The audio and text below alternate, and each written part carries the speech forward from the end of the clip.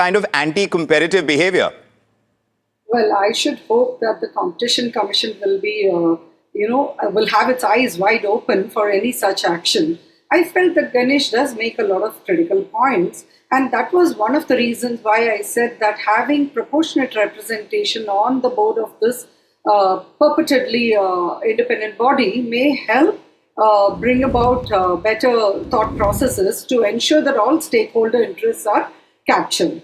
Yes. One. Secondly, they must understand that what you cannot do individually, you cannot do collectively also.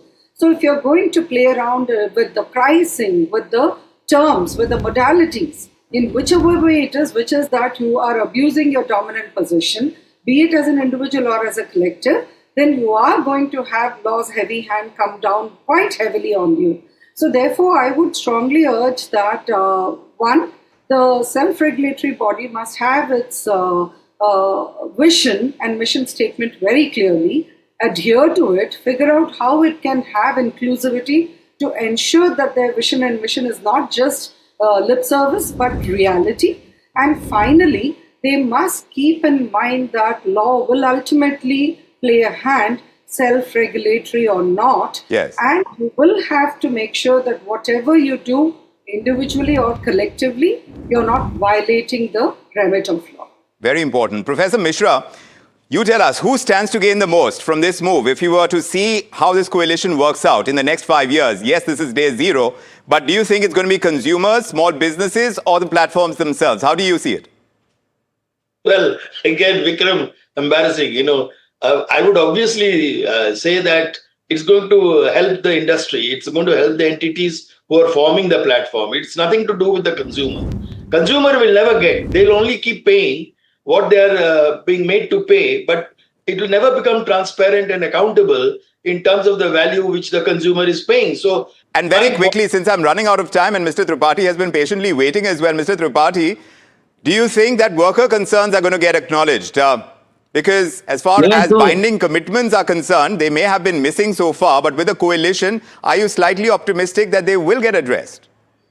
I wish to be optimistic, but the situation doesn't look like that. As I was trying to say in the previous intervention also, that it has been 10 years and every effort we made to speak to the platforms, to have a kind of a social dialogue, to sit across the table and talk about issues of not wages, not earnings, but talk about issues of health and safety, talk about issues of occupational health and safety, social security, working hours, working. We drew a complete blank, and that kind of makes us feel that probably it's the external factors which has brought them together here so that they can become another strong lobbying group. They have so many other lobbying groups.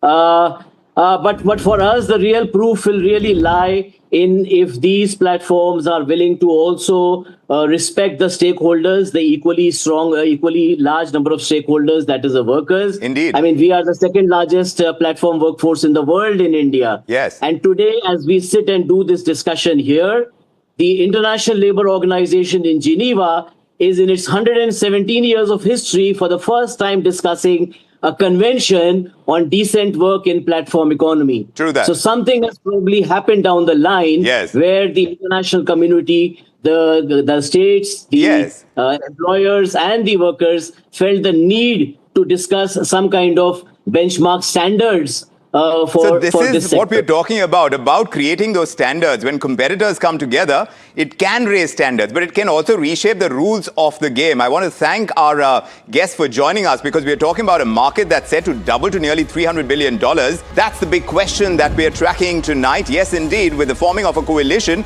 it does raise standards, and that is the hope. But when a coalition gets formed, you're also talking about power going through. And that is something that consumers must be watchful for. I'm Vikram Oz on The Big Question. Good evening.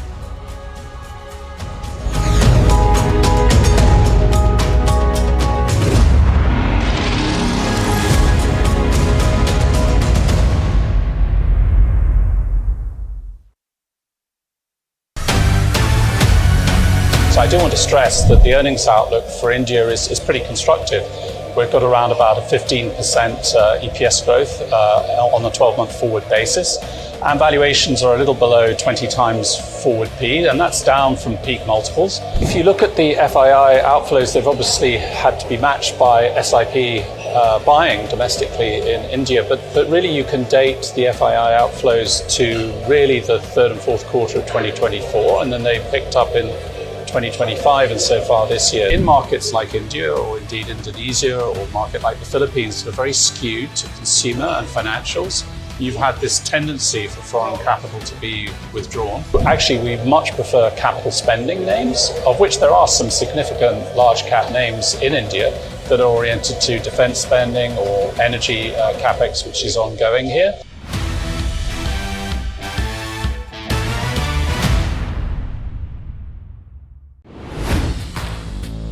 Hi, I'm Tamanna Inamdar. Watch me on NDTV Profit, where I break down the day's biggest business stories. What happened, why it matters, and what it means for your money. Hi, I'm Neeraj Shah. Watch me on NDTV Profit for the most incisive market intelligence and meaningful corporate conversations. And I'm Alex Matthew. Markets, mutual funds, insurance, personal finance. I help you cut through the noise and make smarter financial choices. And here's where you can watch us.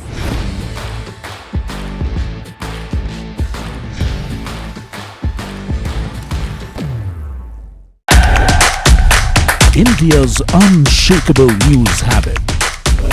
NDTV.com is India's #1 English news website.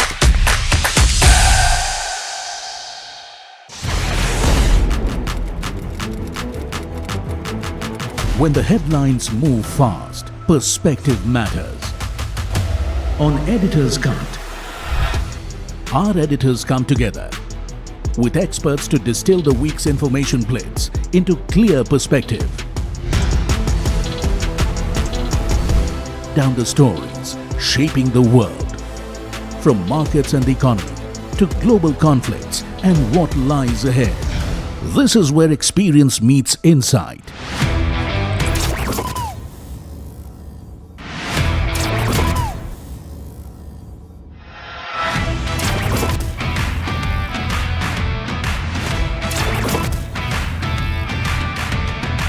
No noise, no hype, just sharp takes on what to watch next. Editor's Cut, every Friday, 3:30 p.m. only on NDTV Profit. And the award goes to Tamanna Inamdar, Managing Editor, NDTV Profit.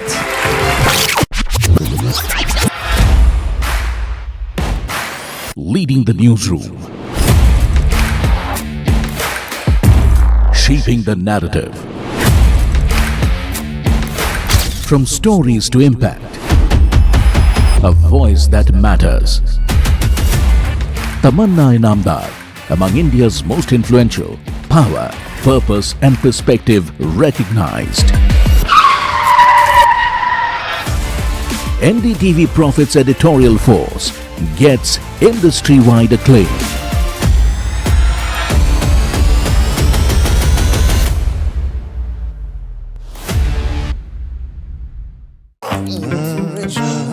The news, Ayush. Since when do we do scripts? Fair point. Picture this. The biggest stage. Floodlights. Wow. 4K. The works. Where's the hook? There's going to be Uncertainty surrounding US-Iran peace talks keep global economies on tenterhooks. Meanwhile, US Central Command refuted Iranian claims hitting American fleet headquarters. In Bahrain, Iran had launched several ballistic missiles toward regional neighbors, though none hit their intended targets. And in a key statement on Russian oil ban, US Secretary of State Marco Rubio says that the country wants to end Russia oil sanction waivers soon, but it will depend on the circumstances at the time. Meanwhile, US futures trade flat after the major averages closed at a new record high in the previous session. Crude gains for a third straight session as uncertainty surrounding peace talks kept a geopolitical risk premium in the oil markets. And Nifty snapped its recent losing streak in Tuesday's expiry session, staging a strong recovery after a weak start. Though the index holds key support, overall trend remains choppy. GIFT Nifty indicates a flat start. Further tightening the rules on imports of silver, the government has said that the precious metal can now be imported only after obtaining the Directorate General of Foreign Trade's approval when routed through banks or other RBI-nominated agencies.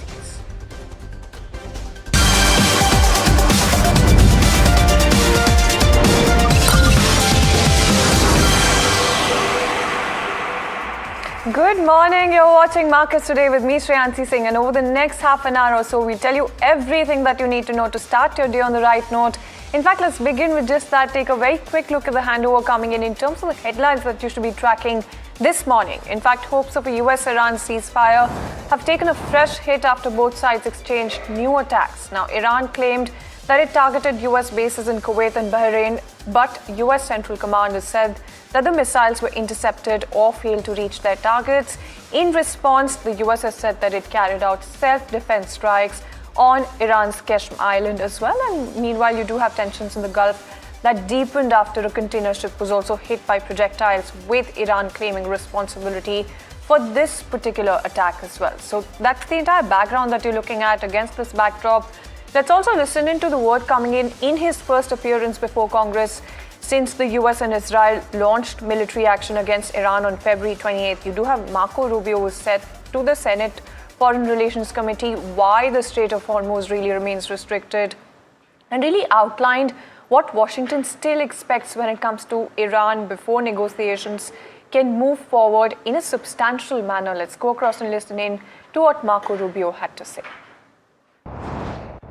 The only reason there's a blockade, the only reason why there's a U.S. blockade is because Iran has closed they're firing on commercial ships, and they've mined large segments of Hormuz, international waters. And so the blockade is only against Iranian ships. And it's very simple. The notion is if no one's ships are going to get out, then Iran's ships aren't going to get out either. We can't live in a world in which they get to close the straits and tell everybody, pay us a toll or we'll blow you up, but their ships get to go out unfettered. So that's the reason why there's a blockade. There wouldn't have been a blockade if Iran had agreed to do what they said they would do when the ceasefire kicked in, which is they were going to open the straits. So let me just focus on the straits for a moment. Number one, what they're doing is unlawful and illegal. There isn't a country on earth, other than Iran, and maybe Oman that flirted with it, who's in favor of what Iran is doing in the straits. The Chinese are against it. The Russians are against it. Everyone is against it. They have to announce very clearly, the straits are now open. We're not charging a toll. We will help remove the mines that they put in there, and they will not fire on ships. They have to commit to very specific negotiations on highly enriched, the disposition of the highly enriched uranium that still is buried deep in a mountain somewhere. They have to agree on negotiating severe and long-term limitations and/or cancellation of enrichment. Now, we are in talks, and I say talks because talks with Iran are not like talks with Switzerland. Okay, they're very different. They require the use of intermediaries, unfortunately. But there is the prospect before us, which could happen today, it could happen tomorrow, it could happen next week, that for the first time, certainly in my memory, they have agreed to negotiate aspects of their nuclear program that just a month ago, or just a year ago, they were refusing to even mention, much less enter into discussions about. That is not a guarantee that ultimately it will lead to a deal that's acceptable to the Senate or acceptable to the American people. But we'll be able to engage them in a process to truly test the proposition of how far they're willing to go. Complicating that process, unfortunately, is their internal regime is somewhat fractured in the sense of it takes days to get responses from their system. The underlying policy remains on the sanctions. What has changed is these time-limited extensions to sort of try to alleviate the global. Right. The problem we're facing, too, is there's a contagion potential. And that is that at some point we can do strategic reserves. We can do some of the other things that we've done to sort of alleviate global supply. But at some point, you have to ensure, and this is not so much for us. At the end of the day, our economy is not in need of it, but there are other economies around the world that have benefited from this. So these are time-limited extensions. Well, that ultimately is a decision that's made by Treasury, but I will tell you, it depends on the circumstances at the time. We would like to end it as soon as we possibly can because the underlying policy of this country has been to sanction their oil. These are time-limited waivers for the purpose of opening up more global supply. All right, then there you go. So that's the word coming in from Marco Rubio, where he's talking about how a fractured regime and the way of communication right now is hindering discussions in a certain manner. That's the exact thing that he's enlisted for us this morning. But when you talk about the global context as well, let's quickly take a look at the market picture as well when it comes to Wall Street, as well as Asian indices. Firstly, let's talk about markets in terms of Wall Street. Now, you do have a decent handover that you're looking at, and of course, record closes coming in for the major averages. So you do have the broad-based S&P 500 that's risen about 0.1% thereabout. Ended above 7,600 for the first time ever. The Dow, that's added about 200 odd points. So about a 0.5% uptick coming in for the Dow Jones as well. And when you talk about Nasdaq Composite as well, managed to eke out just a little bit of a gain. Still very much in the positive territory. So across the board, you do have a decent handover coming in, some strength that you're definitely seeing when it comes to Dow Jones and especially the S&P 500. With that said, let's quickly take a look at the US futures picture and the Asian markets. US futures first. When you talk about that handover, a little bit of a negative bias is what you're looking at across the board, being led by Nasdaq, with that 0.2% downtick also coming in. On the flip side, when you talk about the Asian market picture, that's actually quite steady right now with that Japan's Nikkei uptick with that 2% coming in. That is the uptick that you're looking at, and that's also quite the strength that you're looking at when it comes to Japan's Nikkei. That's hit a record. When you talk about Hang Seng as well as Shanghai, a little bit of a downtick is what you're looking at as well. So largely a little bit of a mixed picture that you're looking at, but Japan's Nikkei is the one that's showing some bit of strength as well. But with that, let's also move on, talk about markets back home as well, because the Wall Street staged a smart comeback in the late trade as well, with benchmark indices rebounding sharply from the day's lows as well. So the Sensex ended over 400 points higher. The Nifty also recovered strongly, signaling that little bit of resilience in investor sentiment despite some bit of intraday volatility that you saw coming in.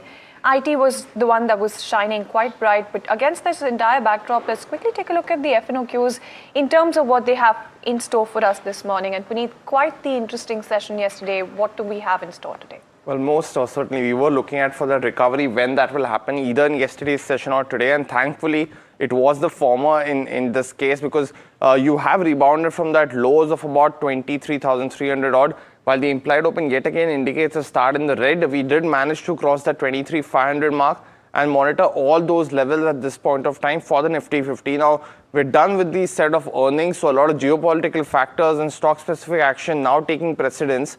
But what we've seen is that over the last 2 days, IT has been a key shining factor for the Nifty 50.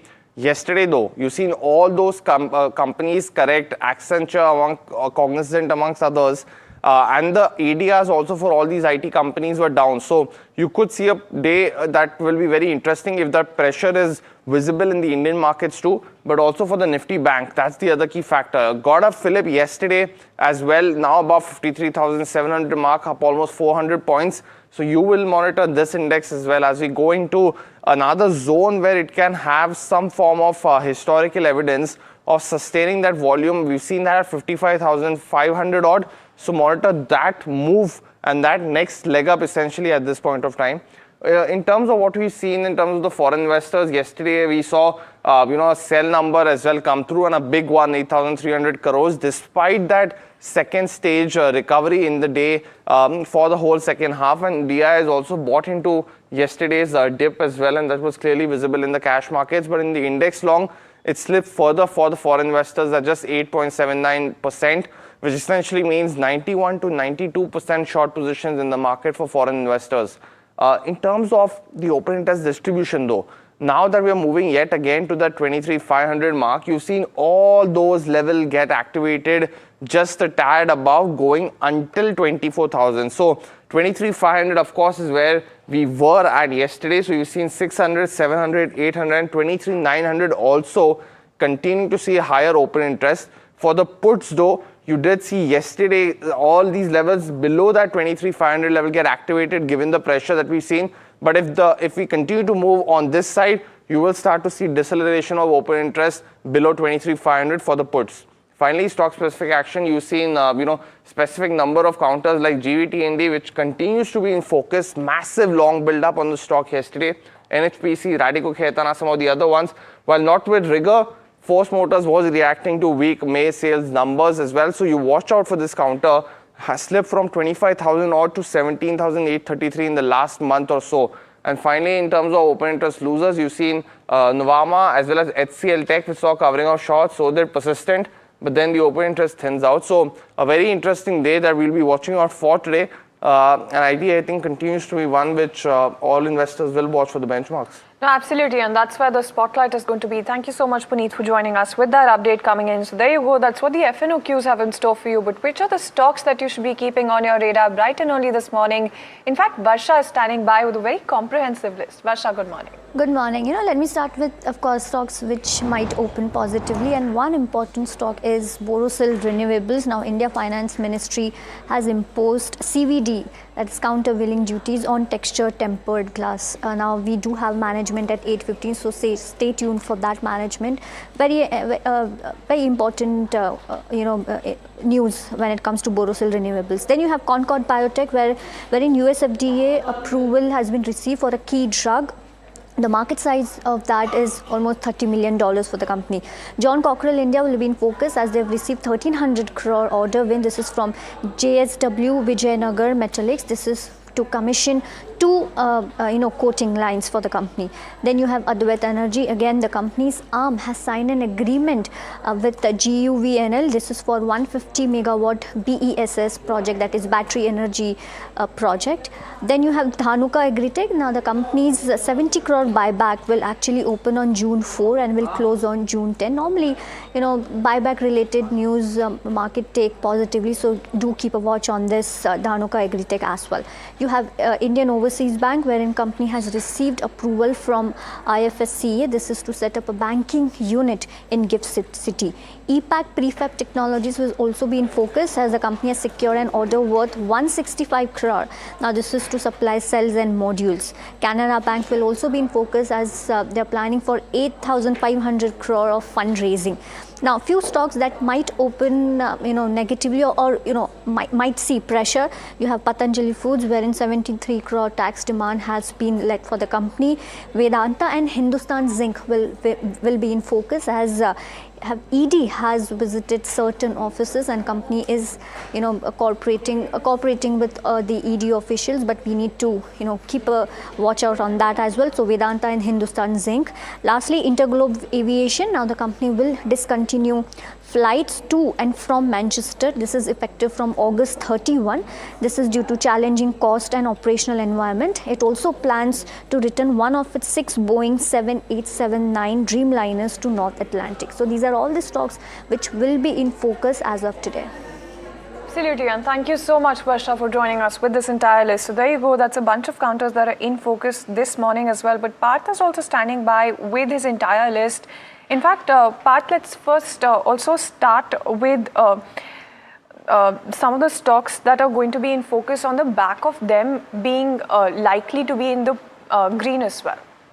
Sure. So here's another list of stocks, starting with the ones that might see some positive sentiment today. Starting with Infosys, the company has expanded its collaboration with the DNB Bank to modernize the financial crime operations.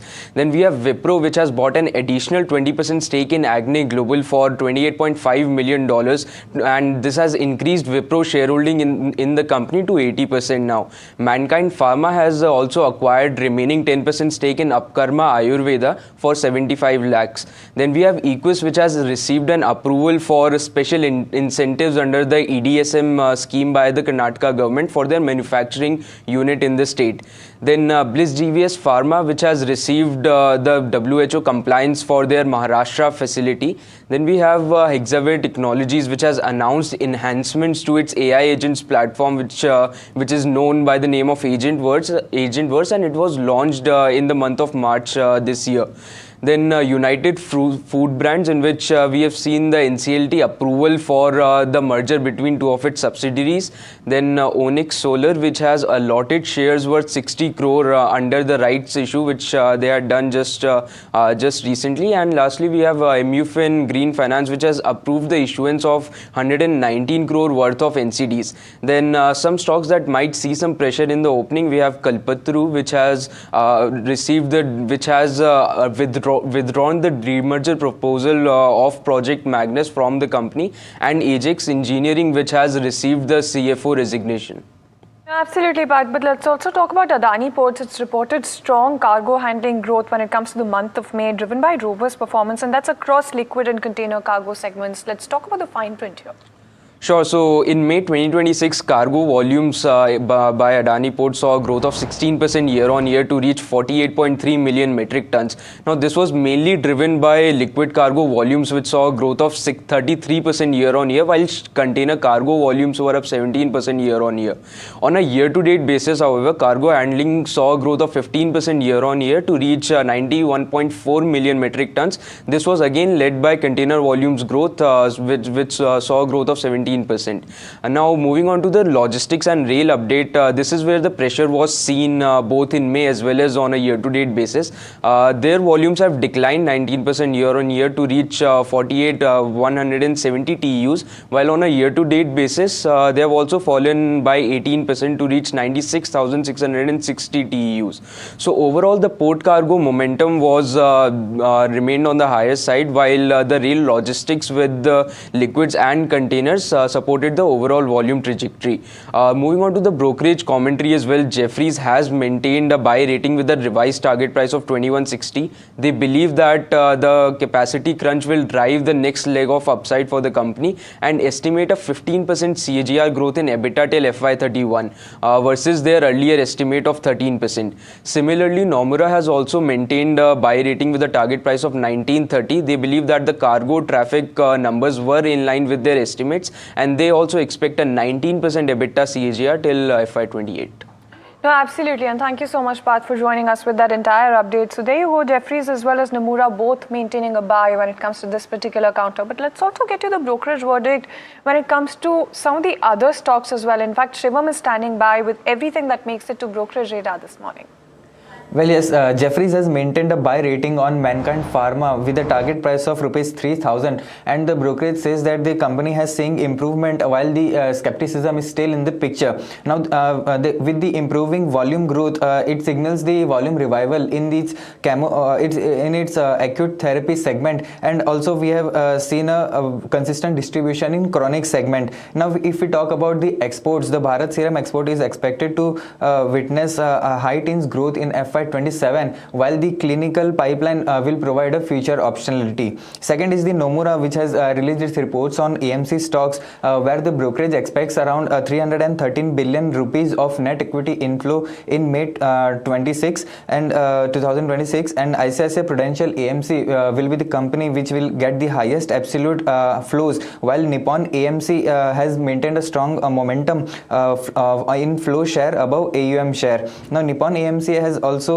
seen its flow share at 10.6%, which is 3.3 percentage above its AUM share of around 7.3%, and also the HDFC AMC's flow share is currently at around 11%, which has fallen below its AUM share of 12.9%. And as this inflow has fallen in flexicap, midcap, balance advantage schemes moderated. Now, the brokerage prefers Nippon AMC for its consistent AUM growth, market share gains, and which is followed by the HDFC AMC. Absolutely, and thank you so much, Shivam, for joining us with all of those highlights. So there you go. Those are some of the counters that make it to the brokerage radar this morning as well. So some of those AMC stocks are going to be in focus as well. But let's also move on and get you an interesting update coming in, further tightening the rules on import of silver. The government has said that the precious metal can now be imported only after obtaining the Directorate General of Foreign Trade's approval when routed through banks or other RBI-nominated agencies. In fact, Rishabh Bhatnagar joining in with all of those important details on the phone line. Rishabh. Absolutely. What you have is yet another step by the government in tightening the imports of precious metals. Why this is important is because there is continued pressure on India's foreign exchange reserves, given the fact that crude oil is where it is. The imports of gold and silver is also a substantial contributor to the pressure that India has on its import bill. So that's what we're seeing. We're seeing the fact that in semi-manufactured forms, powder or grains containing more than 99.9%, so that's pure silver that is coming in, that can only come in through a DGFT import authorization that will come through RBI-nominated agencies, DGFT-approved entities, and qualified jewelers. So that's what we're seeing. What we're seeing is that last month the government had also hiked the import duty on gold and silver to 15%. And this is essentially to sort of curb the non-essential imports of this metal. What we're also seeing is the fact that India does mainly import from UAE, UK, and China. So it is a lot of India's domestic demand is actually fulfilled through imports, and that's what the government is looking to reduce pressure on India's forex bill and sort of limit imports only to very, very essential uses. So yeah, that's what we're picking up when it comes to the tightening of silver imports. Absolutely. Thank you so much, Rishabh, for joining us and helping us understand all of those details a little better. But let's also get you another word coming in terms of Kotak Mahindra Bank founder Uday Kotak calling Google parent Alphabet Inc.'s $80 billion fundraise a wake-up call for listed companies in the country, drawing a parallel between the financial health of Google and Indian companies. Kotak, in fact, has pointed out that the Sundar Pichai-led tech titan is not only a cash surplus firm, but has net profits and a market capitalization of all Indian listed companies combined. Now, Google, which is cash surplus, just announced an additional capital raise of $80 billion. That's something that he's talking about. He's also talking about how the annual profit is to the tune of about $160 billion, last quarter $62 billion, and market cap of about $4.5 trillion as well. So that's a wake-up call coming in. And he's also remarked that the stock sale is something that the companies should be looking at irrespective of what the present looks like for them as well. But that's all the time, in fact, that we have on this edition of Markets Today. Thank you so much for tuning in. India Market Open up next.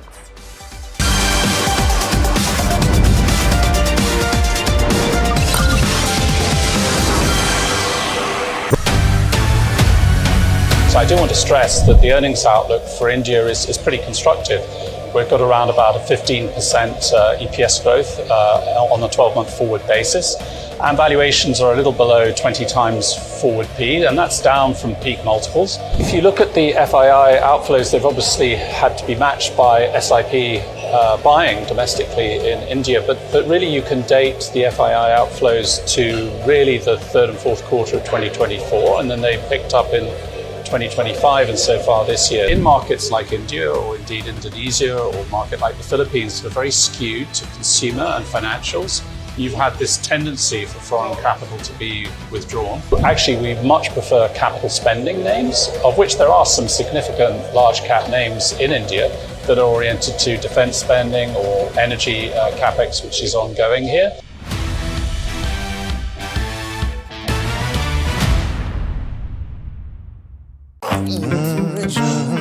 The news, Ayush. Since when do we do scripts? Fair point. Picture this. The biggest stage. Floodlights. Wow. 4K, the works. Where's the hook? There's going to be celebrities and guaranteed eyeballs. Where's the hook? Think about this. Front page advertisements and hoardings. Bro, where's the hook? Cross-platform, digital first, virality. Without a hook, no way. The message is clear. It's 2026. You gotta be real in a world of reels. You gotta be original in a world where everything seems generated. That's it.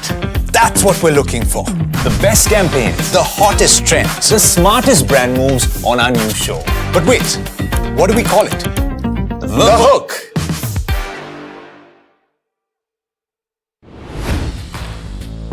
Hi, I'm Tamanna Inamdar. Watch me on NDTV Profit, where I break down the day's biggest business stories. What happened, why it matters, and what it means for your money. Hi, I'm Niraj Shah.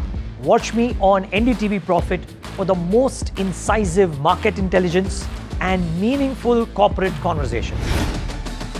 And I'm Alex Matthew. Markets, mutual funds, insurance, personal finance. I help you cut through the noise and make smarter financial choices. And here's where you can watch us.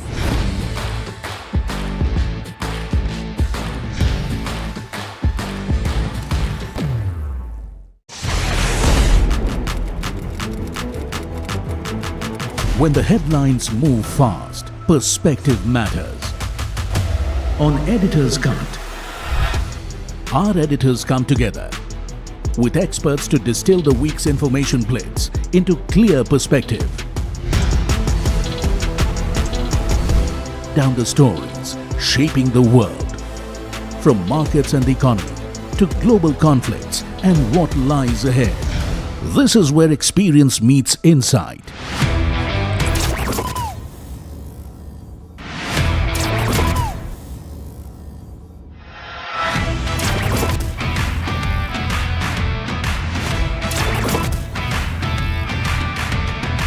No noise, no hype, just sharp takes on what to watch next. Editor's Cut, every Friday, 3:30 p.m. only on NDTV Profit. And the award goes to Tamanna Inamdar, Managing Editor, NDTV Profit.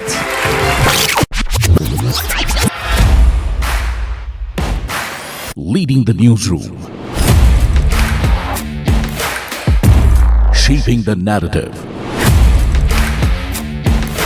from stories to impact, a voice that matters. Tamanna Inamdar, among India's most influential, power, purpose and perspective recognized. NDTV Profit's editorial force gets industry-wide acclaim.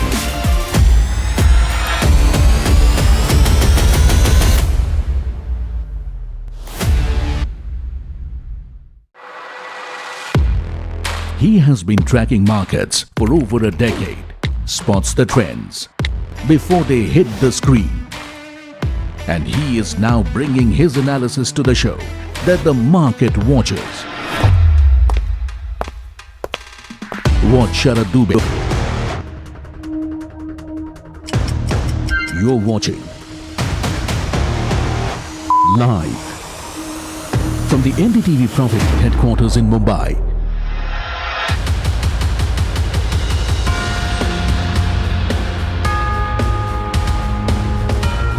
This is India Market Open. Hello and welcome to India Market Open. It's a happy morning with the rain showers, the rain gods finally that have arrived in Mumbai. I don't know if any of you faced that earlier this morning, in the morning as well. It was there, and it's a welcome break. You know what we are going through last 10-15 days. A very welcome break. But let's see when this welcome break comes from FIs or the Indian markets. I was about to say that showers from FIs is something that everybody's expecting. The expectation is too tall, I think, for the ask for the FIs. At least droplets come of back FIs in terms of fine. that could be a better one to put up. But welcome to India Market Open, everyone. And this is going to be some bit of a respite that we're talking about in terms of rain showers, and the visuals are what you're seeing on your screens as well.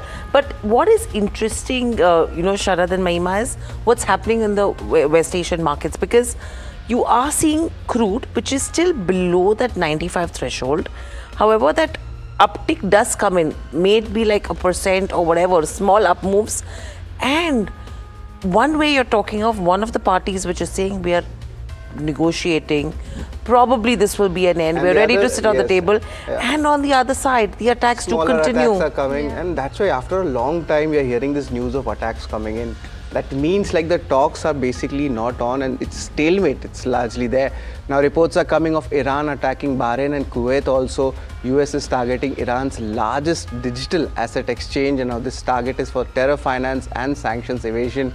That means the war is not only fought on land but on the digital phase as well. And now Trump is also pushing Iran for a firmer nuclear commitment as well. Interesting statement coming in from Marco Rubio.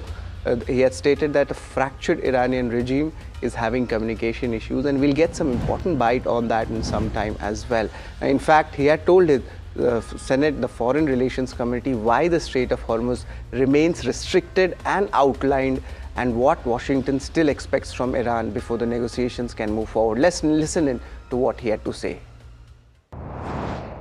The only reason there's a blockade, the only reason why there's a U.S. blockade is because Iran has closed they're firing on commercial ships, and they've mined large segments of Hormuz, international waters. And so the blockade is only against Iranian ships. And it's very simple. The notion is if no one's ships are going to get out, then Iran's ships aren't going to get out either. We can't live in a world in which they get to close the straits and tell everybody, pay us a toll or we'll blow you up, but their ships get to go out unfettered. So that's the reason why there's a blockade. There wouldn't have been a blockade if Iran had agreed to do what they said they would do when the ceasefire kicked in, which is they were going to open the straits. So let me just focus on the straits for a moment. Number one, what they're doing is unlawful and illegal. There isn't a country on earth, other than Iran, and maybe Oman that flirted with it, who's in favor of what Iran is doing in the Straits. The Chinese are against it. The Russians are against it. Everyone is against it. Now, we are in talks, and I say talks because talks with Iran are not like talks with Switzerland, okay? They're very different. They require the use of intermediaries, unfortunately. But there is the prospect before us, which could happen today, it could happen tomorrow, it could happen next week, that for the first time, certainly in my memory, they have agreed to negotiate aspects of their nuclear program that just a month ago, or just a year ago, they were refusing to even mention, much less enter into discussions about. That is not a guarantee that ultimately it will lead to a deal that's acceptable to the Senate or acceptable to the American people. But we'll be able to engage them in a process to truly test the proposition of how far they're willing to go. Complicating that process, unfortunately, is their internal regime is somewhat fractured in the sense of it takes days to get responses from their system. Well, that's an important commentary coming in, but these are some important pointers which should be making you ready for the global cues to be tracked. The geopolitical risk remains high. Crude has climbed for the third straight day. And remember the global AI trade, that is still continuing momentum. We saw software stocks also kind of reversing. The ADR is also reversing when it comes to the IT stocks. SpaceX is targeting a $1.7 trillion valuation in all primary IPO next week. Now you can expect the global liquidity to be impacted because of such a large IPO size. We saw that in the Bitcoin also, the outflows coming in. IT stocks, remember the brokerages are flagging the AI disruption here. And gold and yields do come down after a strong US jobs data overnight, and slight strength is being seen in the dollar as well.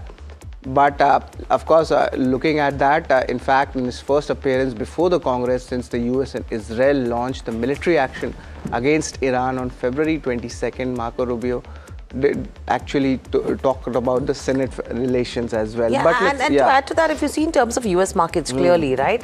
I mean, you've seen marginal uptick in terms of overnight trade, but if you talk about the futures, absolutely a very flattish move is what you're seeing in terms of futures. If you can just pull that one on the screens, there you go. Your Dow futures, S&P as well as NASDAQ. And if you have to look at Asian markets as well, let's pull up that one on the screens and see what's happened on that front. Nikkei, I mean, strong moves there, 2.5%, whereas your Hang Seng is absolutely the opposite. Shanghai, which is trading flat. Pull up crude, we are talking about levels of around 93, 94. Again, today now it's inched above that $96 to $97 per barrel mark. So 0.8 to 0.9% higher is what you're seeing in terms of crude. And yes, this is on the back of the fresh attacks that we've been hearing amidst the negotiations which are already ongoing. Let's actually get in. Seth Freeman, Senior Managing Director at Glassrotner Advisory and Capital Group. Seth, good morning and welcome to the show. It's always a pleasure. This is Hiral here. My question to you is, how are you reading this entire geopolitical situation? I know we talk week in, week out about what next, but I think there seems to be no respite over here. On one side, questions and conversations about negotiations which are ongoing. On the other side, you're talking about fresh attacks which are being made, you know, on US bases as well. How are you reading into this situation? Because the impact is absolutely seen. I mean, you see that downtick in terms of crude, and there the spike comes in yet again. Yeah, we see it in real time. The impacts of favorable announcements, negative announcements, the Iranian government saying the talks are suspended. The U.S. Trump administration saying, oh, no, that's not right. We're continuing to talk, and talks are back on. It's very volatile, and it's reflected in the market action. Okay. Seth, hi. Good morning. Mahima joining this side. With regards to FI's flow, right? I was just reading yesterday that in 2025, total outflows that we saw from FIs have already been done in the last 6 months in 2026 already. So according to you now, do you think tides are going to turn? Because yesterday there was a Morgan Stanley report stating that, from here on, a strong year for the equities is what they're expecting. So what's your overall view when it comes to FIs, outflows or inflows? Well, there is a point at which the growth rate expectations may actually induce investors to come back in. I was reading an article this morning about whether the new calculations of GDP growth were correct or not, and indicating that, in fact, India had understated its growth rates, and it's been more close to 7.8% average, except for 23-24. So that might get investors excited. All of a sudden, there are articles popping up about this idea that if you take the high growth rate in India plus AI, then it could be supercharged India. And we may be reading more about that in the coming days.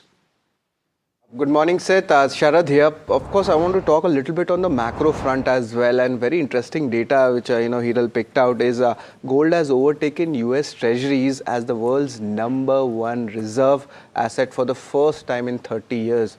Now, how does this actually shape up in the macros when it comes to the reserves for both the US Treasuries and the gold Treasuries?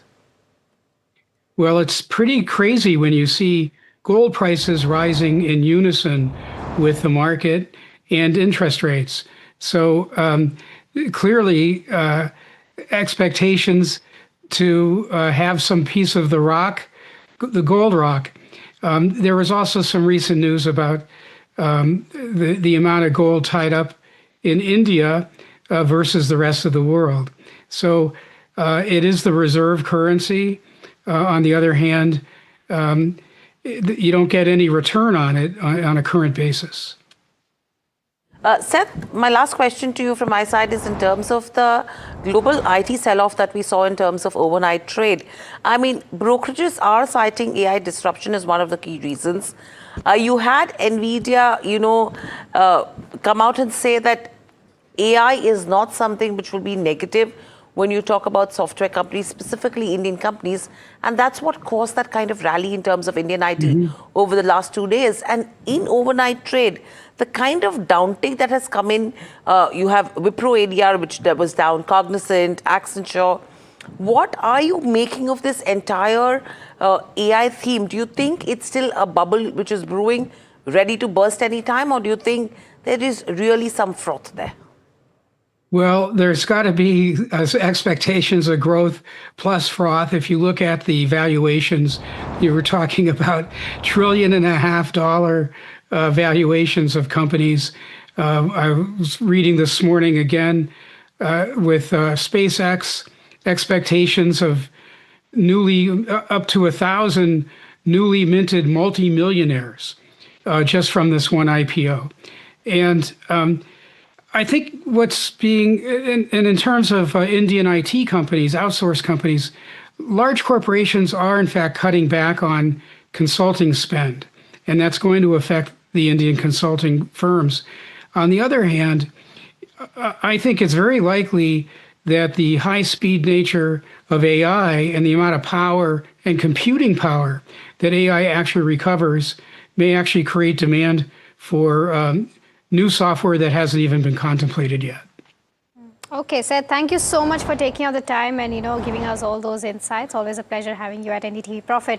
Thank you. Just on the SpaceX points, I mean, we've been talking about this big IPO coming in, but look at the valuations. The price to sales is almost 94 times versus that of a 25 times price to sales of Nvidia and 8 times of I think the large Apple. IPOs don't care about the valuations. At But all. still, I mean, it's just $135 per share. egregious. And the quantum of weightage it is going to have in the indices is going to be the key question from here on. Because if a SpaceX has to come in terms of any of the indices, the kind of companies that will have to do, the outgo that will have to happen. Same thing which we have seen in your Taiwan and South Korea also. So Never that know is, SpaceX having a high index weightage. So that is something that we will have to watch out for as to how will the mutual funds or ETFs actually rebalance and adjust themselves as well once SpaceX gets that entry in terms of the indices. Absolutely, yeah. So of course, that's about the SpaceX IPO, but let's take a look at what happened yesterday in the markets, right? FI is yet another day of sell-off of around 8,300 odd crores, where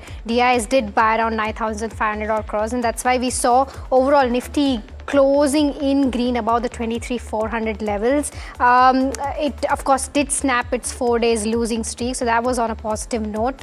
Largely led by the entire IT pack, both TCS and Infosys were the top gainers.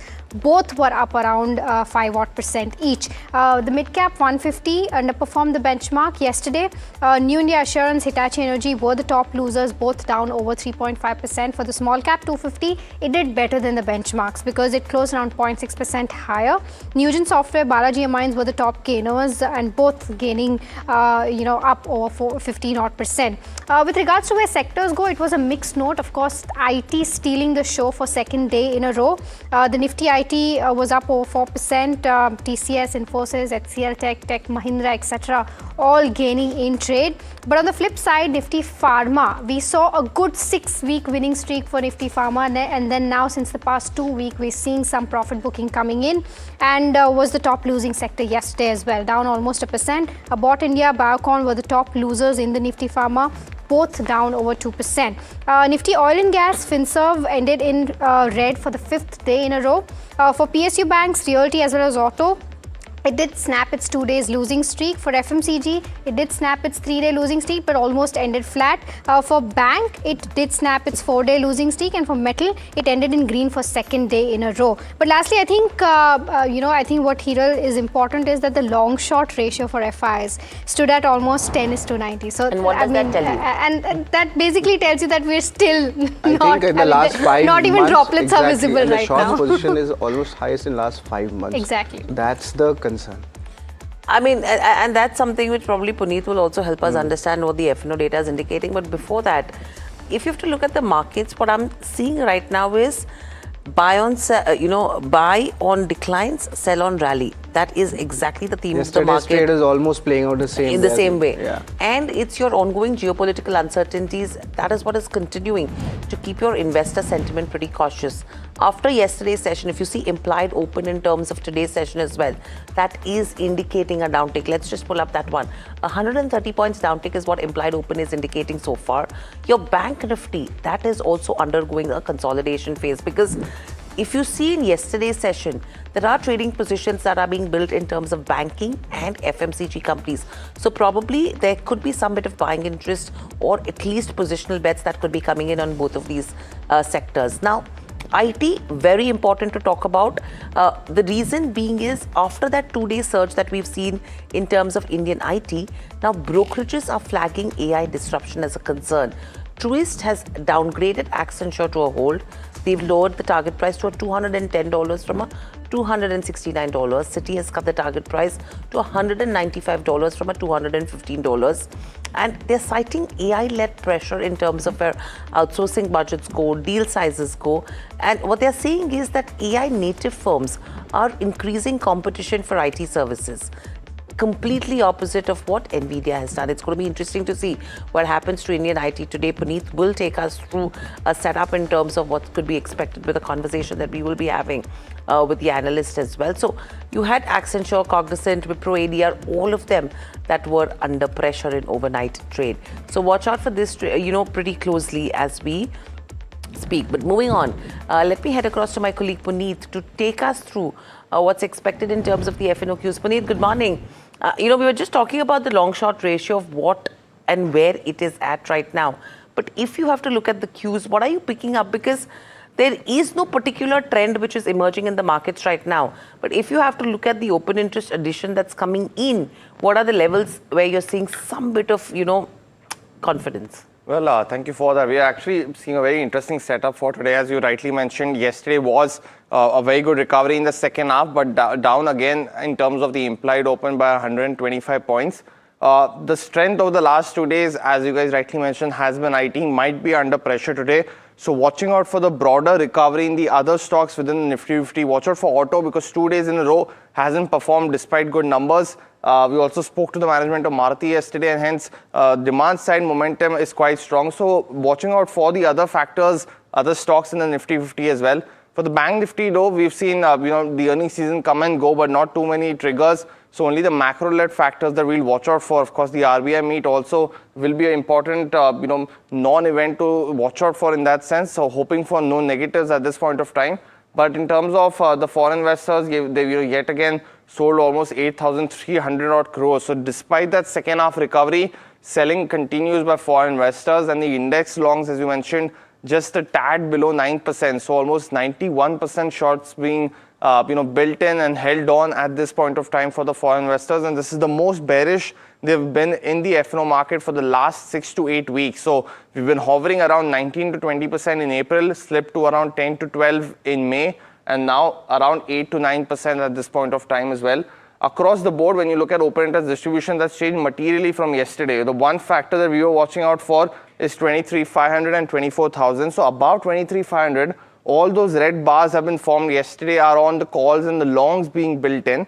And in terms of shorts, you've seen a massive put interest build up below that level of 23,500 across the level all the way down till 23,200. So material changes could happen if the index moves one way. And that's what we are seeing post yesterday's trading session as well. And stocks, very limited action, but 2 to 3 that came on our radar. GVTND continues to be one which is seeing massive build-up of longs, and that whole space continues to be very attractive. GVTND, Hitachi, Siemens Energy, all of those continue to be in focus.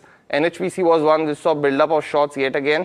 And in terms of the open interest losers, you had some change in HCL Tech in terms of short covering, but then the open interest thins out very quickly as well. So watch out for IT, of course, but also for the other players that haven't performed yet within the Nifty 50 basket, like auto, amongst others. Okay, so that's with regards to where the cues, what F&O cues are indicating so far. But let's look at our watch list. On mine, the first one that I have is Adani Ports. It's very interesting to see how Adani companies are moving yesterday. Smart moves on ports, enterprises as well, and power as well, in fact. And Adani Ports has come out with their May 2026 update. What they've said is that the total cargo handled has seen a surge of around 16%, while liquid cargo has surged by 33%, acting as the primary growth driver as well. In terms of container volumes, a 17% increase is what we've seen as compared to May 2025. And on a YTD basis, the total cargo volumes touched a 91.4 million metric ton, reflecting a 15% increase. Now, the logistics rail segment, that has faced a slowdown. It's dropped around 19% on a year-on-year basis, so that could be a concerning area. However, Jefferies has maintained a buy. They have a target price of 2,160, which has been increased from a 2,100. And what they're saying is that the capacity crunch is what will drive the next leg of upside for the company. And the potential for demand-supply gap at Gujarat and Maharashtra container ports is what is driving the market share gains.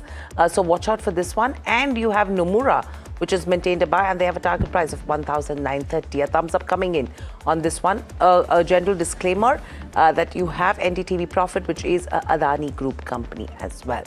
The second one on my list is Canara Bank. Now, this is also a thumbs up because the board has approved a capital raising plan of up to 8,500 crores for FY27.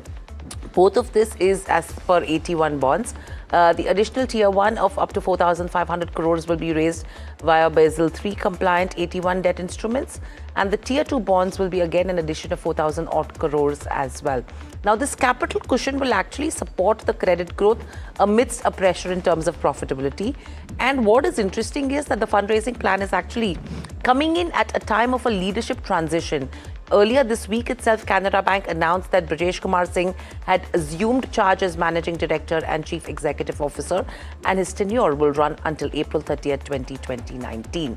And lastly, John Cockerell, interesting one there. Let's pull up the stock. I mean, no major moves in yesterday's session, but the company, along with its subsidiary, has secured a massive order, which is valued at close to 1,250 odd crores and 1,300 odd crores. The order is coming in from JSW Vijayanagar Metallics, and it covers design, engineering, manufacturing, supply, building, commissioning, etc. The target segment, I beg your pardon, is going to be the cold-rolled, non-oriented electrical steel processing lines. And this high-grade steel is a crucial component which is used in EV motors and efficient electrical appliances. So the segment where this is going to go is also something which is really very good. In fact, yesterday we had Maruti's Rahul Bharti, who was in our studio, and what he was indicating is that the kind of sales that CNG and EVs are seeing post Prime Minister Narendra Modi's speech with regards to saving fuel, that has nearly doubled, or in fact grown substantially. Exactly. And that's where the demand even Puneet is coming yesterday in his link had mentioned that the EV two-wheeler sales has actually picked up from its historical averages. So any of the companies who are suppliers to EVs, or companies who are manufacturing CNG vehicles, it is going to be a spectacular bump up coming in for them as well in terms of backward integration. So these are the three that I will be watching out for. Well, yes, of course, the auto anchs is something we'll be watching out for, but there are three other stocks which are there in my list. The first one is Aqueous. It's the Karnataka government has sanctioned incentives under the ESDM scheme for setting up a manufacturing unit in Dharwad. Now, these incentives, they're likely to continue till 2030. Of course, the valuations are on the higher side of this stock, so there is a caveat to it. But one important stock which is going to be in the focus will be Borosil Renewables and also Asahi India Glass. It's a positive news flow for them. The government has put a countervailing duty on the textured tempered glass, and this CVD will be levied for over a period of 5 years. They have put this on the Malaysian solar glass exports as well, and this is positive for the solar glass makers. Already this was put against China till 2029, and now another important news flow for Malaysia till 2031. So expect a good momentum, and more details we'll be getting you at 8:50 as the management joins us. So stay tuned with us. And the third stock would be Mankind Pharma. Jefferies report has come in with a management meet. They have maintained a buy rating and a target price of 3,000 rupees per share, but they have stated something important. They are turning the corner amid the lingering skepticism, and the improvement is being seen in the volume growth. Now, this is where the revival is happening, especially in the acute therapy segment, and also the consistent chronic segment distribution is something which the street is bullish on. For Bharat Serum, which was of course acquired by the company, their exports are expected to have a high teen growth in FY27, and there is a future optionality for the clinical pipeline as well. So three important stocks which have come on my radar. But Mahima, what are you tracking? So the first one on my list is Concord Biotech. Now, we saw how Walk Hard performed on the Zenith approvals coming in, but this is another US FDA approval for a particular drug. This is basically used for organ rejection. The estimated market size right now for this particular drug is of USD 30 million, and the approval is in line with company's growth strategy, and this strengthens the position for Concord Biotech as a whole in the US market. Plus, if you see, there's good traction coming in the counter since the last 2 days. We've seen two good green candles with good volume action coming in. So it will be interesting to watch out for as to how this news brings in positive sentiment on the counter today as well. It's going to be interesting because if 2 days of gains, is this going to be a candidate of probably profit buy on we'll rumors and sell on news kind of a candidate? Maybe. Because, and if you see in terms of the market size also, yeah, it's still a very niche. It's a very small market when you talk about organ rejection, because in the end you're dealing with organ transplants and how many transplants that happen. Correct. So a niche, yes, could be market leaders there. Interesting to watch what happens today. Absolutely. The second one is also an interesting one because that's Advait Energy Transitions. Now they have signed a BESS agreement with GUVNL, and the project size is of 150 megawatt, and this will, basically they will go ahead and build and run the battery project going forward. The contract is for a long period of 12 years, and the project gets government funding support. Plus, if we take a look at the stock performance of this particular counter since listing, it's been on a continuous upward trajectory. So we'll have to watch out for us. This is one of those stocks that has done very well since its listing, and not one of those one one with the herd that has just listed on a premium but has fallen since then. The last one on my list is EPAC Prefab. Now this is, when I was talking to Puneet also earlier, and he was mentioning that, generally this company is not into supply of cells in modules, but in their filing they've also they've basically got an order of 165 crore, and they've said that right now they've not mentioned as to from whom they have got it, but basically it's for the supply of cell modules and design, fabrication, manufacturing, supply of cells, that includes erection as well, and this is approximately for a 4-month of completion period. So short completion period, but 165 crore is a substantial amount to look at.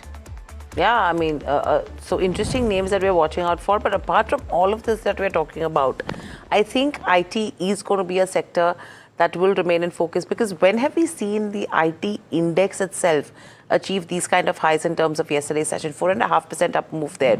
And if you look at individual components as well, from a TCS to a Infosys, Tech Mahindra, very interesting and sharp moves that did come in. And now the gap within the sector is only getting wider. Now, while your tier 1 companies continue to report a subdued performance, your mid-tier players are clearly pulling ahead with stronger execution, sharper growth. The view is that this divergence is here to stay, and at least in the near term, with agile mid-caps better placed to capture emerging opportunities. Puneet, how are you looking at the sector today? Because you have that pullback that happened in overnight trade, if you have to look at the US companies, from a Cognizant to a Wipro ADR to an Accenture, whereas last 2 trading sessions have been absolutely strong. If you have to look at valuations, if you have to look at what's happening with AI, whether that will come in as a positive basis commentary from NVIDIA, and what happened in overnight trade, sum this up for us to take the conversation forward. Well, thank you for that. As you rightly mentioned, this is of course Choice Brokers' view that they are preferring mid caps over large caps. But yesterday we've seen the downgrades come in now for all these IT companies, and you mentioned those by Truist across Accenture amongst other key companies. So that backdrop might have some negative impact on the companies and the valuations today as well. That will be something to watch. What Choice Brokers has also mentioned that they are preferring mid caps over the tier 1 companies, given the growth, as well as they are expecting that valuation divergence to continue at this point of time. But just 2 key data points I want to highlight. One's of course from the gains from the lows that all these stocks have seen. So TCS, Infosys, HCL Tech, all seeing between 9 to 15% of recovery from the lows, and that chart is visible on your screen with a higher return potential yet to come in. So that'll be something to watch. For LTM, Coforge, Persistent, the recovery from the lows is much sharper, and hence the return potential is slightly more subdued. So it's a very interesting play between both tier 1 and mid caps. And finally, in terms of valuations, of course, when you compare it with the 5-year average, it is much lower, but the difference is quite stark. For TCS, the 5-year valuation is almost 29 times, currently trading at 17 odd times as well, and that valuation differential is visible on your screen for all these key players. So that is the key setup for today. Of course, the views from Choice Brokerage will also be something to watch, but mid caps is what they prefer compared to the tier 1 companies. Thanks a lot, Puneet, for that. And of course, there's both for and against for the IT space, and that's where it gets interesting. And to get a little bit of clarity for you, we are joined in by Kunal Bajaj. He's the equity research analyst at Choice Institutional Equities. Good morning, Kunal. IT sector as a whole, is it looking like an inflection point here?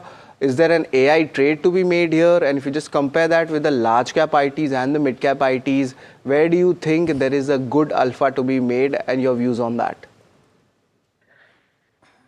Yeah, hi, good morning. Thank you for having me on the show. So see, the recent up move which we have seen in the last 3 or 4 days, so this is broadly on the sharp improvement in the global technology sentiment rather than a material change in the near-term earnings. So we have seen that US software companies like Snowflake and as well as ServiceNow have given a good results, as well as have given a very strong guidance.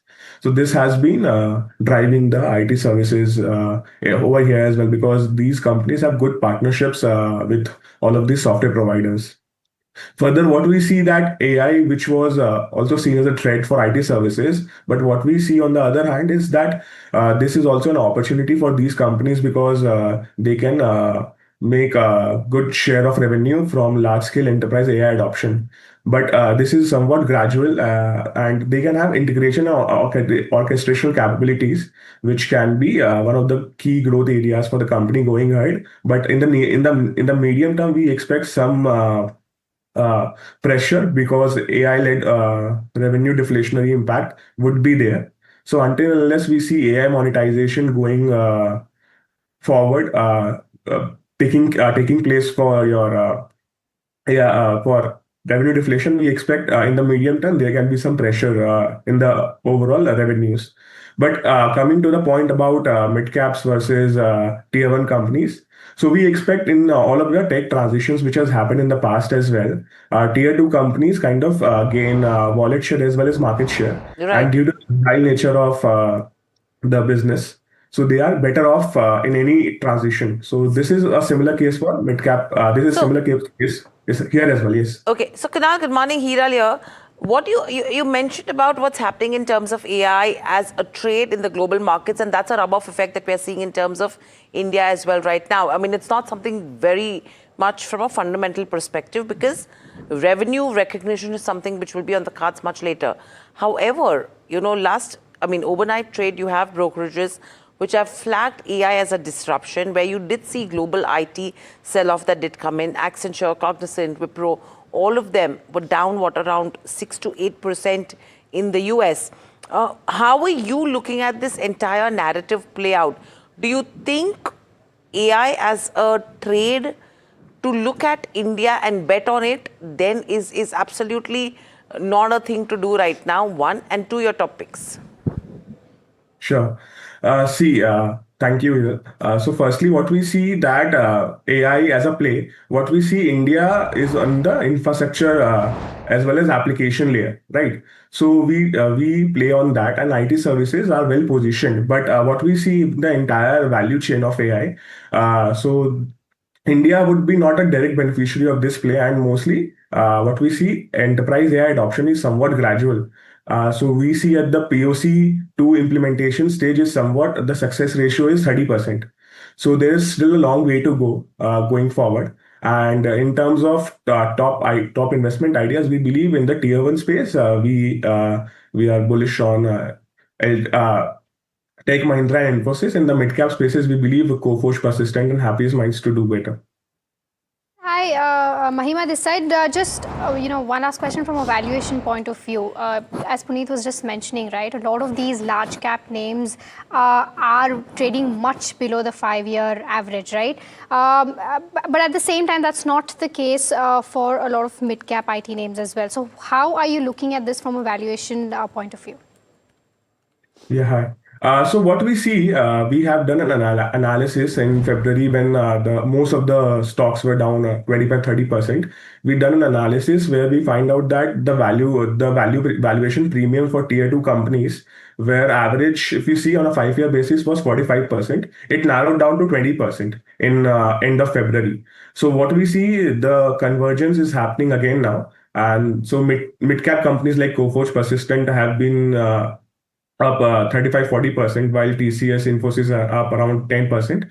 We were expecting this. That's why we were bullish on the mid cap spaces rather than tier one spaces.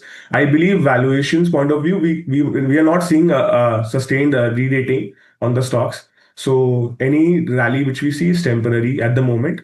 And we back tier two companies to gain market, as well as have strong performance rather than tier one companies.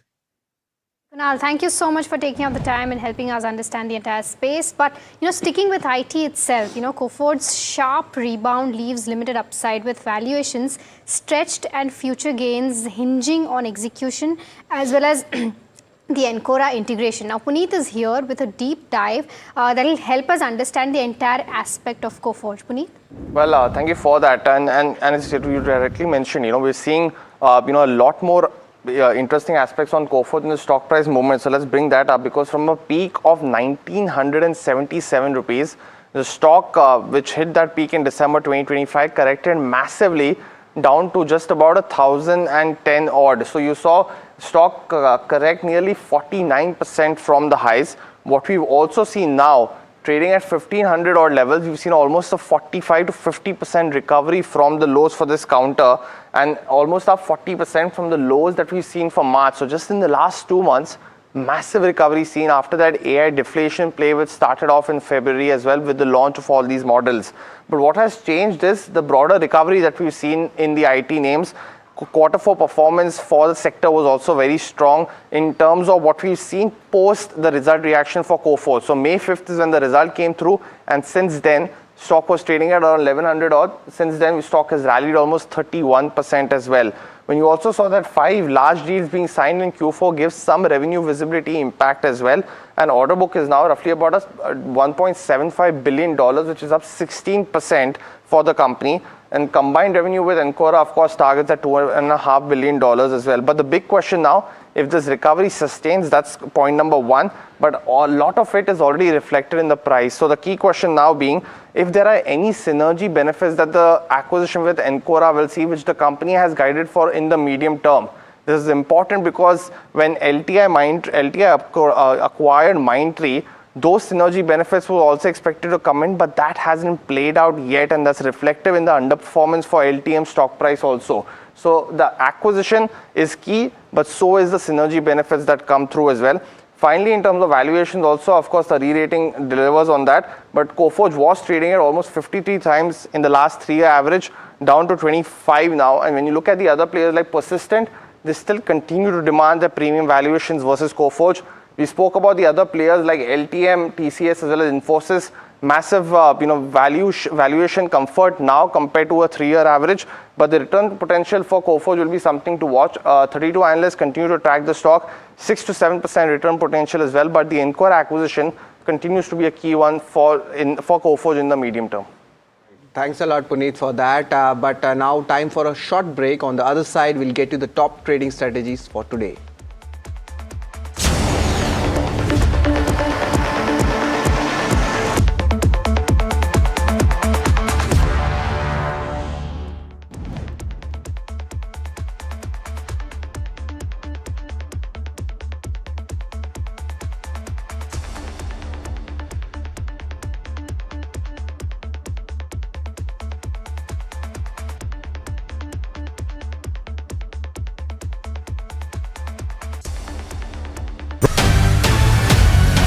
So I do want to stress that the earnings outlook for India is pretty constructive. We've got around about a 15% EPS growth on a 12-month forward basis. And valuations are a little below 20 times forward P, and that's down from peak multiples. If you look at the FII outflows, they've obviously had to be matched by SIP buying domestically in India, but really you can date the FII outflows to really the third and fourth quarter of 2024, and then they picked up in 2025 and so far this year. In markets like India or indeed Indonesia or a market like the Philippines that are very skewed to consumer and financials, you've had this tendency for foreign capital to be withdrawn. Actually, we much prefer capital spending names, of which there are some significant large cap names in India that are oriented to defense spending or energy capex, which is ongoing here.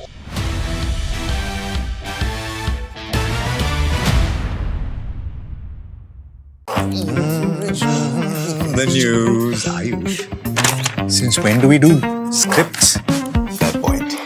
Picture this. The biggest stage. Floodlights. Wow. 4K. The works. Where's the hook? There's going to be celebrities and guaranteed eyeballs. Where's the hook? Think about this. Front page advertisements and hoardings. Bro, where's the hook? Cross-platform, digital first, virality. Without a hook, no way. The message is clear. It's 20.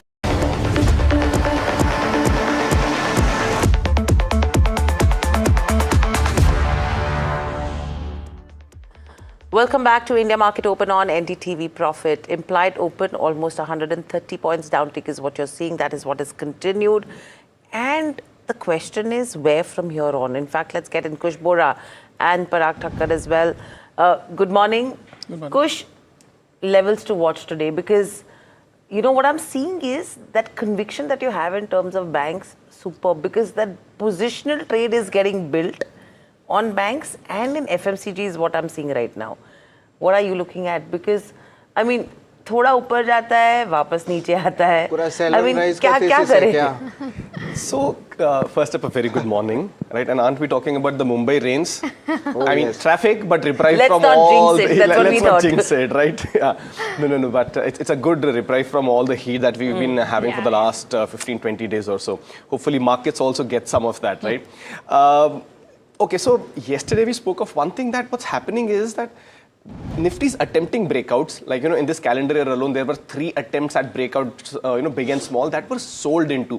That is becoming a bigger concern. Of course, you're having, some levels from which there are, rebounds from, lower levels, but something so meaningful, and that is perhaps causing a bit of a concern. So let's just first quickly, look at where we are right now. Yesterday's, positive close was Nifty breaking the 4-day losing streak, right? A bit of an expiry effect also into that. So I wouldn't read too much into it. Also, it wasn't a very convincing, recovery, because intraday also there were, sell-offs from higher levels, correct? Also on the daily charts, if you see, there is a lower high, lower low formation which continues despite the positive close. PCR, by the way, which was at 0.69 yesterday, which, we said is an oversold, indicator, and now it's actually come to a neutral zone of close to 1. So there is room on the downside yet again.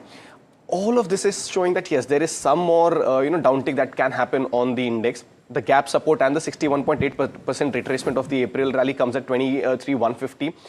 I would want to get that level filled before we move higher, otherwise it remains an overhang. But all of this now is starting to seem a bit like peak pessimism. I'm not saying that we're there yet, but it's starting to sound like that. It is also starting to reflect in the positioning. FII positioning is at 91% short on index. I think Sharad mentioned it briefly that it is at a 5-month high, right? So maybe any trigger and any short covering from here on could actually give a good fillip, but that remains to be seen. You don't preempt it, you ride it once you have that conviction and once you see that rally building in. So like I said, no trade on the Nifty right now. Bank Nifty also supports around 52,800. That is where the 61.8% retracement comes in. Once you get those levels, is perhaps when you consider a position long with a favorable risk-reward ratio, not now. And Kush, what would be your technical picks? Yeah, so going with a mix of long and short, sticking to that strategy because the markets are reacting that way, right? I mean, you have to have a short, because even the mid and the small cap space is starting to see some profit booking, here and there. So the picks, CG Power and Vishnu Chemicals on the long side and Ireda on the short side, right? The targets on these, CG Power 930, 949, 885 is where you keep that stop loss. Vishnu Chemicals, 646, 662 are your targets. 614 is where you keep that stop loss. And on Ireda, small targets, small stop losses. Keep tight stop losses on this one. 119 and 117 are your targets on the downside. 123 is where you keep that stop loss. Okay, so interesting names there. Another segment I want to talk to about is the Adani Group companies. Yesterday, Parag Bhai, good moves is what we saw. I think in the top 5, you had Adani Ports as well as the other ones. If you talk about the business update that has come in from Ports as well, seeming to be very strong in terms of the May cargo volumes as well. In fact, you have brokerages like Jefferies, they've maintained a buy for a target price of 2160. And you have a Nomura who has a target price of 1,930. What is your view when it comes? Because the surge that's coming in, would you still be a buyer at current levels? So basically, we discussed this, I think, at Adani Ports at around 1450. It is a strategic asset, a phenomenal asset, I would say, and annuity cash flow kind of business like Bharti Airtels of the world. So I would say that if you have, you just hold on.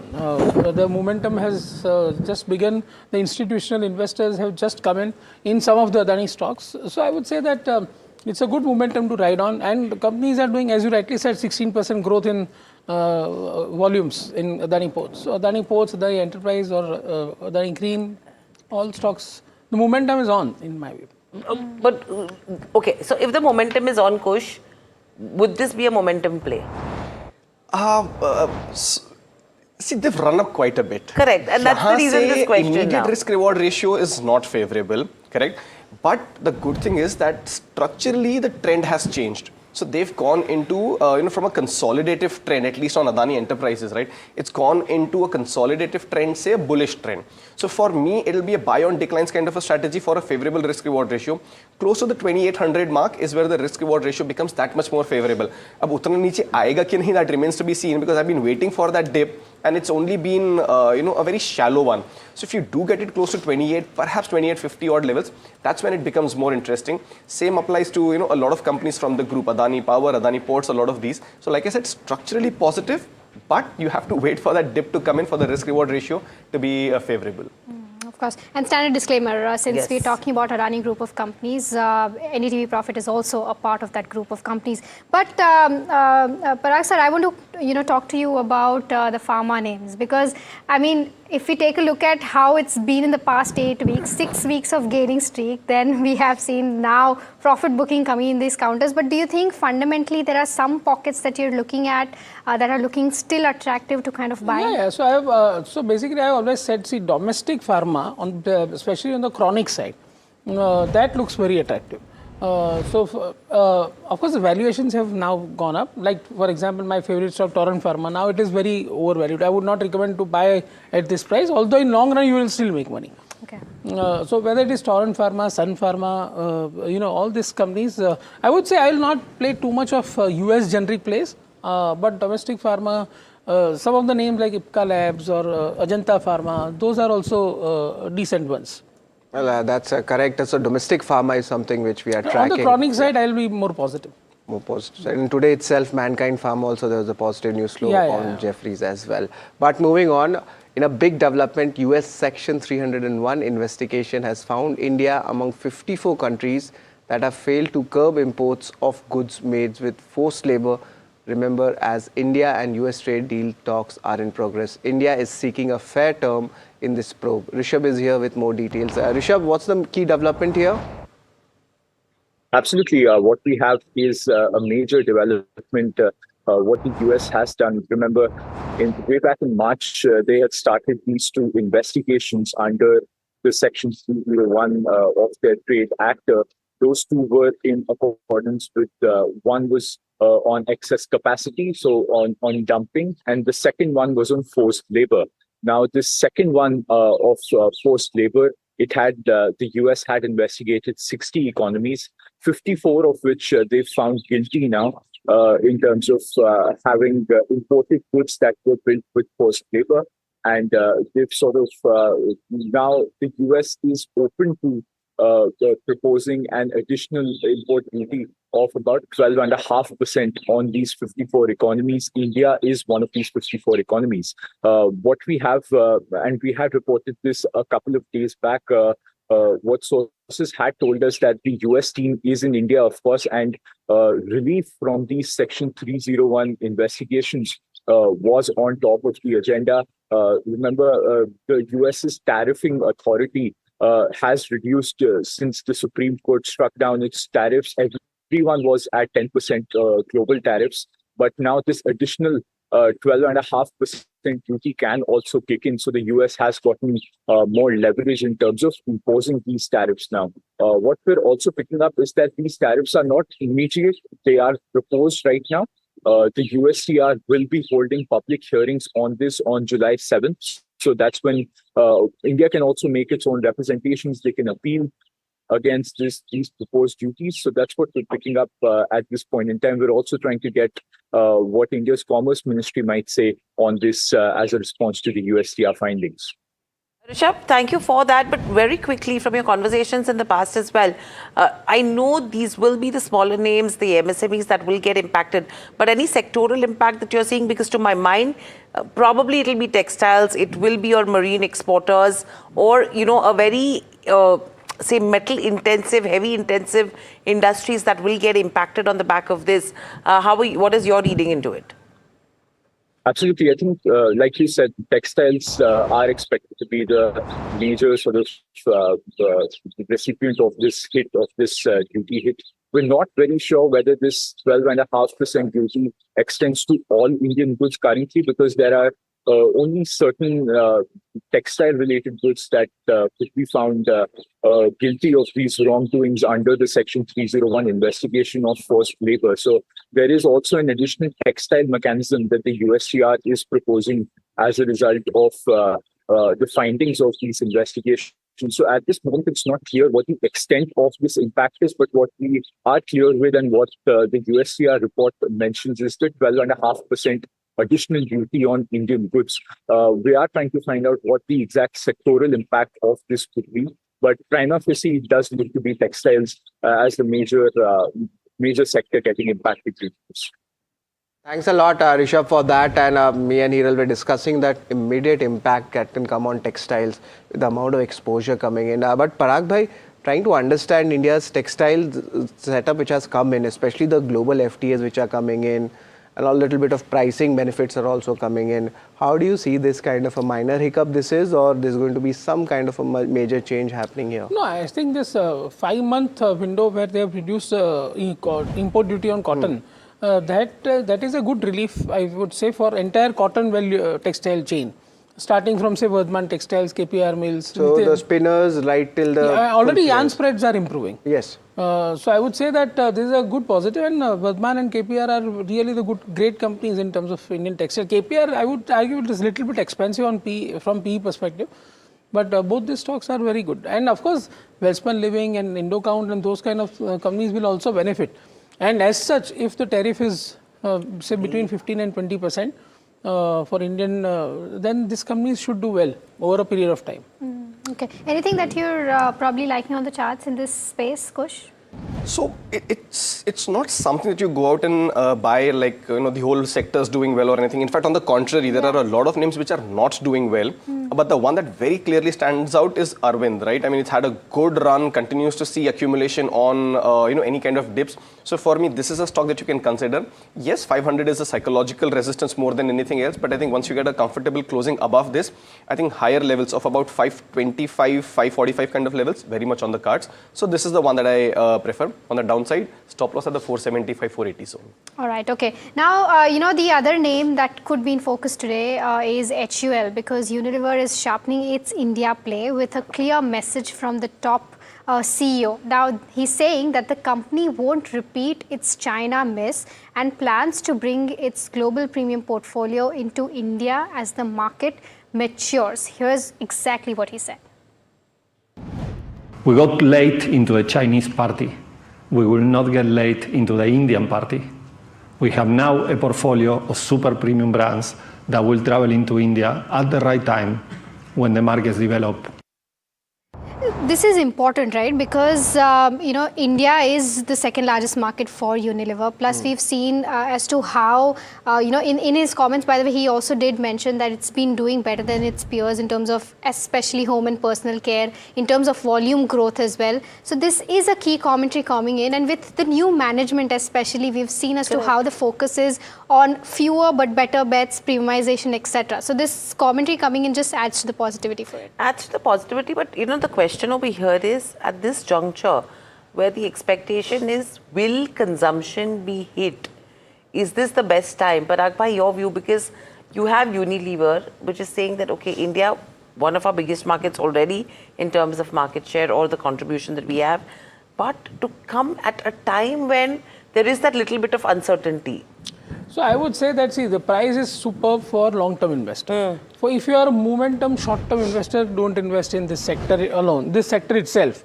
Because in short term, there will be worries that monsoon is deficit, although monsoon has started today, but I would say that monsoon is deficit. So I think in near term, 3 to 6 months, I think people will not gain much.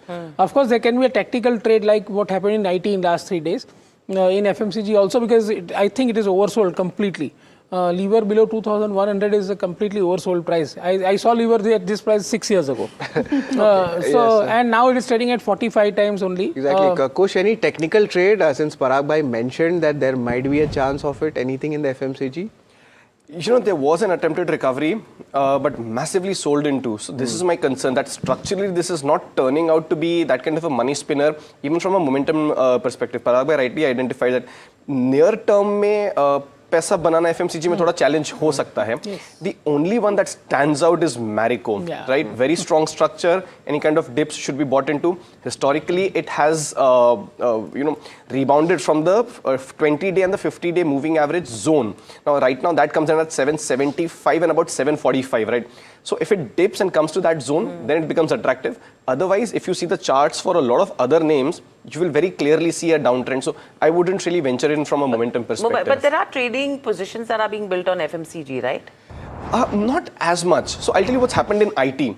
If you go back about 15 days, maybe a month or so, the street was 50-50 on IT. Right now, if you have that conversation, it's actually tilted to 60-40, the kind of number, than the kind of optimism that is creeping in, and you're starting to see that on the price.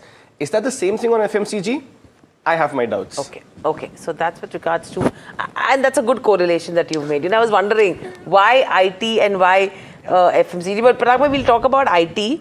One important announcement that has come in as well, which actually warrants a discussion, is where India is tightening the screws on solar glass imports. Now, fresh duties on Malaysian shipments is adding to the existing restrictions on China. Low-cost imports are also losing ground. Before we get more details on what this would actually mean for key players, let's head across to my colleague Varsha for more details in terms of the announcement and how does this benefit. Varsha, over to you. Well, this duty was actually needed to protect the local players. Now, government has imposed countervailing duties on solar glass imports from Malaysia. In simple terms, imports will get hit, local players gain. Now, the duty details onto 9.7% for selected companies and 10% for others. Now, why this is important, if you see 15 to 20% of solar glass imports were coming from Malaysia at deep discounts. Now, that discounted supply route is now shut. Even China imports were already restricted till 2029. Now Malaysia is also covered till 2021. So two major low cost import sources are being blocked, and hence this is a very big news and positive news for Borosil Renewables, which will have a positive impact on realizations and margins for the company. Okay, thank you, Varsha, for that. In fact, let's get in Mr. Pradeep Kheruka, Chairman at Borosil. Mr. Kheruka, this is absolute positive news for the industry as well. And in terms of policies, in terms of push, when you talk about, domestic manufacturing, absolutely pro the sector. Your initial comments in terms of the 15 to 20% of the solar glass imports that would earlier coming in. Yes, ma'am. It is a definite positive development. This duty was actually imposed about 5 years ago, and it was going to come to an end on the 2nd of June, that is on the 3rd of June, and it had to be renewed, and we are grateful to the government for having stepped in and given an extension of 5 years for the continuation of this duty. So this is coming in the heels of the announcement of the imposition of ALCM, which is a standard that has to be followed by anybody using a solar cell in India. Fundamentally, what this means is that the government is continuing to support domestic manufacturing of the solar modules, solar components, solar ecosystem in India. So this is good news for the Indian solar industry. Kheruka, just to understand more, especially on the volume and the growth outlook front, how does this change for your company for FY27 now? Well, the thing is that if this had been withdrawn or if this had been allowed to lapse, then it would have been a downside for the solar manufacturers, solar glass makers. Fortunately, since it has been extended, that means our outlook, which is very strong, continues to remain strong, and this would spur investments in solar glass manufacturing in India, and the people who are already here will do well. So all in all, it's a very good development for the Indian solar glass industry. And in fact, it's a signal to anybody who wants to enter manufacturing of any components within the solar ecosystem. I think this shows it's a sign of strong government support. Mr. Kheruka, hi, good morning. Mahima this side. And as you rightly mentioned, it's a sign of a positive support coming in from the government. But the key question I think here is whether, with this import getting restricted, there is enough domestic supply to meet demand, or in near term there's going to be pressure. So let me clear the air on one thing. There's no restriction at all. It's just that when the glass comes in, it'll be subject to a duty, so it equalizes the prices. And people remain completely free to import from Malaysia with no restriction at all. It's just that this is something which was on the cards, and it has continued. So in effect, it doesn't change anything. Mr. Kheruka, that's an important, clarification that you make, that in terms of pricing, it will come in at par with regards to the domestic pricing right now. So there is no change in terms of people resorting to imports which were cheaper earlier as compared to the domestic manufacturers, right?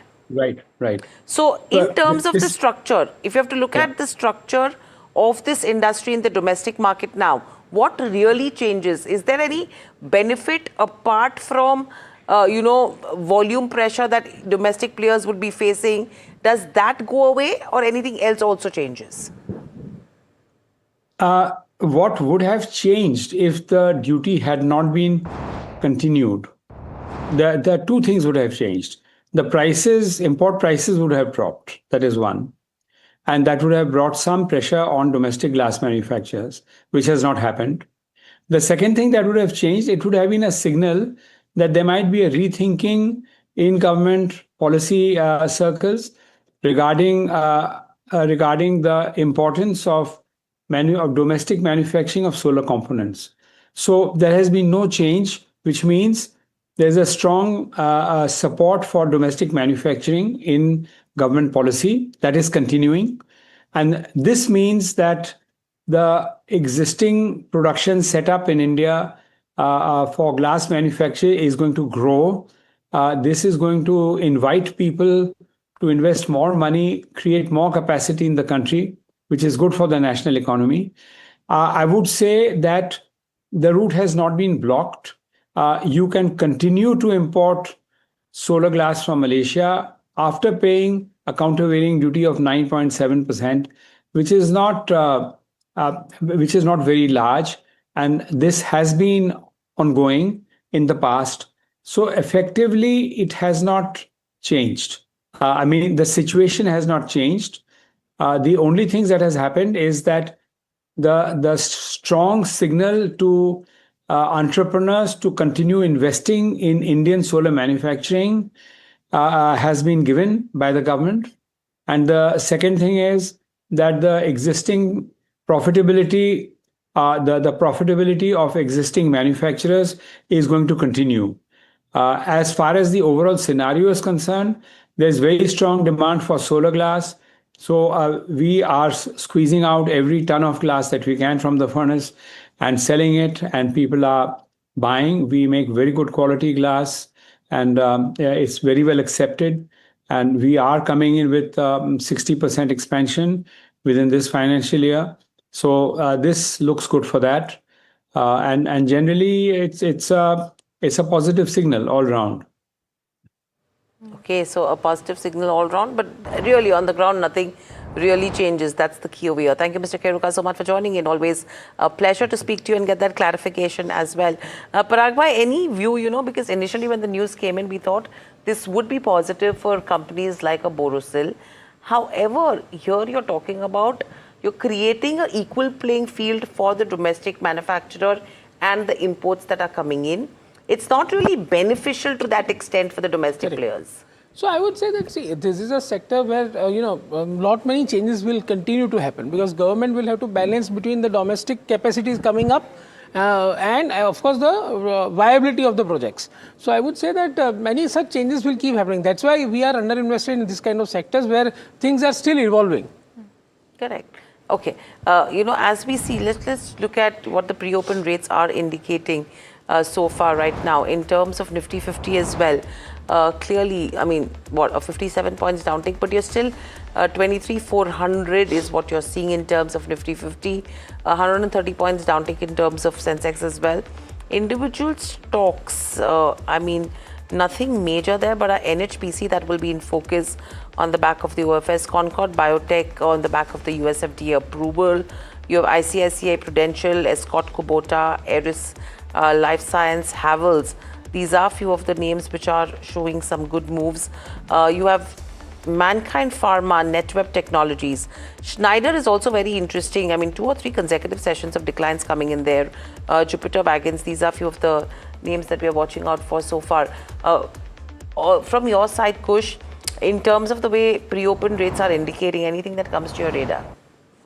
Actually, I'm quite interested about how Nifty is actually shaping up right now. I mean, okay, so I don't want, of course, the markets to fall. Nobody does. But, it'll be a good idea for the Nifty to go down, fill that support, that gap level and then rebound. However, what this is indicating right now is that there is a 23,500 straddle at play. If you look at the, options data, there is a straddle at play at 23,500. Now, the total premium comes to about 370. Let me round that off to about, 400. So, 23,100 on the downside, about 23,900 on the upside, ties in with the support and the resistance levels. So maybe we could have the index playing it in this range for some time, and that's all right because the mid and the small cap spaces have seen profit booking already. There could be a chance of these stocks going up again. Two stocks that I want to highlight that we discussed yesterday. One of them, which is Thangamile, by the way. We discussed this yesterday. It's gone on and hit target 1, target 2, everything, in day one. And my conviction on this. We've spoken about it on this show, on Ask Profit a couple of times. So if you have, I think you should continue holding on with the trailing stop loss at 45.50. That is one stock that you can still hold on to. And the second one is Shilpa Medicare. Now, this was our weekly pick on Monday. 525 was the first target. That was his hit yesterday. Mild profit booking from those levels, but all in all, the structure is still good. You could very well continue holding on to this one as well. In fact, from a momentum perspective, you can add second target of 550 still intact. Maybe you can bump up your stop losses to about 505, 510. Okay. All right. Now, on to our brokerage call for the day. Kotak Institutional Equities has upgraded Cartrade to buy. And Varsha joins us with more details as to what's the rationale behind it. Varsha? Well, Kotak is actually bullish when it comes to Cartrade, and they've raised their target price and upgrade Cartrade to buy. Now, let's see why the company is bullish. Now, first, you remember that the stock had corrected sharply this year on fears that AI could, disrupt the business. It rose to 3,000 rupees, but then it fell, or it came back to rupees 1,700. So that kind of pressure that we have seen. But now what Kotak is saying that risk may be overstated. Number one, they believe that the Cartrade strong dealer network and deep database give it a solid moat. So even with AI coming in, the impact may be limited. Now the bigger trigger over here and why the Kotak is bullish is of course the OLX business. Kotak is assigning a higher valuation here, expecting steady growth in transactions, better utilizations or monetizations, and better margins for the company. And because of this, they have raised earnings estimate by 1 to 5% for the next few years. This is on higher profitability estimates by OLX. So overall, Kotak is actually bullish on the OLX business when it comes to the car trade. All right, thanks a lot for that, Varsha. Now joining us, we are having Chandan Tapadia, Head of Technical and Derivatives Research at Motilal Oswal Financial Services. Good morning, Chandan. Always a pleasure to have you at NDTV Profit. And a lot of mixed cues are coming in for the benchmark indices as well. Seems like a sell-on-rise market. How do you see the important technical levels? Good morning. Thanks for having me. So yes, we have seen volatile swings in a broader trading range in the market. In last 4-5 days, index was making lower top, lower bottom as it fell to surpass its 50-day EMA and a key hurdle at 24,000, drifted towards 23 to 22 levels. However, we witnessed some recovery of 250 points from lower levels, but again, sustained call writing is not allowing market to move on the higher side. If I look at the 3 data setup, we have seen a spike in put call ratio that headed above 1. But the only concern is that FIs are selling and FIs long short ratio is now near 8 to 9%, which clearly indicate that sustained selling price is clearly visible from the foreign players. So in this scenario, it would be limited upside kind of market where support will be there, but upside hurdle could continue to be there. So as of now, the broader trading range could be 23,750 as a hurdle on upside, while on the downside, key level or key support will be 23,222 to 23,000 marks. If I look at the Bank Nifty, okay. Yeah, please go ahead. Yeah, if I look at the Bank Nifty, again, we have seen some selling pressure at higher levels. And till it remains below 54,000, bounce could be sold for the downside target towards 53,000. So in both the indices, mixed set of cues with limited upside and sell on bounce could be there in the market. Right, and Chandan, what are your technical picks? Yeah, so I'll focus on 2 names. One will be the VBL. So VBL has seen a positive price pattern. And in fact, we have noticed a consolidation breakout on the daily and the weekly chart. It has been making high tops, high bottom on the lower time frame. So here we are recommending to buy with support of 526 and stock can head towards 560 kind of level. Second trading idea will be buy on Adani Energy Solution. A good buying interest in most of the Adani group of the companies. So Adani Energy Solution will be the other name where we see a positive price action.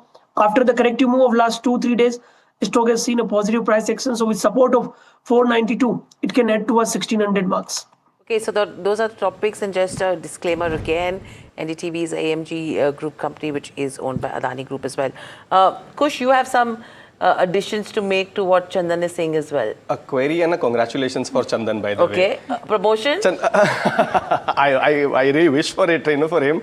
But Chandan bhaiya, ये बताओ अब Walk Pharma Wokhad का क्या करें? He knows. I've already messaged him personally, congratulating on the call. Fabulous call. The reason I say that is because he's reiterated that call a couple of times. I think around 1600-1700 level. Chandan, correct me if I'm wrong here, right? Yes. What a fabulous move. तो पहले तो congratulations on that call. और बताओ अब यहाँ से क्या करना चाहिए Walk Pharma पे? Thank you so much to NDTV and you as well. And I always believe that when you have conviction, it should be passed to audience.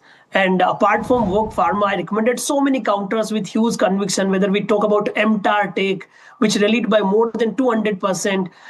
We can talk about the Motherson Samardhan, CZ Power, counter like Apollo Tube. So, and multiple times we recommended about BSC, MCX. But yes, coming to the Walk Pharma, I witnessed a positive price pattern. In fact, the setup was clearly visible on the weekly and the daily chart. And in fact, the data setup was also indicating, as we have seen, a major spike in the delivery volume. So I'm sharing the reason behind conviction as well. So that will be helpful for everyone. So I picked the counter near 1600. I was expecting it to go towards 2200. Lost Chandan's audio as well, but Wokhad has been interesting with that. If I have to look at any of the other pharma names as well, there is some momentum that's being built on a Mankind Pharma. Let's pull up that one on the screens. And if you see probably last couple of trading sessions, today again a 1% up move, but Parag bhai, any views coming in on a Mankind? Yeah, so as I said, I'm very, very positive on annuity cash flow businesses. Okay. This is a business where 42% of the revenue comes from chronic. Chronic is a lifestyle disorder. And on trailing basis, it trades at 47 times, which might be expensive, but still cheaper than the leader in chronic pharma like Torrent Pharma. So I remain very constructive on this name. And I think they have managed their acquisition also very well. They have reduced leverage. They are trying to reduce net debt to EBITDA to 0.5x. The company is doing all right things. So I think it's I would say a core pharma stock one can own. Like Bharti Airtel, here is also a business which generates annuity cash flows.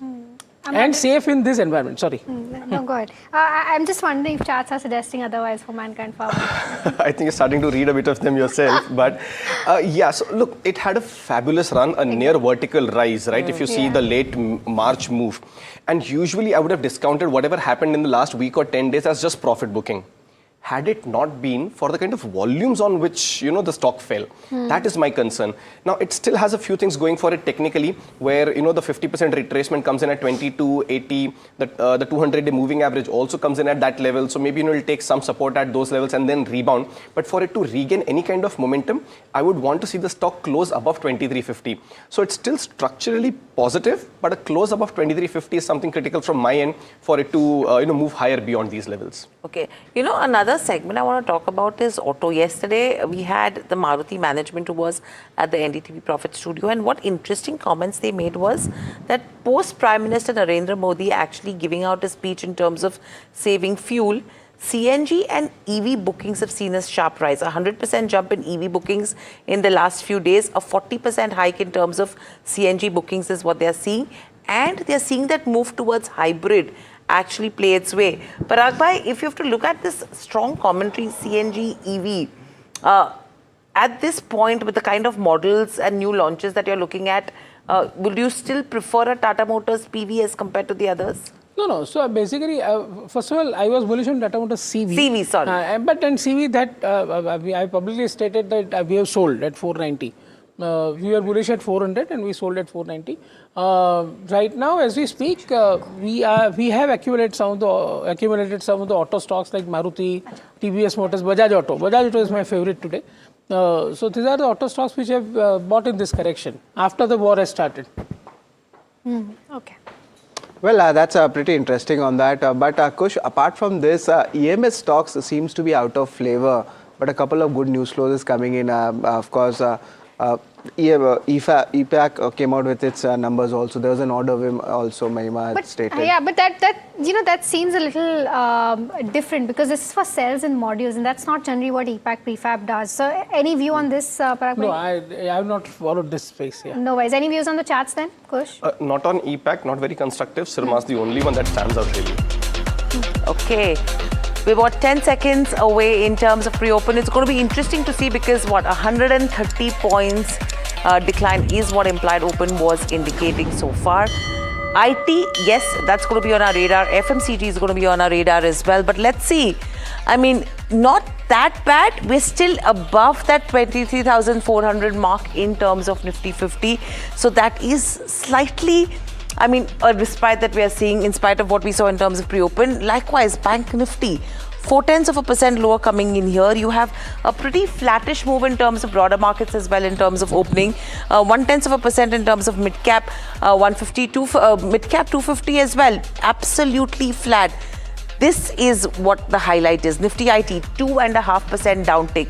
All the gains that we've seen in terms of yesterday's session have been given up. Let's just quickly look at the heat map because your advance decline ratio is still favoring the advances right now in terms of open. But there you go. It is a sea of red. You just have 10 Nifty 50 stocks which are trading in the positive, which is a Bharti Airtel, Adani Ports on the back of the May updates that did come in. ONGC, you've seen that surge in terms of Brent crude prices. So a marginal uptick coming in on a ONGC to the tune of around 0.2%. But there you go. The gains are not holding up at all.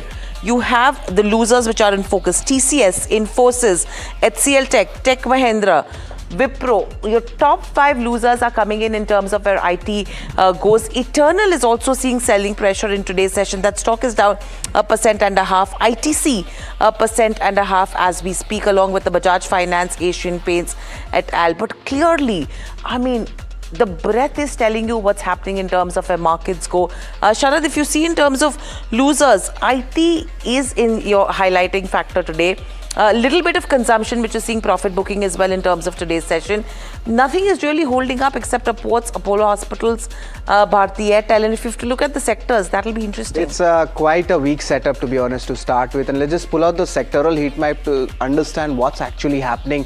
And Hiral mentioned there, Nifty IT index is down 2.5%. Of course, Nifty Realty, FMCG also seeing a big sell-off. Interestingly, only thing which is green is defense and the CPSC index, but that's also largely with very minor gains. So yes, broader indices also we are seeing the sell-off intensifying. So a little bit of concern is definitely there.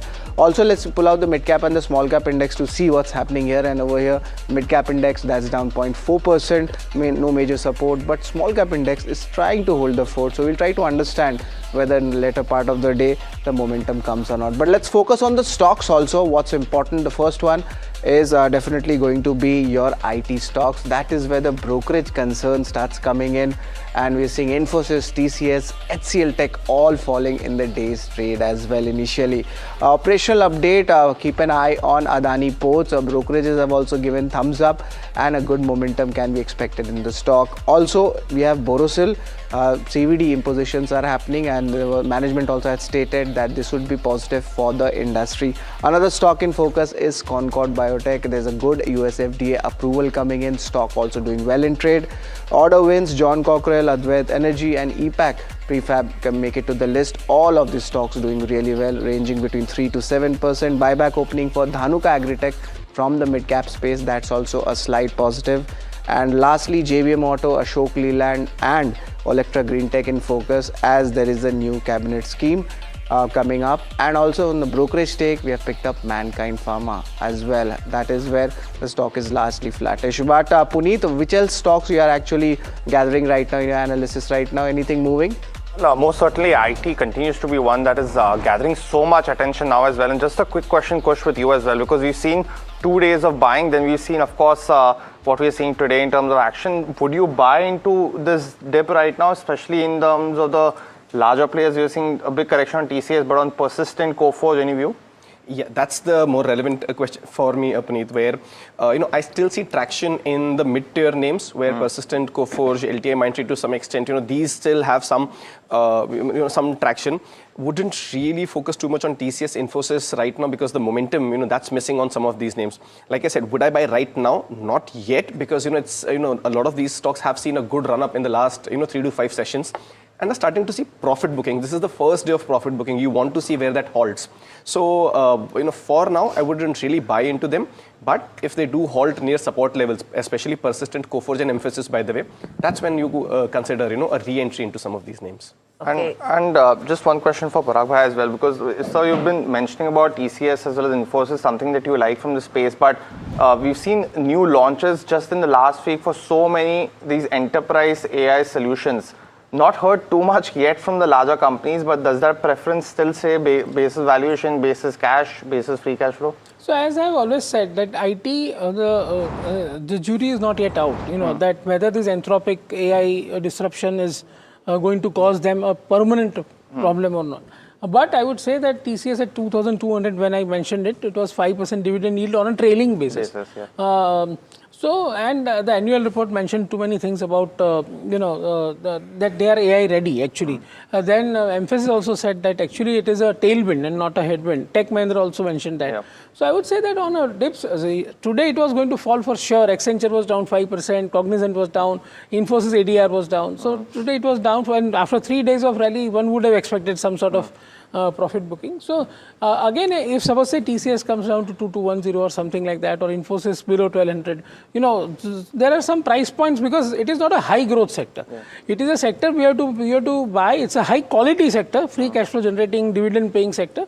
So you have to buy on dips, and you have to do some sort of trading also in this space. Okay. In fact, MK has a note on LTM as well on the back of their investor day. They have retained an ad. They have a target price of 4,700 on this counter. And the management has outlined their 5-year Lakshya 2031 strategy. They're targeting 2 times revenue by FY31, implying a CAGR of approximately 15%. And they're saying that 15 to 17% contribution will come in from M&As with a 200 basis points improvement when you talk about the EBIT margins as well.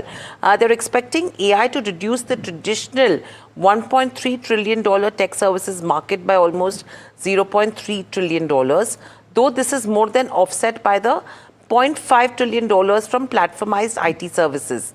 Apart from that, their partnership with Randstad is value accretive, and they're expecting no material margin impact in terms of FY27. That stock, though, seeing cuts of almost 5%, but I think it's that sell-off in terms of IT which is having an impact here. Chandan is back with us. Chandan, the downtick in terms of IT today, what are charts indicating according to you? Because 2 days of surge, 1 day of downtake, how are you looking at it? Yeah, so yes, some volatile cues is there in the market. The only problem is that index is finding selling pressure at higher levels. If I look at the Nifty IT, in last 3-4 days, the major recovery was seen from the Nifty IT, and the counter like Infi, TCS, Coforge, Persistence really did well. But now it seems that recovery is getting a pause, so better to look for wait and watch, because this is just bounce back move. So as of now, if you ask me only 1 or 2 counter in IT, I'll focus only on Persistent System, Coforge, or Oracle Finance on the lower levels, and it would be better to wait and watch and let the entire IT sector to get the settle at lower levels. Okay, so that's with regards to a few of the IT names as we speak. But apart from IT, if you have to look at markets right now as well, Adani Ports, Bharti Airtel, Apollo Hospital, Coal India, Tata Steel, Hindalco, 2 from the metal names which are seeing some moves. There is still conviction, Parag Bhai, when you talk about metal counters as well. I think yesterday or day before, HSBC also came out with a note saying that the first half of FY27, at least there will be that momentum that could continue. But with the surge that we've already seen where valuations stack up, do you think it's still a good bet to look at metals as a fresh start? So I have always maintained that Hindalco and JSW still remain my favorites within the metal pack, and within that right now at this price, or say I would say 3-4% lower, JSW Steel is still a buy according to me, not because I'm expecting a big rise in steel prices. In fact, steel prices have moderated a bit, but just because the company's execution is phenomenal. They are adding 5 million tons every year with a capex of only 25,000 crores, which is lowest capex per ton if you see globally, and lowest OPEX per ton, which allows them to make a EBITDA per ton of 10,000 rupees. And they are continuously adding 5 million tons every year. Right now, the capacity expansion plan is to grow from 38 to 80 million tons. So, and the net debt has reduced significantly after this JFE deal. So, I would say that this is a very rare commodity player who is a compounder because of its own efficiencies. From the commodity segment, let's just focus a little bit on the power segment. Let's just pull out the chart of NHPC. Of course, it's on focus because of the OFS announcement, and that oversubscription amount has also come in. Kush, I wanted to get you on this. A little bit of reversal there coming from the last trading session, and a good momentum is being sustained.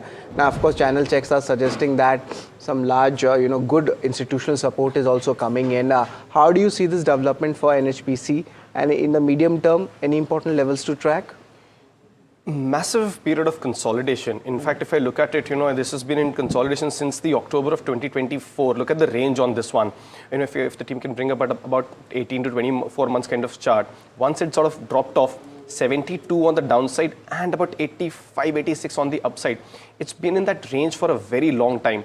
Right now, it's a range play. So if you believe that this range will be respected, you have a favorable risk-reward ratio. So with the stop loss at 72, for higher levels of about 79 and 84, 85, the upper end of the range, you can consider a trade. But like I said, this is more of a range play. So if you do get profits on the higher side, you're better off booking it out rather than holding it for a much longer duration. The other one, and I think Parag, you spoke about Tata Motors CV. You publicly stated also that you got out at 490 odd levels. But just that cabinet approval, and we are putting up that story that BS4 trucks, buses could be moved to BS6. That would be a big push. But we are seeing a range-bound move for all these players, for Ashok Leyland, for Tata Motors after Q1. You're seeing that fuel price hike impact possibly having that bearing. But at these current valuations, Ashok Leyland 144, Tata Motors CV also, I think post-listing was at 320, now is available at 360. Anything that you like, at least from the near to medium term? So it is worth considering for sure. But right now, remember, see, if oil doesn't fall, then there are too many diesel price hikes can still further happen. The under recovery is huge. We have just undertaken a price hike of 7.5 rupees. We require much more. So that will definitely cause demand destruction at the ground level for at least H1. Then H2 we'll see. So that means, again, like I said in HUL's case, the first half there is a challenge. So if you're a short-term investor, you should be careful. When you mentioned about HUL, I want to talk about ITC as well. That stock in terms of yesterday's session actually fell to a 52-week low. Today as well, that stock is down nearly 2%. And it's actually, there is something brewing over there as well, because you're talking about record levels of 500. From there, it's corrected nearly 40%. I was just seeing this data in terms of NSE's margin trading facility book, where they are saying that the leveraged positions of ITC have actually surged to close to 1,800 crores as of the 1st of June, which is implying a growth of 86% from April 30. Now, if you have to look at the MTF book and the leverage on this counter with the downtake, Chandan, what are charts then indicating? Yeah, so if you look at the ITC, the trend is negative. In fact, the ITC has been making lower top, lower bottom. The structure is negative, whether you look at the weekly, monthly, daily, or even the lower time frame. If I look at the price behavior of last 10 days, it has seen a corrective move from 315 to 275 odd levels. And we have seen sustained call writing and shorts are being built, and those are rolling from series to series. So as of now, the structure is weak. We have seen huge call writing at 300. That is the big barrier. But on immediate point of view, till it remains below 288, downside could be seen towards 265 to 260. So pull out the telecom infra stocks. All of them are seeing a good basket buying. Pull out Sterlite Tech. We have Tejas Networks, HFCL, all of them doing well in today's market. Sterlite Tech, that's the company. It's a buyer. It's not Sterling 2. Sterlite Tech, Tejas Networks, all these are the stocks which are doing well in trade. Do you think the momentum is back, Kush, on this space? Because this has already run up a lot, taken a pause. Again, the buying is starting. Is it healthy for these stocks, or is there something else? Not at all healthy. This is through the roof. I mean, we'll have to create more space on my charts to accommodate the RSI levels, forget the price levels, right? Sterlite Tech is on steroids. So I would completely avoid this. Yes, if you have a position, you should continue to hold. I'm not saying that, you should sell off. The momentum is fantastic. It's still, building on, but massively overheated. No point, trying to chase this now. Already at upper circuit, so you really wouldn't get it anyway. HFCL2, very similar story. The only one that perhaps you can consider as a trade right now is Tejas Networks. Had a meaningful recovery. It's been beaten down quite a bit. So from a positional standpoint also, risk-reward ratio remains attractive. Golden crossover of the 50 and the 20-day moving average happened a while ago. Yesterday you had that 20 and the 200-day moving average golden crossover. Yes, so it's sustaining above some key resistance levels and building on. Maybe something that you can consider from a positional standpoint again. I would suggest a stop loss close to the 515 mark. On the way up, look for targets of about 585 and 600 plus kind of levels. So this is the only one amongst the names that you mentioned that you can consider as a trade right now. Okay, so that's with regards to Tejas Networks as well. But thank you, Parag Bhai, Kush, as well as Chandan for joining in. Always a pleasure to speak to all of you as well. But moving on, Premier Energies, that company continues to benefit from India's domestic solar manufacturing push, seeing marginal gains of 0.2%. Now, it has been supported by strong policy tailwinds and an expanding order book as well. Before we speak to Vinay Rustagi, Chief Business Officer at Premier Energies, Varsha joins in with more details. Varsha, set this conversation up for us. Well, a lot of things actually working in favor when it comes to Premier Energies. One is, of course, the recent news wherein MNRE has rejected industry demand for a blanket extension when it comes to ALMM list 2. What does this mean? That now solar projects will now have to use domestically, approved solar cells. Now, onto the business highlights when it comes to this counter. Let me talk about the order book, which stands at around 14,000 odd crore, which provides strong visibility for the company. Entire order book is domestic focus, and the major execution is expected in FY27 with some spillover in FY28. On the capacity, which has scaled up to 3.6 gigawatt with target to reach 10.6 gigawatt, module capacity is expanded to 11.1 gigawatt. Lastly, on the business strategy front, they are moving towards fully integrated model from ingots to modules, which will ensure the supply chain, and they're also adding new segments like BESS and inverters and transformers. Got it. Well, thanks so much for that, Varsha. But let me go across to our guest now, Mr. Rustagi. Very good morning to you, sir. Thanks so much for joining in. It's Puneet this side. We've seen, that big update coming in for you, as well as for all players who've already invested so much in the domestic cell capacity. If you can walk us through your timeline of, the current cell capacity, I think somewhere around 3.6 gigawatt hour. How are you shaping that up over the next 2 to 3 years? And what could be the potential benefit essentially from this move? We've seen all companies that have invested early into cells will get a big benefit. But what does it happen for the consumer, for your customer, essentially in terms of cost as well? Sure, Puneet. Thank you for having me. Good morning. The government announced a roadmap for domestic manufacturing of cells back in December 2024. At that time, our cell capacity was 2 gigawatts, and we obviously took immediate steps to expand our capacities. Today, we are at 3.6. And then we have a state-of-the-art 7 gigawatt plant coming up in Andhra Pradesh over the next 4 months in phases. The interesting thing is that we are investing in latest technologies to basically manufacture products which are best in class in the whole world and make sure that we kind of meet the demands of the domestic consumers. In terms of the cost for the consumers, so I think there are many segments in the market.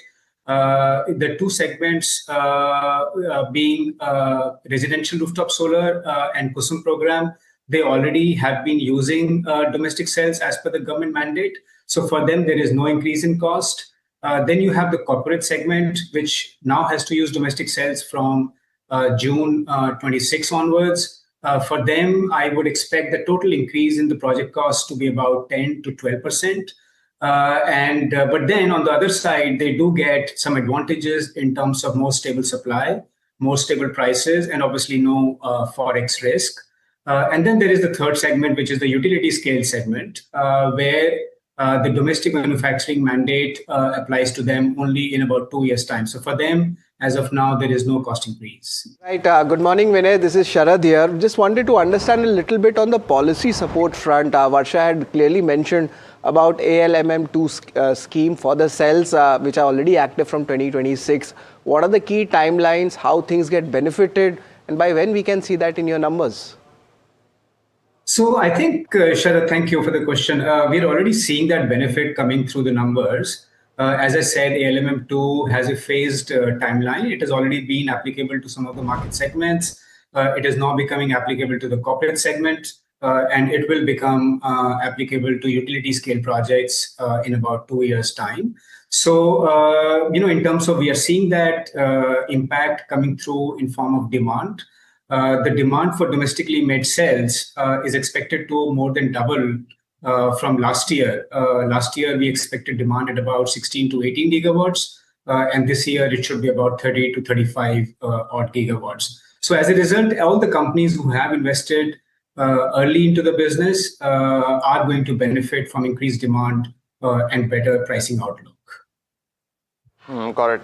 And Mr. Rustagi, just in terms of what you mentioned as well, that you will be going back into backward integration also for ingots amongst others. So just a quick question firstly on what is your current bill of materials that you're already addressing with the integration of cells in your complete project, I think over the next year or so. So if you can give us a timeline by 27, what is the integration that you expect to reach in terms of capacity? And by 28 also, because you will be going backward, it will also help you save a lot of cost. So how much of the bill of materials is already being addressed from you at this point of time? And what's the timeline maybe by this year end and for the next year? So if you look at purely the cost of production, today we are making cells in-house. By 2027, we will be making ingots and wafers in-house. We also have a plan to make aluminum wafers from the start of next year onwards in-house. And together, these three components will account, I would say, for about more than 50% of the total module cost. And also in terms of, as we see the projection as well, because of course your module capacity has also shaped up very well. Are you putting in any numbers for growth in terms of what's the expectation on the revenue side for this year and going into that? Do you feel that because there'll be a lot of cost, as you mentioned, escalations amongst others that we are seeing this year. So what should we expect for margins for you? So, let's look at the top line first. I mean, I think the outlook for the solar sector remains very bright. We have seen demand grow by almost 90% last year. And with the current war going on, with the fossil fuel prices at near all-time highs, I think the government is having to rethink the whole energy mix and with a more emphasis on renewables coming through in the coming years. We also see a lot of demand upside from new segments like green hydrogen, data centers, and electric mobility, electric cooking, etc. So I think the demand is expected to grow, I would say, by something like 8 to 10% per annum over the next 5 years. In terms of the pricing, so as a company, we don't give out any future guidance, but as we discussed, our emphasis as a company has been on capacity expansion, vertical integration, and obviously venturing out into the new segments as well. So, we endeavor to remain one of the largest, most integrated companies in the sector. And that we believe, will put us in a very strong position when it comes to the future growth of the business. Okay. Vinay, good morning. This is Hiral here. My question to you is now, if you're looking at the DCR, that's the domestic content requirement surge that will happen on the back of the ALMM2 extension. If you have to look at Q1 and Q2, what is that fresh order spike that could be expected in terms of DCR in this first half? Sure. So, it is important to understand, like I said earlier, the only change that is now coming in the immediate run with implementation of LMM2 is basically for the corporate projects. The corporate projects which were using imported cells before June this year now have to use domestic cells. That segment alone is worth an estimated 15 gigawatt per annum. So in terms of quarterly demand, that's about 3.5 to gigawatts. A lot of these customers are now going to actually scale up their programs given the high cost of conventional energy. So we would expect about 4 to 5 gigawatts of demand coming through on a quarterly basis. And if you have to look at the order book as well, I mean, over 14,000 odd crores. 2/3 is scheduled to be executed in FY27. So if you have to break that up in terms of the margin profile of these orders, picking up from what Puneet spoke to you about, how much of this is going to be your high margin domestic cell orders versus your assembled modules? So yes, so we have said basically I think about 56% of our order book is in the form of cells. The rest is a little bit of that is DCR modules, but most of that is the remaining part is non-DCR modules. So I think it is well understood that in the DCR business and in the cell business, the margins tend to be much higher because there is a focus on domestic manufacturing. And most of our order book will benefit from these high margin products in the order book. So our margins as a result of that should remain in the visible trajectory over the next 1 year. And in terms of the capex, Vinay, my last question to you is, what 12,000 crore outlay is what we are looking at, 5,000 earmarked for FY27. You have tied up with IRDA for debt, you have IPO proceeds as well, but an additional enabling resolution of 5,000 odd crores is what you're seeing. Will that actually require a near-time equity dilution if internal accruals face working capital stress? Sure. So, our internal, our CapEx program is actually fully funded through, as you said, IPO proceeds, internal accruals, and the debt, most of which we have already tied up. So as it is, as we sit here right now, there is no plan to raise any more monies to fund any of our existing projects. The resolution that we have passed is basically an enabling resolution to give more flexibility to the company, because we are looking at lots of growth opportunities both in India and abroad. And should any of these opportunities materialize, then obviously we will look to raise more money and may approach the market at the right time. But at this point in time, we don't see any specific need in terms of quantum or timing. And just one more, Mr. Rustagi, as well, because what we've seen in terms of cash flow as well. I think FY26, I think before FY25, of course, your capacity was also much lower. So that capacity expansion has happened in FY26, expected in 27 and 28. So you turned on a net cash flow basis, roughly around 1,700 crores negative. Is the expectation that the next 2 years, given the investment phase, also will be similar? And any guidance in the medium term that you can give on cash flow? Do you expect that from FY29 onwards, you feel that those investments will start to generate that cash outflow? See, as you can see, in terms of the existing operations, we are already generating a lot of cash. Our cash flow to PAT conversion was 87% last year. And that is obviously all going into funding the growth of the business. Now, in terms of, how does it kind of play out going forward? Yes, obviously, the cash accruals will only increase as we increase the capacities and production numbers go up. But I also said, energy sector is a very interesting space, particularly when it comes to energy transition and some of the green energies.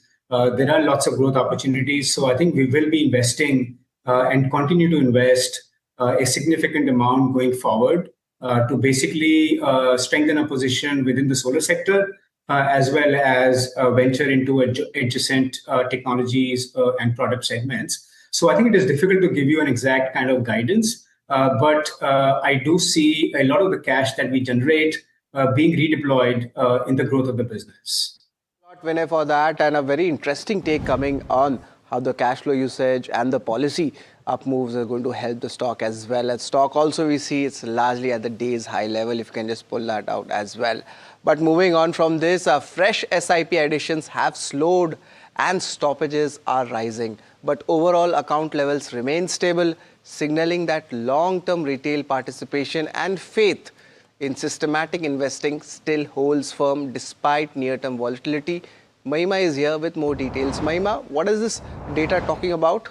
Right, so Sharad, what's happened is that the fresh SIP registrations did hit a 3-year low when the last AMFI data came out, and this is on account of many investors stopping their monthly SIP on the account of the way markets are right now, the SIP stoppage ratio is also rising very fast. Now, if you take a look at the number of discontinued SIPs from 23 to 24, that is FY 23 to 24, it was at around 224 lakhs. Now this has increased to almost 679 lakhs in 25-26 FI. In terms of total number of SIP accounts also, Jan 26 it stood at around 1029 lakhs, which is which has been at that 1044 lakhs mark since the last 3 months. So that's not essentially increased as well. In terms of number of new SIP registration, Jan 26 it stood at around 74 odd lakhs, which has come down to 50 lakhs in April 26. So that number has significantly come down in the last 6 months itself. And SIP stoppage ratio also, if we see, that's increased from 52.4 in FY24 to almost 101 as of April 26. Now, this also needs to be looked at from a perspective that SIP is just a tool, right? Because if we take a look at how benchmarks have done versus the normal funds that have performed. For example, if you take a look at Nifty 100, in terms of 1-year return, it's negative 2.7%. But at the same time, quant large cap, which benchmarks Nifty 100, has given a return of almost 6%. Similarly, small cap 250 has given a return of just around 1% in the last 1 year. But something like a Motilal Oswal small cap has given a return of almost 10%. Nifty 500 has given a return of around negative 0.8% in the last 1 year. But at the same time, quant flexi cap, which benchmarks the Nifty 500, has given a return of 11%. So I think this part needs to be considered, that it's not, SIP is just a tool, and, considering as to how the markets have done, these mutual funds benchmarking those, indices have done pretty good as compared to where they stand. So this is the overall view of what's happening with regards to the SIP flows. Okay, thank you, Mahima, for that. This is a very interesting data point at a time when the FIs are selling out. The conversation all this while that we've been having is that the DIIs and it's the retailers who are coming in as a good support and strength. Mohit Gang, co-founder, CEO at Moneyfront, joins in. Mohit, good morning. Welcome to the show. This is Hira Leo. My question to you is, what is this data actually indicating? Because your SIP additions are indicating that there is hesitancy amongst your retail investors to actually commit money at this point in time, given the way volatility has been creeping in terms of Indian markets. So is it that the new cash is hesitant? Is it that people are probably making budget adjustments as well right now to say that let's sit on cash and not spend it out or not invest it right now because we don't know what the situation is going to be ahead? What is the sense that you're getting so far on the back of the data? Hi, Hiral. Morning, and thank you for having me on this. Look, I think there are multiple factors which are leading up to this kind of a SIP stoppage ratio. So there is no doubt, we can't deny the data that matured and closed SIP numbers have been higher in April than the new SIP additions, right? So the data speaks for itself. Even the month of March was not particularly good. I think the ratio was almost around 100% in that month also. Now, the number of factors which I was alluding to, number one, obviously, there is an AMFI reconciliation which is happening around the data itself. So there is a lot of mismatch historically around the data. A cleanup exercise has been underway for a pretty long while. I think a lot of cleanup has happened between the months of March and April. And number one, that is reflecting in the data. B, obviously, you can't take away the fact that Indian markets for last 2 years haven't done anything much, and we've just been trading in a range. And obviously, the new set of investors who have joined in last 2 years haven't seen much returns coming from SIP, and there are a little bit of disillusioned. I would not say that you're seeing mass redemptions. Obviously, here and there, you are seeing some pauses, and you are seeing people questioning the whole mechanism, so on and so forth. And perhaps that could have led. But I don't think so. That's the major component of the SIP stoppage ratio, because we have seen over a period of time that Indian investors have matured dramatically, and the gross flows kind of verify that fact when you see that the number remains static at around 31,000, 32,000 odd crore mark in terms of gross flows. So that's point number two. Point number 3 is that during the month of March and April, there is a lot of rebalancing which people do in their portfolios. There are a lot of shuffles which happen. People try and see what has worked well for them in the last few financial years. They want to plan for the next financial year. And there is when you see a lot of old SIPs getting closed and new ones getting booked, perhaps not in the month of April immediately, but those numbers start hitting from June onwards, right? So my sense is there is a lot of portfolio rebalancing happening at advisor levels, distributor levels, and investor specific levels to kind of realign their portfolio to the new world and new reality. And my last point on this, Hiral, is that obviously you've seen inflation spiking up across the country. Crude prices are soaring, and so is the cost of raw materials and inputs and a lot of other things. There is a little bit of uncertainty around jobs, right? So people perhaps are saving more in safer instruments, kind of building that safer nest, right? And maybe shoring up their emergency corpuses around different kind of mechanisms and perhaps not so much in SIP. So that could again be a minor factor, not the major one. To me, the major factor is the AMFI reconciliation exercise and the annual portfolio readjustments which happen around the closure of financial year. Good morning, Sharad here. I just wanted to understand in a very simplified manner, seeing how much volatility is happening in today's equity markets also. The newcomers who come in the markets in the mutual fund industry, they haven't got any returns as yet. They are moving to other asset classes also. Just wanted to understand if there's some newcomer in the market, he has 100 rupees in his pocket. How much does he allocate to equity, debt? How does it actually play out at the current levels? Sharad, look, honestly, I think there is no bullet answer to this question. There is no simplified version of this entire thing. Obviously, it will depend from investor to investor, their profile, their tolerance capacity, the kind of time horizon they have, and the liquidity requirements, right?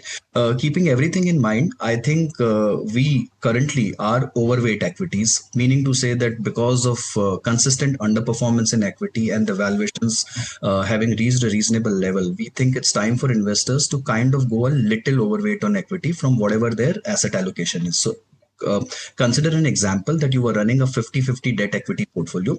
Perhaps now it's the time to go 60, 65 or even up to 70 equity, right? And take a little step away from your fixed income portfolio. Fixed income, of course, on the longer duration end hasn't done well. And with the expectations of interest rates rising, we are a little underweight on the long duration fixed income portfolio, right? So you take off a little money from fixed income, park a little extra in equities. But again, as I said, there is no fixed formula. If you were 50-50, go 65-35. If you're already 60-40, go 70-30, right? So it will have to be adjusted. But yes, the time is ripe and perhaps pertinent for you to go overweight on equities gradually, stepwise. We don't see any miracles happening in next quarter or 6 months perhaps, but with a 2 to 3 year perspective, I think that's the place to go. Okay, so that's an interesting take there, but the trend from here on is going to be important to watch out for as to what SIPs are doing, because if the retail money is getting stopped at some point in time, that will be concerning to some extent as well for the markets in terms of flows. But thank you so much, Mohit, for joining in. It's always a pleasure to speak to you. Moving on, an important development where the government of India has actually nominated 29 non-official members to the Board of Trade. Now, this will be reconstituted Board of Trade under the Ministry of Commerce and Industry, and the reason why they are doing this is mainly to boost manufacturing and exports.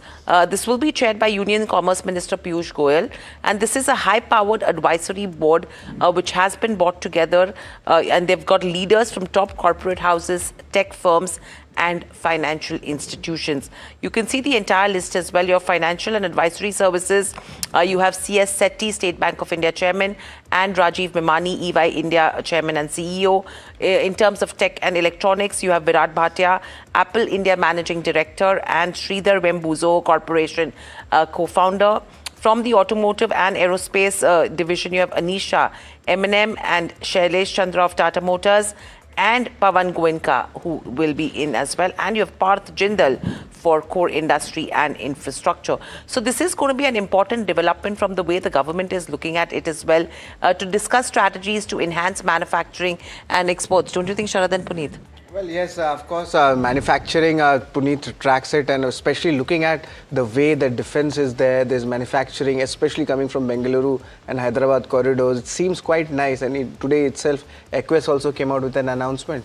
Well, most certainly. And I think we've seen all auto companies, I think we've discussed that the amount of capex that are putting in, you will need a lot of representations from these personnel, especially from likes of Shailesh Chandra, Anisha, into the board, of course, to give us that perspective of what could lead the production as well as the growth in the next 10 years for the automotive sector. Yep, absolutely. So let's see what comes out of this entire committee that has been set up as well. But moving on from the Morgan Stanley Investor Conference, one of the interesting speakers that we have today with us, Jonathan Garner, Chief Asia and Emerging Market Equity Strategist, who's joining in to talk to us about what he actually thinks of the FI perspective about India et al. And the impact of the West Asia crisis. Jonathan, good morning. Welcome to the show. My question to you is, with India's lower strategic commodity reserves, which are absolutely relative to China or Japan, at what threshold of global oil prices would you actually consider moving India back to an overweight position, because you've recently downgraded India? Well, the most important thing, as in any call that we make on markets, is what's going on with earnings and what's going on with valuations. I do want to stress that the earnings outlook for India is pretty constructive.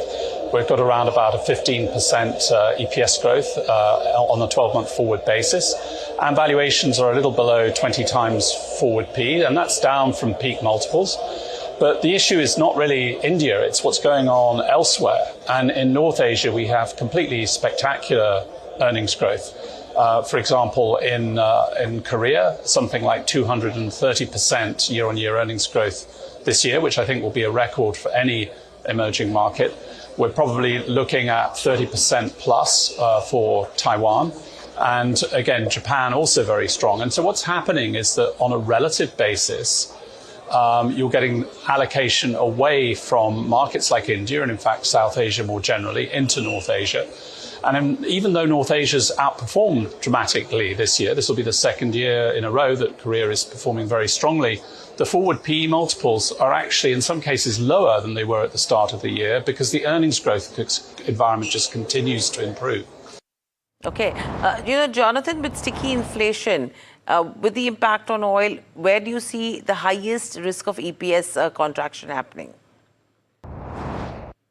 Well, again, it's certainly true that if you look at it across the whole world, a high oil price environment is more negative in aggregate for Asia than it is for Europe or for the US.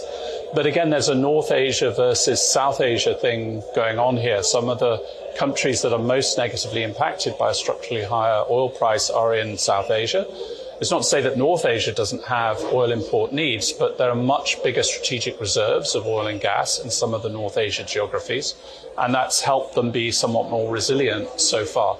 But you're right to identify the oil price as a big swing factor, and were the oil price to fall back in the second part of this year, that would certainly be helpful from a balance of payments perspective for India and other countries in South Asia. Okay, so Jonathan, the question then is, with FIs moving out, how are they perceiving India at this point in time? Because that is a concern that India is looking at. Well, actually, if you look at the FII outflows, they've obviously had to be matched by SIP buying domestically in India. But really, you can date the FII outflows to really the third and fourth quarter of 2024, and then they picked up in 2025 and so far this year. So it's about a sort of 18 months, maybe going towards 2-year phenomenon now.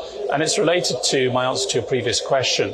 It's to do with when some of these structural themes around very strong capex in relation to AI, but also defense spending on energy and other thematics began to become much more central to investor portfolios. And they became much less interested in long-term consumer-centric themes within Asia and things that are more adjacent to the consumer, like the financial sector. And so in markets like India or indeed Indonesia or a market like the Philippines that are very skewed to consumer and financials, you've had this tendency for foreign capital to be withdrawn. And where you're much more skewed to upstream capex-related names, which is the case in Korea, Taiwan or Japan, that's where you're getting the strong foreign investor inflows. Okay, so that's with regards to investor inflow. Now, the AI tech boom, Are they still safe in terms of retail investors, or are you saying that valuations are becoming very expensive and risky if someone has to actually look at the AI tech boom and the play around it? Well, we are talking about semiconductor names in particular and the memory sector, which is exemplified by the two largest market cap stocks in Korea. And more broadly than that, we're finding actually that CPUs are increasingly used in the AI technology innovation sphere.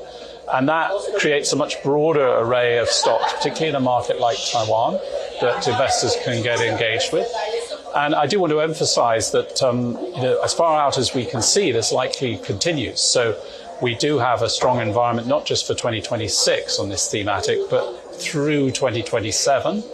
And it's early 2028 at the earliest when we might see a fade in terms of the growth rates that we're getting in the upstream capex sectors related to AI. Okay, so that's with regards to where AI goes. Now, overall, if you have to look at investment bets in India and your view on consumption, what would you put your bets on? Well, we are negative on consumer really across the board. Even in parts of North Asia, the consumer is struggling in the face of the energy shock currently. So actually, we much prefer capital spending names, of which there are some significant large cap names in India that are oriented to defense spending or energy capex, which is ongoing here. The missing piece is the lack of large listed semiconductor stocks, which are just not present in this market. So anything that's capex related is a key thematic for us. Our economist, Upasana Chatra, is talking about India's investment to GDP ratio rising to 37.5%. And it continues to be a very strong story that the public sector has been like enabling of capex in general here in India. So it's finding those names which are relatively limited within the overall index weight to invest in India, whilst being cautious around the consumer, financials, and the traditional IT services or downstream names that are affected by the energy shock. Okay. So, Jonathan, my last question to you then is, if you have to look at what's happening across the globe, West Asia crisis, with the way FIs are behaving, what's happening to emerging markets, what are your key monitorables over the next 6 to 12 months? Well, it's really about the earnings growth story, which we've already discussed on this interview. So from the beginning of the year, if you look at the earnings revisions breadth and how that's evolving, it's just continuing to strengthen in industrials, semiconductors, memory, upstream energy, to some extent materials, areas like copper, and it's continuing to weaken in all geographies around the consumer. It's quite a significant dispersion in revisions breadth that's happening on a pan-Asian basis, and everything really flows from that in the way that we look at investment. And the path back for the consumer, it'll be partially driven by what's going on with the oil price, but it's also driven by policy and by the underlying sentiments of households themselves in Asia. It's worth remembering that this technological innovation, AI, is essentially driving capital returns, and it's starting to create a situation of uncertainty in relation to the labour force, which is affecting consumer behaviour as well. Okay, so, India, that becomes a problem right now in terms of emerging markets as a whole. But thank you, Jonathan, so much for joining in. Always a pleasure to speak to you as well. Sharath, it's interesting to see the conferences which are happening right now. They are seeing a lot of interest from BofA to a Citi to a Morgan Stanley.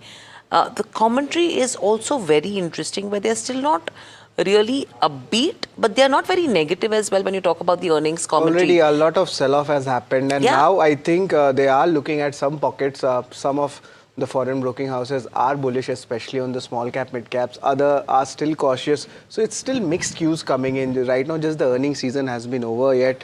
So of course, we'll be tracking all of these important, foreign broking houses, important days, and how India's growth story actually pans out.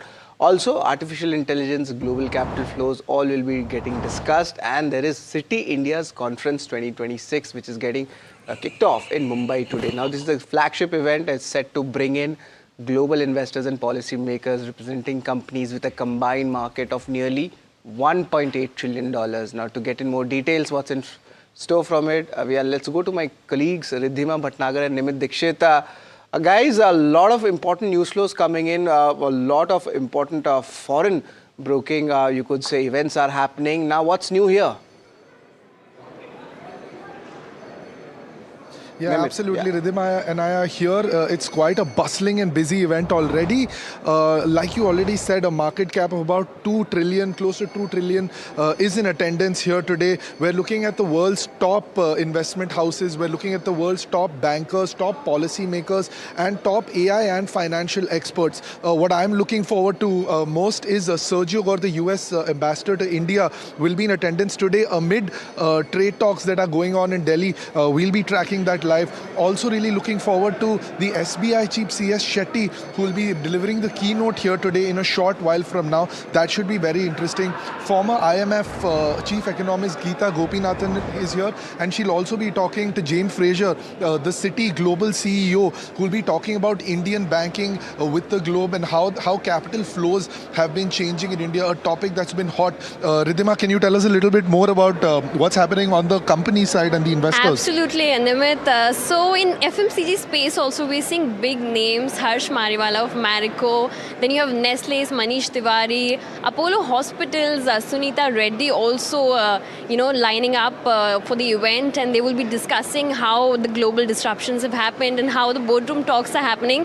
And not just this, to discuss geopolitics and supply chain disruptions, we also have JSW Steel's management and also Mahindra's to give us more on that. And even in the AI and the deal space, Nimit, what is the lineup? There's a lot going on there. Importantly, the AI space, the AI India play will be discussed here today, and it will be discussed by the people that seem to be exiting India, the foreign portfolio investors.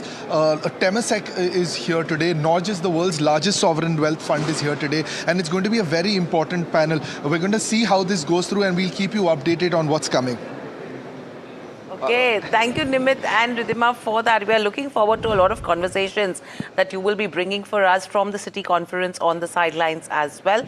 But yes, your offline conversations will be absolutely more important than what actually makes it everywhere. But we'll quickly slip into a short break. On the other side, we'll speak to Amisha of Bank of America. Please stay tuned.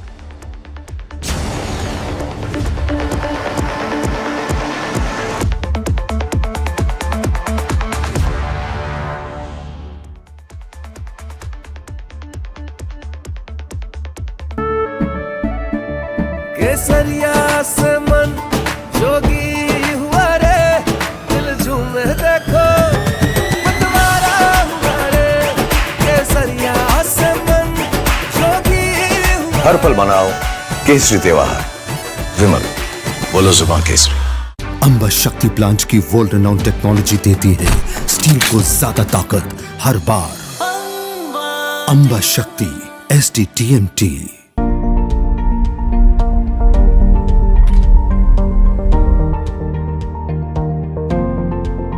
Investments in specialized investment fund involves relatively higher risk, including potential loss of capital, liquidity risk, and market volatility. Please read all investment strategy related documents carefully before making the investment decision. Economy, business, world, technology. Noise filtered, numbers decoded. Insights that rewire your worldview. From governance to growth, we connect the dots. Your daily edge, your global advantage.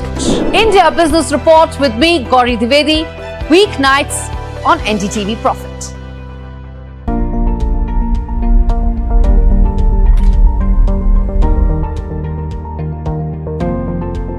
Investments in specialized investment fund involves relatively higher risk, including potential loss of capital, liquidity risk, and market volatility. Please read all investment strategy related documents carefully before making the investment decision. The news, Ayush. Since when do we do scripts? Fair point. Picture this. The biggest stage. Floodlights. Wow. 4K. The works. Where's the hook? There's going to be celebrities and guaranteed eyeballs. Where's the hook? Think about this. Front page advertisements and hoardings. Bro, where's the hook? Cross-platform, digital-first, virality. Without a hook, no way. The message is clear. It's 2026. You gotta be real in a world of reels. You gotta be original in a world where everything seems genuine.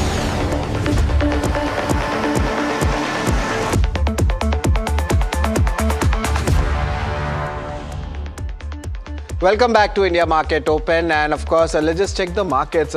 Big reversal here coming in the IT space, and a lot of analysts had stated about this reversal happening because the structure was not strong. Let's pull out the Nifty IT index to see which stocks are falling in trade. We have, of course, the Nifty big heavyweight stocks falling in trade.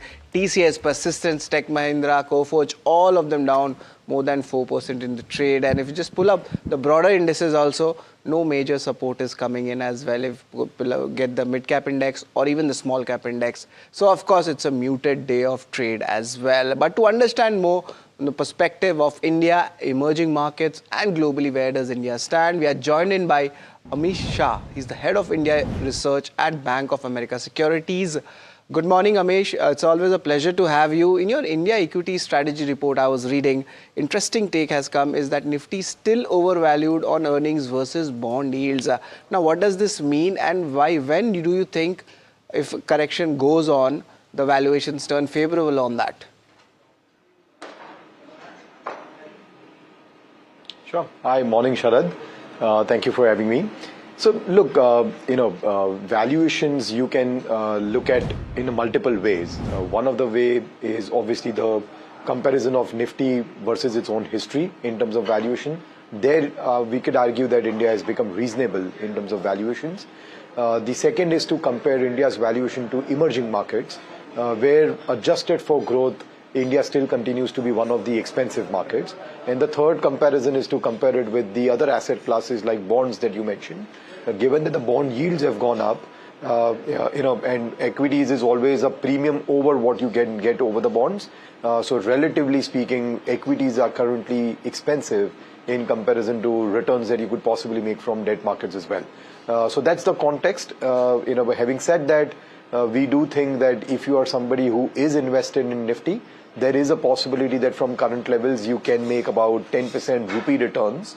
So as a foreigner, maybe the returns will be lower on the back of rupee depreciation, but a single-digit kind of dollar returns is still possible from Nifty in India. Okay. Amish, good morning. This is Hira on this side. My question to you then is, you're talking about where valuations stand in terms of Indian markets. However, if you have to look at the FI positioning as well, they've continued to remain sellers.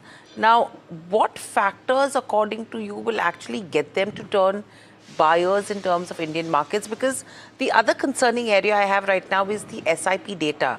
The SIP is on a reduction path right now. So there is the retail investor also who's probably losing that kind of interest right now.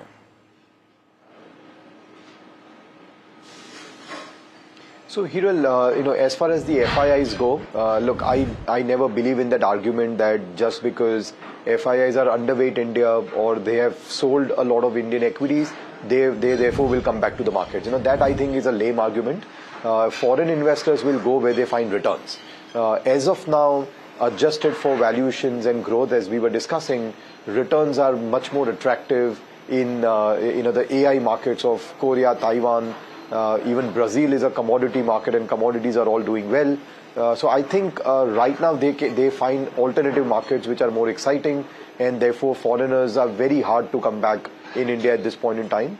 As far as the domestic investors or retail investors go, the risk of SIPs coming off is a really big risk, because going back to the valuation argument that we were having, ideally in the context of where earnings growth cycle is for India, there is a reason to believe that India should be trading at long-term averages or maybe a shade lower than long-term averages, because corporate earnings growth is run rating below the nominal GDP growth of India right now, as far as the large cap Nifty 50 companies are concerned.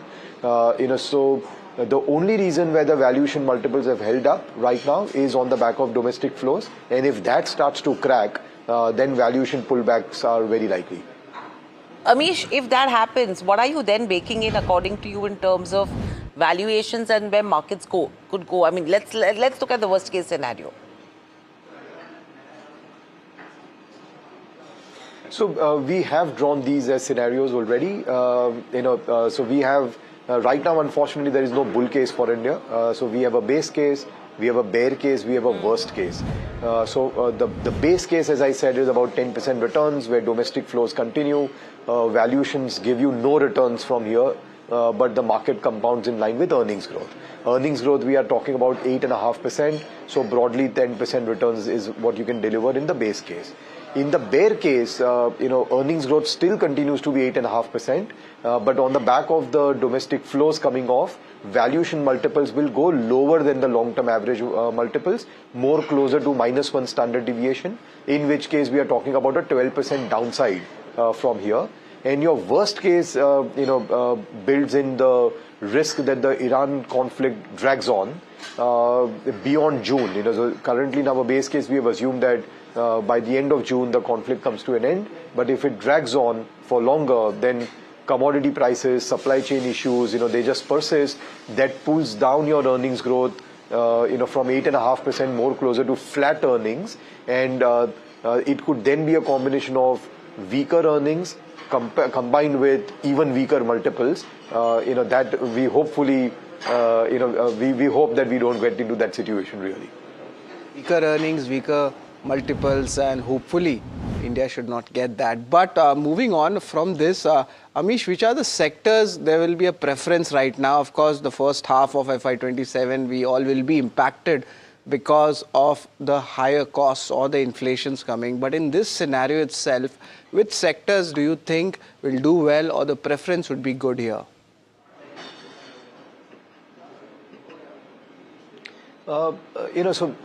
We have bucketed them in terms of either themes or whether there is value or there is a visibility of growth.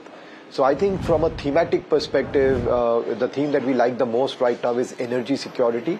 Clearly we would agree that this is not an India conflict. This is somebody else's conflict, but India is getting impacted because of its imports of energy. So what can we do over time to localize energy within India or to have your own energy replacing the imported energy? There we think that there are a variety of solutions. Obviously it will take time. It's going to be a multi-decade theme if we start from a policy action perspective, but there could be biofuels, there could be electrification, we could do more deep water oil and gas exploration, there is coal gasification, so there are a variety of themes and stocks linked to that ecosystem, including power financing companies, power generating companies, power transmission companies, even the coal manufacturers, the cables, wires, those kind of ecosystem players, so that is one pocket that we find exciting on the back of a theme playing out. We are also excited about the shipbuilding sector in India. That's a space where you can generate a lot of employment and the market shares are going to move away from the existing hubs of China, Korea and Japan because population there is aging. So that's another theme that we are quite excited about. So that's one bucket. The second bucket is lapping up to the global themes. So if globally there is AI which is doing very well, what feeds into the AI ecosystem is commodities. So things like aluminium stocks, copper stocks, again cables and wires, transformers. So those are the kind of stocks that we think will do well. Linked to the global growth story. And then coming to the value bucket, we do think that certain utility companies, both power and gas, plus telecom, plus hospitals and pharma is something that we are excited about. And then finally, within the value, we will also put in the financial space, which was always value, and because of the West Asia conflict has become even cheaper. Those are interesting sectors, Amish, that you're mentioning about, but I was just looking at BOFA's trajectory in terms of what they're expecting from the RBI. The house view is a cumulative 50 basis point interest rate hike for FY27 as a whole. With the way things are panning out, you have the policy which is just slated in the next couple of days. How severely will this macro tightening that we're looking at pressure the domestic cyclical sectors as well, if you have to look at real estate or even for that matter auto, because the view in terms of auto is very different.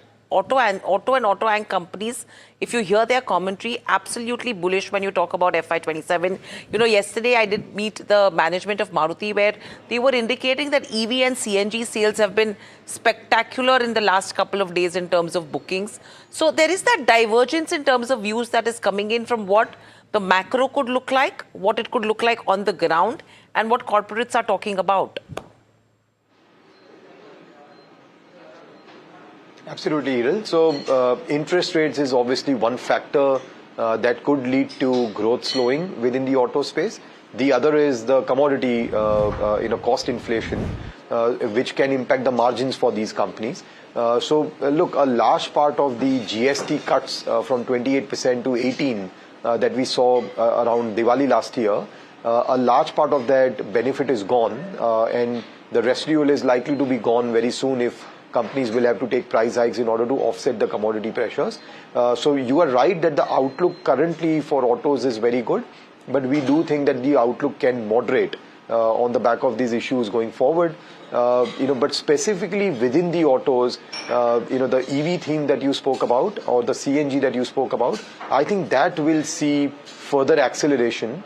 And we are already seeing early signs where EV cars or EV capacities are now facing supply side challenges. So companies are already talking about adding more capacities there.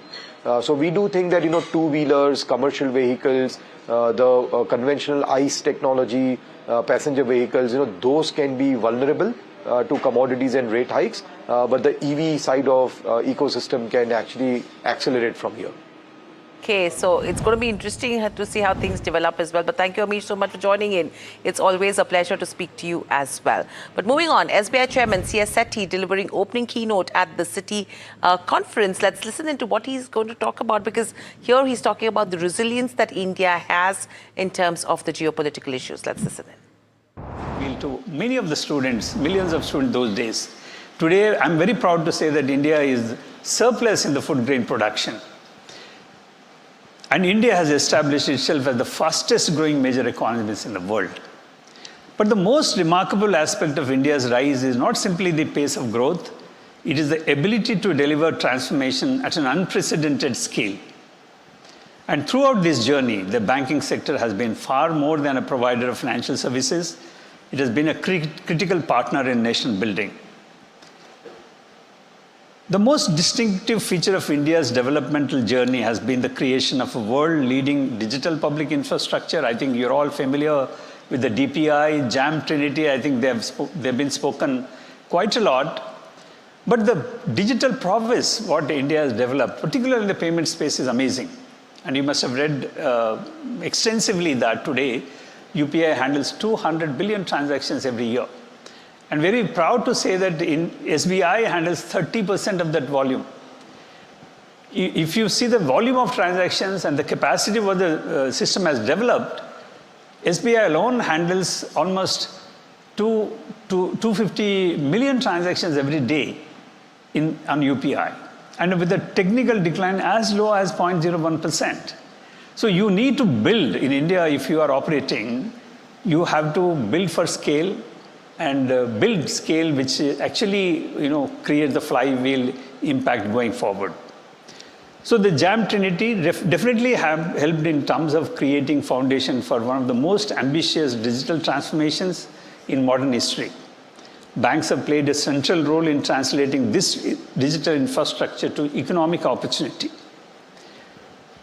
Social security coverage expanded dramatically from 19% of the population in 2015 to over 64% in 2025. The bedrock of this is what is called direct benefit transfer, which has not only prevented the leakage, it has brought many people into the fold of the benefits what the government has been giving to them. And again, the digital public infrastructure played a very important role to ensure that the DPD is delivered with efficiency and low cost. One of the most other significant achievements in the Indian banking system has been the democratization of access to finance. This DPI and the whole gamut of data availability in India has ensured that the finance, access to finance, the story which I mentioned is no more relevant, when not only the collector, everyone in India has access to the finance today. The microfinance sector offers a compelling example. Today, 95% of microfinance borrowers are women, and nearly 80% belong to rural areas. Over the last decade, the number of active borrowers has increased from 33 million to nearly 63 million. During the same period, the sector's loan portfolio expanded almost sevenfold, reaching approximately 2.5 trillion rupees. So these numbers represent much more than credit growth. They represent women starting businesses, families improving housing conditions, children gaining access to better education, and households becoming more resilient. Few financial inclusion initiatives in the world have combined financial access, social empowerment, and women-led development at this scale. Banks also have played a transformative role in supporting entrepreneurship. Today, large-scale government-supported, non-government-supported, individually driven by the banks are immense. We have adopted digitalization at scale to ensure that SME financing becomes seamless in the country.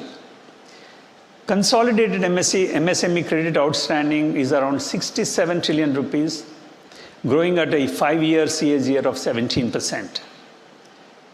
The other pillar of India's transformation has been the infrastructure and productive capacity creation.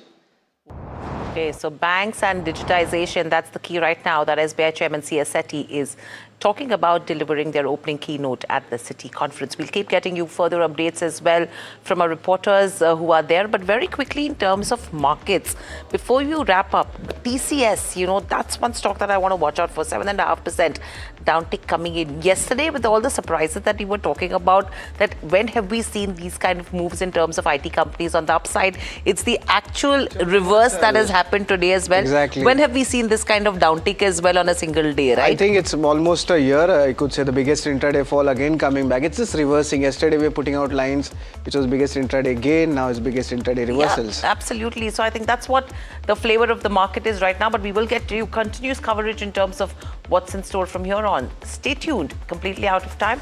With that, it's a wrap on India Market Open. Up next is Ask Profit. Thank you for watching.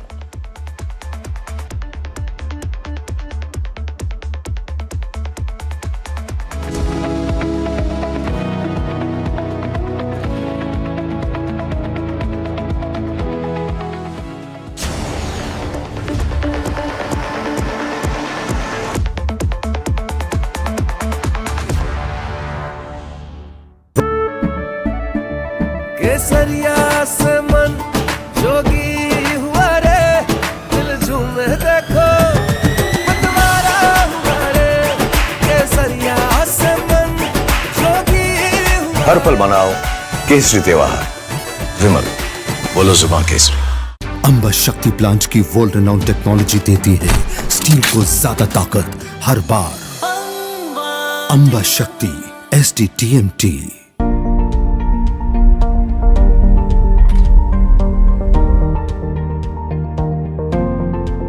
Investments in specialized investment fund involves relatively higher risk, including potential loss of capital, liquidity risk, and market volatility.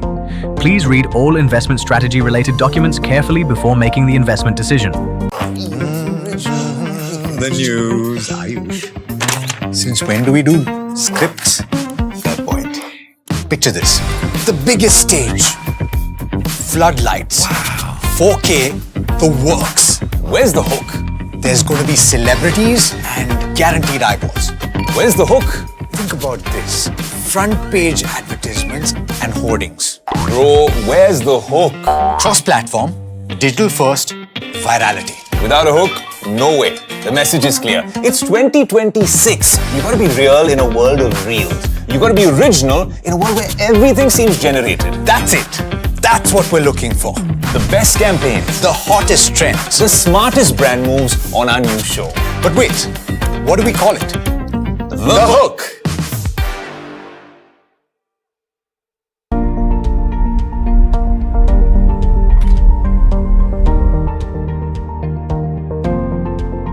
Investments in specialized investment fund involves relatively higher risk, including potential loss of capital, liquidity risk, and market volatility. Please read all investment strategy related documents carefully before making the investment decision. Economy, business, world, technology. Noise filtered, numbers decoded. Insights that rewire your worldview. From governance to growth, we connect the dots. Your daily edge, your global advantage. India Business Report with me, Gauri Dwivedi, weeknights on NDTV Profit. Hi, I'm Tamanna Inamdar. Watch me on NDTV Profit, where I break down the day's biggest business stories. What happened, why it matters, and what it means for your money. Hi, I'm Neeraj Shah. Watch me on NDTV Profit for the most incisive market intelligence and meaningful corporate conversations. And I'm Alex Matthew.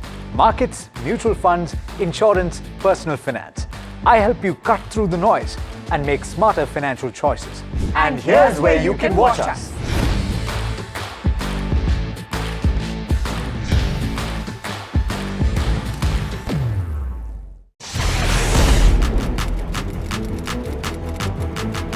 When the headlines move fast, perspective matters.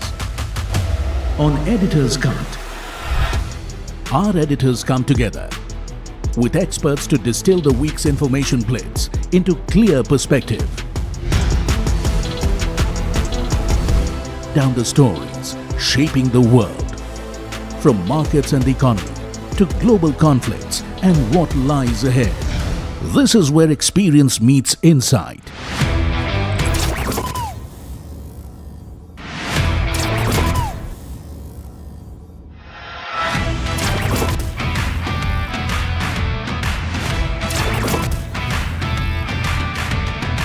No noise, no hype, just sharp takes on what to watch next. Editor's Cut, every Friday, 3:30 p.m. only on NDTV Profit. And the award goes to Tamanna Inamdar.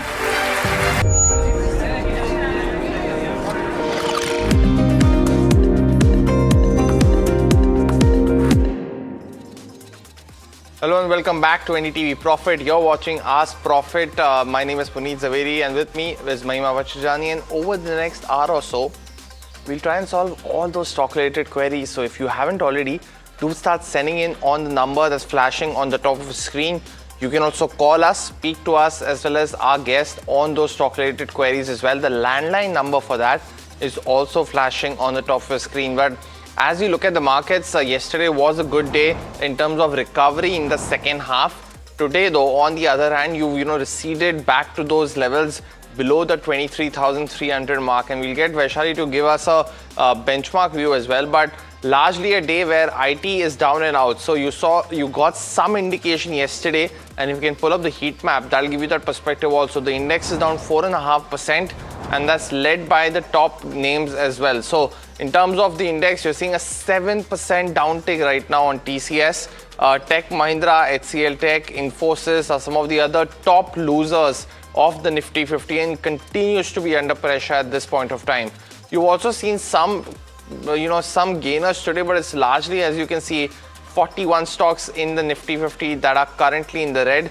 And so we will hope for a similar picture compared to yesterday, where there'll be at least some rebound in the second half from the lows, but very important to track all those key updates. If you also look at the sectoral heat map, we spoke about IT being down as an index, down 4%.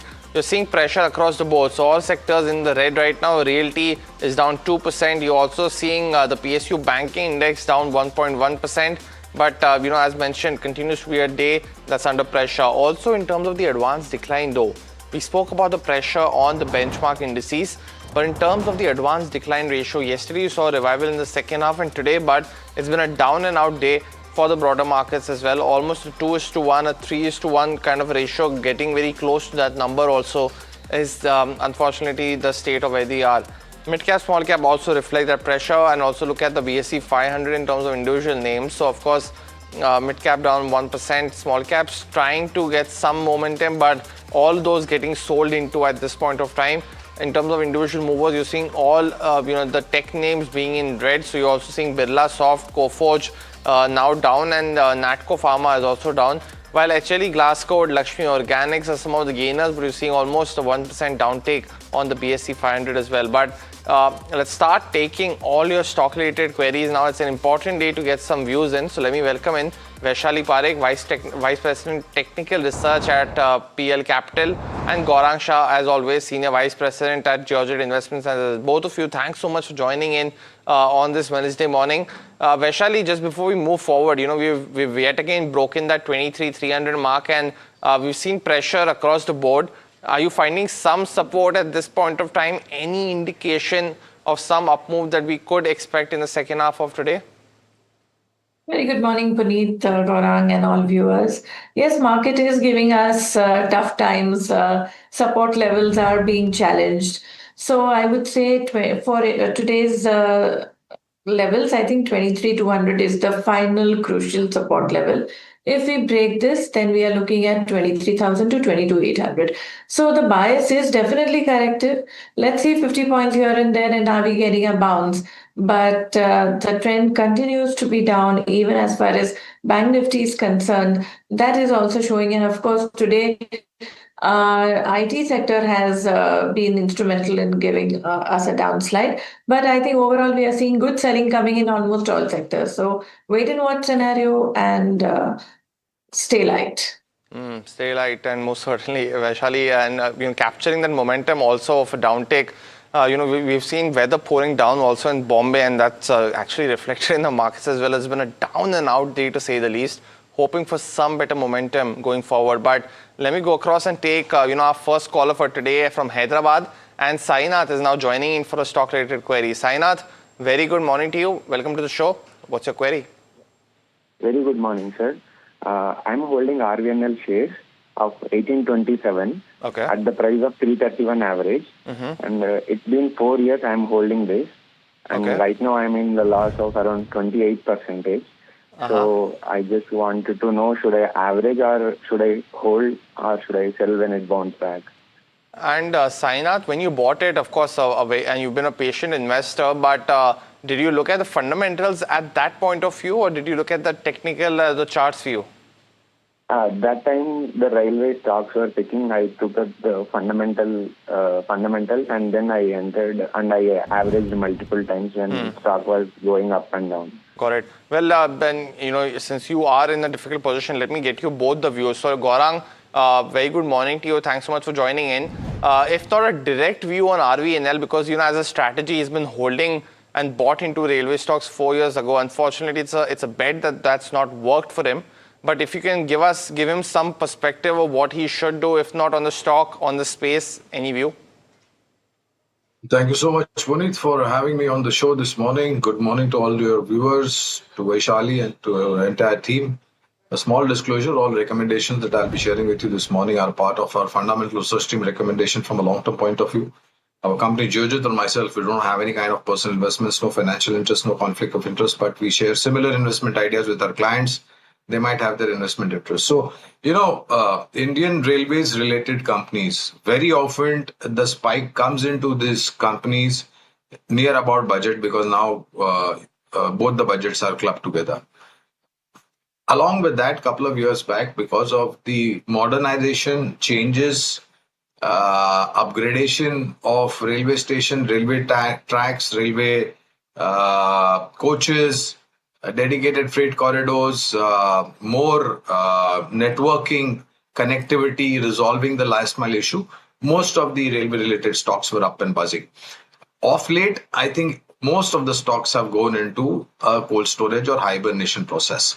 Sainath over here has bought in at about 331, if I'm not mistaken, and currently the stock is trading at 235. So there is a huge hit, Puneet, that the investor is taking right now. The future, I'm talking about the sector, because on RVNL, or as a matter of fact, we used to cover IRCTC some time back, but our targets price were in place and we have removed the coverage. So currently no coverage. Also on RVNL, we don't have coverage, but the future looks extremely bright in terms of the changes and the resolution of last mile connectivity that the government and rail ministries spot. But this is going to take time because, acquiring land, laying down tracks, getting in connectivity, electrification is also a big theme because a lot of our locomotives are dependent on diesel.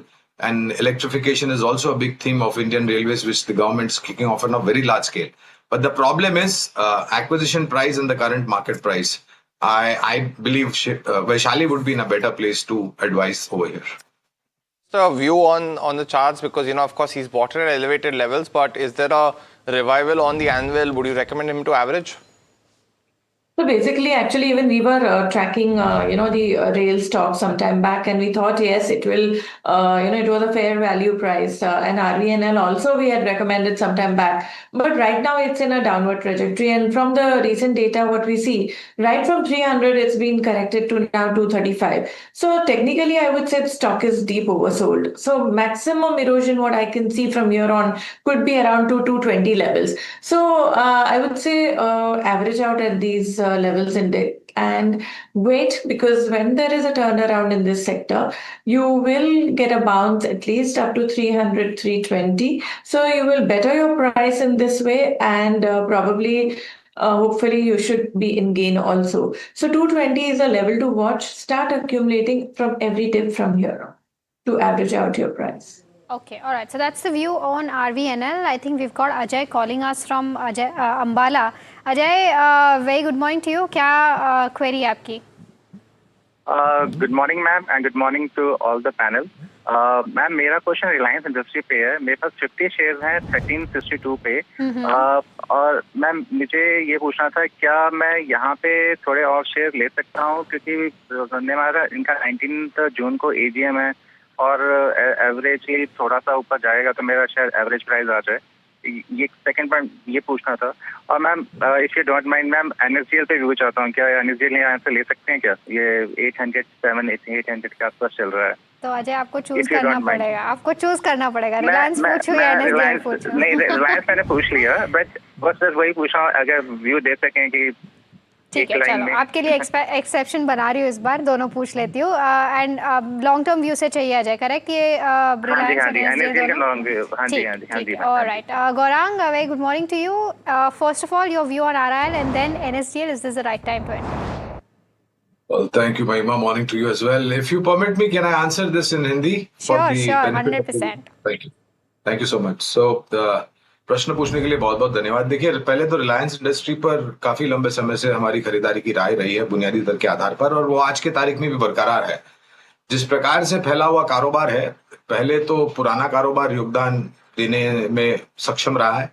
नए कारोबार में से आय और शुद्ध मुनाफों को लेकर के बहुत सकारात्मक भविष्य हमें दिखाई दे रहा है, और जो भी रणनीति कारोबार को लेकर के मैनेजमेंट ने साझा जमीनी स्तर पर रखी है, वो भी हमें लग रहा है कि बहुत बड़ा परिवर्तन. लेकिन इसके लिए समय लगेगा, क्योंकि ये जो पूरा कारोबार है, चाहे वो रिफाइनिंग हो, ऑयल टू केमिकल्स हो, रिटेल हो, डिजिटल हो. और एक बात यहाँ पर ये भी है कि बाजार एक तर्क लगा रहा है कि रिलायंस जियो मोबिलिटी को अलग करके अलग रूप में लिस्ट किया जाएगा, जैसे जियो फाइनेंस को लिस्ट किया गया. लेकिन वो ये भी बाजार समझ रहा है कि इस वर्ष के आधे हिस्से में होगा, यानी कि जुलाई से दिसंबर तक. लेकिन एक तर्क लगा रहा है बाजार, मैनेजमेंट के ऊपर छोड़ देते हैं, उनकी बुद्धिमत्ता पर छोड़ देते हैं कब लेके आते हैं. तो अच्छा लग रहा है. बने रहे, हमारी खरीदारी की राय है एज अ डिस्क्लोजर. और अगर आपने ऊपरी स्तर पर लिया है तो ये जो 1300-1310 के आसपास है, उसके थोड़ा बहुत नीचे आता है तो आप और भी जोड़ सकते हैं अगर आपका नजरिया लंबी अवधि का है. NSDL पर आपकी राय है, तो पहले तो क्षेत्र पर टिप्पणी करूंगा. भारतीय शेयर बाजार यानी कि इंडियन कैपिटल मार्केट्स पसंद आता है हमें. एक कंपनी जो कि सेवा उपलब्ध कराती है वो है कंप्यूटर एज मैनेजमेंट सर्विसेज. ये कंपनी पर हमारी खरीदारी की राय है. लेकिन आपने प्रश्न पूछा NSDL पर, तो मेरे ख्याल से अगर मेरी याददाश्त रही है तो जब IPO हाल ही में आया था, तब IPO नोट द्वारा हमने लंबी अवधि के लिए IPO में निवेश की राय दी थी.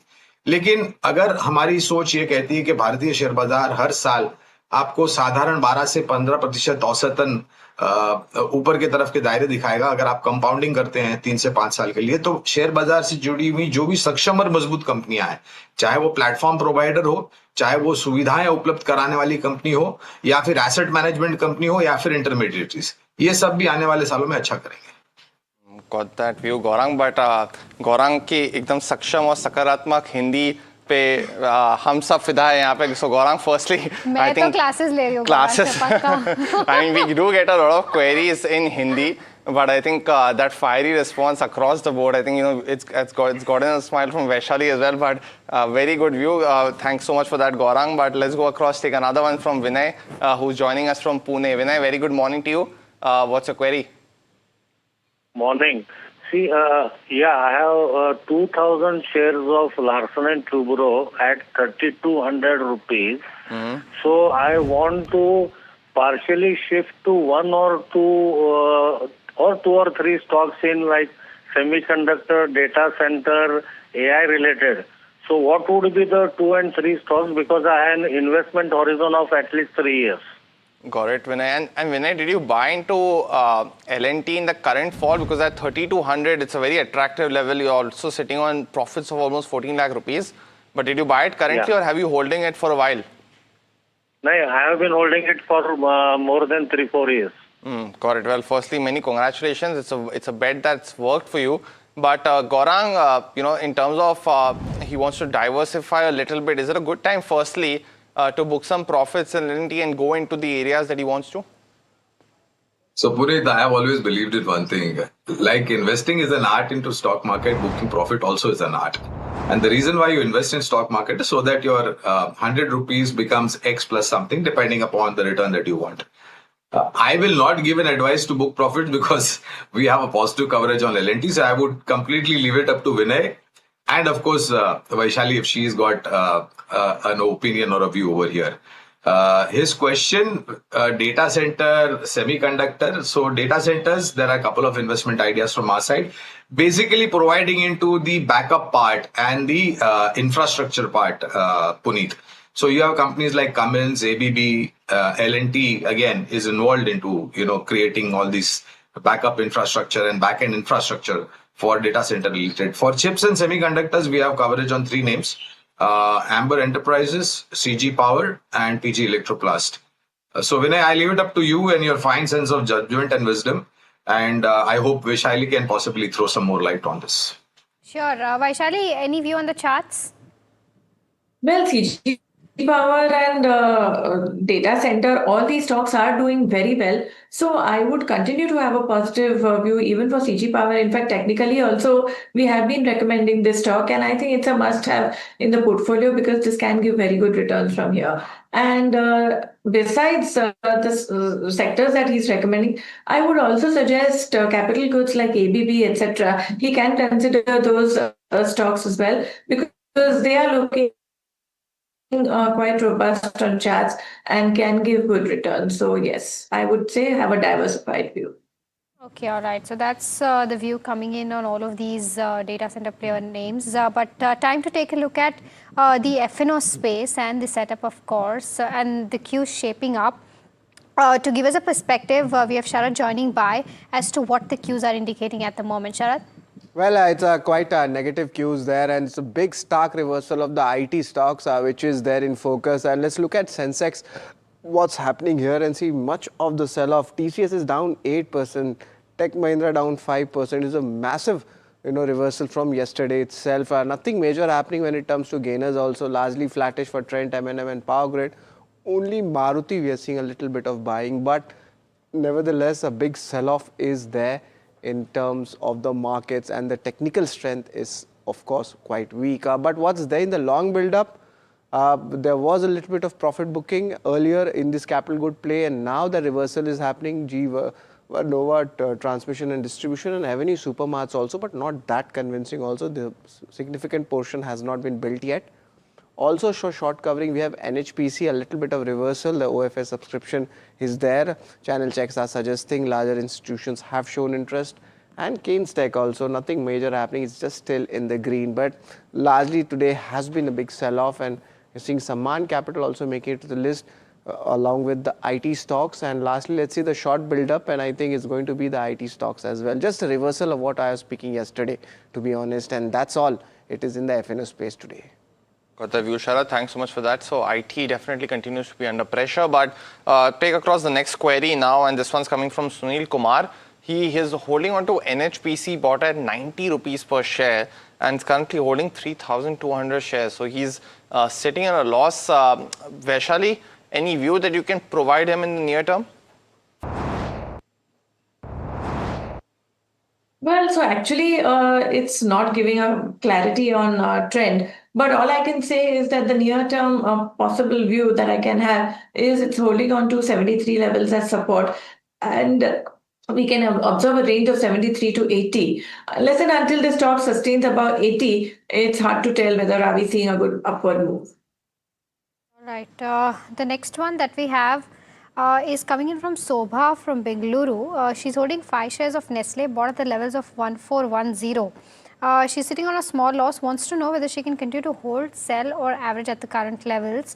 Vaishali, I'll stick with you for this one. Nestle, how is it looking on the charts at the moment? So Nestle had got into an uptrend, and right now we are seeing some profit booking and so some consolidation.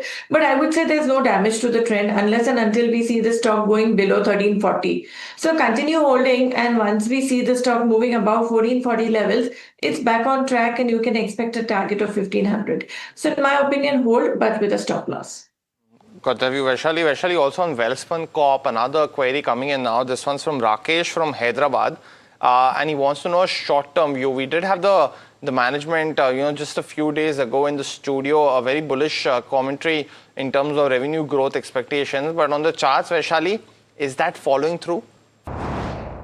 So I would say keep a trading stop loss because, of course, it has shown one-way rally, right? From 800 to now, it's at 1387, quite a run-up. So be cautiously positive. Hold with a trading stop loss of 1340, and this can go towards 1440, 1450. I don't see much of an upside from here on for now.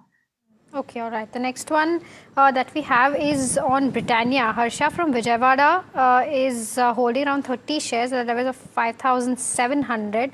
Wants to know whether to add, hold, sell from again a short-term perspective. So Vaishali, I'll have to stick with you for this one as well. Britannia on the charts.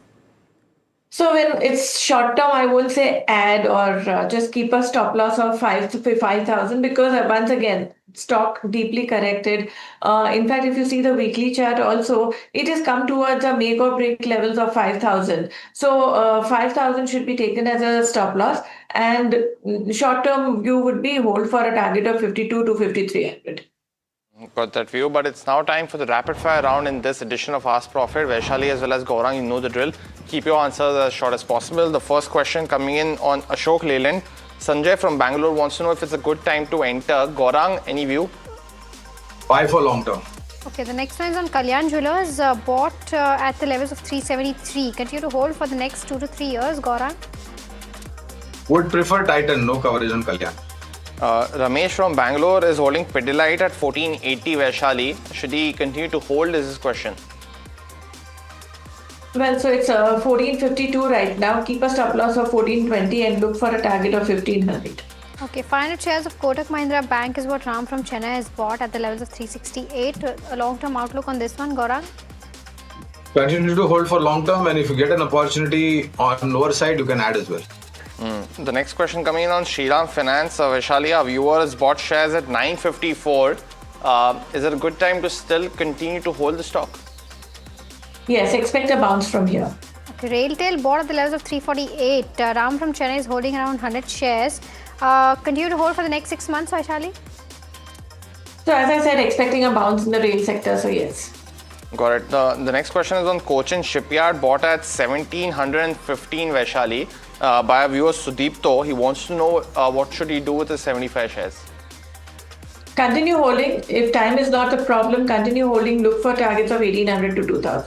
Okay, HFCL 100 shares is what Sriram Raghuraman from Chennai bought at the levels of 53 since June 21. The stock is currently trading at 195 from a long-term perspective. Gaurang, any view? Continue to hold?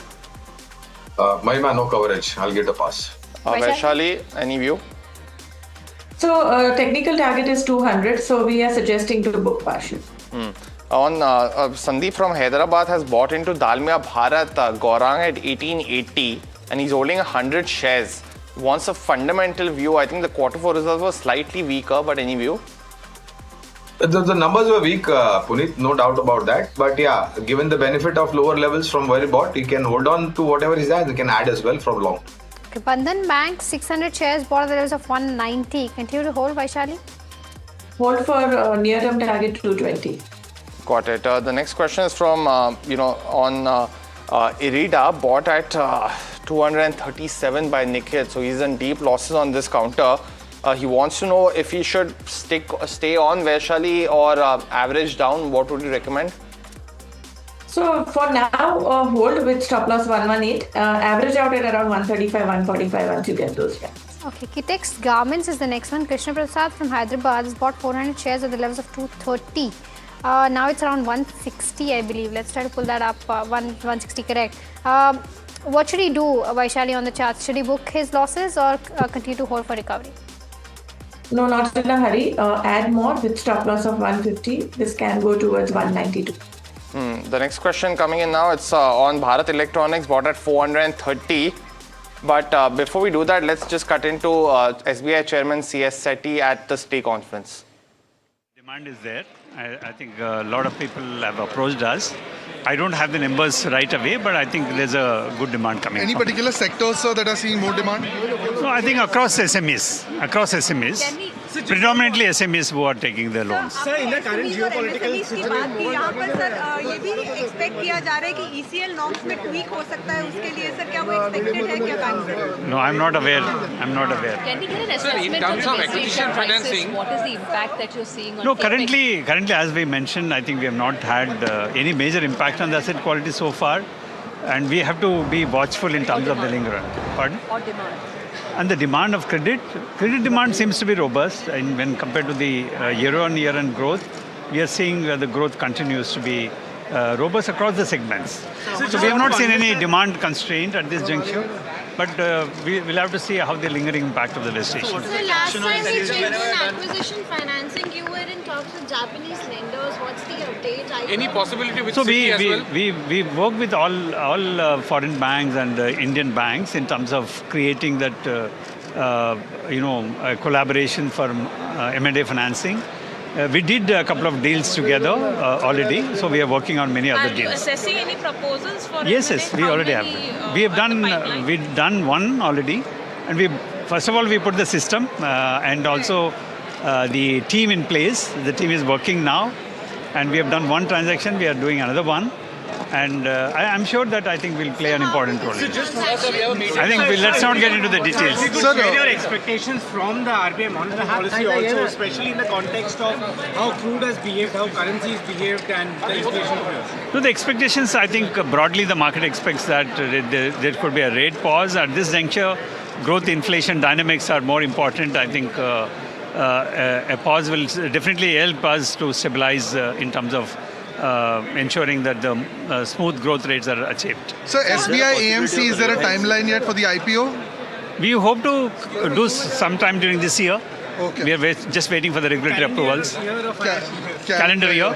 Are you close to filing the... we have already filed the DRHP, so we are waiting for the approval. Yes, we have filed the DRHP. Yeah. And then would SBI General also follow next? Yeah, we'll see that. Got it. Well, and that important question there by our colleague Nimit there on the SBI AMC IPO as well as on the general one, of course, will be something to watch. But the DRHP filed, as CS Setty spoke about as well. But let's take a very quick break. We'll resume all the questions on the other side with our guests.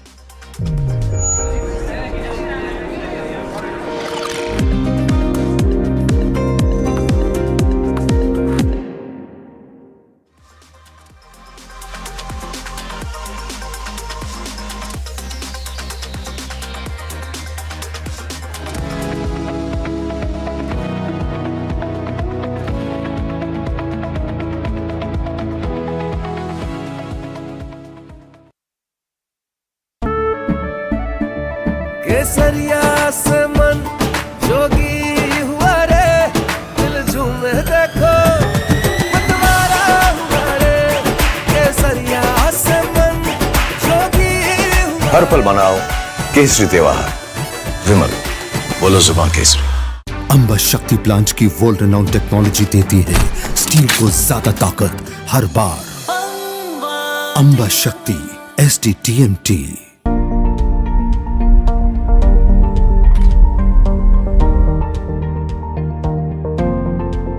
Investments in specialized investment fund involves relatively higher risk, including potential loss of capital, liquidity risk, and market volatility. Please read all investment strategy related documents carefully before making the investment decision. Hi, I'm Tamanna Inamdar. Watch me on NDTV Profit, where I break down the day's biggest business stories. What happened, why it matters, and what it means for your money. Hi, I'm Niraj Shah. Watch me on NDTV Profit for the most incisive market intelligence and meaningful corporate conversations. And I'm Alex Matthew. Markets, mutual funds, insurance, personal finance.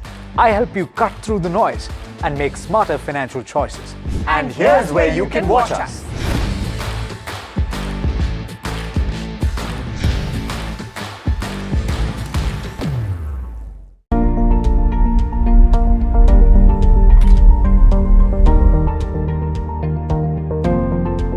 Investments in specialized investment fund involves relatively higher risk, including potential loss of capital, liquidity risk, and market volatility.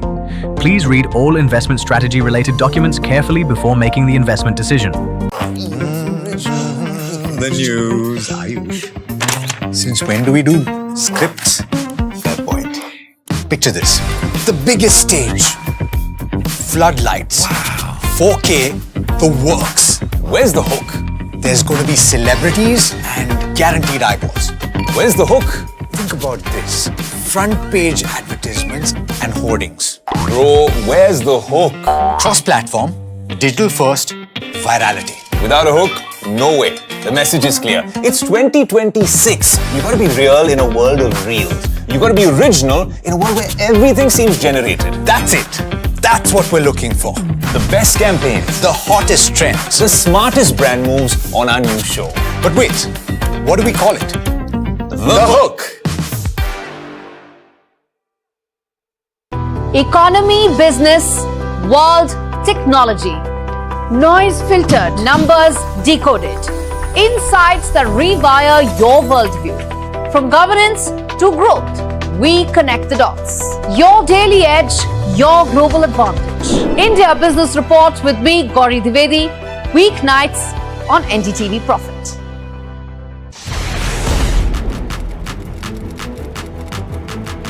When the headlines move fast, perspective matters. On Editor's Cut, our editors come together with experts to distill the week's information plates into clear perspective.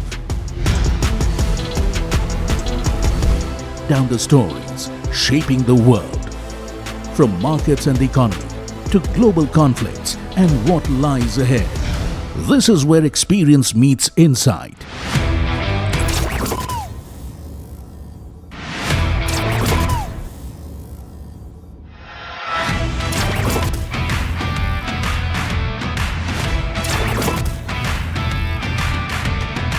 No noise, no hype, just sharp takes on what to watch next.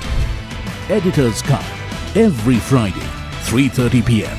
only on NDTV Profit. And the award goes to...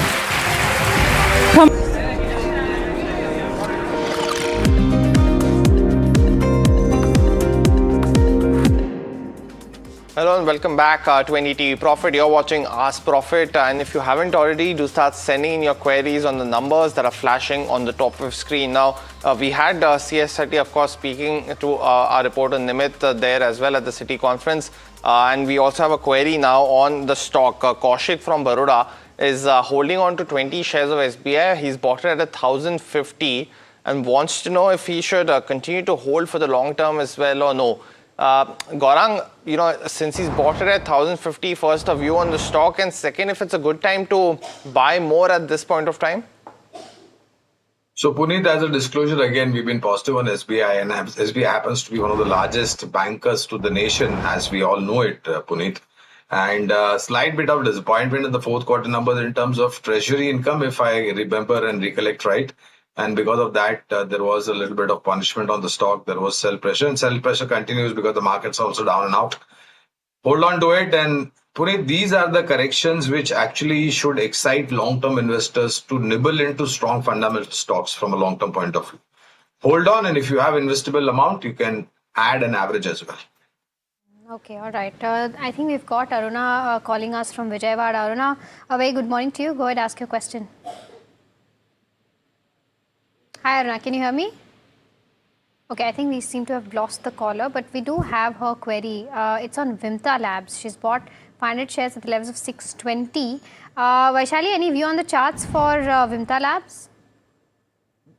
So I think the stock has shown good erosion and now signs of reversal. So I would say start buying the stock with support of 450 and near-term target we are looking at 550. Got that view. The next one coming in now, it's from Royston from Maharashtra, and he's holding on to, or actually wants to actually buy REC for the long term. And what's the view? Gaurang, any coverage either on REC or PFC? Of course, the merger is impending, but any view on either of those stocks? So Puneet, while we used to be positive on both, but since our target price were in place, we have not gone ahead with our coverage any longer, no coverage. But yeah, we remain extremely positive on the sector, that is power transmission and distribution and power equipments. And both these are well-defined players. And there is a news, I believe, Honorable Finance Minister said about merger of both these companies. But yeah, no coverage, so no specific comments. Okay, the next one is on Bajaj Housing Finance. Our viewer, Kesav Rao from Andhra Pradesh, is holding 1,200 shares at the levels of 143. Wants to know as to whether he can continue to hold this counter further or book his losses. Vaishali, any view? Well, I would say I don't have much of a data. Gaurang would be the better person to talk about. Gaurang, any view on this one? Because from 143, it's now come to 83. Yeah, I think this has been a drag and an underperformer, Mahima. But the only problem happened, I mean, we remain positive on the entire HFC, that is Housing Finance Companies, Mahima. Two recommendations are there, LIC Housing Finance and Canfin Homes. Despite of almost a decade after which we saw an IPO coming from the group, that is Bajaj, the stock is still under pressure. I believe it is below the IPO price as well, correct me if I'm wrong. So if you want a preference, LIC Housing and Canfin Homes are better options. Got it, Gaurang. And yeah, it's been a very, very disappointing ride. Recovered from those lows of 77, 78 odd, climbed to 90, then back again at these levels of 84, and has been under pressure as well. But the next query coming in now, it's unfortunately on another disappointing stock performance post listing, and that's on ITC Hotels. Now, our viewer Suman from Kolkata is holding shares at 182. Wants to know if we should average out now and continue to hold for the long term. Gaurang, any coverage on this stock? What would you recommend? So ITC was in the news for all the wrong reasons, unfortunately, Kritam. Because of the, not only ITC, but all these companies like VST and of course Godfrey Phillips, Puneet, because of the price hike. Then once again, we had price hike coming in for the smaller length of cigarettes. We remain positive on ITC from a long-term point of view. The stock got adjusted for dividend, if I'm not mistaken, Puneet, recently.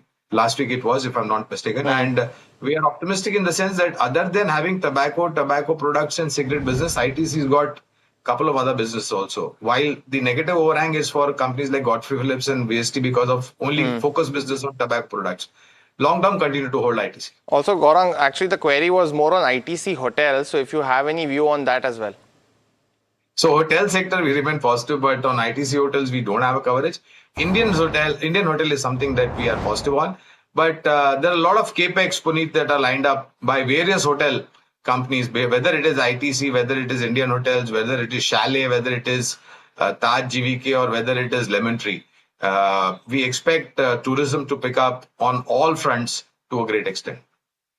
All right, so that's the view coming in on the entire hotel space. The next one that we have is on, this is from Nidika from Pune, asking about Geo Finance. She's holding 550 shares at the levels of 263 that she's kept from a long-term perspective. Whether she can continue to hold this or not, Gaurang? So Geo Finance, again, Mahima, my sense, what I have observed since the time this company got hived off and listed as a separate entity, between 200 and 220, there are a lot of large investors who are looking at that. And there's been a couple of times in the past history since this company got listed, it goes to 200, 220, consolidates over there and then bounces back to about 275, 280, 300 plus levels. 350 is the target from a long-term point of view. Continue to hold on. If you got in at higher levels, you can add an average as well. Got that view, Gaurang. But let's go across and take another caller now from Hyderabad. And Murli has a stock query for us. Murli, good morning. Welcome to the show. What's your query? Good morning. Yeah, good morning. Good morning to all the panelists and you both. I have a query on Sirma SGS. I have right now about 20 shares at an average of 606. Okay. I sold about 20 shares and it reached 1,000 plus. Okay. So should I hold the remaining for another 1 year or so? I've been holding it for the last 3 years. Well, Murli, firstly, many congratulations. You got it at a very good price. So you looked at the fundamentals or the technicals for Sirma SGS when you bought into it? I looked at both and the company and the fundamentals of it, though it went into negative at times, but I hold it on assuming that it's a good company and it would bounce back. Well, most certainly it did, Murli, and I think it went down to 425 since then. What a move for this counter in the last 12 months. Also, our stock has doubled. But let me get firstly a view from Vaishali. Vaishali, because you've seen rank outperformance from Sirma SGS, especially at a time when the EMS sector is under consolidation. Any view on the charts? Oh, yes. I think it's a very good pick and it's doing very well. It should continue to do well. Even the monthly charts, they show a good upward move. So I would say please hold, no harm booking partial profit, but the rest one can hold for a target of around 1250 to 1300 levels. All right, okay. We've got caller Seema who's calling us from Hyderabad. Seema, a very good morning to you. Go ahead, ask your question. Hi. I'd like to add NTPC and Power Grid stocks. So can I know about them? Yeah. Okay, Seema, got your question.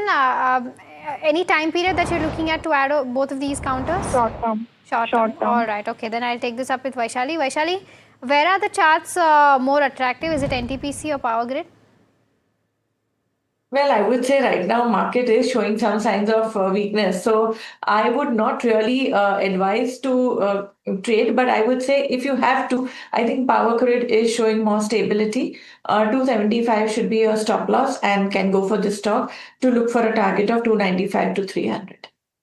Got that view. Now, it's a stock we haven't discussed too much. KMC Specialty Hospital, the last 1 year chart has been very strong for this one. Ankit from Mumbai is actually holding shares at almost 87 rupees per share and holding 500 of those almost. So he's in the profits. Vaishali, I don't know if you track this. He wants a long-term view, but I'm guessing it's a very small company for Gaurang to track. But any view firstly on the charts, Vaishali, for KMC? Sorry, I don't have this chart either. Gaurang, I'm guessing it's too small, right, to cover at this point of time. If not, anything that you like in the hospital sector? Yeah, it happens to be a very small company, Puneet.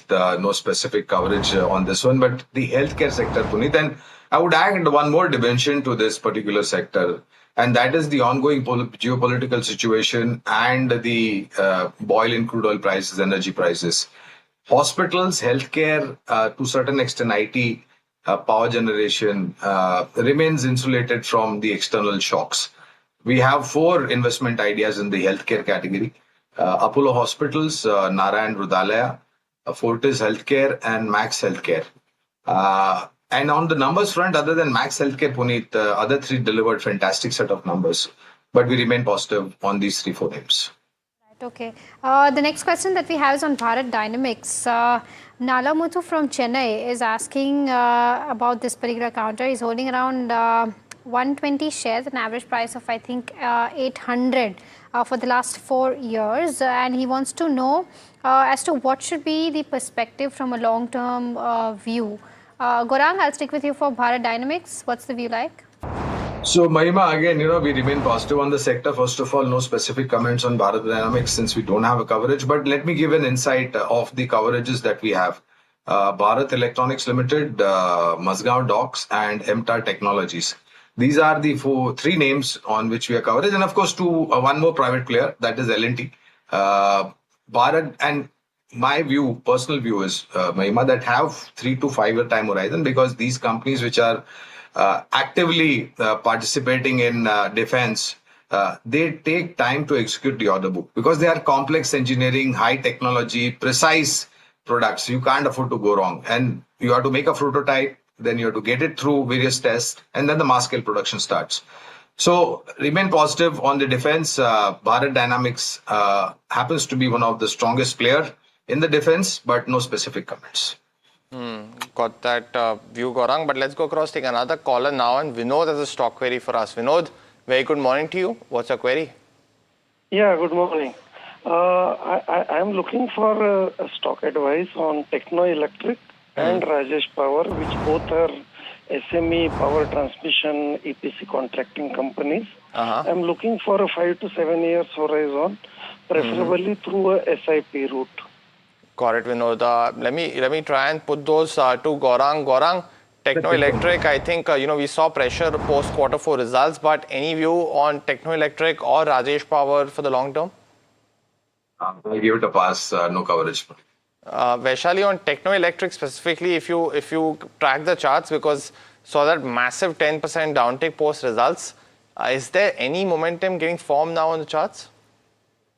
So if you're talking about Techno Electric, well, there's nothing really happening. It's just consolidating. Since a very long time, it is just having a range of 950 to 1350. So follow these levels. Either way is a decisive move, give you a clarity. Okay, all right. The next one that we have is from Amit, who's writing us from Mumbai. He's holding 1,000 shares of IndusInd Bank at the levels of 1380. He wants to know whether he'll ever be able to reach his cost price or not. And his query is valid also, right, Gaurang? He's been a patient investor sitting on a loss of almost 5 lakh rupees. What should he do? So first advice is, Mahima, that don't let your capital erode. Exactly. 60-70%, because then the recovery of your capital itself becomes a big question mark. Forget about making profit on your investments. Having said that, there are some news items recently which has actually played an overhang on IndusInd Bank, but we have a hold rating. I dare not say that he can average over here, but yeah, in case if he's got investable amount, then he can average some portion, since he got in at 1300 plus and the stock is trading at about 880, 890 odd levels. Hold an average, it may take a longer time. Patience will possibly pay off in terms of either narrowing your losses depending upon the quantity you average, or getting you a little bit of profit. I don't know if Vaishali has a view on this. Got it, Gaurang. But next question coming in now, it's on Supriya Life Sciences. There's been another counter that was locked in upper circuit post results, and our viewer Mahesh actually holds shares at 678. So he's currently sitting on a profit, holding 15 shares. Let's look at the 1 week or the 1 month chart, and then you had that market correction over the last couple of days. So stock also tanked 10%. So it's been volatile to say the least. In this week, up 13%, and you said a big jump post results at the end of last week, and then that downtick yet again. But Vaishali, it's performed well in the last 1 month. Would you recommend Mahesh to book profits? He's bought it at 678. I would say so, book partial profit, because we've seen a good one-way run-up. But, and if you're not in a hurry, I think follow a strict stop loss of 850, because this stock, the way it has consolidated, can show new round of momentum and perhaps retest the previous high. So 850 should be a stop loss and continue holding. Okay, all right. The next one that we have is from Surita, who's writing us from Delhi. She says she wants to invest 3 lakhs rupees in ICICI AMC and wants a short-term view, a 2 months view on this particular counter. Vaishali, this question is specifically for you. So first of all, well, if you want to just trade, then I think follow strict rules, and I'll just give you the levels.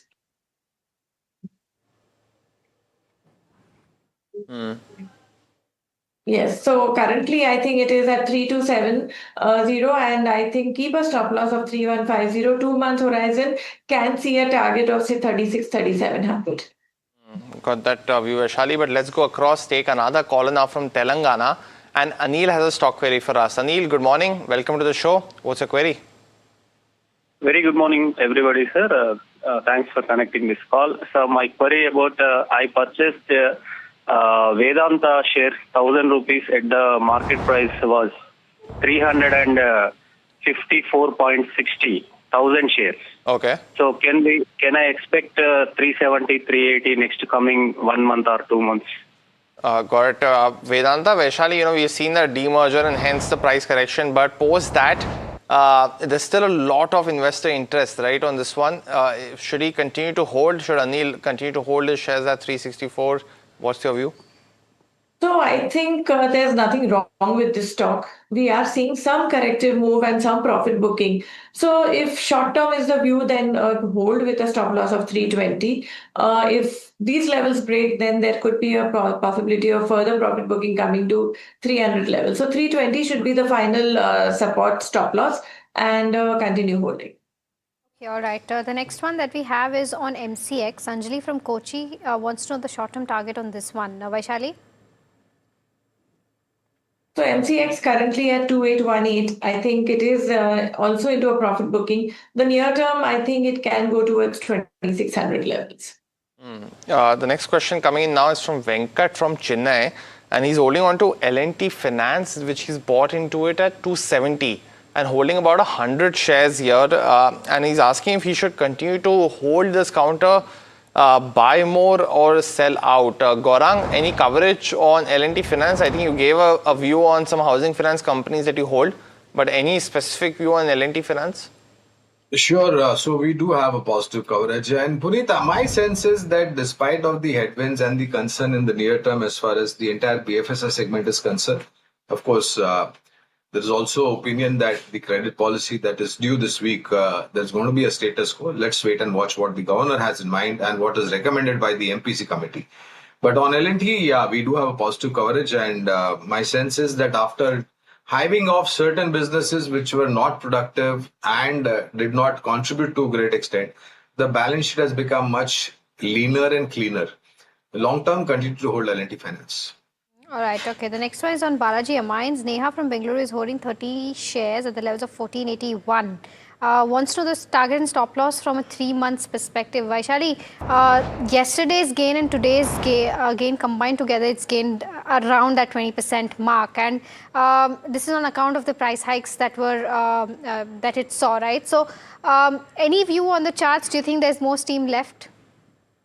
I would say so. If 3 months is the horizon, in fact, even on a weekly chart, it's showing good bullish candle right now. Though for the near term, we have seen a good run up already coming in. So I would say continue holding, but the stop loss comes at 1600. So that's your call as to would you want to hold with such a low stop loss. But I think the projected targets for 2 to 3 months, I won't be surprised if this goes to 2400 to 2600. So stop accordingly. Got that view, Vaishali. So definitely, we put out the story yesterday in India Market Close about what's happening in the Ameen space as well. So probably that's what's leading the momentum there. But next question is from Battu from Hyderabad, and he's holding on to Escorts, which he's bought at 2970. Now he's holding on to 253 shares. But Gaurang, very interestingly, though, we've seen that last year was a record year for the tractor industry, crossing that 1 million sales mark for the industry. But the April and May numbers are also not too bad, right? What would you recommend here if you have a direct view on Escorts, or what do you recommend for Battu to do? He's got a nice name. That's why I took it twice. So I believe Escorts Kubota is what the stock we are talking about. And the entire tractor, earth moving equipments, farm and agri equipments, which Escorts Kubota is into.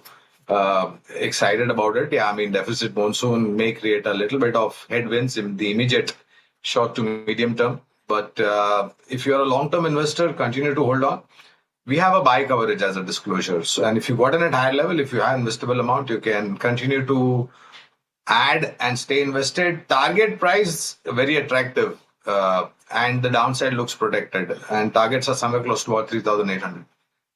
Okay, wow, 3,800 targets for Scott's Q, but that's what Gaurang is predicting. But, let's start a rapid fire round, and Gaurang and Vaishali, you both know the drill. The first question that we have is from Ajay, who's writing us from Bengaluru, asking about Aeroflex Industries.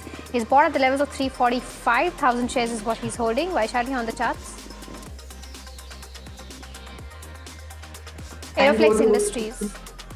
Aeroflex, yes. So right now it is showing some momentum. It can go towards 460. Hold. Got it. On Sandhar Tech, Neelam from Jaipur is holding shares at 441. Gaurang, we had the management come and say that they're expecting FY27 to be one of their best years. Any view on the stock or anything that you like in the auto component space now? So yeah, I mean, this is a very strong player, Puneet. No specific coverage since we don't have one. But we like Uno Minda, CIE Automotive, JK Tire, Apollo Tire, Balkrishna Industries, Oxide Industries, Amara Raja Mobility. All right, the next one is on Kansai Nerolac. Akhil from Pune is holding 60 shares, bought at the levels of 163 from a 2-year perspective. Continue to hold. Gaurang? Kansai Nerolac, yeah, I mean, paint happens to be one of the sectors which are affected by the ongoing geopolitics. Long term, continue to hold. We have positive coverage. Sign DLM bought at 605 by Bhaskar. Vaishali wants to know what should he do with his 80 shares now? Currently 455, hold. Look for a target of 500, 520. KC International from a long-term perspective, is it a good time to enter? Saurabh wants to know this. Gaurang? So we are positive on KC International. Mahimad, the only problem was the numbers were a disaster. Let's be very honest to ourselves.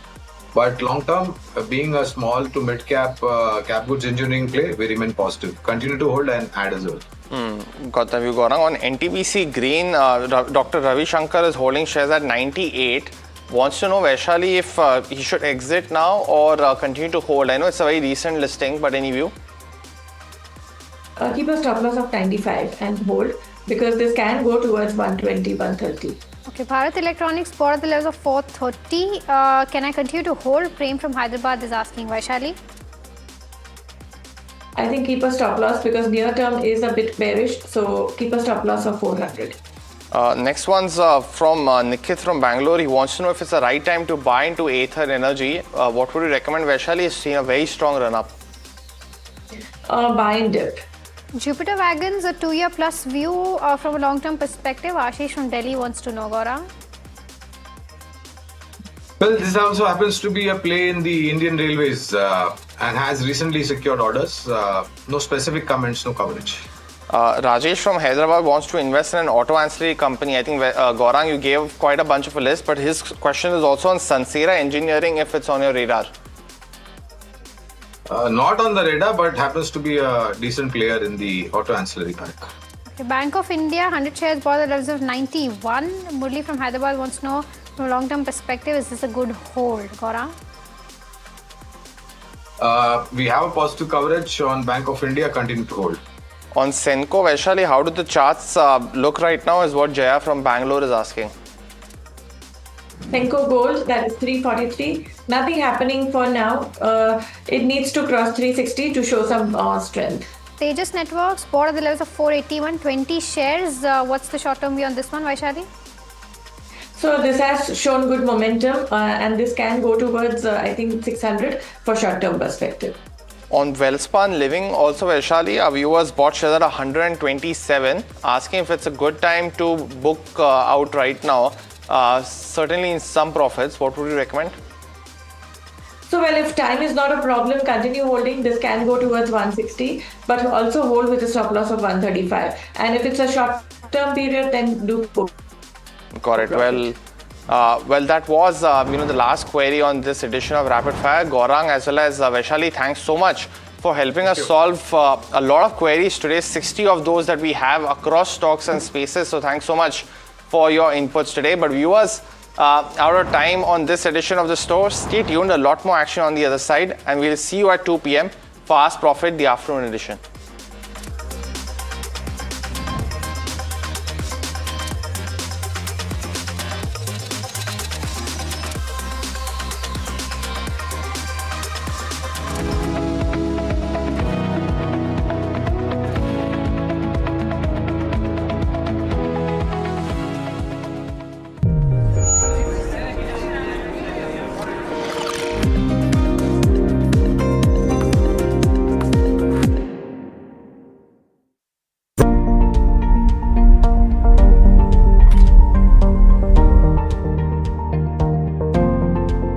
Investments in specialized investment fund involves relatively higher risk, including potential loss of capital, liquidity risk, and market volatility. Please read all investment strategy related documents carefully before making the investment decision. Economy, business, world, technology. Noise filtered, numbers decoded.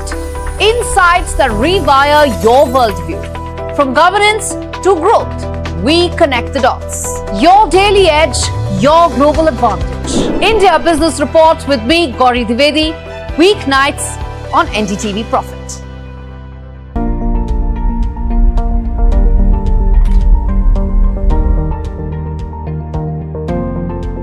Investments in specialized investment fund involves relatively higher risk, including potential loss of capital, liquidity risk, and market volatility.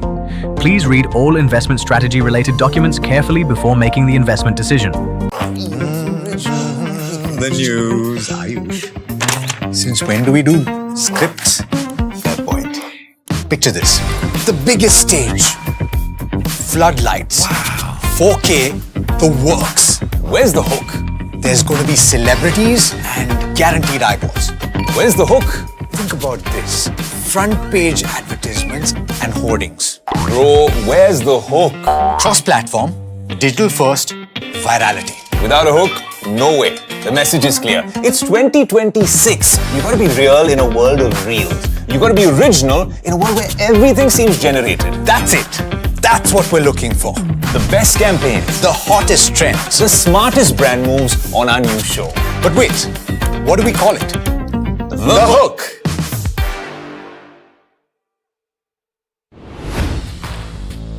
Hi, I'm Tamanna Inamdar. Watch me on NDTV Profit, where I break down the day's biggest business stories. What happened, why it matters, and what it means for your money. Hi, I'm Niraj Shah. Watch me on NDTV Profit for the most incisive market intelligence and meaningful corporate conversations. And I'm Alex Matthew. Markets, mutual funds, insurance, personal finance. I help you cut through the noise and make smarter financial choices. And here's where you can watch us.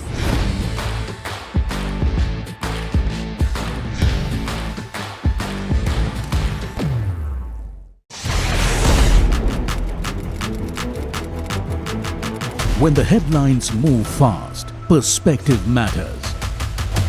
On Editor's Cut, our editors come together with experts to distill the week's information blitz into clear perspective.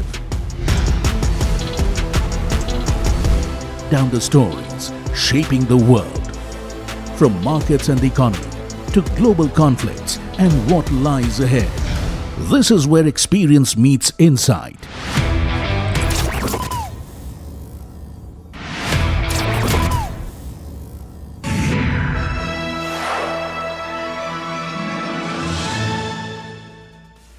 Hello and welcome to KYC. I'm Sharad Dubey and you are watching NDTV Profit. This is the show where I get to the hottest companies, what's the story behind it, and interestingly, will there be any alpha made or not? So let's start with the company in focus today. That would be definitely there, but I'll give you some hints. Try to guess it. It's India's third largest manufacturer of magnetic winding wires.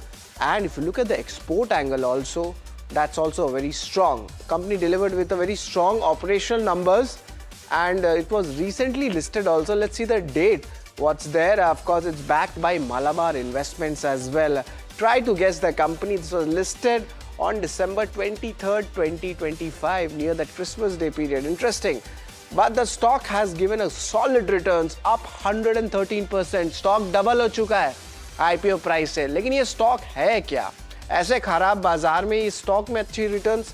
Which stock is this? The stock in focus is KSH International. The company is coming for the first time in KYC, and we'll try to decode what this company is all about, what's the outlook ahead, and why did the numbers come so strong in Q4. But a lot of questions are there. Let's try to answer them one by one. Why are we calling this company? Strong growth outlook for FY 27-28. Will this sustain? Because 4 quarter numbers were strong, and that is where we would like to see the momentum in this counter. Also, the second question, the views on exports and specialized wire segment. The management has explicitly stated in their press release that these are the growth levers. Let's try to understand more about the demand trends in the client confidence, especially on the client onboarding front, and also how the raw material prices are jumping, and is there any pass-through mechanism, because the company definitely has a lot of raw materials tied up to metals and minerals. The utilization numbers of the factory and the capex plans, what are the numbers looking like for the next 2 odd years. Also, we'll be looking at the future product mix as the company is pushing towards the value added segment. Apart from this, another important question is there any execution risk, because monsoon is nearby. In their industry, there is at times execution risk or lumpiness as well. And to explain this entire process, we'll have Rajesh K. Hegde. He's the MD at KSH International, where we'll ask a lot of questions for Rajesh. But let's try to understand the company first. This company karti kya hai? First and foremost, I would like to point out 2 important portions. The company was founded in 1981. It's India's 3rd largest manufacturer of magnetic winding power and also the largest exporter. So definitely their revenue mix is pretty interesting. They provide ultra precision special and standard magnet winding wires to OEMs. So that is something to watch out for. But where does the wire go? It's in the power, renewables, railways, motors for the EV and the ICE, internal combustion engine segment. So they are catering to a lot of industries. Also for industrial, there is home appliances, compressors and refrigerators as well, where most of their wiring solutions are there. Now they have 4 manufacturing facilities which are located in Maharashtra. Apart from this, also the key factor to watch out for is the total annual capacity. Look at that, it's around 43,445 million tons per annum. So that is something we'll be watching out for. And interestingly, 2.45% stake is held by Malabar Investments. 70% capacity utilization is there in the 4th quarter. Also, let's look at the other key triggers for the stock. FY26 EBITDA per ton stood at 67,625. Compare that with the numbers last year, it was 52,356 rupees per share. Also, let's look at the segmental revenue mix. The specialized segment, that is still there. Value added margin is higher. It's around 75% of the margins. Compare that, it's around 25% for the standard wires which we are talking about. Apart from this revenue mix, the key clients, very big names are there. BHEL, CG Power, Hitachi Energy, Bharat Bijli, ABB, Bosch. So you can say technically it is a power ancillary company, and this is why the entire sector has been seeing a lot of strong, you could say, tailwinds, and it's an approved supplier to Power Grid, NTPC, NPCIL and RDSO. So definitely the company's credentials are pretty strong. But how was the 4th quarter? The first question is strong volume growth coming in, and the mix is also good. Higher copper prices were also there. So we need to understand what's the pass-through mechanism for them. The volumes increased by 29% on a year-on-year basis. So that is showing strength. Apart from the volumes, also there's specialized magnet winding wires. That's the revenue going up by 103%. And if you look at the exports, that has also gone up by more than 92%. Apart from this, the Q4 performances, what's working for the stock, more reasons than what's not working. Strong growth outlook for the exports and the specialized wires, ye management ne kaha hai. And apart from this, the improvement is coming in the working capital ratios by a little number of days, but nevertheless, it's very strong. Debt equity ratio, that has healthily come down. Of course, post the IPO, they've used that to reduce the debt. It stands at 0.39x. Also, apart from this, the strong customer confidence has come in, especially during these uncertain times. The customer onboarding has been strong. That's what the management had stated. So definitely this looks like a positive point. But what's not working? H1 FY27 might be impacted due to rising costs, and this is for the entire industry. Pricing pass-through for the mechanism, that needs to be seen how the company is able to do it, because let's be honest, March quarter hasn't taken the major hits, because every situation happened at the last week of March. Execution risk of large power projects remains a key risk. So these are the reasons where my entire analysis is coming in, and the run-up which has happened from the IPO, because of that the valuations may not be reasonable for right now. But let's talk about the rating parameter. What do we want to give to the company? But before that, let's give in the total numbers to actually check out. This includes income statement, balance sheet, cash flow, and of course the ROC, ROE numbers also for the company. I've also taken the shareholding pattern and the street cred, but remember the company was listed just last year on December 23, so the data is quite less. Operational parameters I've taken in terms of valuations, but I have flagged that the valuations are not cheap for the stock, and the outlook ahead. What are the numbers, or what is the company expecting going ahead? But let's start with the first one. That one is your income statement, and look at that growth. Last 3 years CAGR, the stock has been going more than 50% up. Perhaps it's justifying its premium valuation right now. 63% of top line and operational growth in the 3 year CAGR numbers. Even the Q4 numbers, if you look at it, they also have shown strength. If you could just pull out the Q4 numbers to show what the growth is on a year-on-year basis, be it revenue, EBITDA or net profit, most of them have doubled up, the top line and the bottom line. Let's have a look on the margins, what has happened, and I feel margins has taken a little bit of hit. It was going comfortably above that 6% mark, but now it's at 5.5%. So we'll try to understand why the margin pressure and will this continue going ahead or not. But net, I could say this is a strong thumbs up when it comes to the income statement. Up next is balance sheet. I mentioned to you earlier that the debt levels are on the lower side, and that's what I'm talking about. The balance sheet has done well. The cash levels have gone up. Look at that, it's around 84 crore rupees, and net worth seems good as well. So all in all, a good balance sheet management. So I'm going to give this a thumbs up as well. So we spoke about income statement, we spoke about balance sheet. Let's look at cash flow. Is there any lumpiness in this business model, or this just a neutral way of looking at things? And yes, things have improved. The EBITDA number has improved and the company has turned net cash flow positive, but there is lumpiness in this industry, and I want to be fair in my rating. So I'm going to give this a neutral rating for the cash flow segment. Let's pull out the return ratios and see what happens. And largely, the ROC numbers is something to track. It's around 13%. It went at a peak of 17%. Slight cool off at 16%, but nevertheless, it's a 15% plus ROE business. Return ratio, same story happens here for the ROE numbers also. It's comfortably at the 20% mark. So net, it's a very solid return ratios for a business model like that, but a little bit of moderation has come. So that is where a little bit of question comes for me going ahead. So I'm going to give this a neutral rating. Okay, so this is pretty much interesting. We'll just take a quick break. Out of the break, we'll be coming back with more details.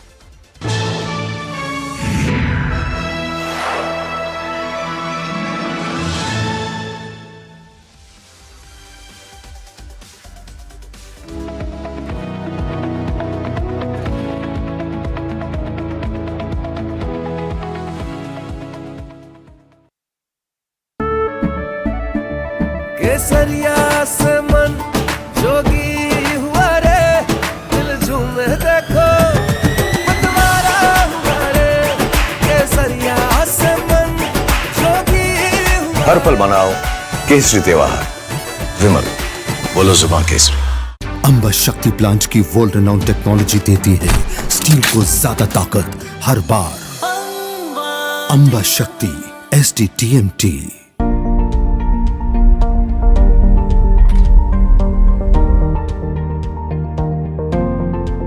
Investments in specialized investment fund involves relatively higher risk, including potential loss of capital, liquidity risk, and market volatility.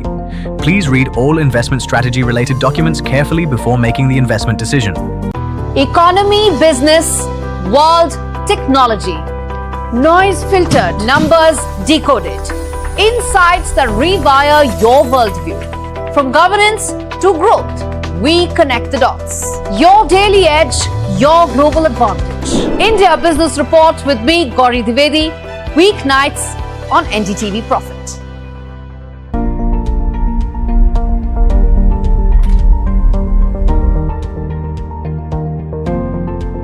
Investments in specialized investment fund involves relatively higher risk, including potential loss of capital, liquidity risk, and market volatility.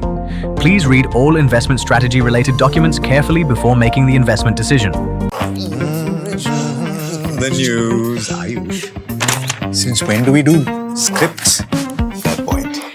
Picture this. The biggest stage.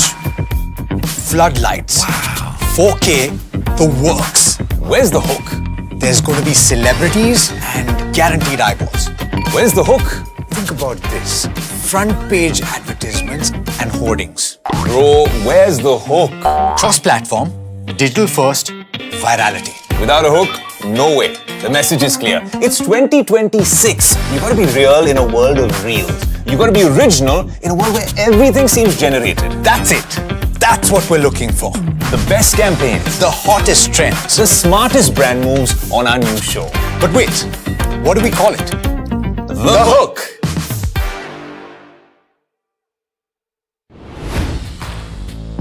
Hi, I'm Tamanna Inamdar.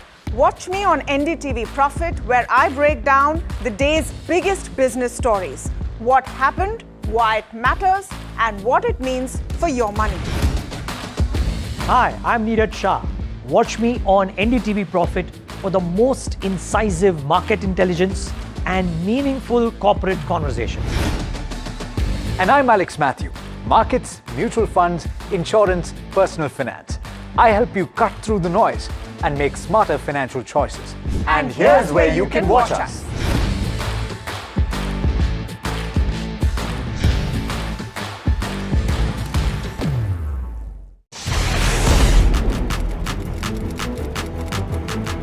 When the headlines move fast, perspective matters. On Editors.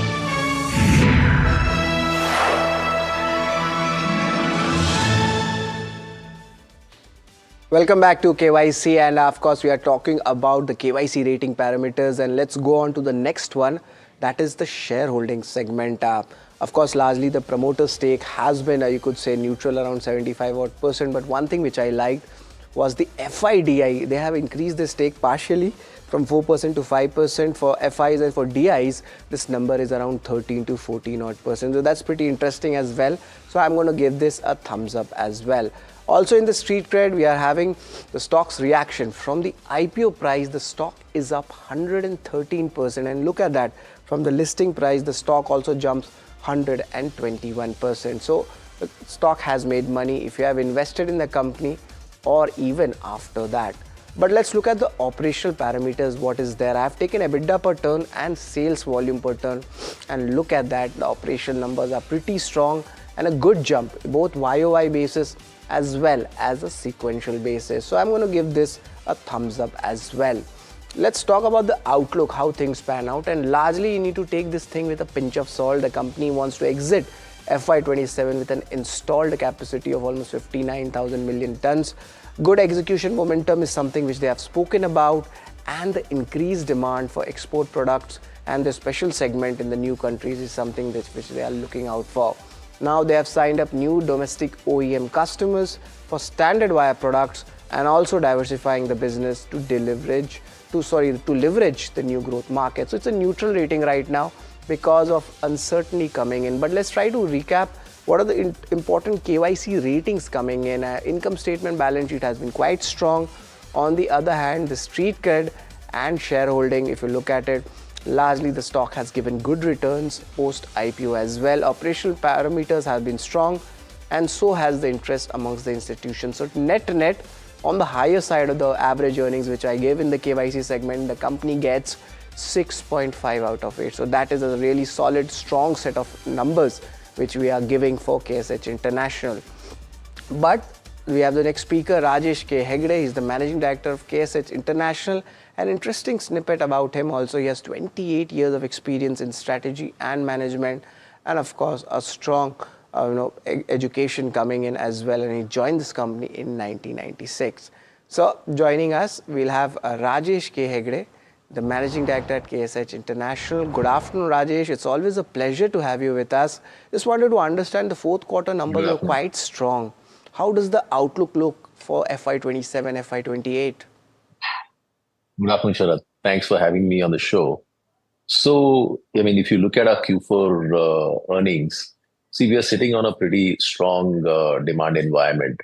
And we had this new additional capacity that has come in the new plant, which was available for Q4. This has allowed us to basically address the demand which was actually available in the market as well.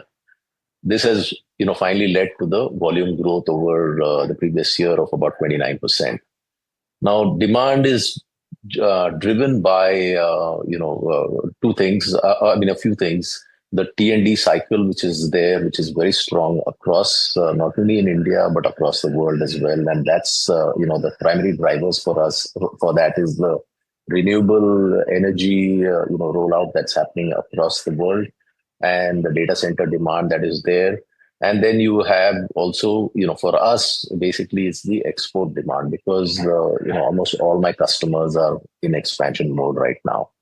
So if you look at the growth outlook that you asked, I mean, it remains strong, especially in the T&D segment.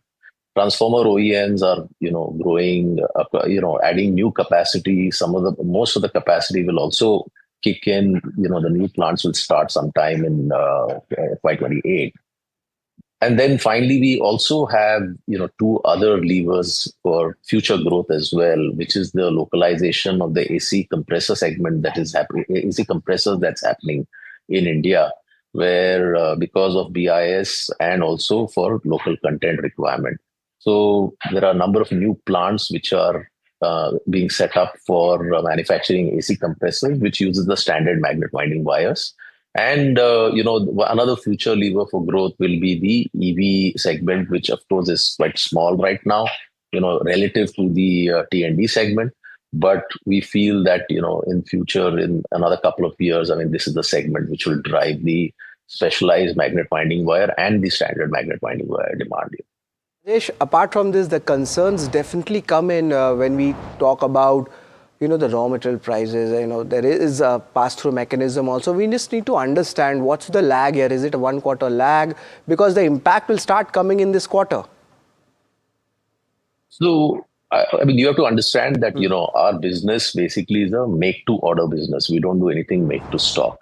And every order, where we have the metal price that gets, finalized on the same day. And that becomes the invoice price for that order. And generally, it's about a 15-day cycle for, from getting the order to delivering the material X works. So, it's 100% pass-through when it comes to the LME. Not only the LME, but the exchange rate as well. What we focus on is the value addition that we do. And that's the explanation for something like this. So, the right measure for our business actually is EBITDA per ton. So what will be the EBITDA per ton guidance going ahead? Because you have been growing sequentially. I checked the numbers. It was good. Year-on-year basis also it was good. Sales volume growth is kind of, you could say a little bit of peaking, or you could say plateauing. So how is this numbers looking like? What will be the guidance for the EBITDA per ton, next 2 to 3 years? Well, if you see historically, I mean, last year we did at a blended EBITDA of about 67,000. The year prior to that was about 52,000. And, the new capacity that came in was actually available for us from Q4 onwards. Now going into the next FY26, we have this entire capacity of 43,000 tons available with us. And generally our view is, in terms of capacity utilization, it takes about 2 to 3 years to reach about 85% capacity utilization for any new plant as well. So, in terms of EBITDA per ton, I mean, we feel that in terms of volumes, last year we grew at about 29%, year on year. That is sustainable, in terms of growth as well, in terms of volumes. And, our endeavor is, of course, to maintain this between 67 to 74,000 per metric ton. Because our last quarter, if you see Q4, was at about 74,000 Right. per metric ton. Rajesh, two segments you have been quite bullish on. One is the exports and the specialized segment. But I just want to understand, now your company is moving towards the value-added segment. So how does the product mix lie, next 3 to 4 years? And what kind of margin outlook you will give? Because this quarter, if I'm just looking at it, there was a little bit of pressure in the margins. So I just wanted to get your margin outlook and how the product mix changes. So let me answer the margin question first. If since copper is a pass-through, and if you look, the year prior versus last year, copper prices have moved up, but copper is generally a pass-through for us.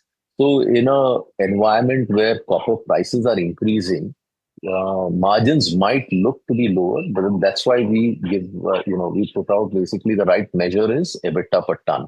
And we don't really look at, in terms of margins might look less in an environment where the copper prices have increased, And even this year also we find that the copper prices are, on an upward trend, globally as well.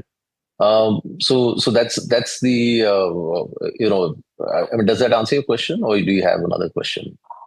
I have a question, Rajesh ji, is that the product mix, how does it change? Because you are going after value-added product also. So that also tries to offset, the margin pressure we might see even if you have 100% pass-through. So I just wanted to take your view on that as well. So 75% of our, revenue comes from the specialized magnet winding wire segment, and which is actually going into the T&D or the transformers or wind generator or any railways, product which uses the magnet winding wire. We expect this mix to continue going forward, and 25% is from the standard which goes into your motors or the EV or the other applications. In terms of, if you look at it, obviously specialized magnet winding wires is a higher margin product or EBITDA per ton product as compared to the standard. Generally, it's like a 3:1 ratio between specialized to standard. So last question on the utilization levels. It's around 70% right now. What kind of utilization levels you are expecting for the next year, since you have spoken about a lot of orders coming in, and also any capex plans if you have earmarked, or it's just going to be replacement costs? No, so let me address the capacity part of it first. I mean, like I said, 43,000 tons we closed with last year, capacity being available. Now, this 43,000 tons of capacity is available for the full year. It actually came online in October of last year, and so it was actually available for half the year. Now, with this capacity going forward, and if you look at in terms of what I mentioned earlier, that historic, like last year, we had about a 29% growth year on year. Our endeavor is, of course, to maintain this growth in terms of volumes going forward as well. And for any new plant, to reach 85% capacity utilization, it does take maybe a couple of years. And, Supa plant has just come online last October. And our endeavor is to keep increasing the capacity utilization. Right, but in a strong demand environment, I feel that that's possible. Well, that's what's happening to the stock as well, and as you rightly pointed out. Thanks a lot, Rajesh, for giving your views on the company, industry, and the outlook as a whole. It's always a pleasure to have you on our show. So that's an interesting take coming on the management of KSH International. First time the company has come to KYC. A bullish commentary coming in, and especially they have stated that there's a 100% pass-through when it comes to the rising copper prices. For interesting stories like this, stay tuned to NDTV Profit, and yes, keep watching KYC.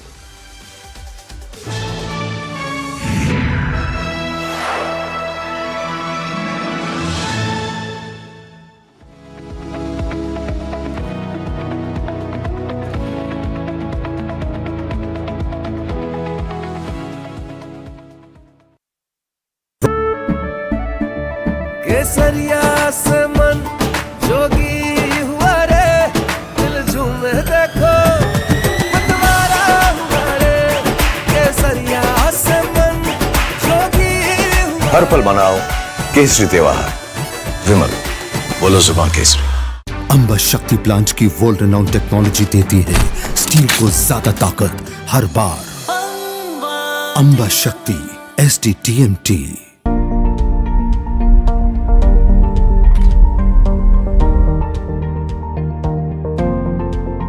Investments in specialized investment fund involves relatively higher risk, including potential loss of capital, liquidity risk, and market volatility. Please read all investment strategy related documents carefully before making the investment decision. He has been tracking markets for over a decade, spots the trends before they hit the screen. And he is now bringing his analysis to the show that the market watches. Watch Sharad Dubey on Know Your Company, a show that puts the most traded stocks under the scanner. We dissect the company so that you, the investor, don't have to get the management to answer questions relevant to you. Watch Know Your Company weekdays at 11:30 a.m. to understand your next big bet.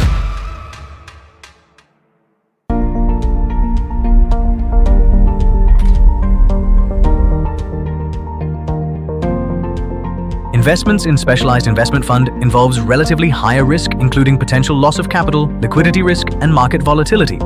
Please read all investment strategy related documents carefully before making the investment decision. The news, Ayush. Since when do we do scripts? Fair point. Picture this. The biggest stage. Floodlights. Wow. 4K, the works. Where's the hook? There's going to be celebrities and guaranteed eyeballs. Where's the hook? Think about this. Front page advertisements and hoardings. Bro, where's the hook? Cross-platform, digital first, virality. Without a hook, no way. The message is clear. It's 2026. You gotta be real in a world of reels. You gotta be original in a world where everything seems generated. That's it. That's what we're looking for. The best campaigns, the hottest trends, the smartest brand moves on our new show. But wait, what do we call it? The hook.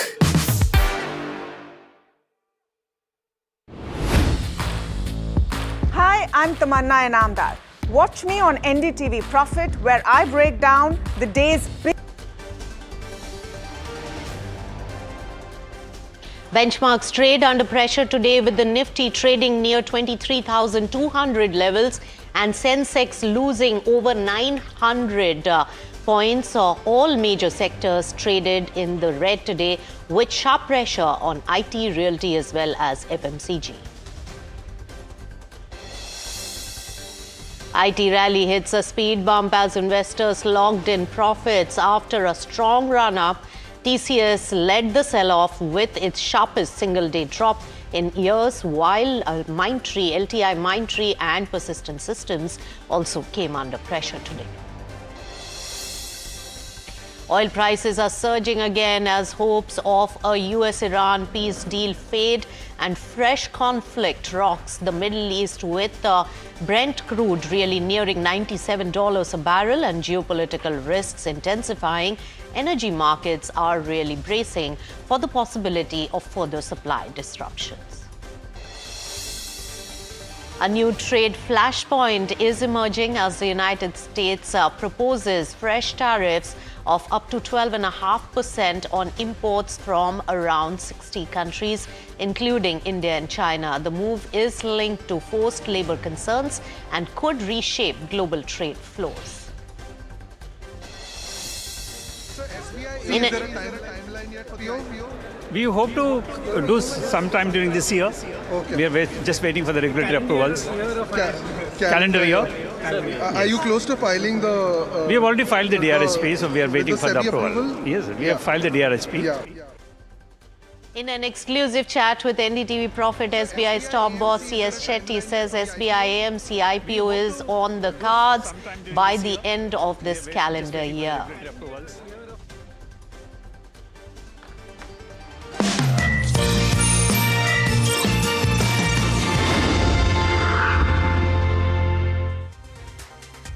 Hello and welcome. You tuned into Markets at 12. I'm Nisha Podar, and let's take a look at the market. And yes, there is weakness and a substantial weakness that is seen in the markets, and a lot is really owed to the concerns around the West Asia crisis, with the US and Iran tensions being escalating and also putting that pressure on the oil prices, which are spiking up once again. And all of that is really showing up in the Indian companies and the stock market as well. A lot also has to do with the IT sector, which after 2 days of stupendous rise has seen a major bout of profit selling today. In fact, it's the worst performing sector, and a lot has really transpired around concerns on the IT majors and the AI thrust overnight in the US market, and that is also weighing heavy on the Indian markets as well. So there you go, almost all the sectors are in the red, and at the moment Nifty 50 is weakish in trade, as at this point no let-up is being seen in the markets at this point, over 1% drop in markets. But let's get some important corporate developments of the day, and Harsh Mariwala, the founder and chairman of Marico, speaks to NDTV Profit on the sidelines of Citi's India Conference 2026. Listen in. Sir, now the company has gone into the hair cleansing segment. What sort of a USB is for this particular product, and what sort of a runway do you see? Because it's a new segment for Marico. So you're absolutely right. First time we are entered into shampoos in a serious manner, and we are leveraging our very strong Parachute brand name, which has very good equity, which has a very good emotional connect with the consumers. It stands for purity and stands for trust. So we are leveraging the goodness of coconut through this Parachute shampoo, and we've just launched it last month, so we have to wait and watch what is the response, but we are hopeful that it will do well. Sir, in Marico, which are the products with the West Asia crisis going on? Which are the segments which will be resilient in this time, and which are the ones which will sort of need some support? See, I think in many cases we pack our products in very small packs, which cost 10 rupee, 20 rupees. So in those categories, the impact may not be as high as something which is far more expensive. So, for example, a Saffola cooking oil, 4 kilo, 5 kilo, costs much more. So because the overall outlay on that particular brand is higher, there may be some cut down on the consumption. But I think it all depends on the crisis is panned out. If it continues for long and if it is leading to higher inflation, then everything may get impacted. Also, so far, Marico hasn't really taken any, after the Middle East crisis started, no price changes have happened so far as per our dealer checks. What has worked for the company? Is it a better preparation which has worked, or something else? No, I mean, one of our key brands, Parachute, the raw material prices fell. So because of that, we were able to absorb the cost inflation in, say, fuel prices, packaging, material prices. Lastly, sir, I know nobody has the answer to this, but the guidance, the volume growth, which the company has said a high single digit, how sustainable it would be, and what can the investors expect? In the near future, it looks sustainable, but it all depends on the environment and the war. So if it really deteriorates and one doesn't have any idea of when will it end, every day you get hopes and the next day the hopes are dashed. All right, so that was the Marico founder giving insights on the quarters coming by and also the new product launches with my colleague Ridhima Bhatnagar. All right, let's shift focus to UFlex, and on the back of earnings, strong set of numbers there. But today, with the market momentum being weak, the stock is also down 2%. But if you really take a look at the 1 week chart for UFlex, it had seen a substantial gain ahead of the results. Also probably, and there you go, you can see the numbers there and the kind of trajectory, and that has a lot to do with the kind of strong performance that the company has really delivered in the last quarter gone by. All right, so strong set of numbers. Let's get chatting with the management of UFlex as well. And we have Sumit Kumar, who's the Executive Vice President Finance at UFlex, joining in. Sumit, of course, better realizations, product mix, all of them really helped with the profitability and 70 basis points uptick in the EBITDA margins. In the present circumstances, we are more than halfway past this particular quarter. How much of that profitability is looking sustainable? Yes, good morning, Nisha, and thanks for having me over on your show. In a way, you set the tone for what I'm going to talk about for our very strong Q4 performance. And actually, if you see, before I even discuss the numbers for UFlex for the Q4, to put it in the right context, it's better to also understand the overall challenging backdrop under which we achieved this performance. So for a year as a whole, in fact, a major part of the year was marked by trade-related, tariff-related uncertainties. Against those headwinds, and particularly in the India market, the transition to GST 2.0 had its own impact on the overall demand. And finally, in the Q4, we had this Middle East crisis impacting and disrupting a lot of supply chains. So against this overall very challenging backdrop, I think it is important that we were able to achieve this Q4, a very solid, very strong performance. I think if I ascribe the factors behind this strong performance of Q4, I will highlight three major points before I come to the numbers. So number one, in fact, is that UFlex is a fully integrated packaging majors across the globe with very strong manufacturing footprint across many countries.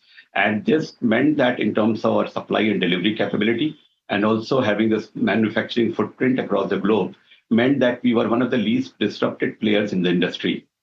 And coupled with this improving realizations during the quarter, I think that helped our overall growth, which was 12.8%, very strong sequential quarter growth, and also 5.7% quarter year-on-year growth as compared to the Q4 of last year.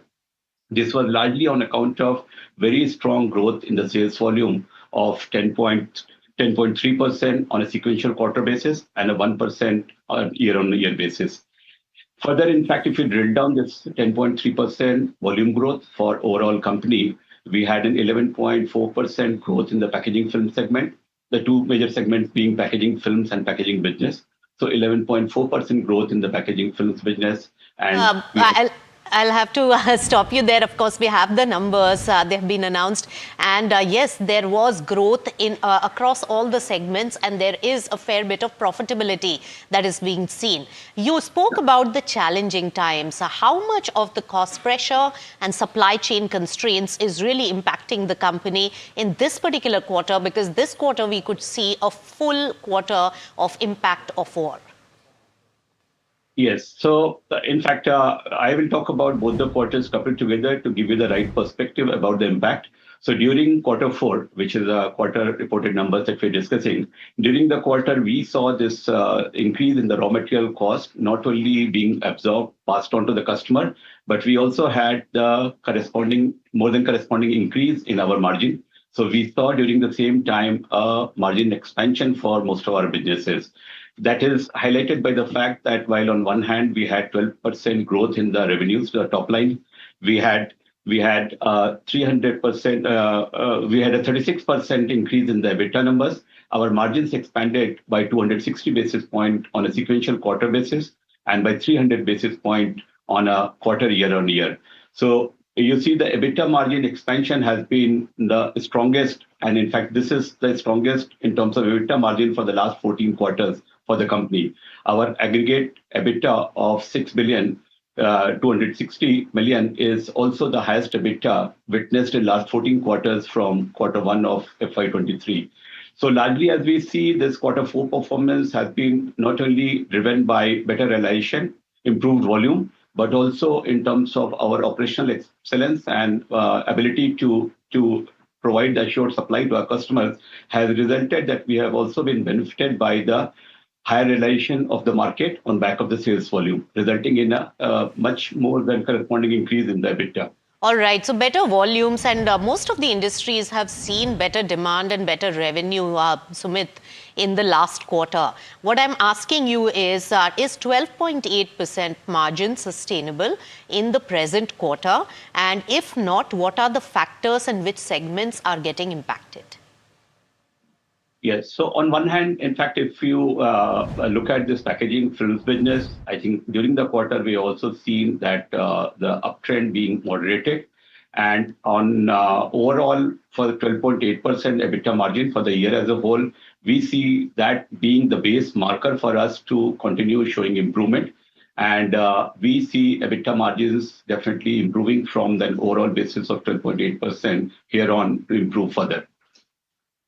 Right. And going forward, any other guidance that you want to give for this particular quarter quickly, Sumit? In fact, we will look at year as a whole rather than giving any particular guidance for the quarter in the midst of quarter. Yes. So year as a whole, we expect that a 70 basis point improvement over the previous year's EBITDA margin, which is 12.8% as a base. EBITDA margins improving from here. And overall revenues, where we had last 4 years, if you actually put in perspective, we had a CAGR of close to 15%. If we see that as a CAGR and based on the current visibility, we see any kind of growth in the top line of high single digit or around 10% as the guidance for the revenue for the coming fiscal. All right. Thank you so much for all the guidance, Sumit. Always a pleasure chatting with you. All the best for this financial year. Thank you.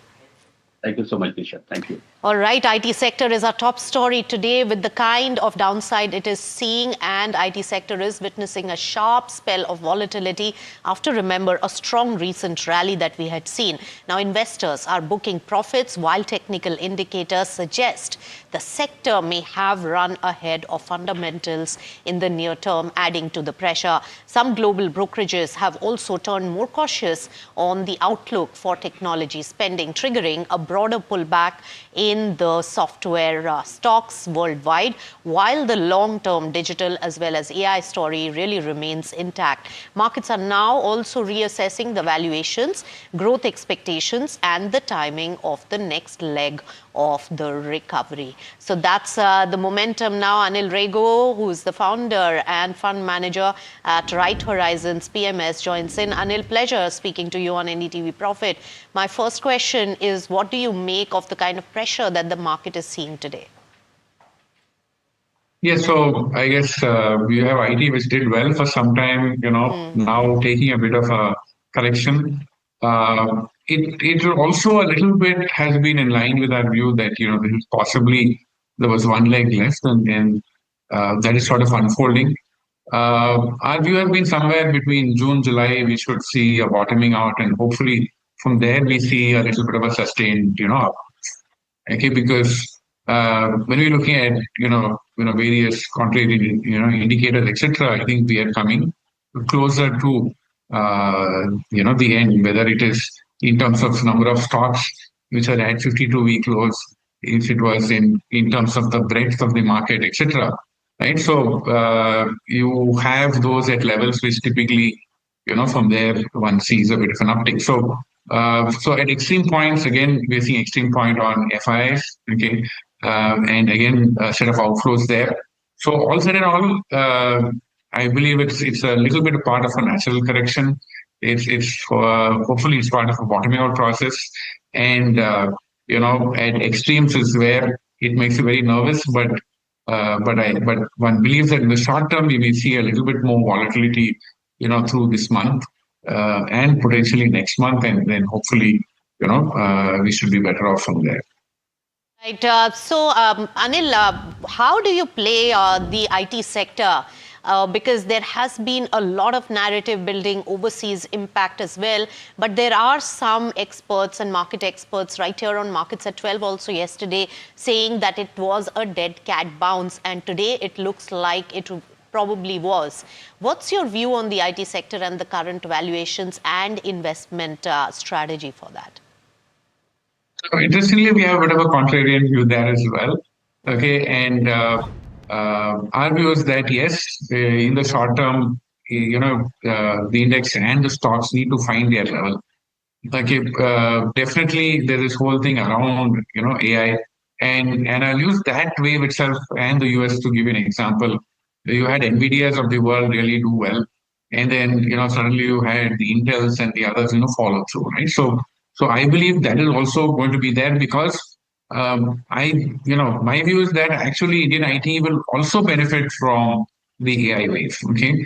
Because they are working a lot with large MNC corporates who cannot just implement AI just like that and start get it running, right? They have a whole lot of implementation work to do. Somebody needs to oversee it, and somebody needs to test it, and there's a whole lot of integration with various parts of their code, and that, in my view, Indian IT is best placed for that. Okay, so while you have this happen, I think coming back to IT itself and valuations, etc. I believe that we've seen both a price correction and a very good time correction. In fact, I guess it's been frustrating for most. Okay, wherever you thought, like even now, you thought, okay, the rally is about to take off. It again, frustrates you there. But it's coming back to my point that when you find the points of extreme frustration, okay, when you say, okay, from here, I don't think it's ever going to go up. Okay, is where it will come and it will really, turn around and do well. So in the short term, yes, I think this volatility is part of this bottoming out, as there's a bit of a thing from both sides coming back and fighting it out, saying that, where it will sustain. But I think in the long term, it's still going to be earnings growth, it's going to be all of those factors. And I think some of that with AI projects also will start coming in. I believe that, Indian IT services will also benefit from AI in some form. Right. So, Anil, that was your view on the IT sector. But at the current moment, given the market condition where there is a selling pressure, which is seen all across the board, which are the buying opportunities, or are there any buying opportunities that you're looking at? And how do you view the short-term nature of the market movement? Well, when I said bottoming out, what do you do with those sectors, including IT and stuff? I think you need to be staggering things because it's difficult to predict exactly where it is. So definitely, I'm not giving a buy call. Go and buy full as of now, right? So, and when it's saying it's going to be volatile, and so right up to maybe June and possibly July as well. So that's just a caveat that I just want to say. Now coming back is what is it that you can buy? I think the safest way to go about it is say, okay, what's not going to be impacted, right? So, and there are themes like, for example, hospitals. Okay, which we would like to look at, and I think there's a secular trend which should sort of come in, and so hospitals can be one. The second is we still think that manufacturing, has a wave, up to go. Of course, you have to be careful that you can avoid companies now because of the war and especially the impacts on petroleum prices, etc. Right. So in the short term, we see volatility out there. So again, focus on manufacturing, just sort of let's say, petroleum based, or it's using inputs which are raw materials of petroleum byproducts. The other thing would be in terms of we also like say some of the consumer discretionary names. You can play it at two levels. You can play it at the top end where you're looking at a premiumization, or you can look at it, some of them which are coming at the bottom end of the spectrum. So those, I think, are 3-4, places that, we believe that we could do and look at it. And as we get, clarity, then go back to financials and, right. that thing. Right. So, Anil, many takeaways are coming in from that, and many sectors that you think are worth considering at these valuations. Thank you so much for joining us on NDTV Profit. Let's shift focus to the techs and AI space. Well, we are talking about NetWeb, and take a look at that particular counter. It's 1.5% down today. But if you really take a look at the 7-day chart and 1-month chart, it is a huge amount of uptake that this stock has seen. It's about about 15% uptake that it has seen in the last few days of trading session. And after it delivered another strong quarter as India's AI infrastructure boom really gathered pace, with AI systems now contributing over 40% of the revenues and global investors pouring billions into the AI ecosystem. The long-term demand story for compute and AI infrastructure really remains firmly intact. In fact, let's get chatting to NetWeb Management. Swastik Chakrabarti, who's the VP Technology at NetWeb, joins in. Swastik, always a pleasure to welcome you on NDTV Profit. Now, my first question, of course, AI is the biggest turner and head turner for the IT sector. And of course, your recent entry into AI infrastructure has really caused a lot of flutter in the market, excitement on your stock. Give us some more details on how this is going to really perform well for the shareholder value creation. First of all, thanks, Nisha, for inviting me to this session, and really privileged to be here.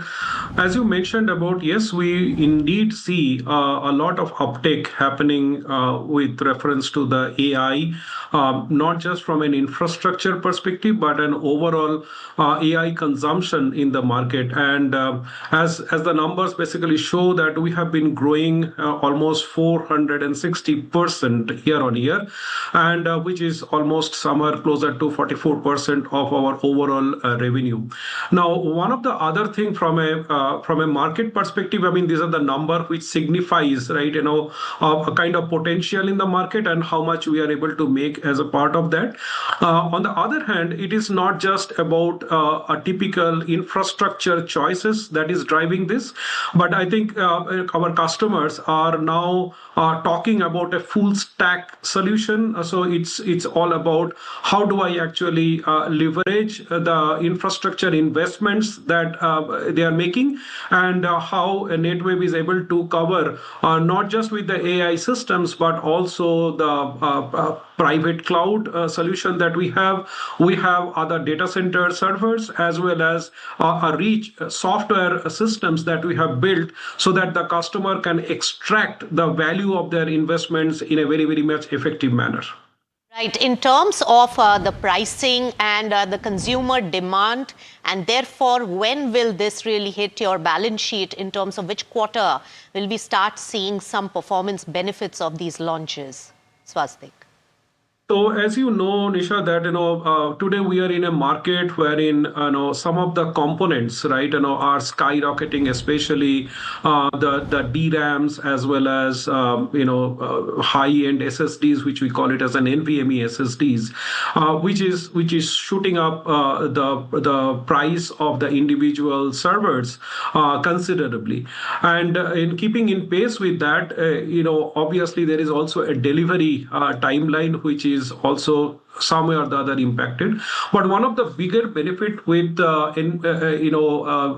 NetWeb happens to be our close collaboration with some of the chip manufacturers like Intel, AMD, and NVIDIA specifically here. We are also the OEM. So we are able to cater to the customer needs in a more timely fashion, though there are kind of lead times which are enhanced by the supply challenges that we see on a day-to-day basis. But still, we are able to deliver it, somewhere in a kind of a timeline, which customers are nowadays, showing that their project deadlines or project. Sure. So Swastik, my final question and a quick answer to that. Having an overview of how AI momentum is really going ahead and the valuations of Anthropic and IPO momentum and everything put together in a very short, concise form, what role can NetWeb play and how is India stacked for the AI journey? Very quickly. Right. So you have seen that Anthropic investments are going on, and one of the major thing is that people are not just talking about the models anymore. It is all about how a model can actually deliver value, and for that there is an entire ecosystem which is being built. And with reference to Indian context, India needs India's own model with the Indian data set putting together. So we are seeing a lot of investments that are coming up, especially essentially not to just look for specific AI systems rather than AI solution stack, and a continuous investment and continuous market growth that we see, which will cater, and NetWeb with its all data center servers, AI systems, software, as well as the private cloud will be able to fast forward those consumptions to make it as a sovereign AI cloud that customer would like to bring to their organizations. Swastik, a very, very strong and positive push on the AI thrust. Thank you so much. I wish we had more time, but maybe some other time. Thank you so much for joining in. And yeah, it's time to say goodbye on this show. Keep it with NDTV Profit. Thank you.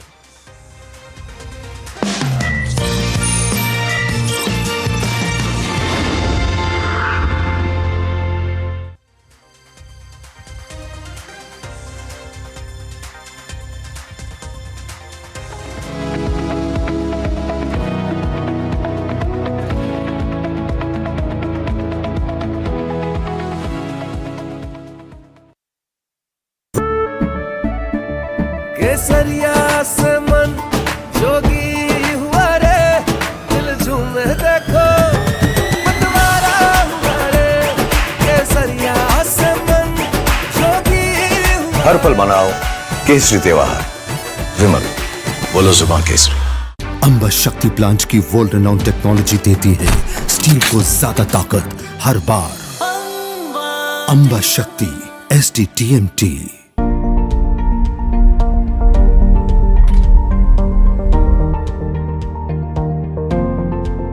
Investments in specialized investment fund involves relatively higher risk, including potential loss of capital, liquidity risk, and market volatility. Please read all investment strategy related documents carefully before making the investment decision. The news, Ayush. Since when do we do scripts? Fair point. Picture this. The biggest stage. Floodlights. Wow. 4K, the works. Where's the hook? There's going to be celebrities and guaranteed eyeballs. Where's the hook? Think about this. Front page advertisements and hoardings. Bro, where's the hook? Cross-platform, digital first, virality. Without a hook, no way. The message is clear. It's 2026. You gotta be real in a world of reels. You gotta be original in a world where everything seems generated. That's it. That's what we're looking for. The best campaigns, the hottest trends, the smartest brand moves on our new show. But wait, what do we call it? The Hook.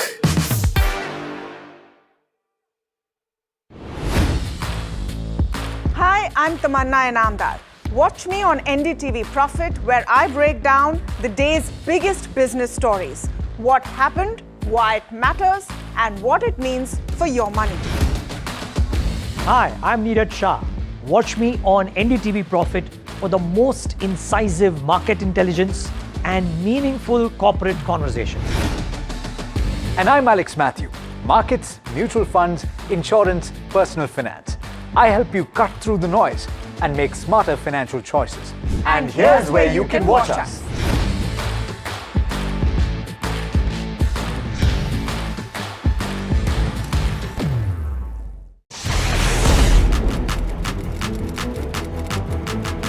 When the headlines move fast, perspective matters.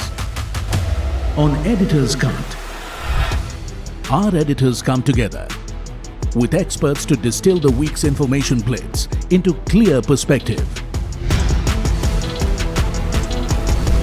Down the stories shaping the world, from markets and the economy to global conflicts and what lies ahead. This is where experience meets insight.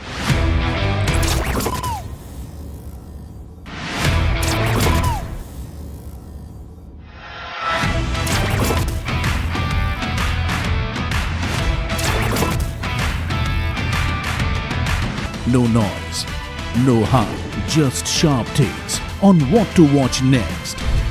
Editor's Cut, every Friday, 3:30 p.m. only on NDTV Profit. He has been tracking markets for over a decade, spots the trends before they hit the screen. And he is now bringing his analysis to the show that the market watches. Watch Sharad Dubey on Know Your Company a show that puts the most traded stocks under the scanner. We dissect the company so that you, the investor, don't have to. Get the management to answer questions relevant to you. Watch Know Your Company weekdays at 11:30 a.m.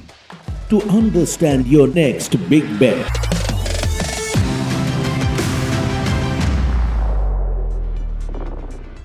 Hello and welcome to NDTV Profit. You're watching Trending Stocks with me, Heeral Datia. And today we have Puneet Javeri, who's standing at the NDTV Profit Market Pit with all the action. Puneet, good afternoon. I mean, the way we've started off with trade, almost 130 points gap down is what we were seeing. Though we were able to maintain the 23,400 mark. If you pull up Nifty 50 on the screens right now as well, you'll see the kind of push and pull that we've been seeing in terms of where markets are concerned. I mean, from the lows, we are trying to come up, but still 23,300 below that number is what we're trading at. Well, most certainly it's been a day of pressure. Now, the last 2 days you've seen IT continuing to support the markets. None of that is happening today and continuously under pressure. So now below that 23,300 mark, there's not too many support levels at this point of time. So you will look at 23,200, and that is some of the key factors that you're also watching out for. Now, you've seen the pressure, of course, on the Nifty 50, but let's move on, look at the factors also very quickly, because you've seen pressure on the Nifty 50, you've seen pressure on the Nifty Bank as well, and the sell-off continues in both these indices at this point of time. Nifty Bank, though, slightly, lesser impacted today, but there's no support in these levels of 53,000 for the same. For the Nifty, 23,000 as well as 23,200 continue to be key crucial levels at this point of time, and hence the second half of the trading session becomes very important. When you also look at some of the other factors, that the Bank Nifty, of course, taking support at 53,000, so that will be the other level that you watch out for on the banking index. But all those gains for IT in the last 2 days have essentially been reversed. You're seeing one of the worst days for TCS, which is down almost 9% today. It's its worst performing session since March of 2020, and all major sectors continue to be in the red at this point of time. You have also seen that there has been slight buying seen in stocks like Balaji Amines. Yesterday we covered that in India market close. Telecom, as well as some buying seen in infra stocks as well, but that's not enough to change the mood of what the market is in at this point of time. And finally, traders are keeping the strategy of selling on every rise that they are seeing at this point of time, and hence you do continue to see what happens. Rupees, of course, weakened yet again for the second consecutive day, but and hence been a day of pressure. And renewed geopolitical tensions will be something to watch, especially on oil, which has spiked up again. So, Hira, those are some of the factors we are watching out for. But it's been a day which has been consistently under pressure, led by IT. Okay, so that's with regards to what's happening in terms of markets. But let's quickly look at the watch list. Borosil Renewables. That stock is up because solar glass import. You have the CVD extended, which is positive for them. You have Concord Biotech on the back of the US FDA approval. John Cockerill on the back of an order win, along with the EPAC prefab also buzzing. IT stocks, brokerages are cautious on the AI play in the global markets, and that has caused a sell-off, a pullback in terms of Indian markets as well after that 2 day of rally that we've seen. Patanjali Foods has got a tax demand. You have Gujarat Alkalis. A new renewable hybrid power project is what they're looking at. Canara Bank again in focus on the back of the 8,500 crore fundraise. You have NHPC, where they've said that the government will be selling an additional 3% stake. It's open for retail investors today. ITC is at the lowest level since July 2022, and a similar move coming in terms of TCS as well. So interesting names that we're picking up. But Puneet, over to you to take the rapid fire with Kunal Rambia. Well, yeah, most certainly, and what a day to look at some key stocks, right, Kunal? Welcome to the show. The first stock, on our radar is Borosil Renewables. Of course, we spoke to the management earlier today as well. But on the charts, what is the current momentum showcasing?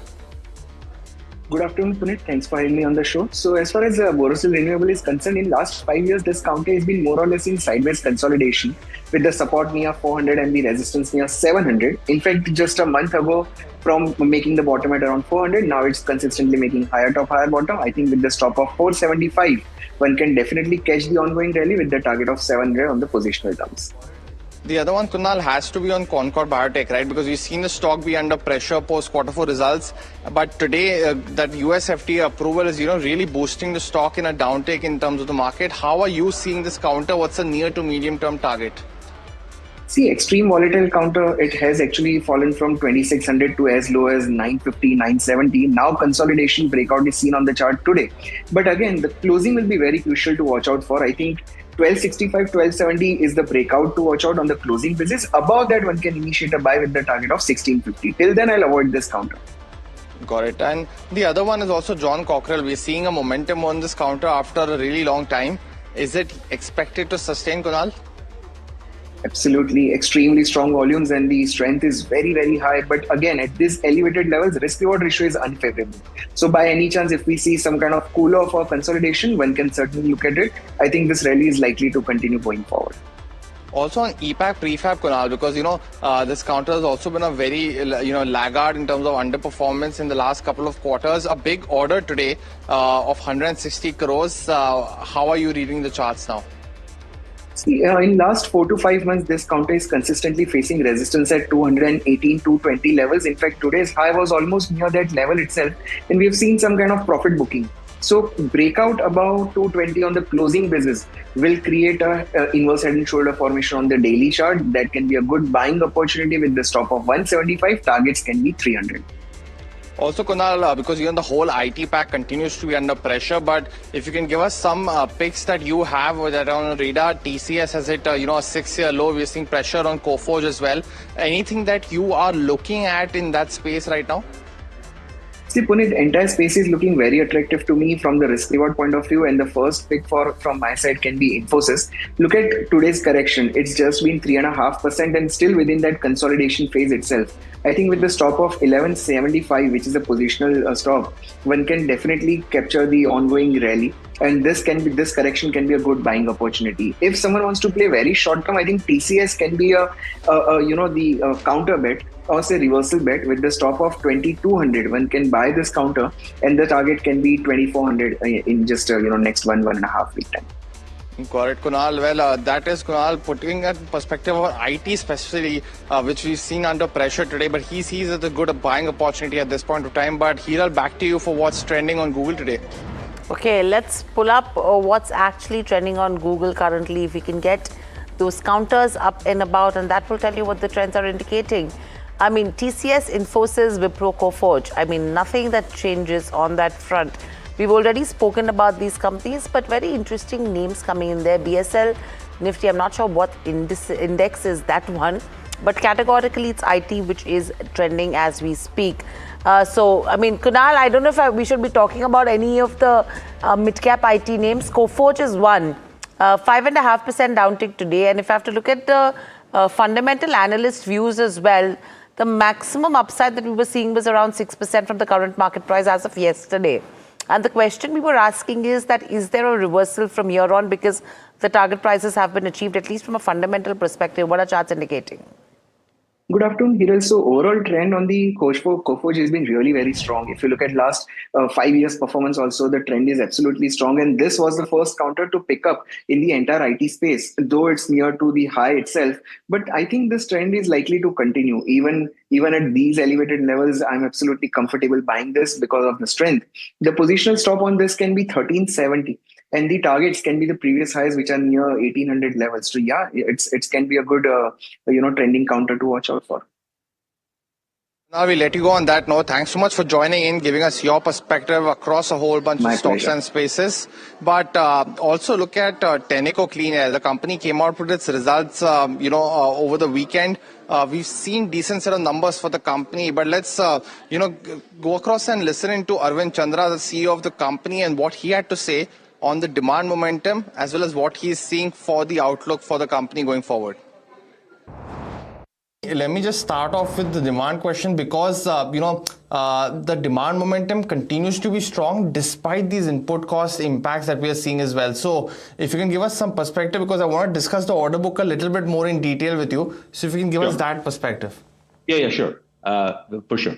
So look, you're right. I think none of our OEMs have said anything about softening demand. In fact, they're trying to pull ahead as much as possible. So we are often And I think just like other automotive suppliers, we're all scrambling to hit the numbers, which are very high for regardless of the Mideast crisis from February onwards, March, April, May, and even June are looking great.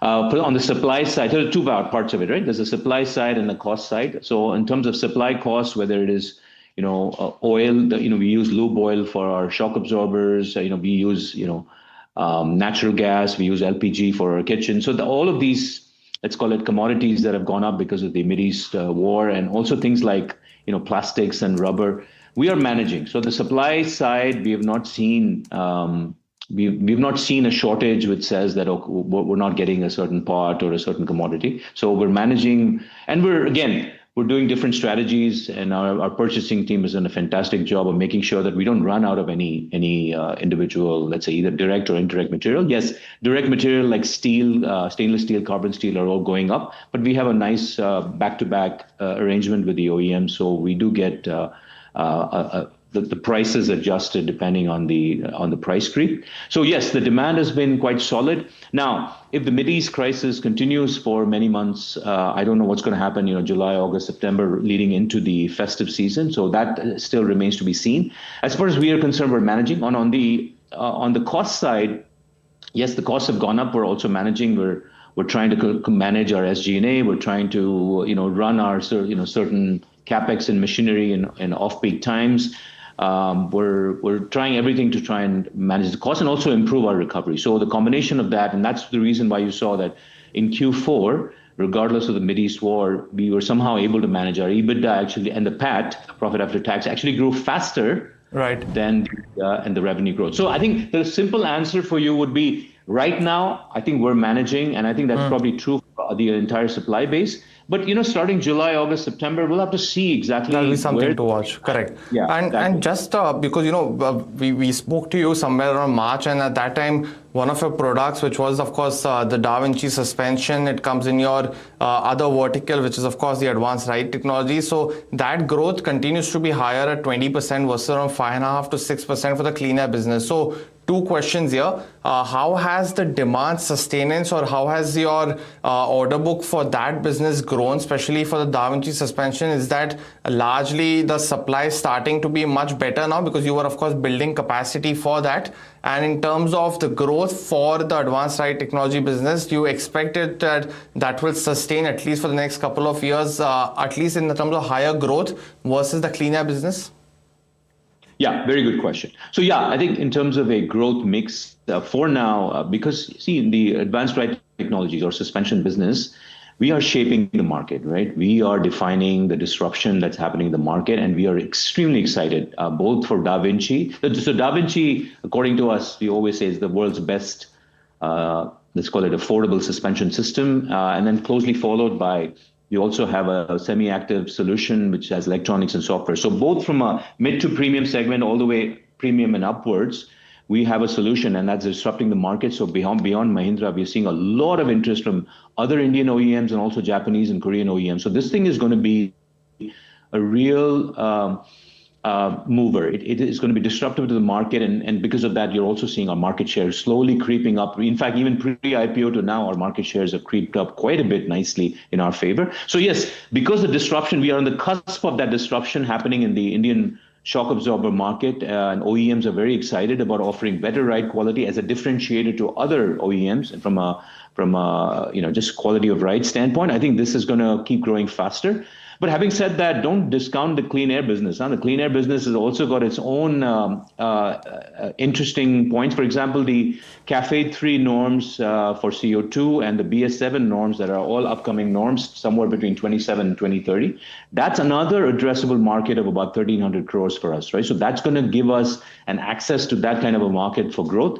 And the clean air business, yes, right now, you said 5%, that's correct. And again, that's a lot of that is because we are not present at all in India's number one PV OEM. We just don't have any presence. So all of that GST benefit that happened on the small, let's call it the low end vehicle range, we didn't get the benefit of that. But that changes dramatically. Starting in late 27, 28 onwards, we do have presence with this, India's largest PV maker, and We will have more presence from an export order book standpoint. So Clean Air gets the benefit of increased penetration in other OEMs and also export OEMs. So Clean Air is going to grow. ART is going to go because of large-scale disruption. And also don't forget powertrain. We just announced bearings as well. So bearings, bearings ignition, don't forget that. That's the icing on the cake. Well, that was the management of Tenneco Clean Air. Stock's not reacting too much. Has run up substantially from the IPO standpoint in November of 2025. But let me welcome in our fundamental guest for the show, Mr. G. Chokalingam, joining in now. Mr. Chokalingam, very good afternoon to you, sir. Just in terms of a view, if you can offer on Tenneco Clean Air, it's been a good story in terms of the IPO. But does it still have those valuations lucrated enough to enter after the run up? It's a great company. If you look at the product profile or the track record or return ratios, there is no doubt at all. As you also rightly mentioned, only the valuation is a little concern. It's trading at around 37 PE on trailing basis. So one can buy for medium to long term. If somebody wants to hold it for minimum 1 to 2 years, then one can start considering buying it. Otherwise, on any small decline also, one can start accumulating it. Okay, so that's with regards to where Tenneco Clean Air goes. But moving on, we have Apollo Hospitals. That stock is in focus. Let's put up that one on the screens at the day's highest levels with gains of 2.5% coming in there. And on the sidelines of the City India Conference, my colleague had a conversation with Sunita Reddy, MD at Apollo Hospitals. Let's listen in to what she had to say. We're here with Dr. Sunita Reddy of Apollo Hospitals here at the City India Conference. Welcome, Dr. Reddy, to this, and thank you for taking the time. I'd first like to ask you about the Apollo HealthCo demerger and potential listing thereafter. What is the update on that? Do you see that happening soon, and is the IPO still on track for next year? Yes, so the demerger will definitely happen by the end of the year. And we look at listing sometime after that. Fantastic. Another thing I found very interesting about you're investing in the Hospital of the Future initiative, and you're also at the same time adding beds. As you've added 850 beds recently, you have another plan to add more beds when the Apollo HealthCo happens. How are you balance these two, and how does it look? How does that strategy look like going forward? And what does that Hospital of the Future look like? So if you think of what we mean by Hospital of the Future, I think it is happening even in our current beds, where there's a combination of AI, there's digital, that ensures better clinical outcomes as well as better patient service. So these are the two areas that we're very focused on, and it is happening right now. It's not Hospital of the Future, it is the hospitals that we're running and we're building out, which is currently 3,500 beds, moving to adding another 2,000 later, post to 2030. But clearly, the second part of Hospital of the Future is the fact that now we are going into smaller nursing homes and looking after ICUs there. We're going into people's homes to look after them at home. And I think that is the future, is to be able to do clinical outcomes at scale, to move beyond the four walls of a hospital, to look after communities with networks of primary, secondary and tertiary care. That is the future, and to also move, beyond our own borders to other countries, which we're starting to do as well. Okay, so that's the word coming in from Apollo Hospitals. What's interesting over here is where they're estimating the impact of the West Asia crisis to be nearly 100 odd crores in terms of the company, and that's a big statement to make. In spite of that, you're still seeing the stock, which is up 2.5%. But Middle East situation to have 100 crore cost impact. That's the big takeaway from the conversation that Nimit has had with Apollo Hospitals. Mr. Chokalingam, what do you make of this? I mean, as a hospital, yes, they are in flavor with the kind of capex that all of the companies have been making, because now is when revenue recognition will start. But when you're talking about Apollo Hospitals, which is talking about 100 crore cost impact in terms of the Middle East crisis, what does it tell you? Yeah, definitely it is negative, but there are two things. One, this is going to be a temporary phenomenon. I don't think the world can afford to see a war, prolonged war in the backbone of oil region. And second, the size is too big. So being a leader, it can absorb. And so, in fact, we do have coverage of the stock. We have a target of around 9,000 rupees for the stock. With regards to Apollo Hospitals as we speak, but moving on, rising fuel prices amid the Middle East crisis are accelerating the shift towards EVs and CNG cars in India. Stronger registrations and OEM traction is what consumers are moving away from petrol, diesel, while policy support for ethanol and batteries adds the momentum. Danish is here with us to tell us more. Danish, what are you picking up from your channel checks right now? Because yesterday, Puneet did have an interaction with the management of Maruti where he indicated that post the Prime Minister Narendra Modi's speech, the kind of bookings that have come in the near term with regards to EVs, I think EVs has doubled, CNG is also very rapid. What is on ground telling you? Well, as the West Asia crisis began on the 20th of February, we are seeing that the Indian consumers are now slowly shifting towards alternative fuel-run vehicles, and by that I mean the CNG vehicles and the EVs. As per the data available on the government portal Vahan, we can clearly see an uptrend as far as the registrations in EVs and CNG is concerned, and especially we are seeing this uptrend after there is a hike in retail prices for petrol and diesel. So if we break it down further and if we look at this from a company's point of view, for example, Maruti CNG penetration in the month of March stood at 44.35%, and this is from the overall registrations that the company did in the month of March. Similarly, in April, this stood at 42.20%, and in May, this stood at 42.33%. So we can clearly see that Maruti every month is now registering over 40% of alternative fuel-run vehicles.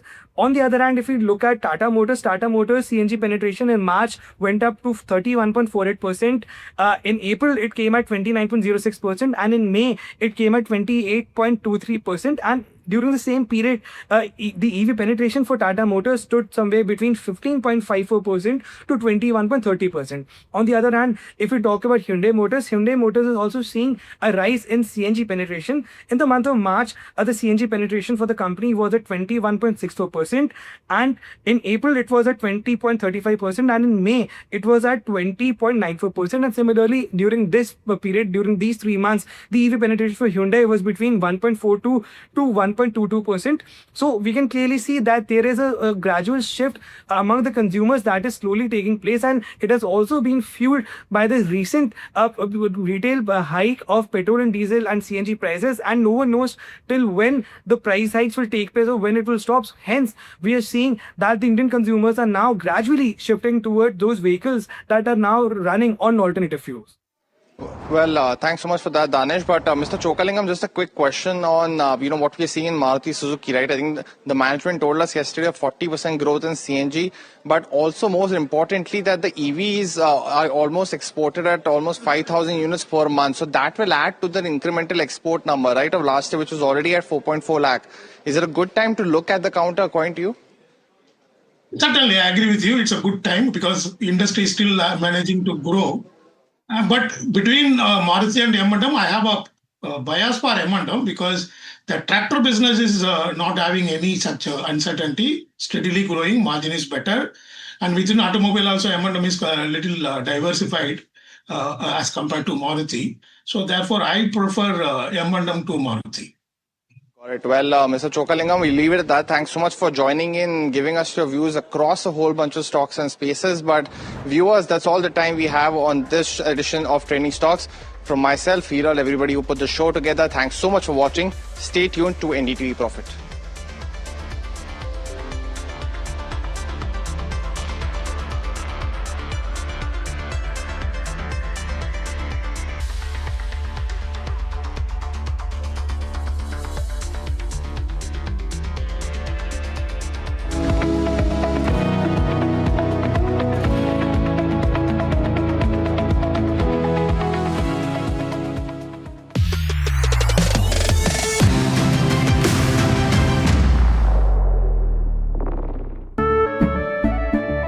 केसरिया से मन जोगी हुआ रे दिल झूमे देखो मतवारा हुआ रे केसरिया से मन जोगी हर पल मनाओ केसरी त्योहार विमल बोलो जुबान केसरी। अंबा शक्ति प्लांट की वर्ल्ड रेनाउंड टेक्नोलॉजी देती है स्टील को ज्यादा ताकत हर बार। अंबा शक्ति SDTMT।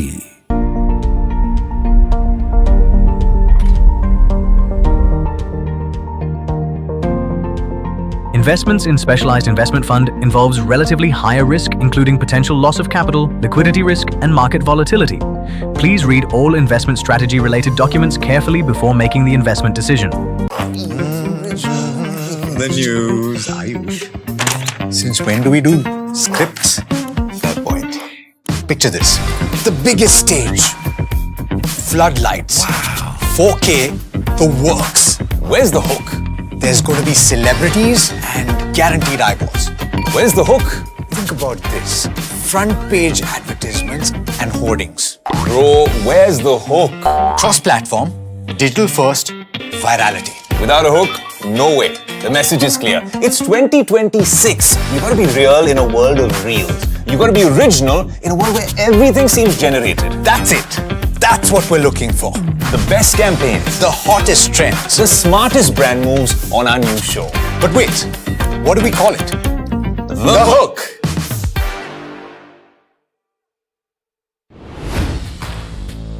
Hi, I'm Tamanna Inamdar. Watch me on NDTV Profit, where I break down the day's biggest business stories. What happened, why it matters, and what it means for your money. Hi, I'm Niraj Shah. Watch me on NDTV Profit for the most incisive market intelligence and meaningful corporate conversations. And I'm Alex Matthew. Markets, mutual funds, insurance, personal finance. I help you cut through the noise and make smarter financial choices. And here's where you can watch us.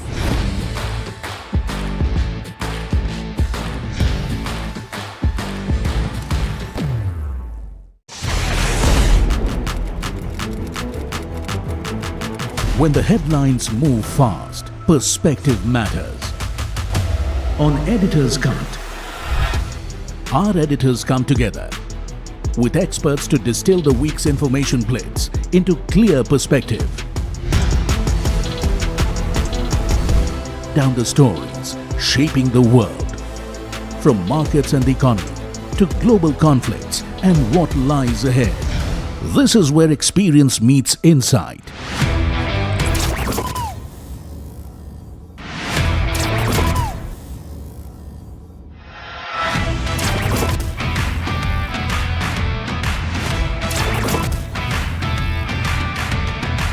No noise, no hype, just sharp takes on what to watch next. Editor's Cut, every Friday, 3:30 p.m. only on NDTV Profit. He has been tracking markets for over a decade, spots the trends before they hit the screen. And he is now bringing his analysis to the show that the market watches. Watch Sharad Dubey on Know Your Company, a show that puts the most traded stocks under the scanner. We dissect the company so that you, the investor, don't have to get the management to answer questions relevant to you. Watch Know Your Company weekdays at 11:30 a.m. to understand your next big bet.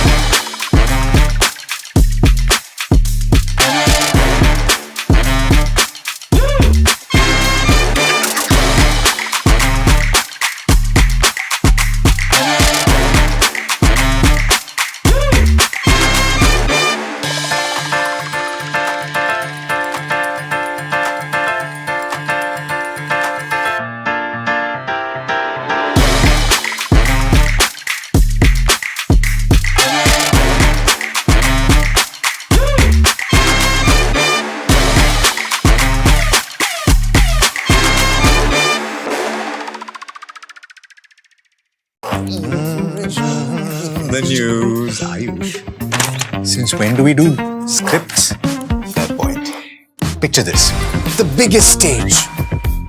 Floodlights. Wow. 4K. The works. Where's the hook? There's going to be celebrity.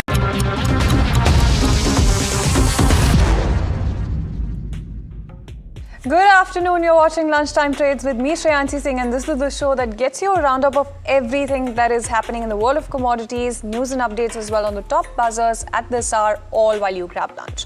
But before we do that, let's take a very quick look at the markets, and whether you talk about the Nifty 50, Sensex or the broader markets, it's actually a similar picture coming in. So you're looking at about a 1% cut coming in across the board when you talk about some of these indices. So broad-based sell-off largely when it comes to the last read. And when you talk about some of the sectors as well, no surprises there that IT is the one that is quite the drag right now, emerging as the top sectoral laggard, followed by realty, media, FMCG, rural, financial services, consumption, auto, pharma, all of those sectors trading with quite some downtick at this moment. What's remaining a little bit resilient right now, as you can very clearly see on your screens as well, is perhaps PSU banks. That's the little bit of strength that you're seeing, if you can even call it strength. Let's quickly talk about some of those losers as well in terms of the Nifty 50 pack. When you talk about TCS, Tech Mahindra, HCL Tech, Infosys, Wipro, all of your IT names actually making it to the top of the list when you talk about Nifty 50 losers. Also, ITC, SBI Life, Jio Financial Services, Sun Pharma, as well as Shriram Finance also trading under pressure. Same can be said about L&T with that 1.5% downtick also coming in. You do have, in terms of the top gainers as well, let's take a look at Apollo Hospital.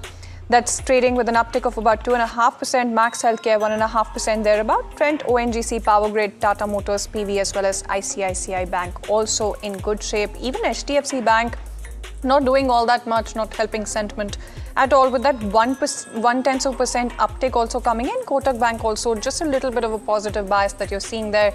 So largely you do have geopolitical jitters that really seem to be shaking sentiment when it comes to the benchmarks. Trading with that little bit of cut also coming in when you talk about mid-cap as well. Let's quickly take a look at some of the gainers and losers from that entire space as well. Now, of course, when you talk about IT, you do have some of those Nifty 50 losers that make it to your list. Like I said, TCS, Emphasis, all of those counters trading with a little bit of downtick. But when you talk about the entire mid-cap universe as well, it's quite interesting to take a look at the 1% downtick also coming in there. So largely, broader markets also seem to be mirroring the kind of sentiment that you're seeing coming in. Something like a Persistent Systems, Coforge, from within the mid-cap space as well, down anywhere between 6 to 6.5% thereabout. You do have Emphasis also trading with that 3.5% downtick as well. KPIT Tech, Tata Tech, Ashok Leyland, Prestige Estate. From the mid-cap universe, you do have just about 28 advances when you talk about the mid-cap 100 and 72 declines coming in. So that largely is the kind of picture that you have at hand when you talk about some of these stocks as well. But let's also quickly talk about the entire commodities pack as well that's going to be in focus as well. When you talk about broadly the setup as far as crude is concerned, that's also shaping up to be quite interesting at this point in time, because you do have oil prices extending the rally, you do have US that intercepted some of those Iranian missiles, and you do have that commentary that is very much in the spotlight, as you can very clearly see on your screens as well. Nearing about $98 a barrel, that's Brent for you right now, with that 1.8% uptick also coming in. When you talk about some of the other interesting developments when it comes to oil markets, and we'll get you some insights in just a bit, but before we do that, let's quickly take a look at the kind of setup that we have. All of that said and done, let's also put the spotlight very much on the mutual fund pack as well. That's going to be very much in focus in terms of the kind of update that you've seen coming in there. Now, for the first time in years, you do have India's SIP boom that is showing cracks. Now, new account openings, in fact, are cooling, stoppages are rising, and the industry's biggest question is no longer right now about inflows. It's about whether retail investors can stay the course through a period of lower returns and higher volatility. In fact, Kshitij Mahajan, Managing Partner and CEO, Complete Circle Wealth, as well as Himanshu Kohli, Co-founder, Client Associates, joins us right now on the show. Thank you so much, gentlemen, for taking time out and joining us this afternoon, and a very good afternoon to you. Kshitij, I'll come to you with my first question. What can really bring back some of those new registrations? It seems to be quite the concern, because after a very long time, you're seeing the tide really turning here. Well, good afternoon to you and Himanshu. So I think please understand the trajectory from 2021, 22, 23, when markets were doing very well. And we have seen SIP number going, really fast. From 2016, if you see 5,000 crore of total commitment of SIPs, and right now we're standing at around 31,000 crore of SIP numbers. So, markets were doing well. There were returns which were on the table. Small and mid cap were giving fantastic returns, and many clients, they started their SIPs. In lieu of that, they will look at that type of returns. And then we have seen there's a lull period of 1.5 years. Obviously, initially FTA Indian valuation issues, then FTA issues, and now we have this Iran escalation part which is going on. So my sense is right now I don't think there's much to worry about. And yes, the SIP closures are much faster and much higher than the SIPs total registration. But my sense is that what is the right behavior is when you keep on talking to clients to have their SIPs, goal-based SIPs, to not focus on yearly basis return, but to have a inclination towards how in a long term they can create a wealth. I think if you sell the SIP in the right manner, if you sell the SIP as aligned with the goal, then you will see SIPs coming back. But I think technology has its own pros and cons. So there are many platforms which helps you to register SIPs in 2 minutes and which helps you to stop SIPs in 2 minutes. So there is no guidance given on why these SIPs have been done, or maybe there's no alignment in terms of the goals which are popping up for those clients. That yes, if you're going to stop the SIP, there'll be a question mark on the goal which you are targeting. So I think there are many pros about technology, but at the same time there are many cons also. Many of the SIPs have been stopped because of the rebalancing also, because where we see clients keep on shifting from one asset class to other asset class. No, absolutely. Many areas of improvement, and that's something that needs to be also figured out as well going forward when you talk about some of those growth goals also coming in. Thank you so much for highlighting that. But Himanshu, I'll also take it across to you. Wanted to try and understand if you think that the SIP momentum is losing steam, firstly, and secondly, in terms of mutual funds, they seem to outperform their benchmarks irrespective of markets. Do you see a continuation of this trend also going forward? So first of all, Varsha, thank you so much for having me over here. What Kshitij mentioned are very relevant points. If I go back to the history, 2002, the SIP amount was $1 million, which was 4 crore rupees per month. From 4 crore, it has come to 30,000, 32,000 crore rupees per month. It is 7.5 to 8,000 times growth has happened in SIPs. Yes, temporarily we have seen there is a pause over there in the growth part of it, or maybe some of the SIPs which were there, they are not getting renewed. I think investor education is extremely important. If industry can do investor education, that in times like this, where the markets are volatile with the downward trajectory, where there is tension in the world, SIPs at this point in time, over a 5 to 10 years period, can give you better performance rather than when the markets are rising, because your unit cost is actually reducing over here. So I think entire industry, including the AMFI, mutual funds, distributors, advisors, they need to come together and ensure or give the feedback to the investor that this is something which is actually a better time, because if you keep investing at this point in time, over a period of time, it can create 0.5 to 1% alpha in your portfolio. So if let's say a normal SIP can give 12 to 13%, at this point in time, it can give you 12.5 to 13.5% or 14% kind of a compounded returns, provided you go with a 5 to 10 years kind of a view. So that education is very important. In fact, a lot of people invest in Provident Fund with a 10 to 15 years kind of a horizon. SIP is actually a very good replacement. And that is what Kshitij mentioned, that we need to educate people to come with the right kind of a time horizon. If someone has entered into a SIP with a 1 year view, today, maybe they are disappointed. But if they enter with a 5 to 10 years view, there is a sense of excitement because I'm actually reducing my purchase price. So, the campaign which has been there, Mutual Fund Sahi Hai, has gone very well. In fact, another campaign needs to happen that SIP usse bhi sahi hai. Right. I think that is something which needs to happen, and when markets are falling, it's actually better at that point in time. So this is on the SIP. On the other side, yes, mutual funds are giving better returns than the benchmarks. So alpha creation is very important. And clients need to, or investors needs to look at maybe 3 or 4 buckets: large cap, multi cap, mid cap, small cap. No, absolutely. And I think it's quite important that investors, put their eggs in different baskets. That's one thing that they need to look at. Other than that, there needs to be more awareness in terms of all of this as well. Thank you so much, gentlemen.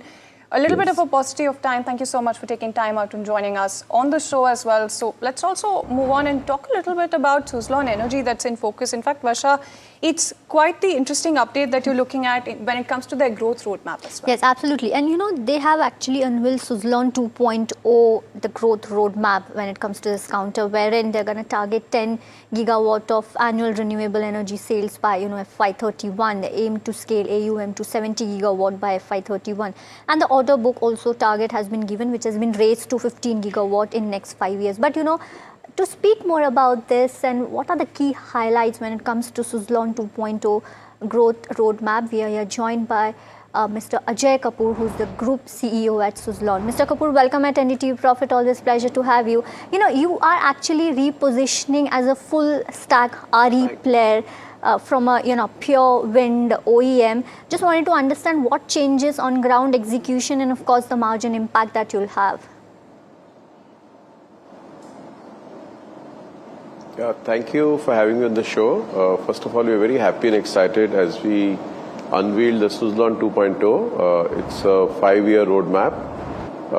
It is centered around wind. So we want to make sure that wind remains the core of what we do. But when we went and met our customers are looking at FDRE solutions. They are looking at not just wind, but the entire RE stack. So what we are doing is we are keeping wind at the center and then building solar plus BESS, and we are topping it with our energy management solutions. We realize that one big problem which customers are facing, especially in the wind, is the project execution. So this year, as we finished our year, we had about 28% of our portfolio coming from EPC. We have targeted to take up to 50% in the next 2 years.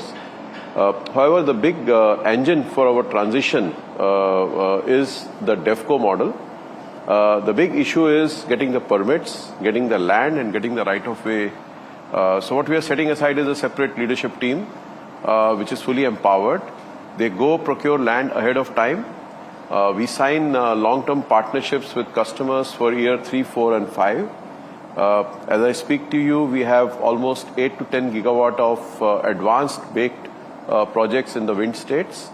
The good news is around the same place we can also put solar and BESS. So I think this is the engine, and we believe by FY31, 60% of our revenues of 10 gigawatt RE should be driven by our DevCo model. Absolutely, and I also just wanted to quickly, this is Shreyansi as well joining in the conversation, quickly wanted to try and understand, Mr. Kapoor, that you're repositioning as a full stack RE player from a pure wind OEM as well. So what does the change in terms of ground execution then look like for you? Okay, so fundamental to our strength is, there are 4 pillars.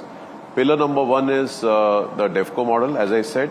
Now in DevCo model, it does 2 things. Number 1, we go from current 30% EPC to 50% plus. We have reorganized our teams on the ground so that execution capabilities are further sharpened. Fully empowered regional heads who have their own teams and their own budgets. In DevCo, we already set up a team, 200 plus. We're adding some more over there. Again, a fully empowered team which does ahead of time getting permits. We've also put our cash and enabling permit requirements that are needed with this team. So they are again fully empowered to be project ready. This, I believe, is going to pull in 2 things. Number 1, customers. It's a stickiness of the customer who would want to have wind ready and RE ready FDRE sites. Number 2, as we hit more on this, it's a natural mode to bring more wind turbine sales. So I think these are the 2 things which it integrates for us. On the technology platform, we continue to have end-to-end wind solutions with our deep heritage and the knowledge. We are putting up a BESS assembly plant. And we are going to integrate solar through asset-light partnerships. And on top, we are going to build our energy management services so that customers are then talking to us and we solve all their problems on the ground. And on top of it, once we have done this, we already have 18 gigawatt of asset under management under our OMS platform. We are targeting this to go up from 18 to 70 gigawatts. So we then sign up with the customers to look after the assets and ensure that they get the required power, because that's what they are paying for. And then, of course, alongside, we are building our international order book of about 3 gigawatt by FY31, and all this on a very strong digital enabled platform. So I think that's something that we are trying to envision. Right. So this is a much aggressive plan that, you have shared with us. But, execution have always been issue. A very big issue in the industry, I would say. How does this integrated model of yours, reduces the risk of this execution? Very good question. So first things first, we're very happy. Last year, we did about 2.5 gigawatt in sales. That's almost 54% jump in our revenue. On top of an equal, number we did a year before. We also saw bottom line, doing equally well. Having said that, last quarter we also found our COD, the commissioning ramp up also happened well. We are seeing the same trend on ground as I speak to you. So I think that part of it is taken care of. The genesis of the issue is, we have a lot of turbines which are ready, but which are yet to be commissioned. Many times we find that we don't have projects which are 100% in our scope. So the power evacuation is in the customer scope. And until and unless they are able to get those approvals, we are not able to plug in the turbines which are ready to be commissioned. So that's one part of a problem statement. The second part is we sign a contract and the land acquisition and the permits take time. With the new strategy of Suzlon 2.0, we are going after the land and the permits ahead of time. And as I spoke, about 8 to 10 gigawatt of portfolio on which we are actively working, where we have the wind data, where we have a visibility of land, and where we have applied for permits, is something we go and then talk to the customer. Once we are able to put this whole process into almost like a factory, approach of manufacturing, we believe our customers should save 12 months on execution, and those delays is also going to save on cost and increase the project ROI. So I think that's the way we are looking at on-ground execution. I think that's also an ambition we have taken. 60% sales should come from the DEFCO, so that these problems are sorted out. No, absolutely. Point taken there in terms of the execution as well. But with such aggressive growth plans, will you be needing significant capital, or is the model largely asset-light? It's an asset-light model. Wind turbine business, we continue to run with a stronger digital enablement and our end-to-end R&D and the IPs that we have built over the years. BESS, we make few investments, but these are again not very big. Solar, we totally go in partnership. EMS is more of our IP. We put some money for set aside money to buy land in advance. We have already enabled that in this year. And about 600 to 700 crores per annum we will continue to spend in putting up new manufacturing sites to put our end-to-end enablement. So it's an asset light, largely funded by our own cash flows. And as I speak to you, we are sitting on a healthy internal cash generation. I'm very happy with the way the company has performed this year, and the way we are targeting in time to come. I think we should be largely self-sufficient. Right. And sir, you are actually guiding for 15 gigawatts of order book, and how much of this is already visible or yet to be blocked in number one, and number two, what is the mix between domestic and export when it comes to this 15 gigawatts of order book? So very good question. So today as I speak to you, my order book is around 5,700 odd gigawatts, which is purely wind. It doesn't have anything in exports. Going forward, we are targeting 15 gigawatt of FDRE, which would include wind as the core, plus solar and plus BESS. On top of it, we are looking at 3 gigawatt of export order intake. So I think that's in short the breakup. If you're asking me whether I have a visibility of 15 gigawatt today, I have in the DEFCO about 8 gigawatt of better baked sites. Of those, 2 to 3 gigawatt of more mature sites. And I think it's the way, as I start moving around in this strategy that we have unveiled, we will keep developing this, and this will become the engine for us to go and acquire more customers and also build our order pipeline. Absolutely. Thank you so much, Mr. Kapoor, for taking time out and joining us this afternoon. So there you go. That's the entire update coming in as far as Suzlon Energy is concerned. Also the growth roadmap there as well. Let's also move on and talk about the entire commodity space. Put the spotlight right back on commodities, oil as well as gold right now. When you talk about oil, it's extending a rally for the third straight day. When you talk about gold as well, you're seeing a little bit of a pullback. Let's put all of this into perspective. Kunal Shah, Head Commodities Research, Nirmal Bang joining us right now. Thank you so much, Mr. Shah, for taking time out and joining us. First things first, wanted to try and understand what you think about the current, oil prices in terms of the third straight day of rally coming in. Do you think that it is likely to sustain going forward as well, since you do have peace hopes sort of faltering right now? So I think if there is no peace deal between US and Iran, which is the case right now, there is a possibility that oil prices can shoot up exponentially.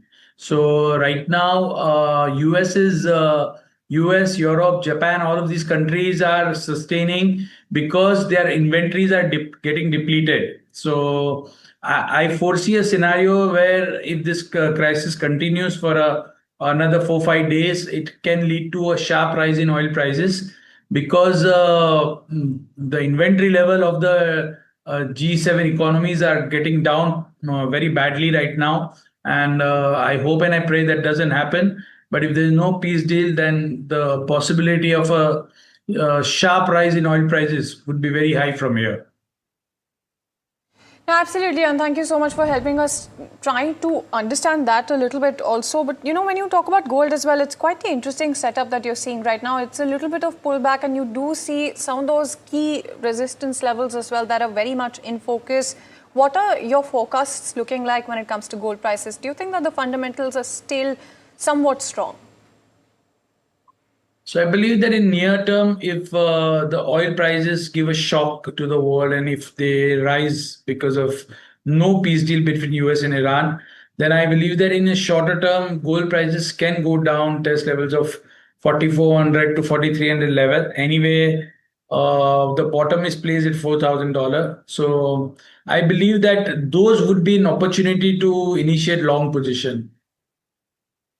And thank you so much, Mr. Shah, for taking time out and joining us this afternoon. So there you go. That's the update coming in as far as oil prices are concerned, as well as gold. But going forward, let's also zoom out a little bit, talk about riskier assets. Standard Chartered remains constructive on risk assets, staying overweight when it comes to global equities, with a preference for China, India and Taiwan when it comes to Asia. The bank also expects the Fed to stay on hold for much of the year, while gold continues to stand out as a key portfolio hedge against geopolitical and macro uncertainty as well. Let's go across and listen in to what Manpreet Gill, the CIO Africa, Middle East and Europe, had to say in terms of the investment rationale there. I think it's time to talk about, what you've, in fact, I was just going through a report as well, and you've kind of argued that the equity rally needs to, be broadened over that semiconductor space as well. So I think my first question to you is that apart from this, what are the sectors that you think from a slightly long-term perspective of 2 to 3 years where the rally will occur and, kind of could be the next beneficiaries of the entire AI cycle that we've been talking about? Hi, Maima. No, you're absolutely right. I think what stands out of the equity market rally thus far around the world is that it feels almost singularly, centered around the AI and within AI, the semiconductor sectors. And you see that in US equity markets, but even if you look across Asia, most of the gains in Asian equities have been led largely by Korean and Taiwan equities, which of course are semiconductor plays. So in our view, there is for that to broaden out. But I think the sector picks obviously would vary quite a bit by region. I think in the US, the tech sector itself is quite vast and goes well beyond just semiconductors and those AI plays. So, we just think as you think through even the AI cycle, we think areas like software and internet usually are the other beneficiaries when you think through long term. But when you look, within Asia as well, I mean, we're overweight Indian and Chinese equity markets. So a broadening play to us would start to, broaden the focus on valuations and growth of more boring sectors, right? Like financial and consumer discretionary in India. To us, it's about how does that rally broaden? And I think that's the top-down view we're taking. And with regards to oil then, because, Manpreet, so far, we've, today, of course, oil reached that $97 per barrel mark. But, so far, the oil shock has been reciprocated in a decent manner per se, right? What do you think is the tipping point from here on, where higher oil prices go in terms of hurting growth, inflation, equities meaningfully? How are you reading that whole situation? Well, we just think that inventories and how they evolve from here over the next couple of months is going to be actually very, very important, because so far we just think we avoided a much worse oil price shock because inventories have been able to, pick up the slack, whether that was initially floating inventories and now, of course, drawdown of, strategic and commercial inventories. Now, there are many, many ways that, you can measure it. It's unfortunately not a single measure. And that's why you see a wide range of estimates about when you start to see more stress in the system. But most estimates we've come across suggest that, these inventories can buffer the supply shock, through the closure of Strait of Hormuz, through a large part of summer. But if we don't get, significant reopening and shipping of through the Strait of Hormuz restart in a big way by the time we get to, potentially the end of Q3 or early Q4, that's when, the risks in our minds start to rise. Because if you adjust oil prices for inflation, and for energy efficiency, we've got a partial oil price shock, but to really match historical oil price shocks, you need prices to rise well above $150 per barrel. So the good news is there's a lot of inventories out there in the world to help, delay, such an outcome. But the reality is the later in the year we go, the more you sort of run the risk that we do get that sort of oil. All right, then that's all the time that we have on this edition of Lunchtime Trades. Thank you so much for tuning in.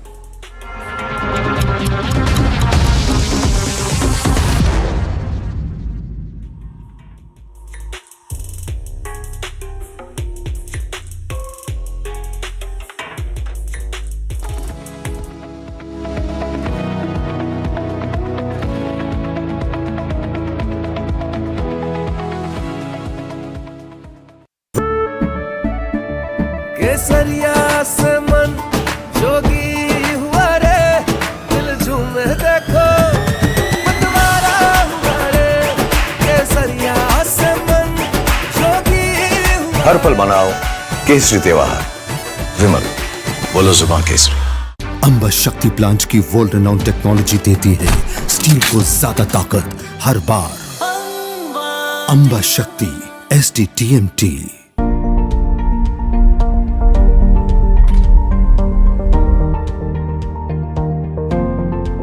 Investments in specialized investment fund involves relatively higher risk, including potential loss of capital, liquidity risk, and market volatility. Please read all investment strategy related documents carefully before making the investment decision. The news, Ayush. Since when do we do scripts? Fair point. Picture this. The biggest stage. Floodlights. Wow. 4K, the works. Where's the hook? There's going to be celebrities and guaranteed eyeballs. Where's the hook? Think about this. Front page advertisements and hoardings. Bro, where's the hook?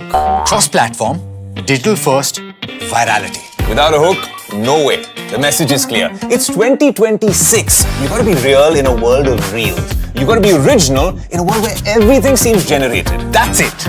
That's what we're looking for. The best campaigns, the hottest trends, the smartest brand moves on our new show. But wait, what do we call it? The Hook.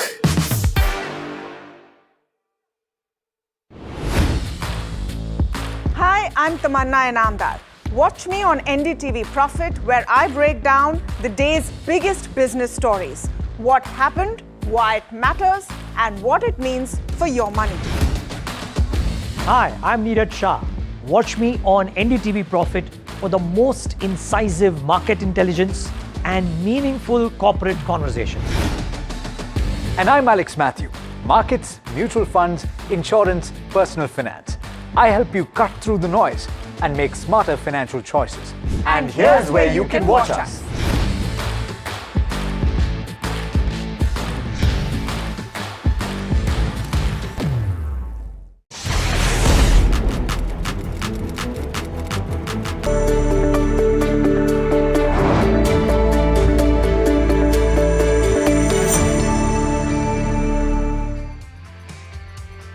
Hello and welcome to NDTV Profit. Well, welcome to our show Small Cap Buzzes, where we talk about the smaller kind of companies that investors are interested into. Well, let's see what's on the show today. We are going to speak to Univastu India. That's the management that we have on our show. The stock is up 26% in the last 2 months. Q4 revenue and profit has more than doubled, and company is doing a lot of things when it comes to new platform. Also, we're gonna ask about whether this kind of growth is sustainable going forward. Moving on, we'll also speak about EPAC prefab. Now, overall, if you see, the company is buzzing on the back of major order secure, which is at 165 crore. Company will supply cells and modules overall. And if you see the stock trend, the stock has been gaining for the last 3 straight sessions. We'll also speak to our fundamental analyst on this. Moving on, HLE glass coat will also be in focus. If you see, the volumes are trading at around 21 times of its 30-day average. The stock is up almost 20% in the last 1 month. What are the key triggers which has led to this rally? We'll also speak on this. And lastly, Savita Oil Technologies. If you see, volumes are trading at 5x. Stock is up in last 2 trading sessions, up 24% in the last 1 month. So we'll be covering all these stocks with our management, and we'll be speaking to the fundamental analyst as well. But let's see how markets are doing. Well, not well if I were to talk about. It's down almost 0.62%. Not much happening today, but IT on the loser side, I would first talk about IT stocks are on the losing trend. You have TCS, you have Tech Mahindra, HCL Tech, Infi and Wipro, which are losing when it comes to, there you go, TCS is down almost 9%, you have Persistent which is down 6%. All IT stocks are sulking in trade. Let's see what broader markets are doing. Let's see what mid-cap 150 is doing. It's down almost 0.85%. Let's pull up small cap 250. It's down 0.45%. So not much good day for the markets, I would say. But Mahima, which are the small cap stocks which are buzzing and losing as of today? Right, so Varsha, as you rightly mentioned, no strength seen in the markets at all. As far as the small cap 250 goes, down by about 0.4%, largely almost in line with what the benchmark is doing right now. But some specific name, in the broader end of spectrum, you have something like an MK Global, which is seeing gains of about 17%. There is something like a CMI FP, which is also up 14%. Go Fashion also seeing gains of about 14%. Akshar Chem also up by about 13%. You have Lakshmi Organics, Confidence Petroleum also doing fairly well, both up 11 and 10% each.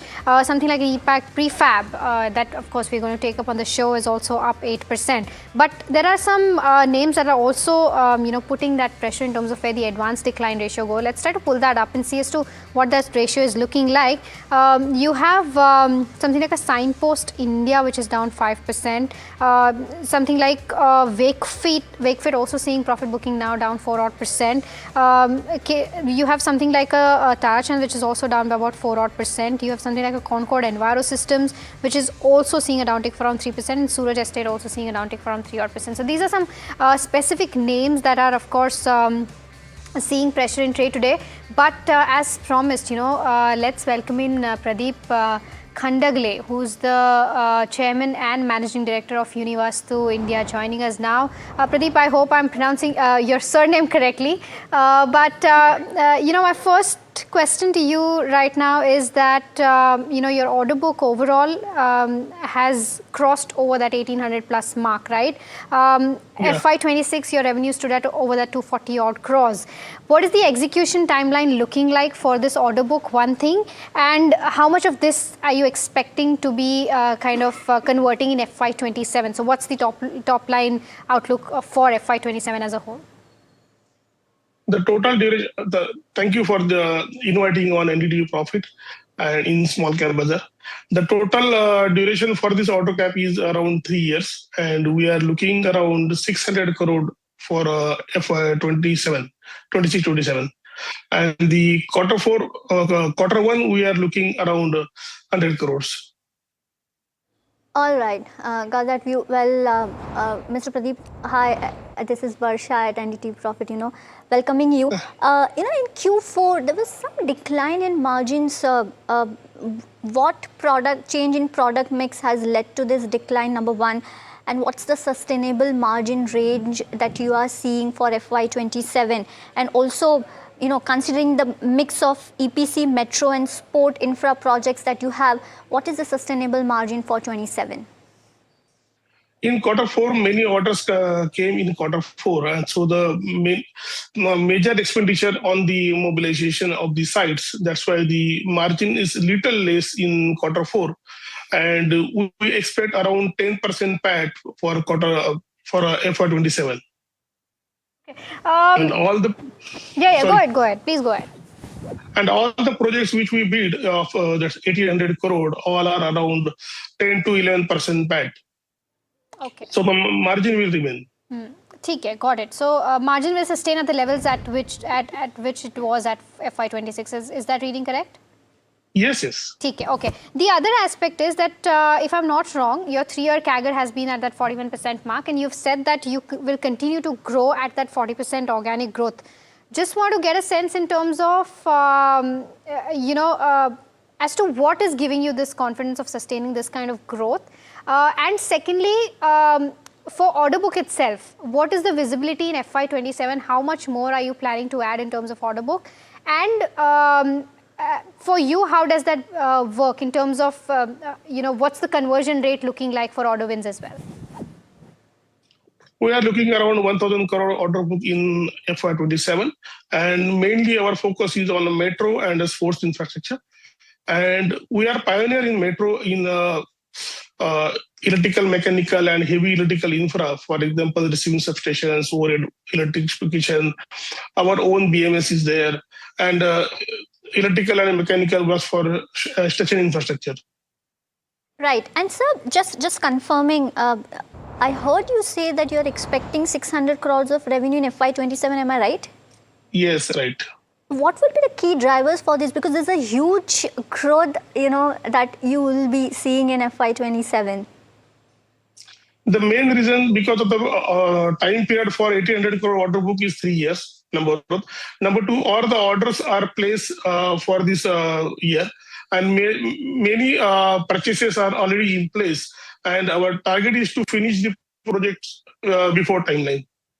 And you've also mentioned that there is a possibility of a 50% CAGR growth as well, considering any inorganic expansion that you would take. So give us a perspective on any particular thing that you're already looking at in terms of buying, any opportunity of going ahead and acquiring, and at the same time, how are you planning to fund the same?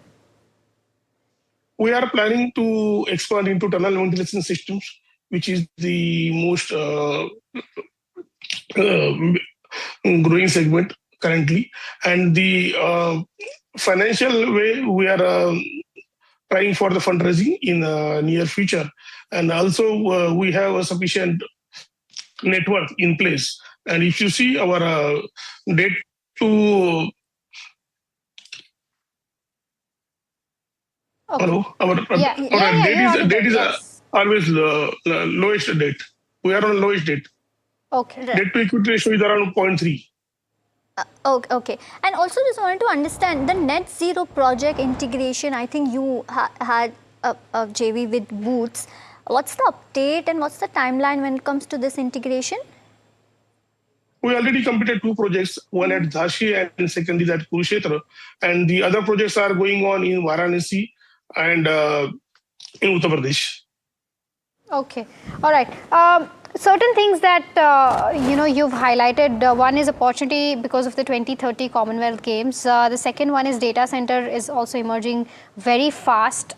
In terms of these new opportunities, what are you kind of penciling in for the next 2 to 3 years? In data center, we are mainly focusing on the HVAC part, and we are targeting liquid to liquid air conditioning, mainly in data center. And we might come up in a second quarter of this year for data center. Right. And also, I just wanted to talk to you about the order book. One is what proportion of your order book is government versus private, and any, big order also in pipeline that you are expecting? All our orders are of the government only. The main client is the government. And the 2 orders are through L&T, but the main client is the MMRDA, and 1 order is to IRCON. Again, the main client is the MMRDA. So all our orders are of the government only. So we are working only in government segment other than the data center. And also, sir, if you see the debtor days have sharply shot up to almost, 121 days, if I'm not wrong. When can you expect your debtor days to be a normal one, and what that normal range would be? Data already received in April. And so where can this 121 days number can go to? Where can it reduce to? It will reduce to the 30 to 60 days.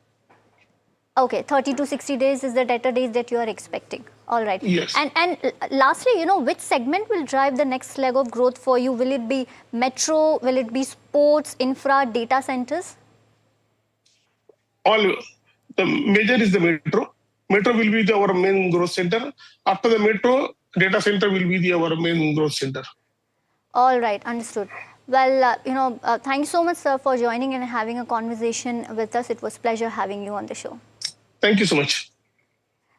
Well, this was, Univastu, huge growth expected when it comes to FY27. But let's also invite our fundamental guest for the day, Girish Sodhani, who is co-founder at Ensure Capital. Girish, you heard the management expecting, almost 2.5 times of revenue in FY27. What are your views on this company? So again, as we talk about the management commentary, obviously they are a little bit too bullish about their new future perspectives plans also. As the order pipelines, we are also just expecting that the unexpected order pipelines that would be consumed in the financial year 27-28 would be some around 1,000 crores. Obviously, the propositions what we are talking about in the overall infrastructure, especially in the metro as well as the green infrastructure like power data centers and everything, are just going to be expandable by the governments in the next 20 or 22% year-on-year basis. So just little bit bullish on this particular counter, but not in the aggressions way. If any investor hold this particular counter, then can hold, but fresh interventions is not advisable. Okay, all right. So that's the view coming in on Univastu. But time to take a look at the F&O space, and we have Puneet joining by to give us a perspective on how Qs are looking at this hour. Puneet? Well, thank you for that. It's been a day that's been under pressure, and when you look at the Sensex also, that will show you that perspective. IT continues to be down and out today. For TCS specifically, it's a new low that the company has made, recovered from the 9% downtick, had briefly hit that March 2020 low when it crashed almost 9% as well. Other than that, also all the IT names as well as ITC continues to be under pressure at this point of time. But when you look at the stock-specific action, that is where a lot of action is visible. Varnova continues to be one where longs are being built on the system. So is on Apollo Hospital today as well. And we just spoke to the management. When you look at short covering, NHPC as well as DMart continue to be on investors' radar for covering of shorts. So both stocks doing well. On NHPC, you also have that OFS impact coming in as well, the green shoe option now being validated essentially and now started as well. So that will be in focus. Longs being unwinded on both tech names, and there's no surprises there. 2 days of up move and then crashed out are all of these tech names, and shorts being built up on yet again the IT names. So TCS as well as LTM continue to be under pressure. So it's all IT largely under pressure, but we're also seeing the market breadth continuing to be weak on this Wednesday afternoon. All right. Thank you so much, Puneet, for getting us those details with regards to where the F&O setup goes. But viewers, time to slip into a very, very short break. But don't go anywhere. We'll be talking about more small cap buzzers on the other side.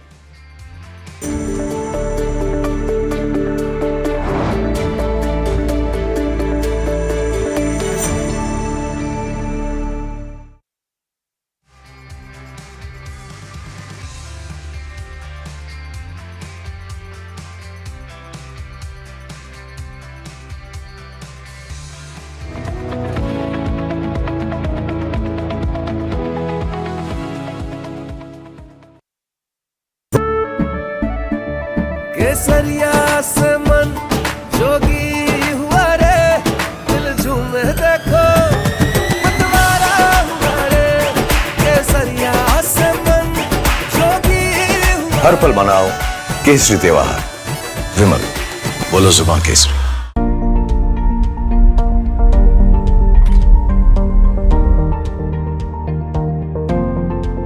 Investments in specialized investment fund involves relatively higher risk, including potential loss of capital, liquidity risk, and market volatility. Please read all investment strategy related documents carefully before making the investment decision. The news, Ayush. Since when do we do scripts? Fair point. Picture this. The biggest stage. Floodlights. 4K. The works. Where's the hook? There's going to be celebrities and guaranteed eyeballs. Where's the hook? Think about this. Front page advertisements and hoardings. Bro, where's the hook? Cross-platform, digital first, virality. Without a hook, no way. The message is clear. It's 2026. You gotta be real in a world of reels. You gotta be original in a world where everything seems generated. That's it. That's what we're looking for.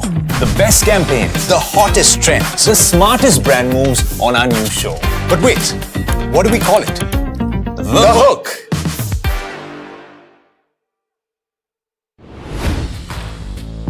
Hi, I'm Tamanna Inamdar. Watch me on NDTV Profit, where I break down the day's biggest business stories. What happened, why it matters, and what it means for your money. Hi, I'm Niraj Shah. Watch me on NDTV Profit for the most incisive market intelligence and meaningful corporate conversation. And I'm Alex Matthew.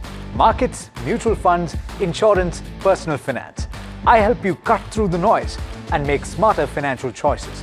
And here's where you can watch us.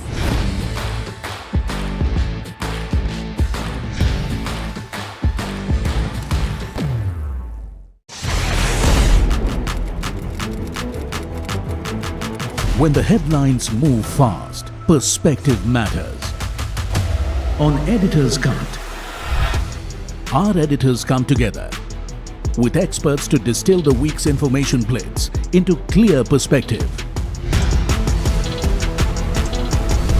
Down the stories shaping the world, from markets and the economy to global conflicts and what lies ahead. This is where experience meets insight.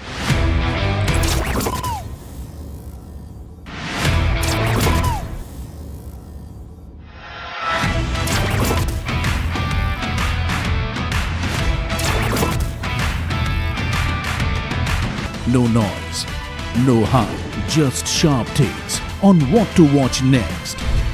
Editor's Cut, every Friday, 3:30 p.m. only on NDTV Profit. He has been tracking markets for over a decade, spots the trends before they hit the screen. And he is now bringing his analysis to the show that the market watches. Watch Sharad Dubey on Know Your Company, a show that puts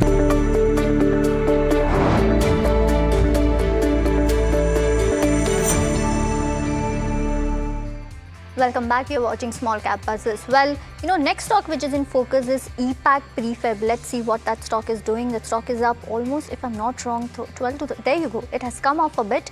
It's up almost 8% in trade. Now, this is on the back of a big order win that the company has received. But, to speak more about this and to give us more details, we are joined by Jasmeet on it. Jasmeet, what's the order and how this is going to have an impact on EPAC prefab?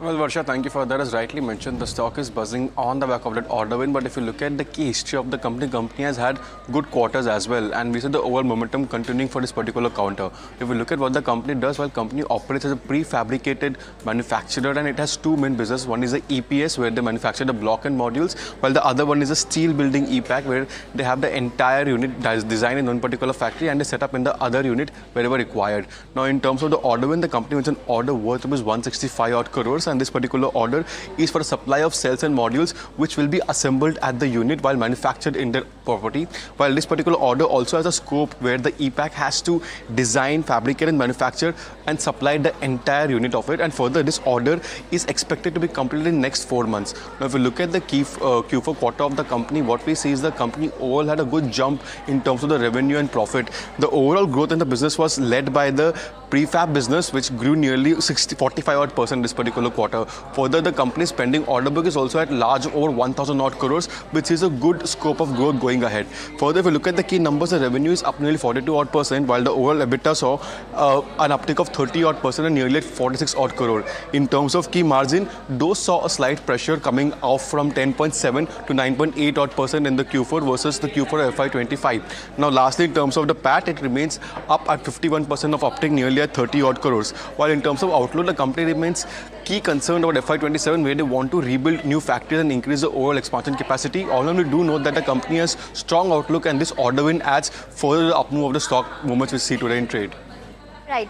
Thank you so much, Jasmeet, for all the details. Well, Girish, the stock is up in the last 3 trading sessions. We have seen that up move. What should investors do now, considering the huge rally that we've seen in the last 3 days? So again, for the prefab, basically, particularly this type of sectors, we are talking about the greenfields and the prefabs. So I think these type of sectors requires a little bit a longer period of time. If investors have the view of around 1.5 year or 2 year down the line, I think this is a very good percentage of stocks.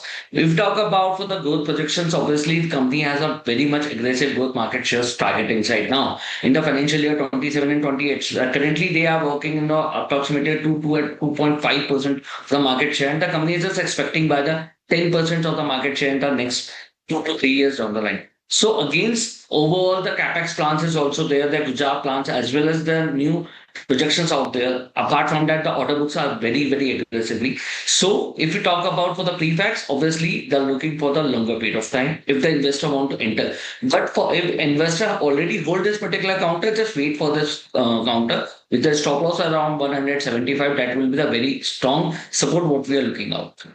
All right, okay, so that's the view on EPAC prefab. In fact, since listing, it's corrected almost 50%, and now since the end of March, it is seeing a good traction. An uptick is what we've been seeing. So it's formed a support there, and we'll have to see as to how things pan out. And as Girish mentioned, it's also important to see look at this from a long-term perspective. But let's talk about the other one, which is actually Glasscoat. Now, here also in a month, this stock has been up almost 20%. Volumes are also trading at around 21 times its 30-day average. And to discuss as to what's working for the company, we're joined by Shivam now. Shivam? Well, yes, the stock has been trading with a good momentum, and there is no clear trigger for this strong momentum. But the company has recently released their Q4 results, and the results were on a good side. And the filtration and drying segment, which were the segment the company operates in, has seen a growth of around 50% in FY26, and that has led to a revenue growth of around 17% on YOY basis. Now, the other segment, Thaletic segment, has also seen gaining traction and contributes around 20% of India's GLE mix. If we talk about the glass-lined volumes, that has also seen an increase of around 30 to 40%, which were seeing a margin pressure over the past few quarters. Now, despite this, the price pressure in the glass-lined segments still persist. Now, the company's order book remains at 682 crores, which is very healthy, like stepping in FY27. Now, a few updates on Omera's acquisition. The company has recorded an EBITDA loss of around 15.3 crores and PAT loss of around 15.6 crores, which has impacted their margins in this quarter, and the performance impact was mainly due to the transition challenges. Now, the company aims for 2,000 crore revenue in the next 2 years and targets a margin of 16% over the time period moving forward. Right. Thank you so much, Shivam, for all the details. Well, moving on, Savita Oil Technologies is in focus. Let's see what that stock is doing. The stock is up almost 13% in trade. Volumes are trading at 5 times of its 30-day average, and the stock is up 24% in the last 1 month. But what are the key triggers seen in this rally? We are here joined by Parth to give us more details on that. Right, so really good momentum that we are seeing in Savita Oil Technologies right now, and in FY26 they have achieved the record quarterly volumes, record annual volumes, and record revenue as well. So really good momentum in the numbers as well. The volumes in FY26 they have crossed 5 lakh kiloliters for the first time in the company history, with the transformer oil, white oil, and export business growing in double digits. Their lubricant range has also grown 5 times the industry average in FY26, and currently their focus remains on EV cooling and immersion cooling fluid opportunities. If you have a look at the Q4 numbers as well, then revenue saw a growth of 22.5% to reach 1240 crores. EBITDA was up 47.8% at 80.4 crores, with EBITDA margins also jumping 110 basis points to reach 6.5%. The PAT also saw a growth of 62% year on year to reach 47.3 crores as well. In the management commentary, they have aimed for double-digit growth across domestic and export markets, with the focus on premiumization and advanced specialty fluid products. Okay, Parth, thank you so much for getting us those details. In fact, if you take a look at the charts as well, it's just broken the previous resistance in terms of where the performance goes. But from here, the trajectory will be important to watch out for. Stock closing will be closing over 10% higher is what we're expecting, of course, today. But with that, completely out of time on this edition of Small Cap Buzzers. Do stay tuned, because Ask Profit is up next.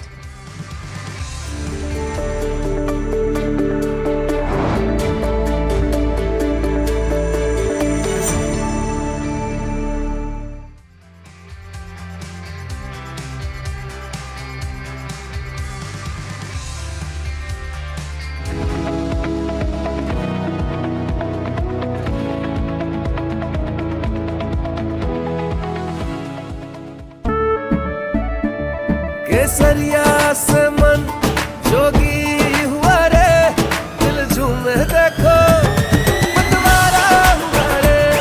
केसरिया से मन जोगी हुआ। हर पल मनाओ केसरी त्योहार। विमल, बोलो जुबान Kesari.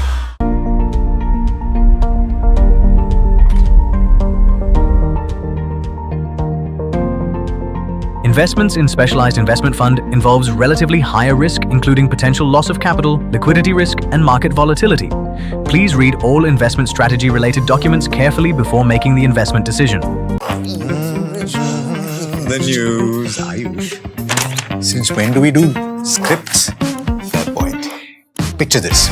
The biggest stage. Floodlights. Wow. 4K, the works. Where's the hook? There's going to be celebrities and guaranteed eyeballs. Where's the hook? Think about this. Front page advertisements and hoardings. Bro, where's the hook? Cross-platform, digital first, virality. Without a hook, no way. The message is clear. It's 2026. You gotta be real in a world of reels. You gotta be original in a world where everything seems generated. That's it. That's what we're looking for. The best campaigns, the hottest trends, the smartest brand moves on our new show. But wait, what do we call it? The Hook.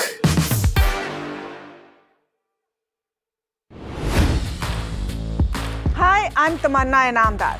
Watch me on NDTV Profit, where I break down the day's biggest business stories. What happened, why it matters, and what it means for your money. Hi, I'm Niraj Shah. Watch me on NDTV Profit for the most incisive market intelligence and meaningful corporate conversations. And I'm Alex Matthew. Markets, mutual funds, insurance, personal finance. I help you cut through the noise and make smarter financial choices. And here's where you can watch us.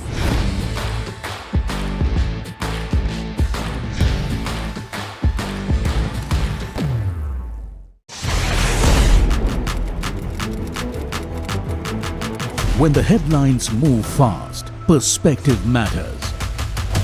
On Editor's Cut, our editors come together with experts to distill the week's information blitz into clear perspective. Down the stories shaping the world, from markets and the economy to global conflicts and what lies ahead. This is where experience meets insight.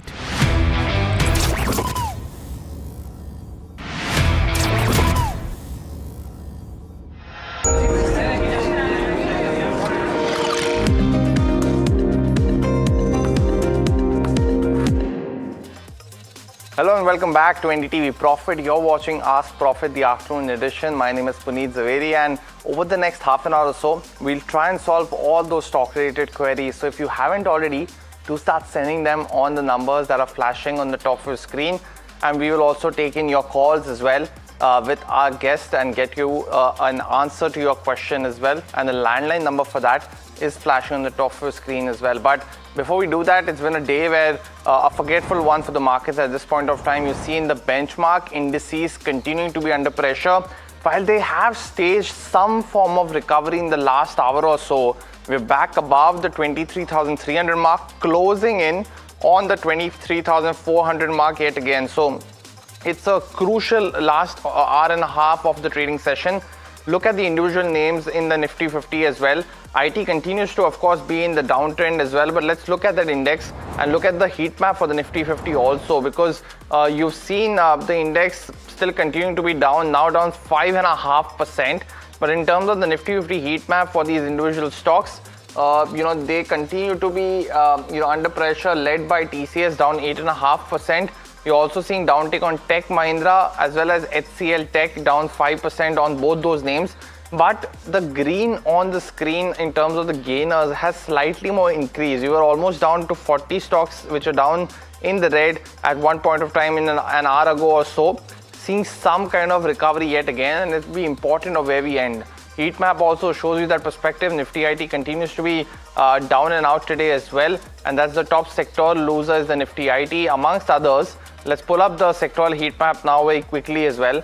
And within that, you're seeing Nifty Realty amongst others. You're also seeing Nifty Media, Nifty FMCG also down in trade today as well. And finally, in terms of the advanced decline ratio, now that has been 2:1 favoring the decline since the morning.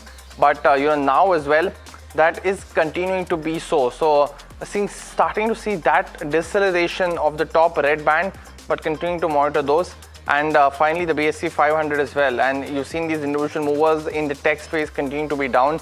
So all of those names we just spoke about, Persistent as well, and Birla Soft is down. So at this point of time, all the top sectoral losers in the BSE 500, all the top names are from the IT pack and continues to be so. But let me welcome in our guest for today, Tapan Doshi, research analyst at CATapan.in, and Sachin Janardhan. He is the AVP Derivatives Retail Research analyst as well. Now, both of you gentlemen, thanks so much for joining in.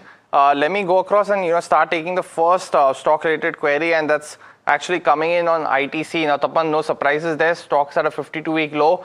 And Radhakrishnan from Kochi is asking if it's a good time to add the stock now. What would you recommend? See, the problem with the ITC, first of all, good afternoon, Puneet. Now, if you see the cigarette taxation is a big risk persisting over the years, until we don't know next what is going to happen. Again, hotel was the biggest revenue generator and a profitability point of that is demerged already. Agriculture segment is actually quite volatile, and FMCG is not able to perform in a manner which everyone thinks about. Paperboard demand is still subdued. So, lot many things is going against the ITC. Of course, margins will improve, but we have a cigarette ratio, that taxation ratio. My take is better to avoid this. There are a lot many other FMCG stocks which one can think about. Well, let's also toss to Sergio Gore. He's speaking at the City India conference. Listen in. Because American and Indian business leaders in this room know how to drive results. My vision is to make the US-India relationship the defining strategic partnership of the 21st century and deliver tangible results for the people of both of our nations. We can ensure the impact of our partnership is felt, not just in boardrooms, but in the daily lives of our citizens. I'm talking about American companies expanding into Indian markets and creating jobs, joint breakthroughs in medicine that improve health outcomes, US energy exports, and technologies supporting India's energy security and resilience. Deeper collaboration in critical technologies like AI, semiconductors, and biotechnology. As business leaders in key sectors, each of you has an important role to play in this work. With global supply chains being reconfigured, economies are seeking trusted and resilient partnerships. We have seen over the last decade that overdependence on a single segment of the supply chain creates vulnerability. Simply put, President Trump trusts India. Just last week, we celebrated our Freedom 250 celebration in New Delhi, and President Trump actually called into our event. He wanted to make sure that the message was clear. He deeply values the relationship with India, he deeply values his friendship with the Prime Minister, and he wants to move things on a further path. The US-India partnership has the potential to be the globally transformative, and now is the time for us to fulfill our ambitious shared goals. Working together, America and India can combat dependence, allowing a broader range of suppliers to reach markets. Together, we can integrate value chains, accelerate technological advancement, and strengthen energy security. The United States and India are uniquely positioned to drive the next phase of global economic growth. And when we work together on such shared objectives, we create more than the sum of our parts. We stand at a truly remarkable moment. In just over 2 decades, our bilateral trade has shattered records, skyrocketing from 20 billion to 220 billion in goods and services. That 11-fold increase isn't just about volume, it reflects deep, unbreakable trust. Today, the unparalleled growth in our two-way trade is being driven by innovation and high-value sectors. We see linkages not just between massive global corporations, but between agile startups and entrepreneurs in digital trade, advanced manufacturing, and emerging tech. As I've traveled across India, I've met some incredible startups, including some of the IIT campuses. Every one of those startups has had a connection to the United States. It's an incredible thing to witness these startups literally on the ground level. Some of these will be life-changing over the next few years. And to see this partnership between our two countries is something that it is truly remarkable. We've seen unprecedented progress, and we have incredible potential ahead. We can seize opportunities to scale the US-India partnership into a more seamless, resilient, and transformative economic relationship. India's growing economy and significant infrastructure needs align well with American expertise in energy, aviation, R&D, advanced manufacturing, and digital infrastructure. Such investments will benefit both of our nations. We need to identify those win-win situations. Our investment and trade expansion offer transformative potential. President Trump's goal is to facilitate bilateral trade in a way that creates lucrative opportunities for American businesses and workers. Our current interim trade agreement is on the table for us to finalize, and it will unlock prosperity for both of our nations. When I first arrived in India 5 months ago, one of my first priorities was to get this trade agreement as close to finality as possible. And within a month, we announced an interim trade deal. Just this morning, before I flew out here to Mumbai, I met with the trade team that is visiting us right now in New Delhi. Last week, they were in Washington, D.C. This week, we sent our team to New Delhi. That same team will continue meeting this week. Tomorrow, they're going to be meeting with Minister Goyal. We're on the last 1%. 99% of this deal is in place. That last percent, we will figure out sooner than later. To put it in perspective, because a lot of individuals will ask me, why is this taking so long? It's been a year, it's been a year and a half. The European Union deal with India took 19 years. And so keep that in mind. These are massive, complex deals that involve not hundreds, but tens of thousands of points sometimes. Everything from mangoes to IT to technology to fuel. And so we are getting there. There's so much good that will be identified and will come out of this deal that will benefit both of our nations. As we continue deepening our economic engagement, we need predictable taxation and regulatory frameworks that enable businesses to thrive. We need candid and constructive engagement on export controls and technology flows grounded in trust. Well, of course, that was Sergio Gore. He's the US ambassador to India and has been very instrumental in as mentioned on the trade deal as well. Last 1% remaining at this point of time as well. But all those updates we'll try and getting you as we go through the day as well. But let's go back to your stock related queries as well. And the next question that's coming in now. This one's from Rimple from Chandigarh. He's holding on to NTPC, bought at roughly around 431 rupees per share, holding 55 shares and can hold roughly for the next 6 months. Sachin, coming to you, what's your view on NTPC since it's bought at 431? Should he average down right now?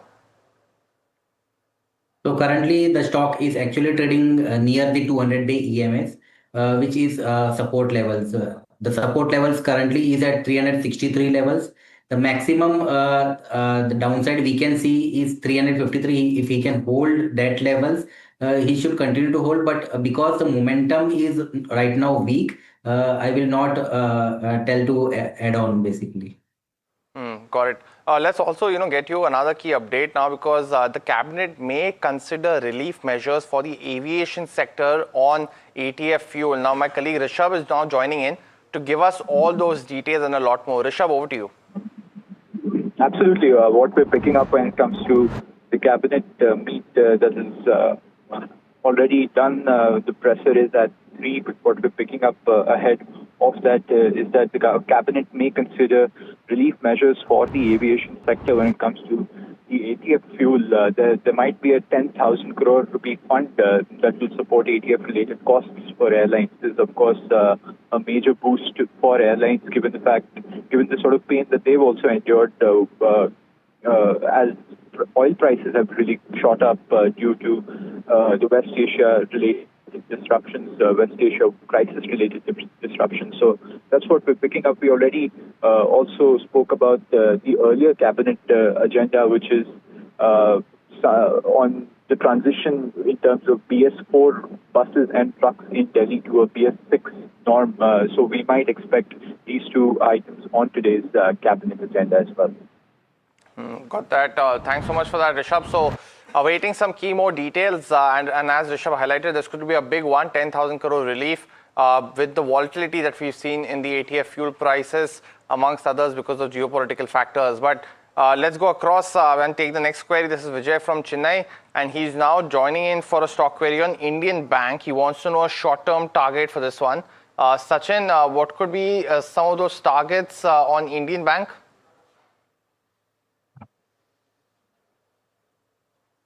Hi Sachin, can you hear me? Yes. So currently the Indian Bank has taken support around the 200-day EMS and we are getting a bounce over here. Overall trend is bullish. The missing was momentum only. It has got started the momentum as well. We can see above 900 and 950 levels on the upside. Got that view. But the next question also coming in now. And this one's on CG Power. It's a stock that's done well for investors and Pramod from Bangalore is one of them. He's bought shares at 706. So he's clearly in profits right now and asking if his 200 shares are good to hold for the near to medium term, Tapan, and what could be some of the key growth projections. So his question being if he should continue to hold this for the long term. What's your view? Yeah, see, for CG Power, the semiconductor venture is progressing, and if you see T&D demand is robust, again, the capacity expansion is underway. So my thing is that, of course, the capex cycle is going to go up, but overall, no, they are going to maintain the interest costs and all that. Export is also expected to go, and again, the power thing going on well. The strong order book visibility is there. So yes, he can hold it for medium to long term. Got it. Let's go across and take another, the first caller actually for today, and that's coming from Bhopal. Simnath is asking us this question. Simnath, very good afternoon to you. What's your query? Good afternoon. My name is Simant. My query is on Zaggle Prepaid. Now, I hold about 100 shares of Zaggle Prepaid at 274. With the results coming in with a lot of positivity, still the stock is not getting to the levels that it should be. What is the reason for it and what should I do? I'm a long term, I can hold on it for a year or so. So that's the opinion I need. Simant, and apologies for taking your name incorrectly as well. But on Zaggle, we'll just cut back to Sergio Gore as he's still speaking and getting us some key highlights, and we'll get to this query in just a bit. But let's hear him. It creates a job back home in the United States. So these are things that go hand in hand, and those are the win-win situations that we like to identify at our embassies. We're delivering on President Trump's initiative with India. Joint teams of US and Indian entrepreneurs are building thriving startups in emerging tech fields through our sustained support of Indo-US Science and Technology Forum and US-India Science and Technology Endowment Fund, where literally we're investing in these startups. In February, India hosted the Global AI Impact Summit. The United States showed strong support with a delegation of over 40 individuals. We announced the US AI Expert Program, the National Champions Initiative, and the AI Agents Standards Initiative. While it was called the Global AI Summit, the reality is 80% of those companies on the stage are American. And it was not held in India by accident, because when India and the United States work hand in hand on these situations, on these opportunities, that is where we're able to advance the goal forward for both of our nations. We're pushing our civ-nuke sector partnership to new levels. As many of you know, civil nuclear development is a very big growth area over the next few years. My mission here in India recently hosted member companies of the Nuclear Energy Institute to share how a vibrant, private sector-led civil nuclear industry can contribute to safe and secure civil nuclear power meetings. India's projected power demand that fuels its economic growth. We're looking forward to decades of future cooperation between our civil nuclear sectors. Such long-term investments will require support from the financial service sector, and that's you in this room. Since I arrived here 5 months ago, I've been determined to host high-level US visitors from the United States to India. And that has varied from the Secretary of the Army, to senators, to governors, to multiple cabinet officials. Our Commerce Secretary was here, and just last week, our Secretary of State was here. The reason we want to show that, it's not because they want to come to India for fun. The fun is there, the culture is there, the beauty is there, the history is there. But when we send our highest level of engagement, that sends a direct message to India and to us. And I'll give you an example. Secretary Rubio does not travel on any 4-day trips. He's at the White House full time. He's also the National Security Advisor. So he's usually about 200 meters away from the president. For him to have committed to come to India for 4 days is an incredible commitment, and it's a testament to where this relationship is and where we want it to go. The Secretary spoke at our Freedom 250 celebration, marking America's Independence Day, and stated, quote, "If I think about all of the key issues and all of the key opportunities of the modern economy, India and the United States together are perfectly positioned to work together on these issues to achieve a better life for the people of the United States, for the people of India, and frankly, for the people of other countries working together as well." We were also delighted that Minister of External Affairs Jaishankar joined us in celebration our America 250 event. Talking about shared interests and values, Minister Jaishankar noted, quote, "Democracy is in our DNA," end quote. Our market economies, our strategic partnership spans trade and investment, defense and security, critical and emerging technologies, semiconductors, AI, energy and space, to education and health, to culture. There is so much that we have in common between the United States and India. I couldn't agree more, and I couldn't have said it better myself. That's why I'm pleased our Freedom 250 campaign provides a launch pad to further deepen US-India ties in trade, investment, emerging technologies, and security. We have a truly historic opportunity ahead of us, an opportunity to completely redefine what diplomacy and economic cooperation can look like. What our two nations accomplish together will quite simply shape the future. This is without question the most consequential global partnership of the century. Every week, I tell my team in Delhi, in Mumbai, in Chennai, in Calcutta, in Hyderabad, what is it that we're going to accomplish this week? This embassy is results driven. And every week we identify opportunities that are win-win situations for both of our sides. Across, you name the sector, it's there. There are no two nations on earth better positioned to combine their strengths, protect their citizens, and lead the global economy forward. Let's stop witnessing history. Let's keep shaping it. Let us work hand in hand to make the US-India strategic partnership the defining relationship of the 21st century. Every individual in this room can play a part in that, and I hope you will. Thank you so much. And I think we have a few minutes. Do you want to do some questions? It's up to you. All right. Who's going to be first? It's a shy audience. Do we have a microphone that we can get into the audience?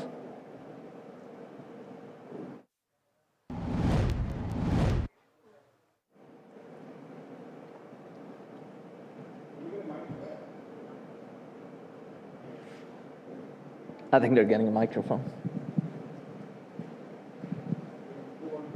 Hello? That's okay. Hello? This side.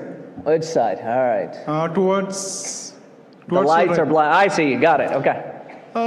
One thing wherein we see at times that when you say that both countries are positioned to kind of win-win situation, but at times we are put in the same tangent with other countries when it comes to tariff, and that happens more often. And recently also today or yesterday we were hearing some news.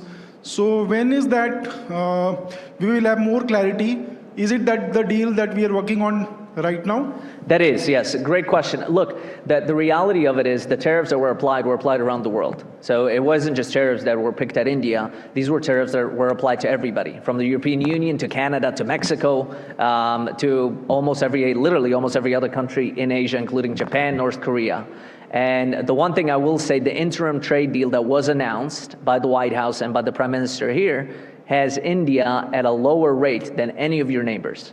And so that is something that this relationship is valued. That is the trade team that is right now negotiating on that. Once that trade deal is finalized, the interim trade deal is there, it's in place.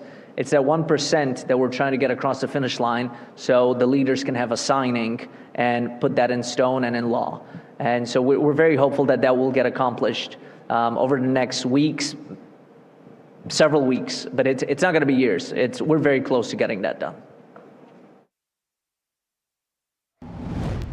Well, that was, of course, Sergio Gore, and we'll keep getting you all these updates. But out of time in this edition of Ask Profit. Stay tuned. India Market Close comes up next.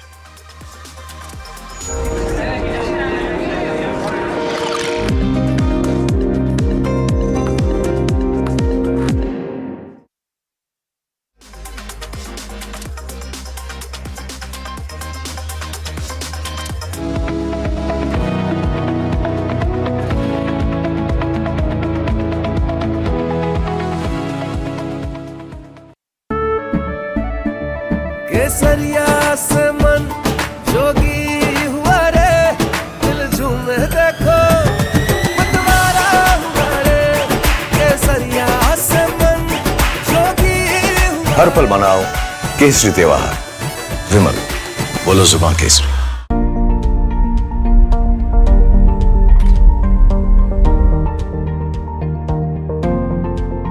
Investments in specialized investment fund involves relatively higher risk, including potential loss of capital, liquidity risk, and market volatility. Please read all investment strategy related documents carefully before making the investment decision.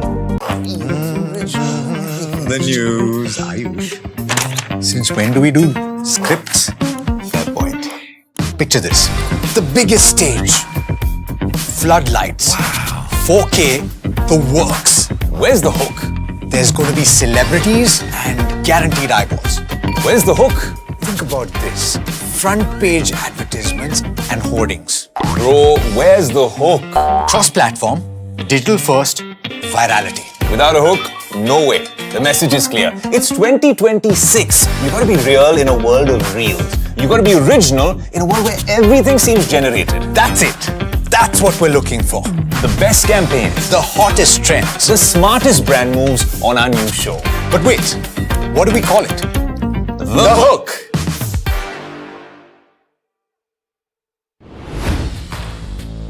Hi, I'm Tamanna Inamdar. Watch me on NDTV Profit, where I break down the day's biggest business stories. What happened, why it matters, and what it means for your money. Hi, I'm Neeraj. On both sides to almost zero or something very low, but we'd be happy to get you that link if you're not able to find it also, but it is publicly available and widely distributed.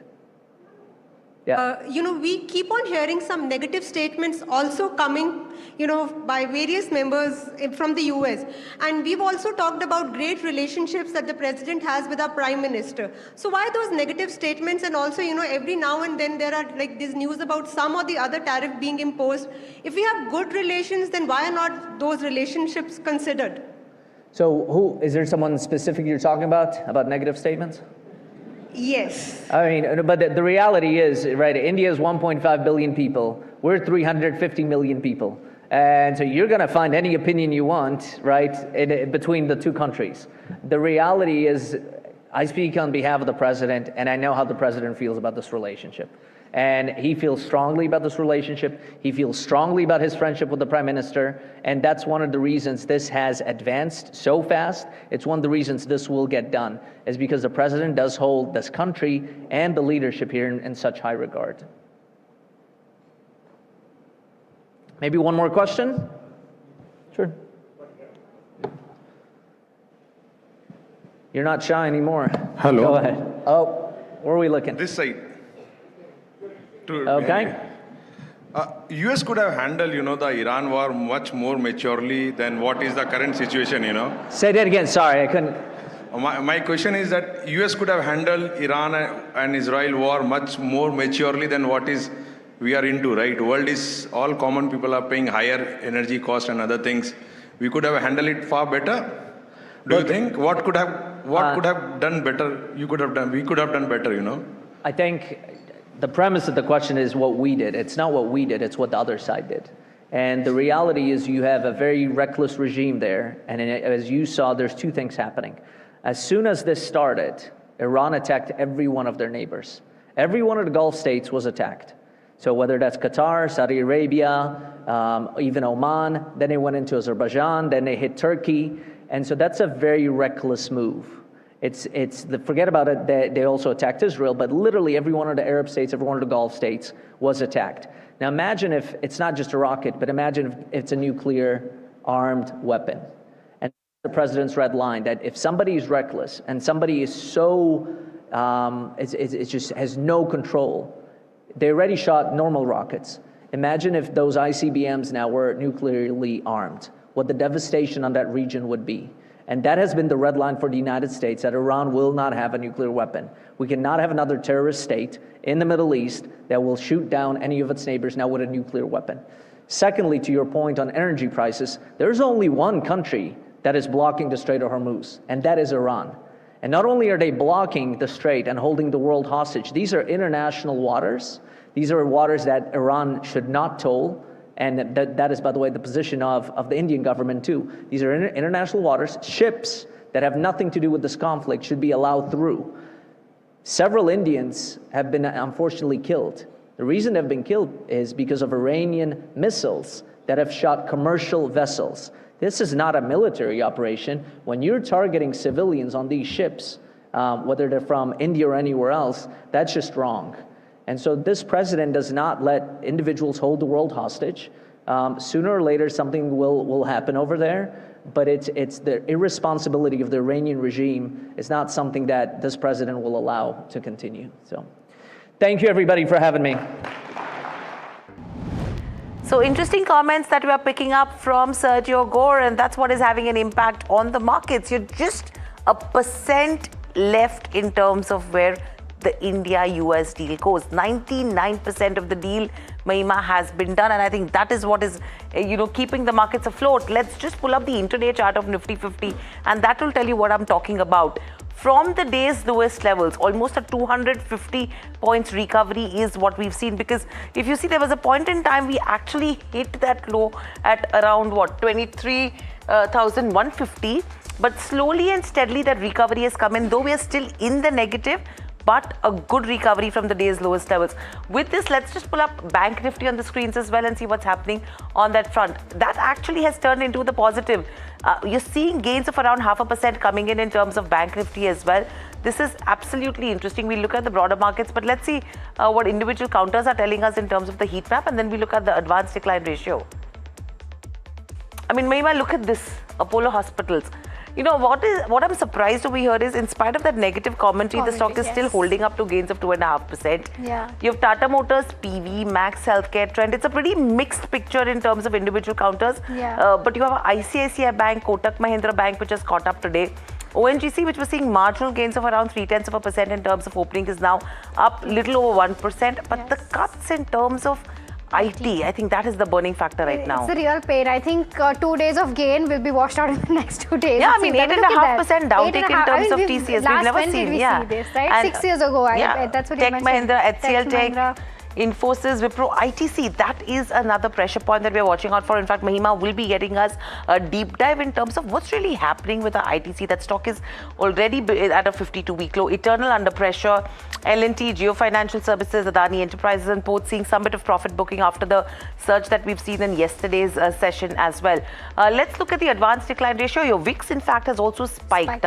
It's a 7% spike that you're seeing, but 16.5 are slightly comfortable levels. Look at the advanced decline ratio. I mean, from where we started off, in terms of your advances as well, you've seen some bit of a recovery there, and likewise in terms of your declines, some bit of easing coming in. So your mouth absolutely is closing and becoming narrower. I mean, you can't say even Stevens, but there is that pull and push that the advanced decline ratio is showing you. What are broader markets telling you so far? So broader markets also, largely in line with the benchmarks, because the mid-cap 150 is down by about 0.3 odd %. But again, there's a good recovery from the day's lower point. Same for the small cap 250 as well. Very good recovery now, almost trying to turn into green for that small cap 250. So we'll have to see as to, what are these counters that are active. For several days of negotiations. He's here with a large team. He's meeting with the Ministry of Commerce and MEA this afternoon. We'll be traveling back to Delhi first thing tomorrow morning, where we'll be meeting with Minister Goyal. And we're very optimistic. Look, we're 99% there. The last 1% we're working on. To put it into perspective, we've been working on this deal for a year and a half. The European Union deal with India took almost 19 years to get done. And so we're very optimistic that this will get done. You have two like-minded partners, the United States and India, that want to get this done. And the incredible thing about this is it will be a win-win situation for both of our countries, and we're very excited to get that across the finish line very soon. Thank you, guys. Thank you. That's fine. That's fine.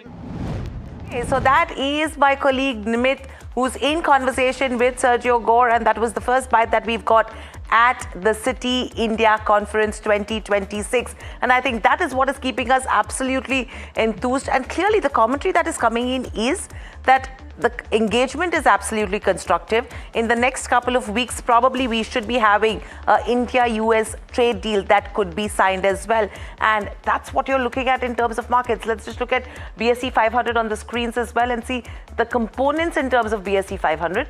Lakshmi Organics, strong moves there. Delta Corp is seeing a recovery. These were few of the counters which were under pressure yesterday, which have recovered today. Balaji continues the positive run. Borosil Renewables, we know the reasons why in terms of the import duty that has come in. But there you go. I mean, it's only IT names in terms of BSE 500 from the large cap, from the mid cap space, which are under pressure. The cuts are to the tune of 5 to 8.5%, and this is telling you a story. This is absolutely, I mean, from the small cap, mid cap, and the large cap space. Nothing is spared in terms of IT, guys. So I mean, this is very interesting that we're seeing in terms of where markets are concerned. Yeah. So that's what the picture is. Let's just very quickly look at, the sectoral indices in terms of the heat map and see if that is telling you anything.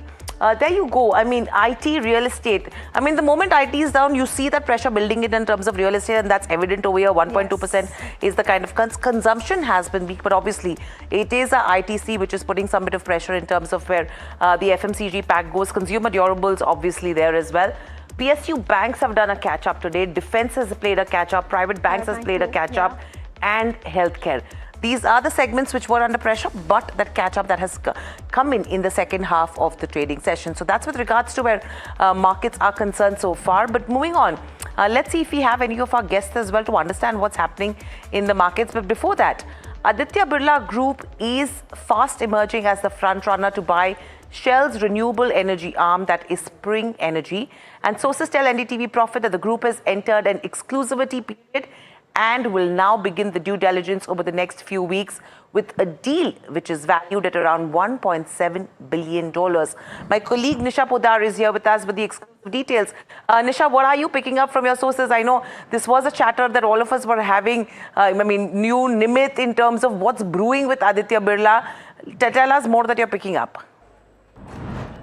So, Hiral, highly placed sources who are directly involved with this particular transaction have shared with NDTV Profit that this particular transaction, Aditya Birla Group is the front runner, and not just the front runner, by way of becoming the choice partner, probably for Shell's PLC's, renewable energy arm.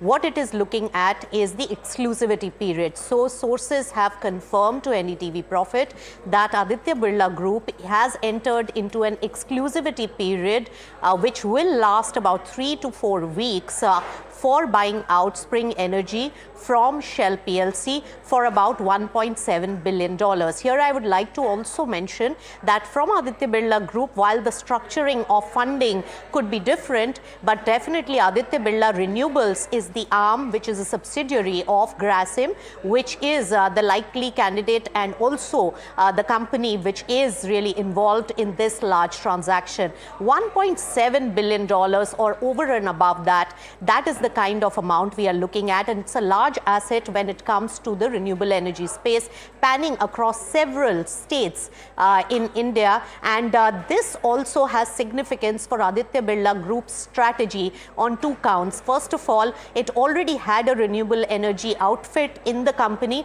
but now it's looking at focusing on this particular sector, which is the sector of the future. And at the current moment, while we have seen a huge transition in the energy resources that the country is looking at, so reaching up to 10 gigawatts is one of the aims of Aditya Birla Group. And second, very important is also that Aditya Birla Group has entered into several new businesses. While this business has been there, but it was in a much smaller scale. But while this particular sector momentum really builds up, the ambitions of the group is getting even more focused on the renewable energy space, and this large transaction is something that Aditya Birla Group is really looking at. But apart from the rumors of it buying out, the clear indication is that after becoming the front runner, it has entered into the exclusivity period, which will last for 3 to 4 weeks, where a proper due diligence will be done, and then the price discovery, and then probably the deal finalization could really take place. Okay, all right. Nisha, thank you so much for, getting us those details. And of course, this is an NDTV Profit exclusive story, and we'll keep you updated as and when the story progresses. But with that, let me also welcome in Nilesh Jain, Head AVP Technical and Derivative Research at Centrum Broking, who is joining us now. Nilesh, a very good afternoon to you, and thank you so much for joining us. Your quick view on the indices, because, every day we're seeing the second half turn into a different story as to how the first half fares, right?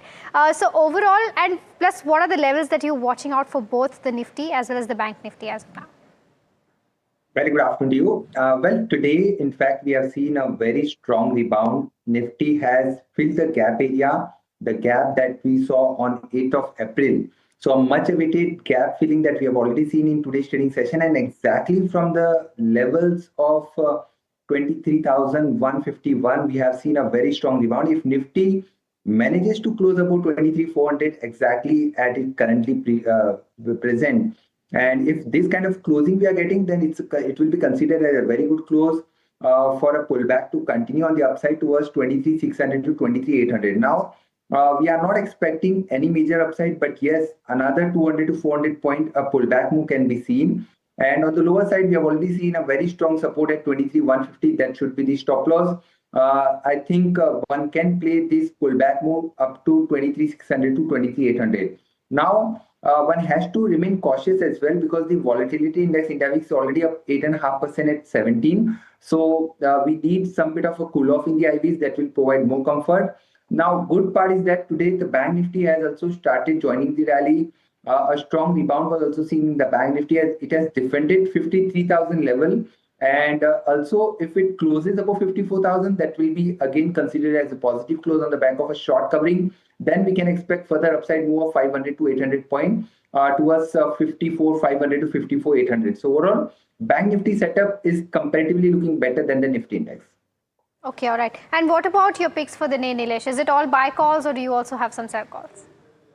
So buy call, first of all, as mentioned, banking is giving more confidence. So Federal Bank from the banking space is something that is looking better place, and it has given a good breakout as well in today's trading session. So we can expect a follow-up on the upside towards 305 to 310. So at current level of 297, one can go long in Federal Bank, keeping a stop loss below 291. So that somewhere around today's low, that's 291 should be the stop loss.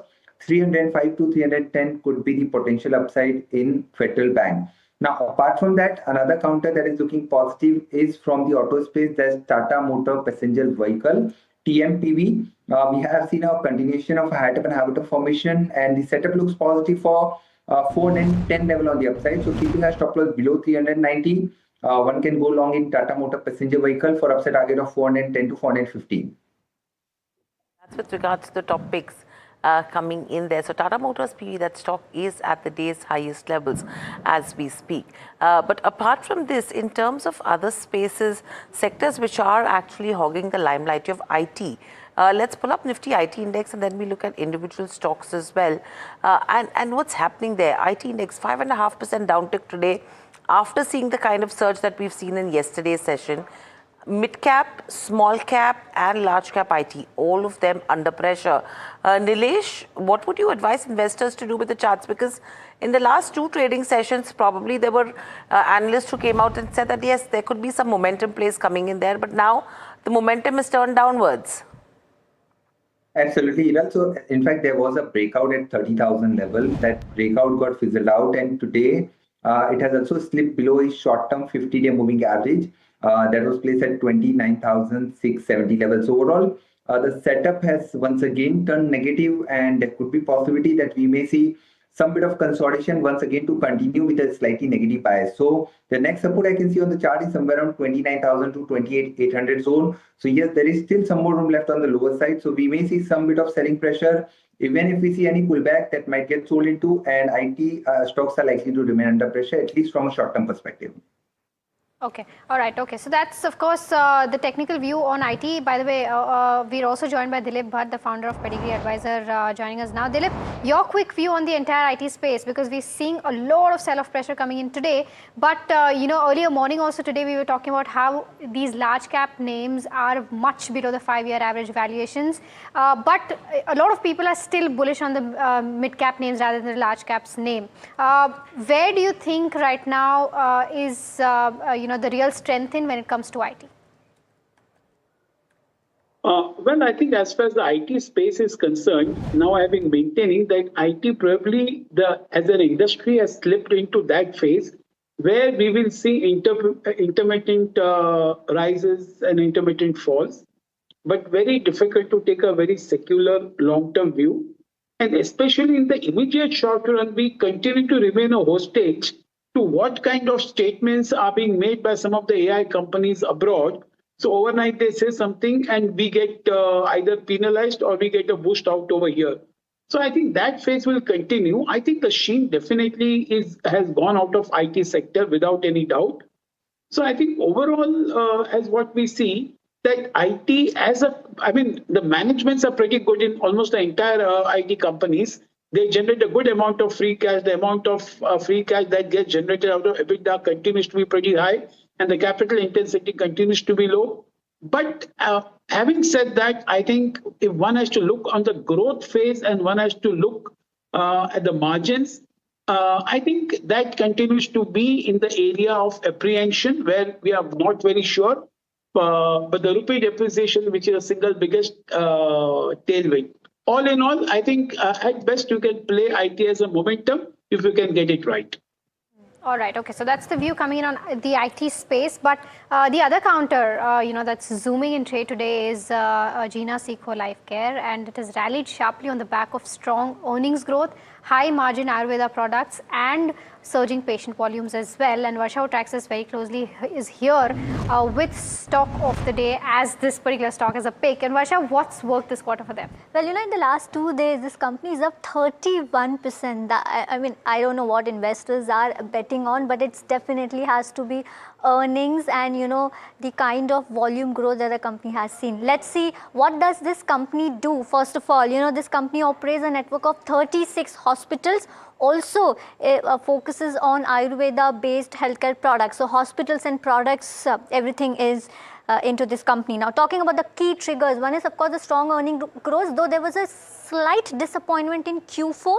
But this is expected, to be recovered in going quarters. Scalable and high margin business model is also one of the key trigger.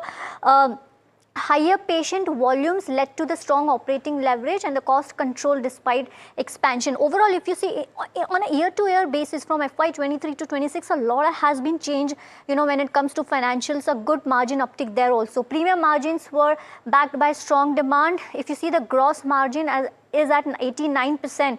And the model is structurally high margin one. Now, talking about the volumes, as I was saying, that if you see the product business is supporting the overall profits, IPT volumes grew 65%, OPT volumes, if you see, grew 69%, having a strong demand traction for the company. Now, talking about the dual engine model, that's a key differentiator. As I was saying, they're into services, they're into hospitals and products also, which creates a strong cross-sell, number one, and also have a repeat revenue opportunity.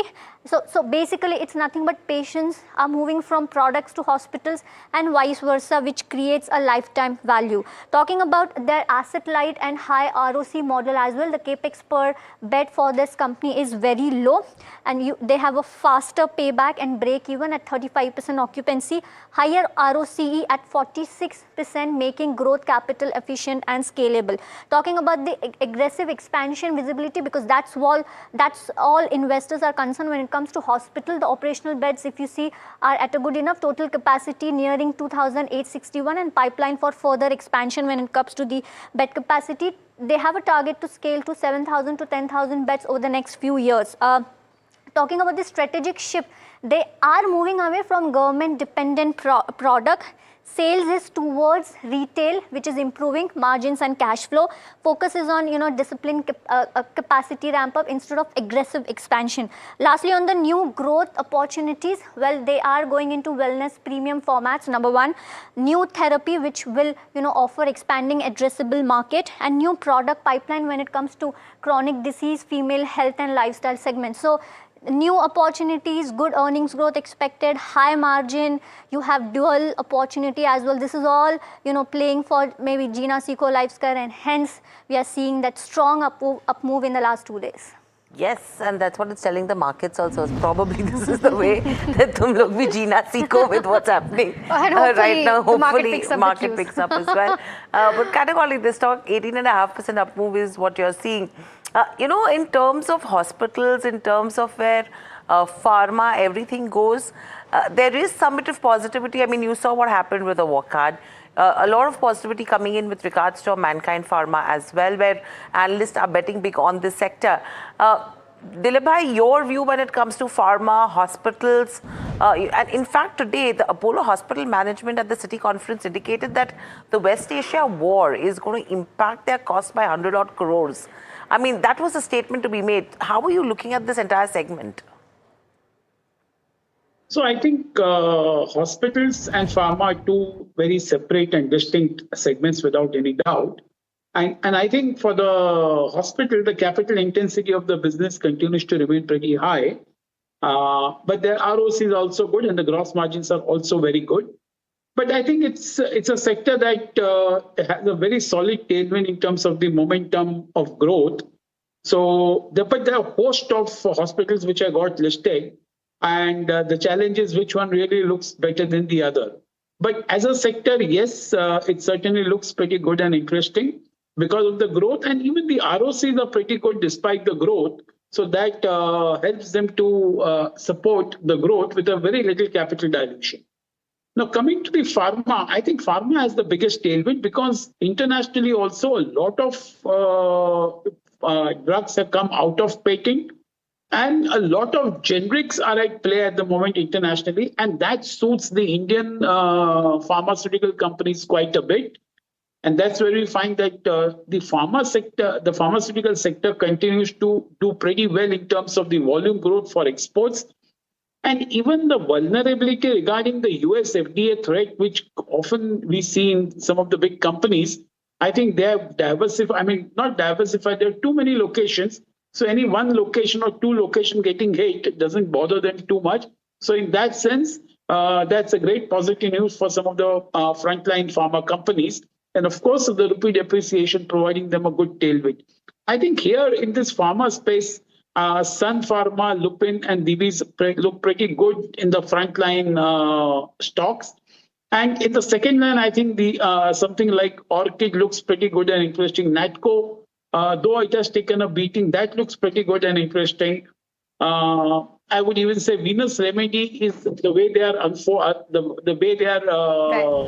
unfolding some of the things. I think that also looks pretty good and very interesting. Got it. Okay, so that's the entire perspective on the pharma space. But the other stock, which is in focus today is Advait Energy. Now, it signed a BESS agreement with GUVNL with a project size of around 150 megawatt, and this contract is for as long as 12 years from here on. And to kind of understand as to what this order means for the company and what is the kind of accretion that they will get from this, we are now joined by Shalin Sheth, who's the promoter and MD of Advait Energy Transitions, joining us now. Shalin, a very good afternoon to you. Mahima this side. My first question to you is with regards to this particular order coming in, right? The agreement coming in terms of the economics of this, how is it different from what you've generally done? How are the margins different?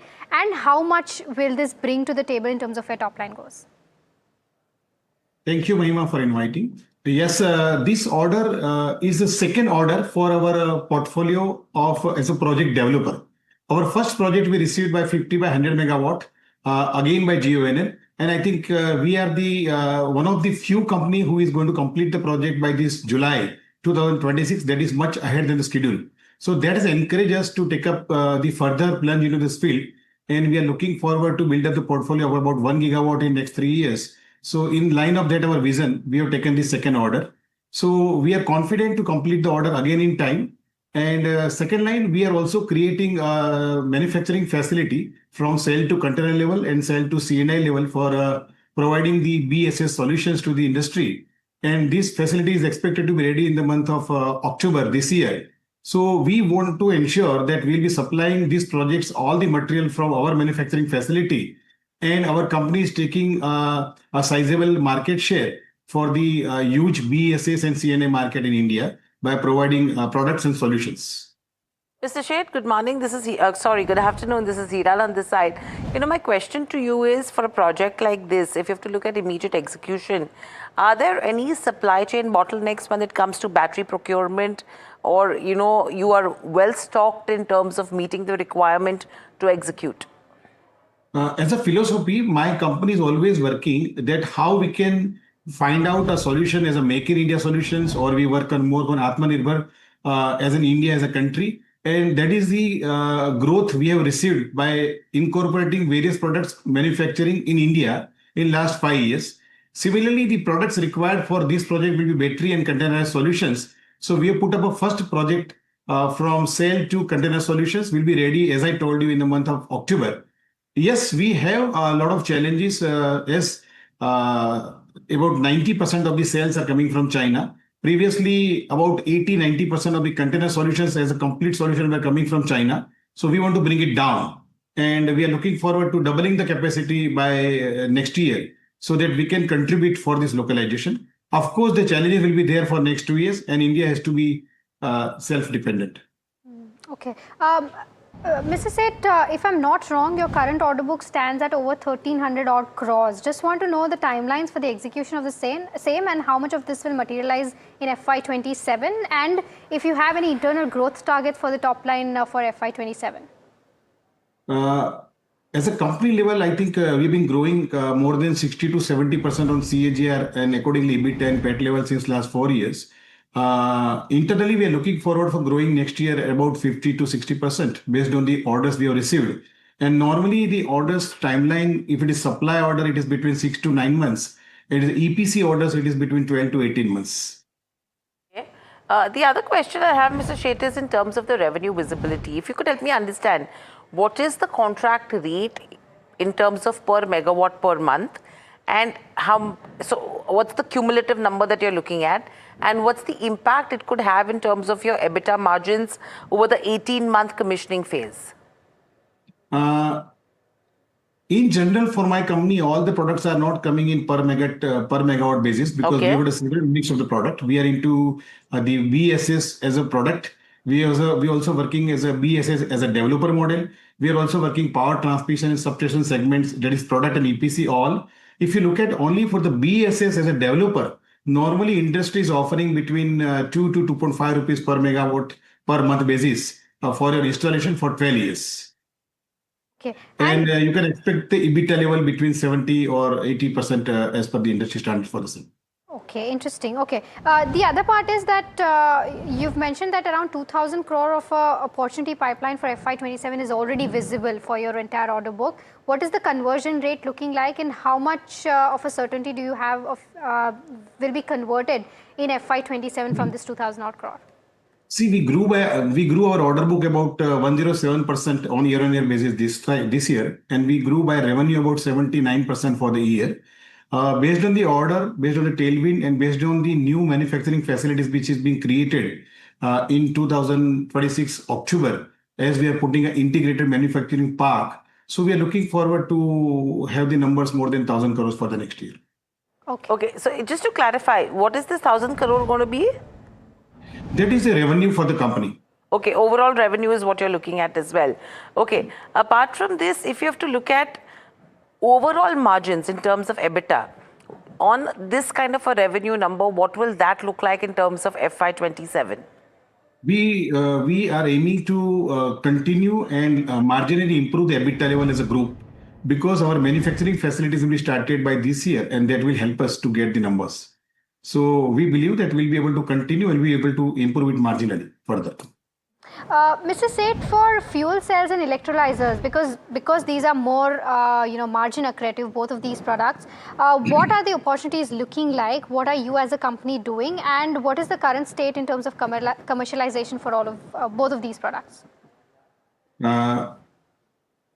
Frankly, these products, especially for the fuel cell, will take about 2 to 3 years to come to the market. And normally we have been developing the product solutions and licensing agreement at least 3-4 years ahead than the market.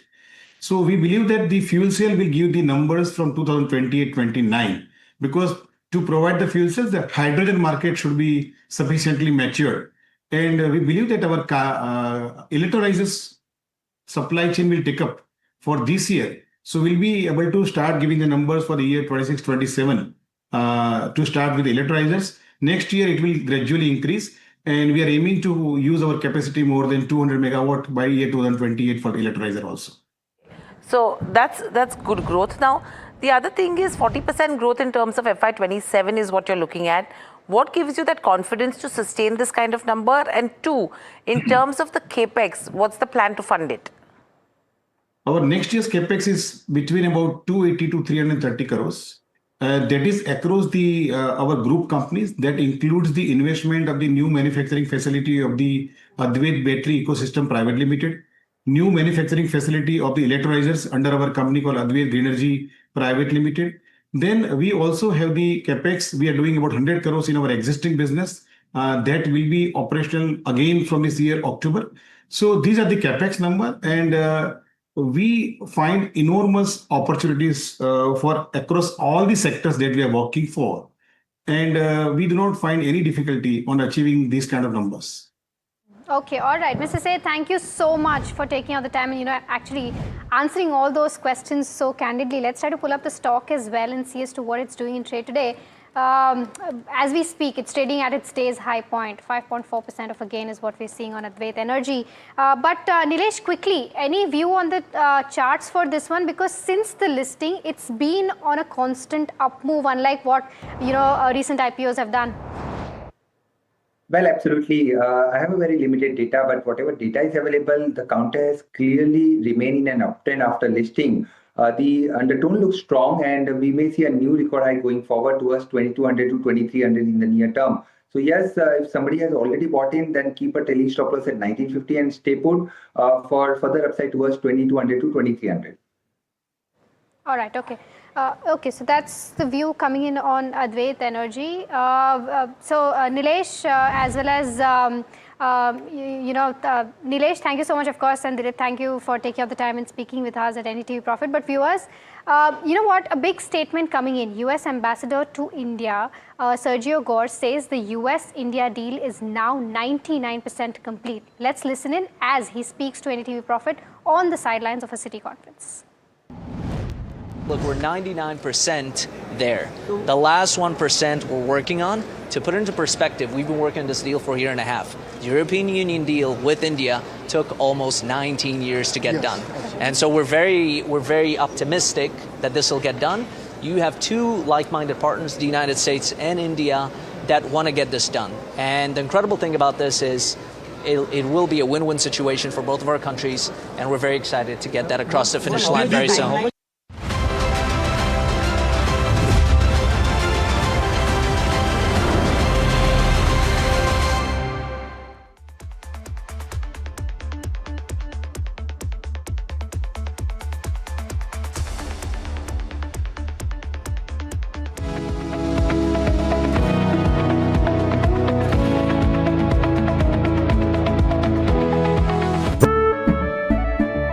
केसरिया से मन जोगी हुआ रे दिल झूमे देखो मतवारा हुआ रे केसरिया से मन जोगी हुआ हर पल मनाओ केसरी त्योहार विमल बोलो जुबान Kesari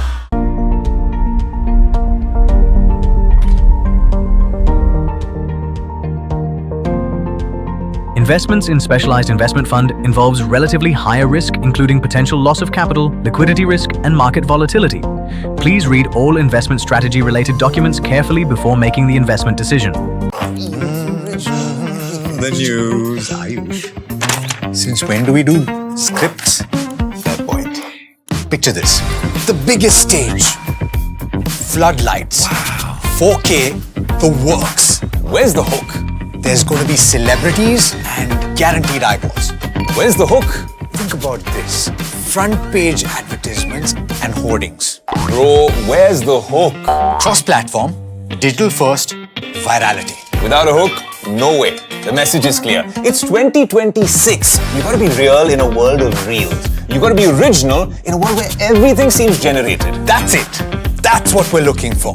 The best campaigns, the hottest trends, the smartest brand moves on our new show. But wait, what do we call it? The Hook.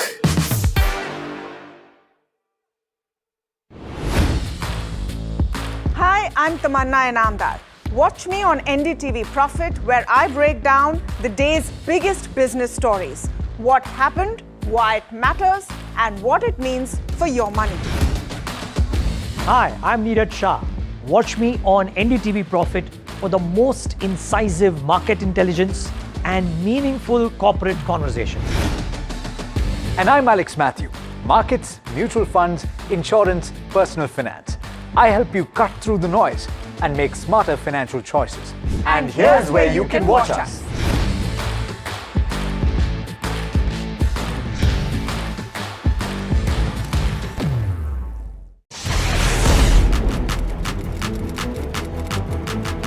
When the headlines move fast, perspective matters. On Editor's Cut, our editors come together with experts to distill the week's information blitz into clear perspective. Down the stories shaping the world, from markets and the economy to global conflicts and what lies ahead. This is where experience meets insight.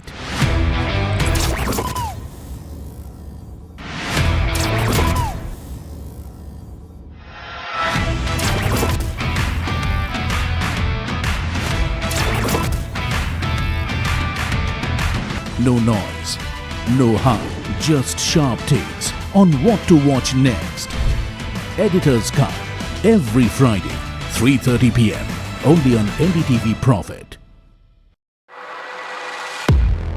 He has been tracking markets for over a decade, spots the trends before they hit the screen.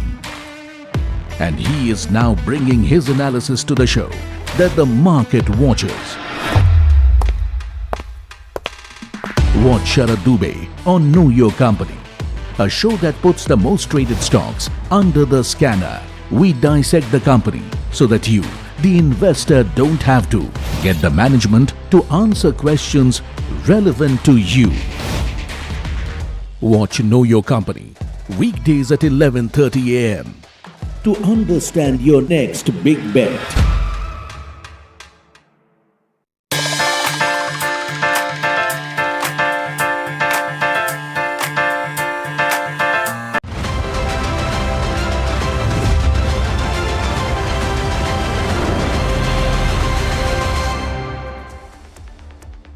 Welcome back to India Market Close on NDTV Profit. Let's quickly pull up the markets with the kind of recovery that we are staging as well. In fact, the cabinet briefing is also expected to begin shortly.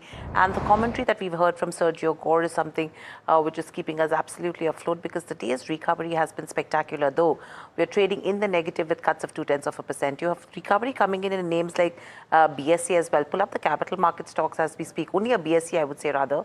A smart recovery coming in there, 1.5%. If you look at the intraday chart, there is some pressure still in terms of names like Guru or Motilal Oswal, but there also you're seeing a good recovery that is in place. However, we will be tracking the cabinet briefing as well. But moving on, the centre has debunked a recent media report claiming that the Reserve Bank of India sold gold to save forex reserve.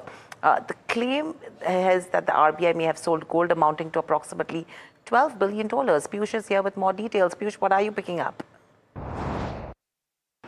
Yes, that's right. The RBI and PIB have actually negated and have declined the story that was done by one media outlet which said that the RBI has sold around $12 billion of gold to preserve the fall in Indian rupee.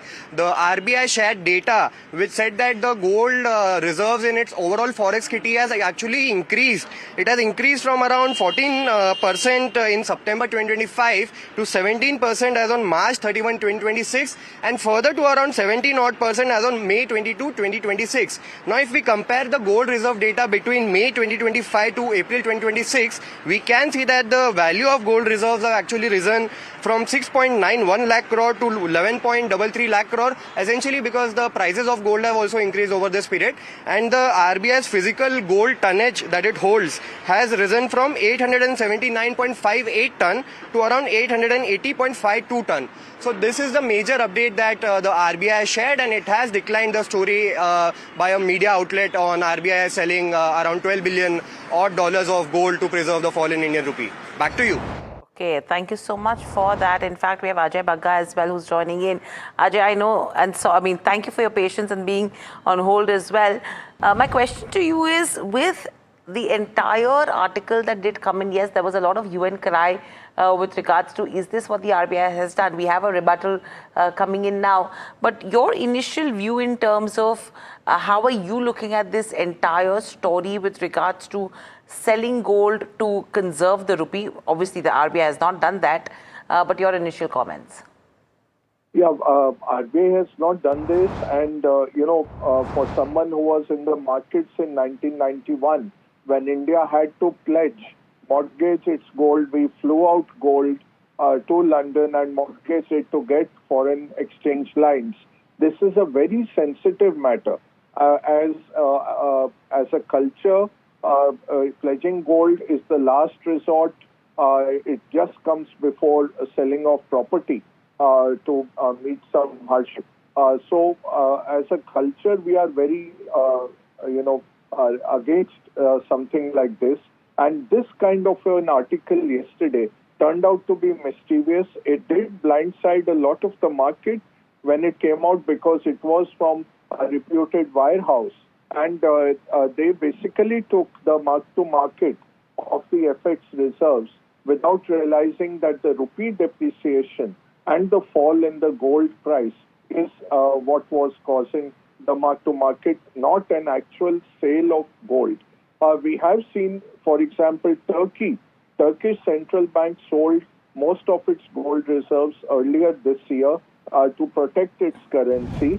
We are not in that kind of a scenario, nor does the RBI need to do it. Absolutely. Ajay, thank you for your initial comments on that. We will have to end this conversation here because we need to cut into the cabinet briefing. Good announcements coming in there. Let's listen in. ATF price stabilization fund of 10,000 crores is what has been approved so far. Domestic operations के लिए तो domestic operations तो उससे stabilise हुए, लेकिन साथ ही साथ जैसे जैसे क्राइसिस लंबा खिंचता गया तो जो ऑयल मार्केटिंग कंपनीज हैं उनके ऊपर इसका बड़ा नेगेटिव इम्पैक्ट पड़ रहा है। तो कैसे एक विन विन विन सोल्यूशन निकले जिसमें win for the airlines, win for the OMC companies and win for the citizens, ये विन विन विन फार्मूला कैसे निकले उसके लिए बहुत बड़ा अटेम्प्ट किया गया and lot of thinking, lot of consultation with the industry, consultation with the banking sectors, consultation with OMCs. Finally, the solution which has come out is a ATF price stabilization fund. ATF price stabilization fund में basically एक self sustaining revolving fund बनाया गया है। Self sustaining revolving fund के माध्यम से ATF price for the airline carriers who want to participate in this, उनको एक स्टेबल ATF प्राइस अभी करंट क्राइसिस के दौरान मिलेगा और जब क्राइसिस फिनिश हो जाए तब उसका एक रीइंबर्समेंट और रिटर्न का भी मैकेनिज्म इसमें क्रिएट किया गया है। इसके सारे डिटेल्स आपको मिनिस्ट्री ऑफ सिविल एविएशन की तरफ से प्रॉपर एक डिटेल्ड स्कीम की गाइडलाइंस शेयर की जाएगी। मैं आपको नेट इसका बताना चाहता हूं कि इससे हमारे एंटायर एविएशन सेक्टर में करीब 70 लाख से अधिक जो जॉब्स हैं जिनके ऊपर इम्पैक्ट पड़ना आरंभ होने लगा था because of the stress in this sector, वो इससे सिग्निफिकेंटली मिटिगेट होगा। और जो एयरपोर्ट इंफ्रास्ट्रक्चर में, एविएशन सेक्टर में पिछले दशक में जो बड़ा चेंज आया है, एयरपोर्ट्स डबल हुए, एविएशन सेक्टर अपने आप में बहुत बड़ा एक ग्रोथ का माध्यम बना, देश के इतने कोने कोने में एविएशन की एक पहचान बनी, लोग पहुंचने लगे, टूरिज्म को बेनिफिट मिला, कॉमर्स को, बिजनेस एक्टिविटीज़ को, हेल्थ केयर को, स्टूडेंट्स को, सबको इसका बेनिफिट मिला। वो सेक्टर इस स्कीम से सिग्निफिकेंटली स्ट्रेस से बाहर निकल के आएगा। और जो पाकिस्तान एयर स्पेस क्लोजर के कारण हमारी जितनी भी इंटरनेशनल मतलब इंडियन कैरियर्स को जो इंटरनेशनल फ्लाइट के लिए घूम के जाना पड़ता था, वो इससे मिटिगेट हो जाएगा, इससे काफ़ी कुछ हद तक मिटिगेट हो जाएगा। इंटरनेशनल कैरियर्स तो पाकिस्तान के ऊपर से जा सकते थे, हमारे domestic carriers could not go over the Pakistan air space. वो कनेक्टिविटी का जो इश्यू है वो भी इससे सॉल्व होगा।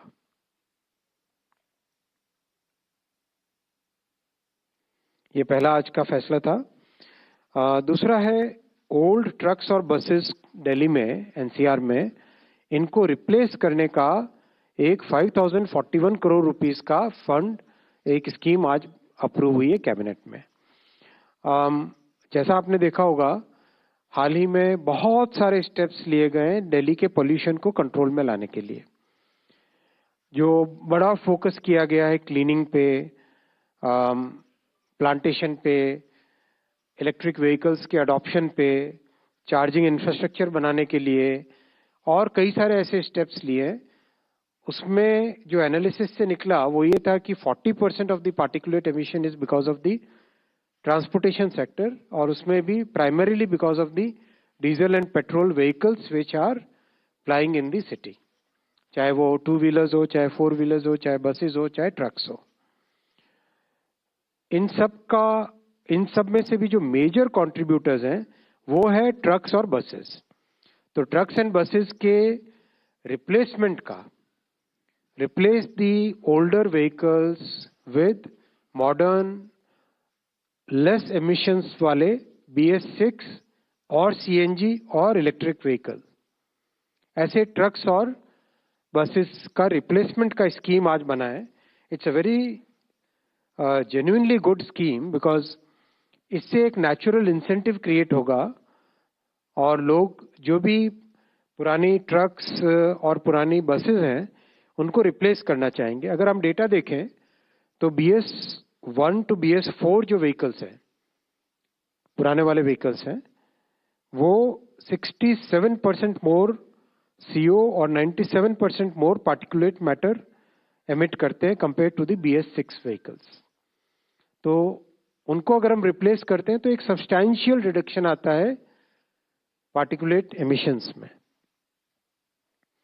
इसको इंसेंटिवाइज करने के लिए आज कैबिनेट में अप्रूव हुआ replacement of old trucks and buses registered in Delhi NCR to BS6 और EV और CNG व्हीकल्स. इस स्कीम के लिए 5,041 करोड़ रुपीस का आउटले है और इम्प्लीमेंटेशन 3 संस्थाएं भारत सरकार की MORTH, MOHUA यानी हाउसिंग अर्बन डेवलपमेंट और NCR प्लानिंग बोर्ड. साथ ही साथ सपोर्ट लेंगे governments of Delhi, Haryana, Uttar Pradesh and Rajasthan. इनकी मदद से करीब 2 लाख के आसपास ट्रक्स हैं जिनको रिप्लेस करने का प्रोग्राम बनाया जाएगा और करीब 16,000 बसेस हैं जिनको रिप्लेस करने का प्रोग्राम बनेगा. इससे हमारा मीडियम टर्म में और लॉन्ग टर्म में दिल्ली में पोल्यूशन सिग्निफिकेंटली कम होगा. साथ ही साथ माननीय प्रधानमंत्री जी ने ये भी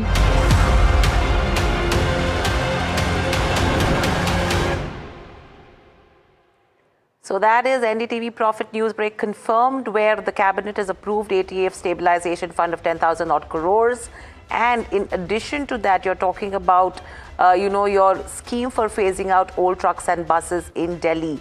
That has been approved as well. So these were 2 NDTV news breaks coming in right here, which have been confirmed so far post the cabinet briefing, on the back of which you have Indigo, which has seen a spike in trade as well. Apart from that, names like Electra Green, JBM Auto, which are beneficiaries when you talk about replacement of, trucks and autos go.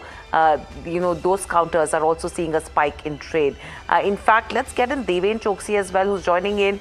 I know he's been waiting almost for the last 15 minutes, but we had the cabinet briefing, Deven, so nothing that we could do. But your initial comments on the back of the cabinet briefing outcome that we've seen, 2 to 3 announcements that have come in, your views on the sectors that could benefit out of it? Yeah, Hirel, good afternoon. Well, I believe that I think the electric bus and electric trucks, I think, which is basically the requirement now, which is being talked about, is certainly not the one-off. I think it is going to be the regular feature hereafter. Every state transport undertaking, as well as I think the state government's vehicles, are likely to go transformed in next 5 years. Then that is very obvious and clear. Given that situation of new demand which is getting generated out of it, not only the OEM companies, but also the ancillary companies which are basically into this business, likely to get benefited out of it. In fact, I think companies which are basically into the storage, that electricity storage, the batteries, as we talk about, they are the ones who are going to be taking the major amount of business as well, because that remains a sizably large component in the cost of the vehicle. So from a perspective of looking at, I think, the growth, we see the OEM as well as ancillaries both getting significantly rewarded out of this particular move, and which is a starter. Maybe I think it is going to see newer heights going forward as well. Okay, all right. By the way, we're also joined by Sanjay Lazar, CEO of Avila's Consultants, joining us now. Sanjay, 2 big updates coming in from the cabinet, right? There's one where they've approved ATF stabilization fund of around 10,000 odd crores, and then there's scheme of phasing out old trucks and buses in Delhi, which is of around 5,000 odd crores. How are you viewing both of these developments and your initial thoughts on these? Thank you for having me. So yeah, it's a very significant move. First, the ATF stabilization fund, 10,000 crores is a huge amount for the cabinet to have introduced. And as we all know, all our airlines are bleeding across India. They've been suffering and pulling out of domestic sectors. International sectors have already come down by 28 to 30%. Indigo just announced pulling out of Manchester yesterday. So there has been significant strife across the aviation sector, and this 10,000 crore stabilization fund will help toward bringing the ATF costs domestically and then, of course, hopefully internationally. We do hope for some peace so that would sort out. On the auto front, I heard Mr. Choksi, and I think that's extremely positive step that the government has taken. And he's right, he spoke of Electra and other EV companies and stuff which would benefit with the phasing out of the old trucks and buses in Delhi. It's definitely going to help the EV auto industry, Tata Motors, so many companies. I can see that's a very positive step also for, energy integrity, energy security in the country. Our over dependence on oil and diesel and fuel, fossil fuels, seems to be, the government seems to be heading in the direction of easing that out. They've already made a move on SAF for aviation. So I think, these are positive steps by the cabinet. But, these are not the only steps. I do hope for aviation's sake they continue to push hard because the airlines are facing a very tough time.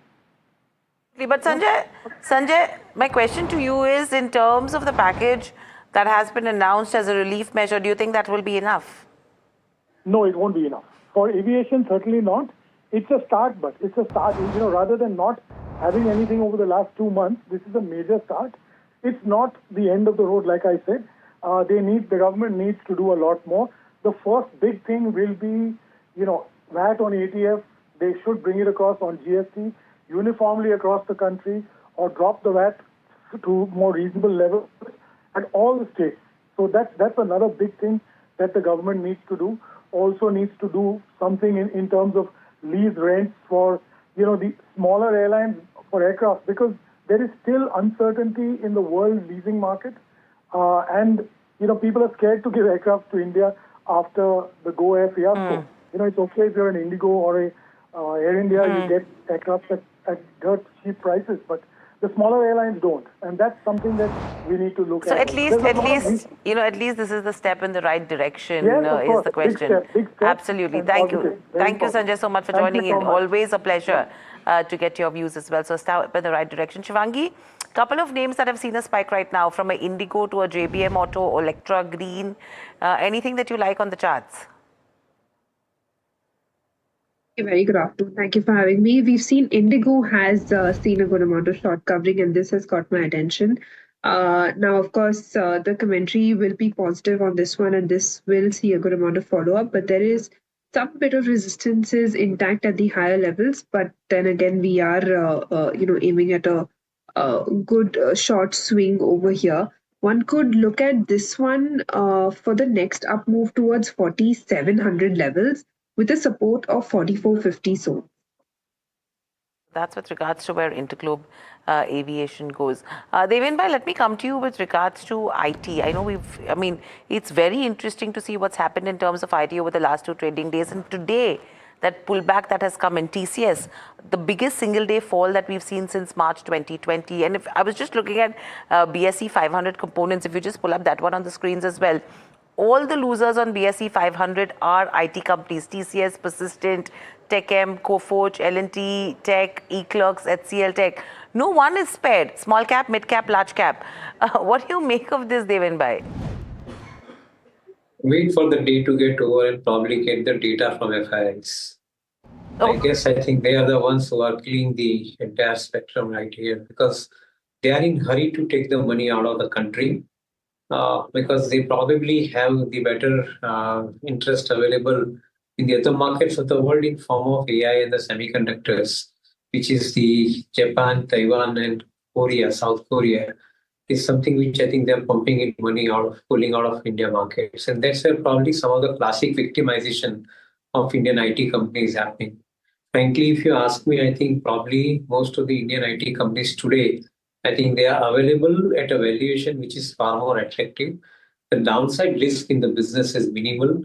They are AI enablers and not, I think, going to get killed with the AI for sure. And as a result of which, I think we believe that I think their even revenue model is changing from true time and effort out basis to the outcome-based model, which is happening now. So in my viewpoint, nothing wrong with the companies fundamentally. the villain in the pack is the people who are pulling the money out due to the variety of other reasons. Okay. Shivangi, the other one is Wockhardt Pharma. We've seen a significant rally post the announcement of approval for Zenith. 2 days, we did see some pressure also coming in the counter, but today again, there is momentum being picked up. 6% of an uptick is what we're seeing. Anything on the charts for this particular counter? Do you think there's more steam left on this one?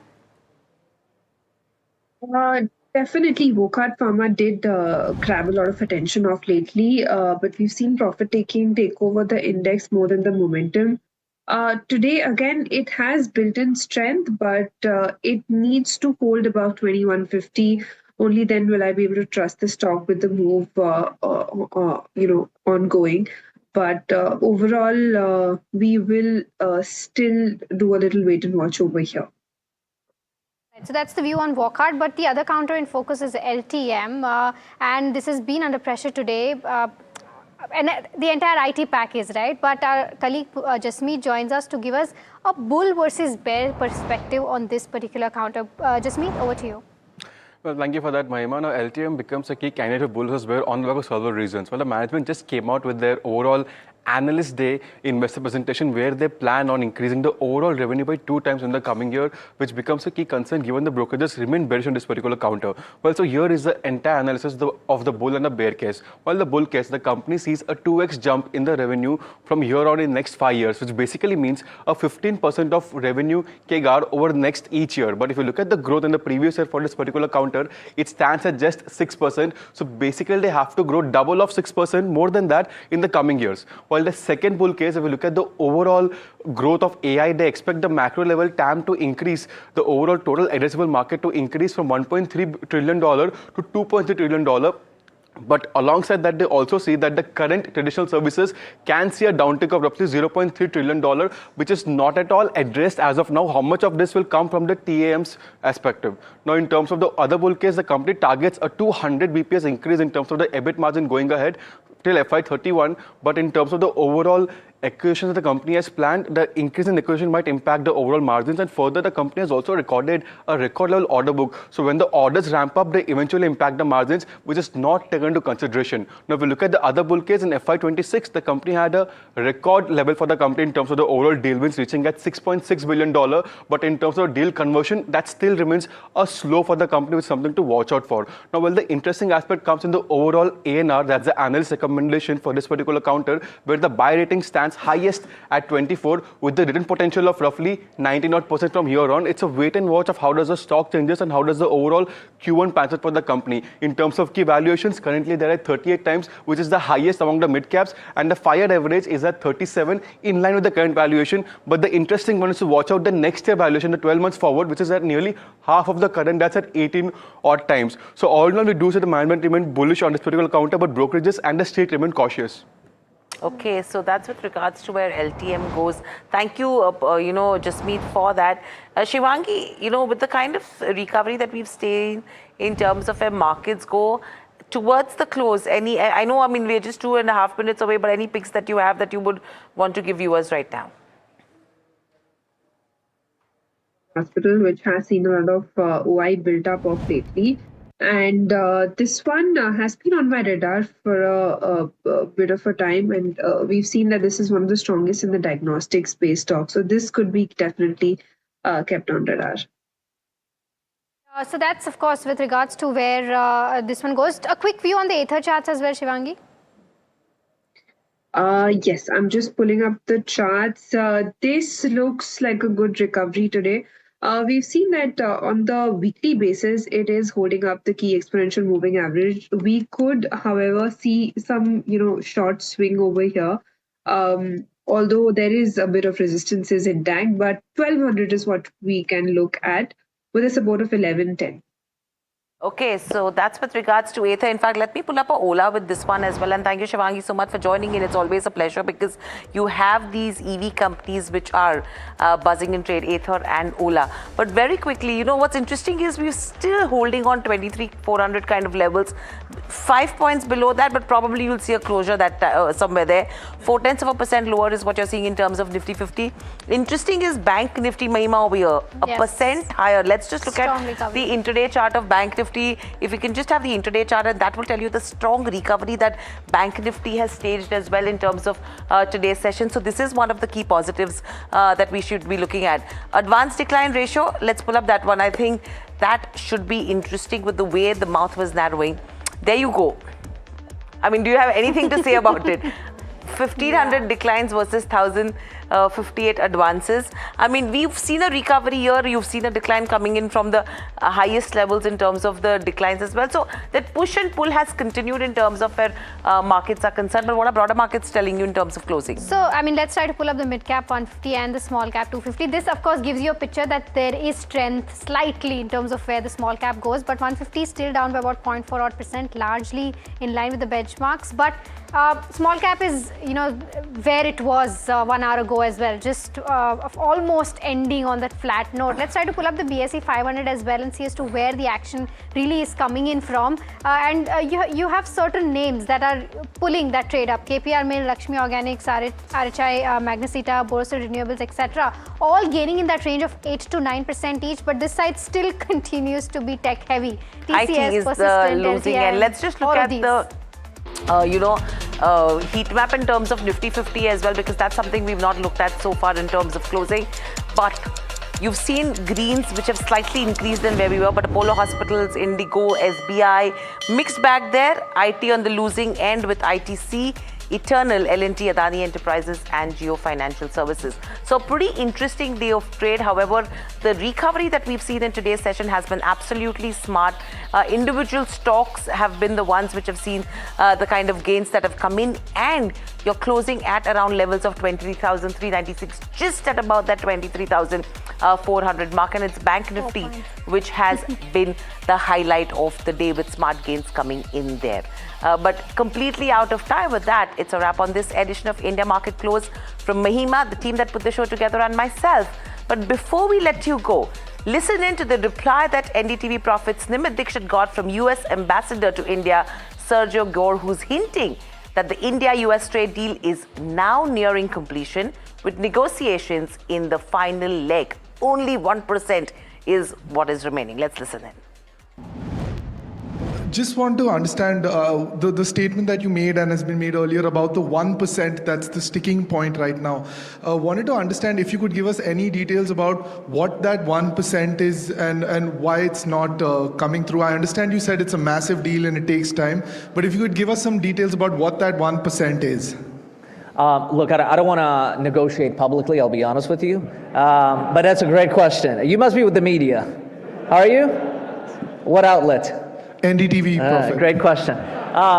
So I don't want to negotiate publicly, but there is 1% sticking points. It's incredible because you get to 99% and you're right there. And so there's a few items. Look, in these negotiations, each side has to give something, right? Because that's what identified the win-win situations. And so I will say, to India's credit, you have incredible negotiators. One of the reasons this deal is tough, because for many years, India held the line on so many items that the United States was not able to get in here. That's why it took 19 years for the European Union to crack that trade deal. So we are optimistic. I'm actually here only for one day, and I'll be flying and meeting with Minister Goyal tomorrow and our respective teams.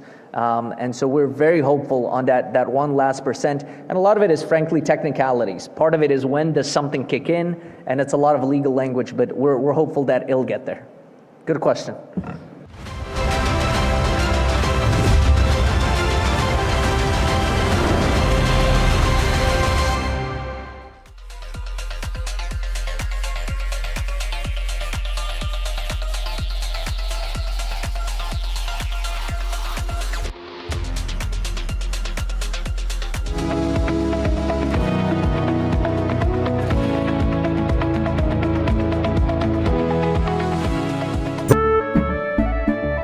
केसरिया से मन जोगी हुआ रे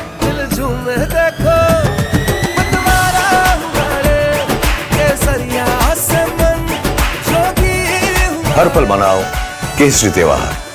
विमल, बोलो जुबान Kesari.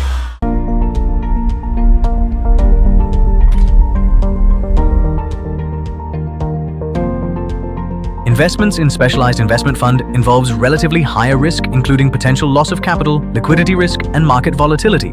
Please read all investment strategy related documents carefully before making the investment decision. The news, Ayush. Since when do we do scripts? Fair point. Picture this. The biggest stage. Floodlights. Wow. 4K. The works. Where's the hook? There's going to be celebrities and guaranteed eyeballs. Where's the hook? Think about this. Front page advertisements and hoardings. Bro, where's the hook?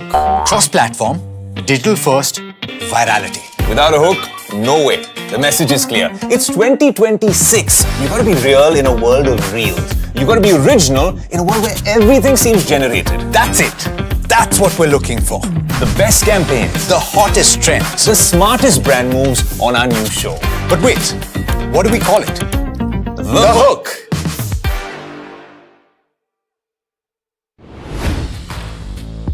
Hi, I'm Tamanna Inamdar. Watch me on NDTV Profit, where I break down the day's biggest business stories. What happened, why it matters, and what it means for your money. Hi, I'm Niraj Shah. Watch me on NDTV Profit for the most incisive market intelligence and meaningful corporate conversations. And I'm Alex Matthew. Markets, mutual funds, insurance, personal finance.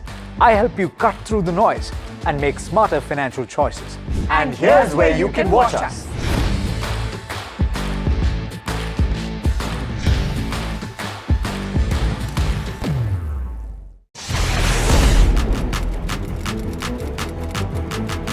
When the headlines move fast, perspective matters. On Editor's Cut, our editors come together with experts to distill the week's information blitz into clear perspective. Down the stories shaping the world, from markets and the economy to global conflicts and what lies ahead. This is where experience meets insight.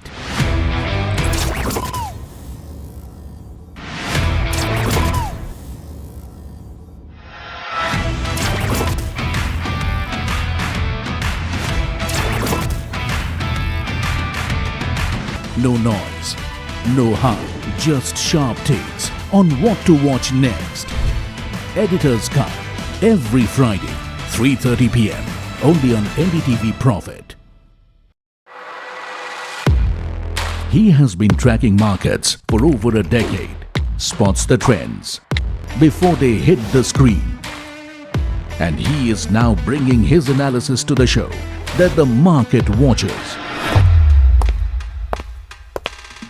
Watch Sharad Dubey on Know Your Company, a show that puts the most traded stocks under the scanner. We dissect the company so that you, the investor, don't have to. Get the management to answer questions relevant to you. Watch Know Your Company, weekdays at 11:30 a.m. to understand your next big bet.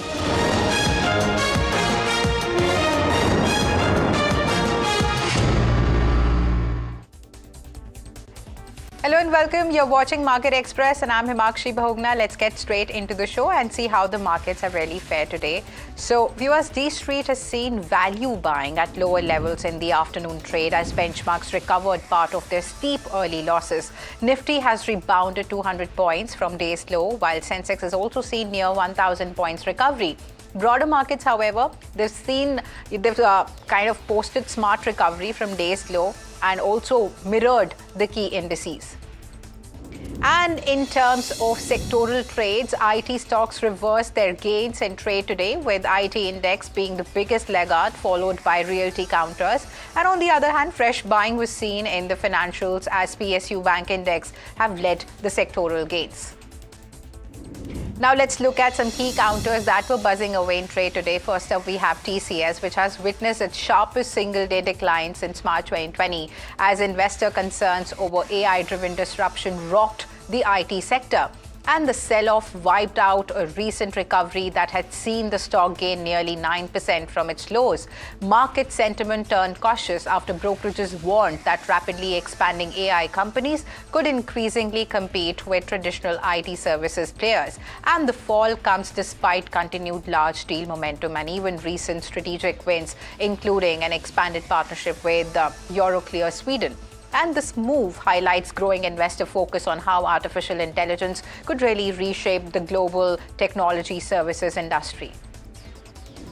Next counter to look at is ITC. So the shares continue to remain under pressure, falling to their lowest level since July 2022. And this has been after a sharp correction, seen this year. And the stock has lost more than 20% of its value since the start of 2026, with investors growing cautious about the impact of higher cigarette taxes. And following the government's tax hike in February, ITC was forced to implement steep price increases across its cigarette portfolio. So while higher prices have boosted realizations, they've also hurt the sales volumes and also creating a challenge for the company's most profitable business segment. In fact, let's look at John Cockerell now, which has secured a major order worth around 1,300 crores from JSW Vijayanagar Metallics. And the contract involves the commissioning of 2 annealing and even coating lines, further strengthening the company's order book. The win also reflects continued investment activity in India's metals and manufacturing sector. Next counter to look at is Borosil Renewables. So the shares have jumped sharply after the government has extended countervailing duties on solar glass imports from Malaysia for another 5 years. The duties ranging from about 9.7 to 10.1% are aimed at protecting domestic manufacturers from low-cost imports. And the move also forms part of India's broader strategy to build a self-reliant solar manufacturing ecosystem, with policy support already in place for solar modules and even cells. And for domestic players like Borosil, the decision could really improve the pricing power, also support the capacity expansion, and also accelerate the import substitution in the fast-growing solar sector. Next counter that was buzzing away in trade was Concord Biotech, which has received a major regulatory boost with the US FDA approving its abbreviated new drug application for mycophenolate and also Moftil, which is a medicine used to prevent organ rejection in transplant patients. And the approval opens access to an estimated $30 million market in the United States and is also in line with the company's strategy of expanding its global product portfolio. So the development is expected to strengthen Concord's presence in the US generics market while also enhancing its long-term growth prospects. The stock has already seen strong investor interest over the past few sessions, also following the positive regulatory update. Next counter to look at is Zydus Lifesciences, which has received a warning letter from the US Food and Drug Administration in response to a record request under the Federal Food, Drug and even Cosmetic Act. So the company clarified that the letter is not related to any on-site inspection of its facility. Instead, the references technical observations regarding the use of purified talc that did not meet the current United States pharma CPR requirements. And Zydus maintains that development will not impact its current operations or even the product supplies from its Buddy facility, and also said that it is working to address the regulators' observations. Viewers, next counter to look at is Advait Energy, which has transitioned, which has secured a significant boost to its clean energy portfolio after signing a battery energy storage system agreement with the GUVNL. And the project involves a 150 megawatt, 300 megawatt hour battery storage facility that the company will build, own, and even operate. So the contract carries a long-term tenure of 12 years, providing strong revenue visibility and even stable cash flow potential. So with government funding support also available for the project, the development further strengthens Advait's position in India's rapidly expanding energy storage market. And investors have kept the stock in focus since its listing amid growing interest in the energy transition theme. Next counter to look at is EPAC Prefab, which has won a new order worth 165 crores and also providing a fresh boost to its order book. And the contract involves the design, fabrication, manufacturing, and even supply of cells and modules along with erection work as part of the project scope. So the company is expected to complete this entire project within a period of approximately 4 months, and the order highlights continued demand for engineering and even manufacturing capabilities in the sector, and also adds to the company's execution pipeline, also improving the revenue visibility over the coming quarters. Next counter to look at is LTM, which is drawing positive analyst commentary after outlining its AI-led growth roadmap, Lakshya 2031, at its Investor Day. So brokerages have backed the company's long-term vision, also highlighting opportunities from artificial intelligence, digital transformation, and even the recently announced Randstad acquisition. So, however, the analysts are saying that successful execution will be key to delivering on the ambitious growth targets.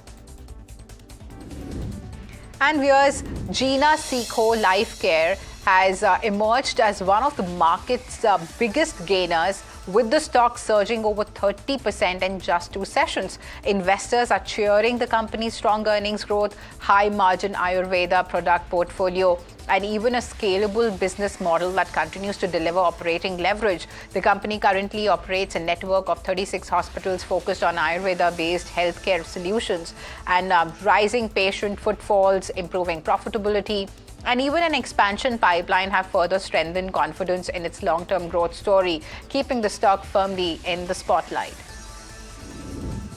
Next counter to look at is Vodafone Idea. So the shares of Vodafone Idea have surged to a 20-month high after gaining nearly 6% in trade, extending a sharp rally that has seen the stock soar around 35% in just 2 months. Investor sentiment has improved on the expectations of fundraising, network expansion, and even continued government support, putting the telecom operator back in the market focus.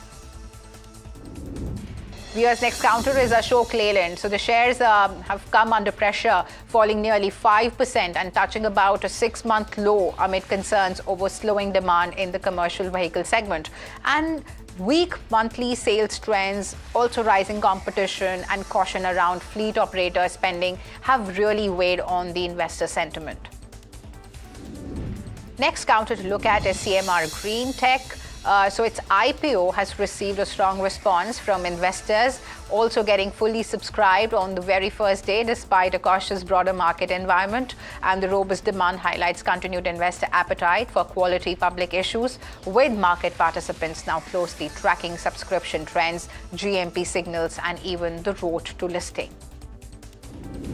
Viewers, the Aditya Birla Group has taken a major step towards expanding its clean energy footprint by entering an exclusivity period to acquire Spring Energy, Shell's renewable energy platform in India. So sources indicate that the group has emerged as the front runner after submitting an offer of around $1.7 billion for the business. And through Aditya Birla Renewables, a subsidiary of Grasim Industries, the conglomerate will now conduct detailed due diligence over the next few weeks. And if completed, the transaction would significantly strengthen the group's position in India's fast-growing renewable energy sector.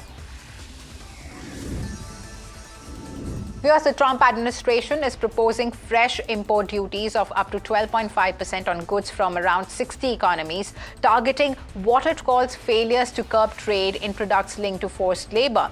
And the move follows a Section 301 investigation, which found that several trading partners have not effectively enforced bans on such imports, creating an uneven playing field for US workers. So under the proposal, countries with partial safeguards could really face tariffs near 10%, while others may be hit with a higher 12.5% duty. In fact, India's services sector growth accelerated in May, with services PMI rising to a 10-month high. This is signaling robust business activity across the economy. Strong demand, rising new orders, and healthy hiring trends have supported the expansion, even as companies continue to face elevated input costs. Now let's look at some national news, viewers. A major fire tragedy has struck Delhi, with at least 21 people losing their lives after a blaze broke out at a hotel in Malviya Nagar. So the fire started in the restaurant of the Flourish Stay Hotel and quickly spread to a neighboring property, Mikasa Inn. And more than 40 people were rescued during the operation, while several foreign nationals are reported to be among the victims. Multiple fire tenders, water bowsers and even quick response teams were deployed to the densely populated area as authorities worked to contain the fire and also evacuate the occupants, as you can see the visuals on your screens right now. And investigations into the cause of the incident are underway.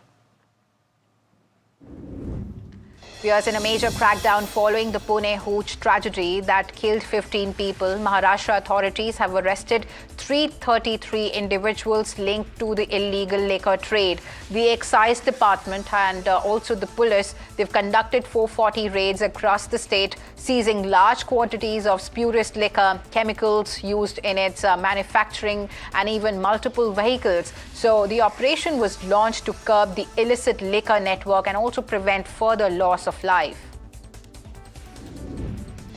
And political developments are gathering pace in West Bengal after a group of 58 rebel TMC MLAs claimed the formation of a real Trinamool. And amid the turmoil, Chief Minister Suvendu Adhikari is set to chair a key administrative meeting with legislators and even senior officials from Kolkata, Havra, and South 24 Parganas. Now, MLA Kunal Ghosh is also expected to attend the high-level review. Here's in a significant step towards environmental protection. The Supreme Court has constituted a 5-member high-powered committee to develop a uniform definition of the ecologically sensitive Aravalli range. The panel, to be chaired by Kanchan Devi of the Indian Council of Forestry Research and Education, has been asked to submit a comprehensive report by August 31st. The court has said that future decisions of mining, land use, and even conservation in the region must be based on sound scientific assessment and even aligned with the principles of environmental protection and sustainable development. The recommendations could really shape the long-term future of one of India's most important ecological landscapes. Because India could really face fresh trade headwinds from the United States, with the Trump administration proposing additional tariffs on imports from India and even 59 other economies over concerns linked to forced labor in global supply chains. The proposed duties range from 10 to 12.5% and are also currently under a public consultation process. The move comes even as India and the US continue negotiations on a broader bilateral trade agreement. And tensions in the Gulf have escalated further after the United States has said that it successfully defeated a series of Iranian missile and drone attacks targeting regional countries. US Central Command said that missiles fired towards Kuwait and Bahrain failed to reach their targets or were intercepted by air defense system. Now, the US has also denied Iranian claims that American military facilities in the region had been hit. And in response, Washington conducted self-defense strikes on Iran's Kesh Island and even a strategic location in the Strait of Hormuz. So the developments have kept global energy markets on edge as concerns over shipping disruptions and even regional stability continue to mount. Meanwhile, viewers, Kuwait suspends flights and Iranian missile strike damaged Kuwait's airport, and also US forces carrying out fresh attacks near the Strait of Hormuz. So the latest exchange highlights the fragile state of the current ceasefire as diplomatic efforts between Washington and Tehran continue to stall. With the Strait of Hormuz still largely closed, oil prices moved higher as markets grew increasingly concerned about the supply disruptions and even further regional escalation. Because the United States has imposed sanctions on Nobitex, which is Iran's largest cryptocurrency exchange, accusing it of helping Tehran and even sanctioned state entities bypass the Western restrictions. The action follows a Reuters investigation that identified that platform a key part of a parallel financial network used to process hundreds of millions of dollars for Iranian institutions, including the central bank and even the Revolutionary Guard. So Washington's move marks a fresh escalation in its effort to disrupt Iran's alternative financial channels.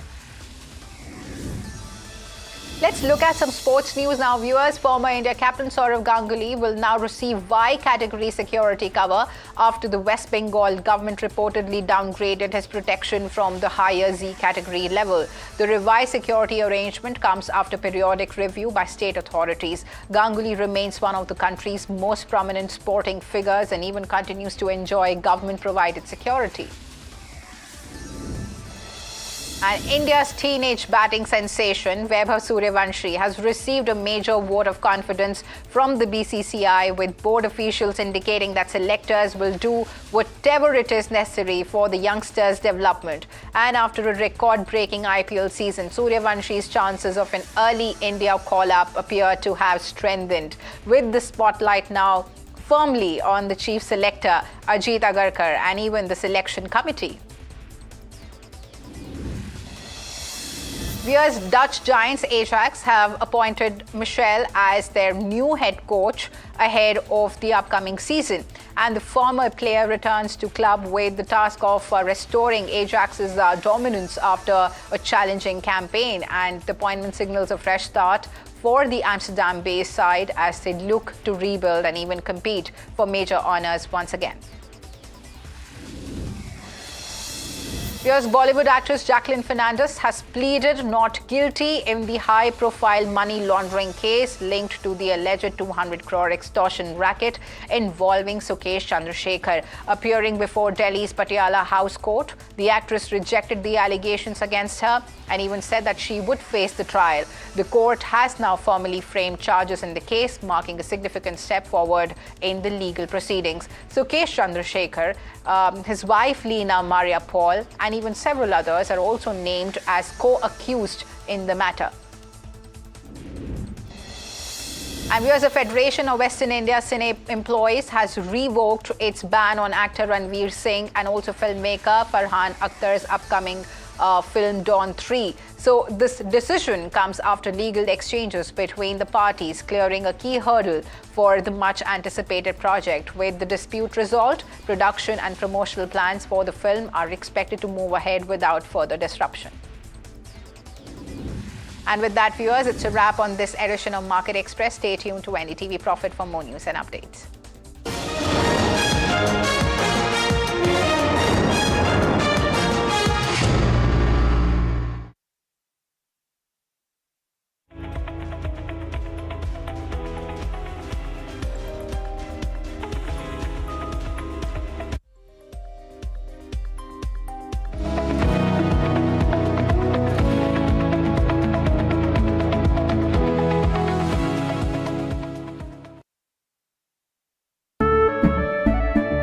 केसरिया से मन जोगी हुआ रे दिल झूमे देखो मतवारा हुआ रे केसरिया से मन जोगी हुआ हर पल मनाओ केसरी त्योहार विमल बोलो जुबान Kesari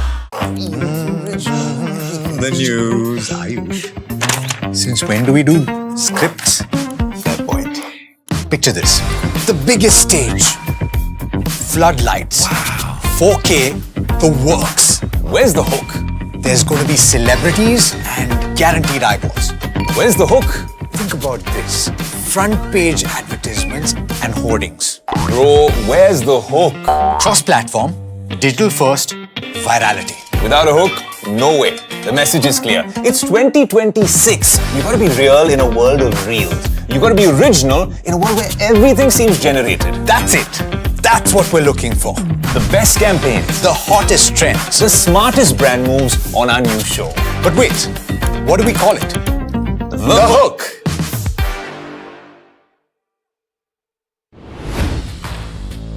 Hi, I'm Tamanna Inamdar. Watch me on NDTV Profit, where I break down the day's biggest business stories. What happened, why it matters, and what it means for your money. Hi, I'm Niraj Shah. Watch me on NDTV Profit for the most incisive market intelligence and meaningful corporate conversation. And I'm Alex Matthew. Markets, mutual funds, insurance, personal finance. I help you cut through the noise and make smarter financial choices. And here's where you can watch us.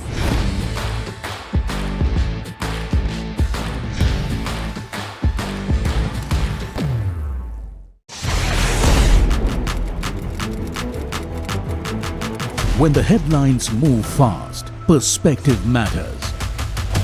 On Editor's Cut, our editors come together with experts to distill the week's information blitz into clear perspective. Down the stories shaping the world, from markets and the economy to global conflicts and what lies ahead. This is where experience meets insight.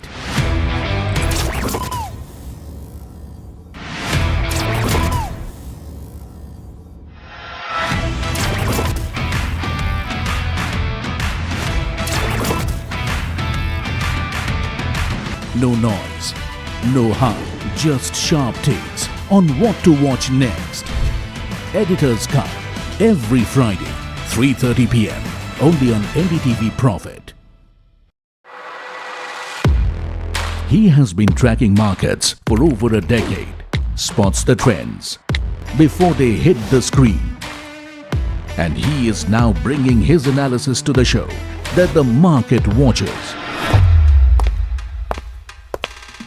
Watch Sharad Dubey on Know Your Company, a show that puts the most traded stocks under the scanner. We dissect the company so that you, the investor, don't have to. Get the management to answer questions relevant to you. Watch Know Your Company, weekdays at 11:30 a.m. to understand your next big bet.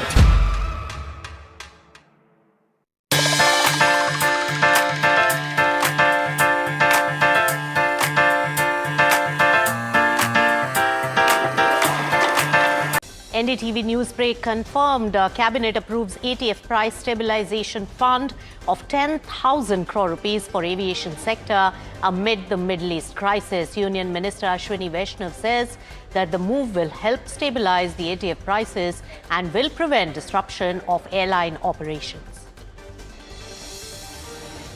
Market stages a smart recovery in last hour of trade as Cabinet announces slew of measures for the aviation EV sectors. Nifty recovers nearly 250 points from the low point but ends in red with sharp pressure on the IT sector. Oil prices are surging again as hopes of a US-Iran peace deal fade and fresh conflict rocks the Middle East. With Brent over $98 a barrel and geopolitical risks intensifying, energy markets are bracing for the possibility of further supply disruptions. A new trade flashpoint is emerging as the United States proposes fresh tariffs of up to 12.5% on imports from around 60 countries, including India and China. The move is linked to forced labor concerns and could reshape global trade flows. US Ambassador to India Sergio Gore says Trump trusts India, values Modi ties. In an exclusive conversation with NDTV Profit, Sergio Gore said that India-US deal is 99% complete and this would be a win-win situation for both the nations. Aditya Birla Group eyes Big Green bet as the top contender to buy Shell's renewable energy arm Spring Energy. Sources tell NDTV Profit that the group has entered an exclusivity period and will now begin due diligence over the next few weeks with a deal valued at around $1.7 billion. SBI's top boss CS Shetty tells NDTV Profit that its asset management arm SBI AMC's IPO is on the cards by the end of this calendar year. In an exclusive FMCG company, Marico's founder and chairman Harsh Mariwala sees steady volumes ahead, says no price hikes as input costs ease for Marico, but premium packs may face a demand squeeze. Consumption trims are likely in the near term. Massive fire in Delhi restaurant, 21 killed, mostly foreigners. Major lapses emerge. Hotel had permission only for 6 rooms, but hotel operated 25 rooms along with rooms in basement as well. Delhi Chief Minister promises action.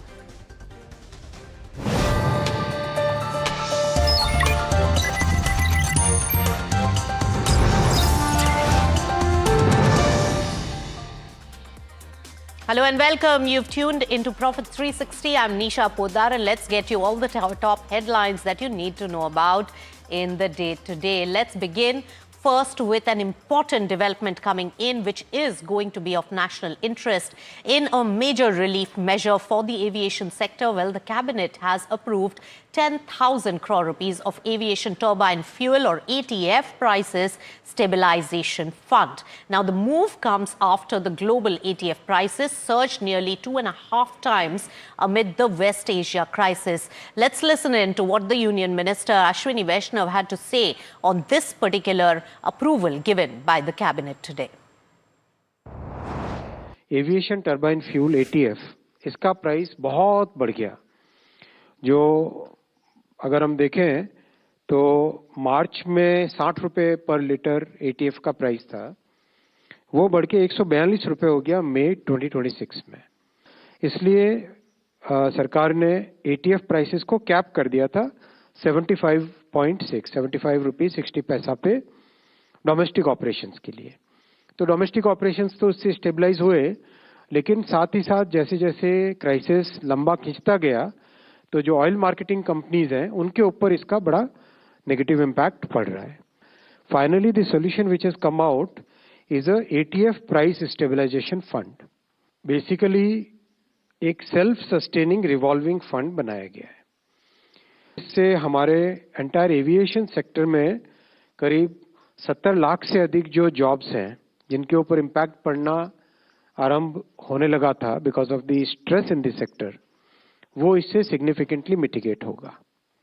All right, aviation is the key focus here. Ashwini Vaishnav really spelling out the details of the ATF relief coming in. Let's take it across to my colleague Rishabh Bhatnagar, who was right there at that particular press conference and gives us detailed perspective on what it really means and how will this fund really ease the aviation sector's plight right now, Rishabh.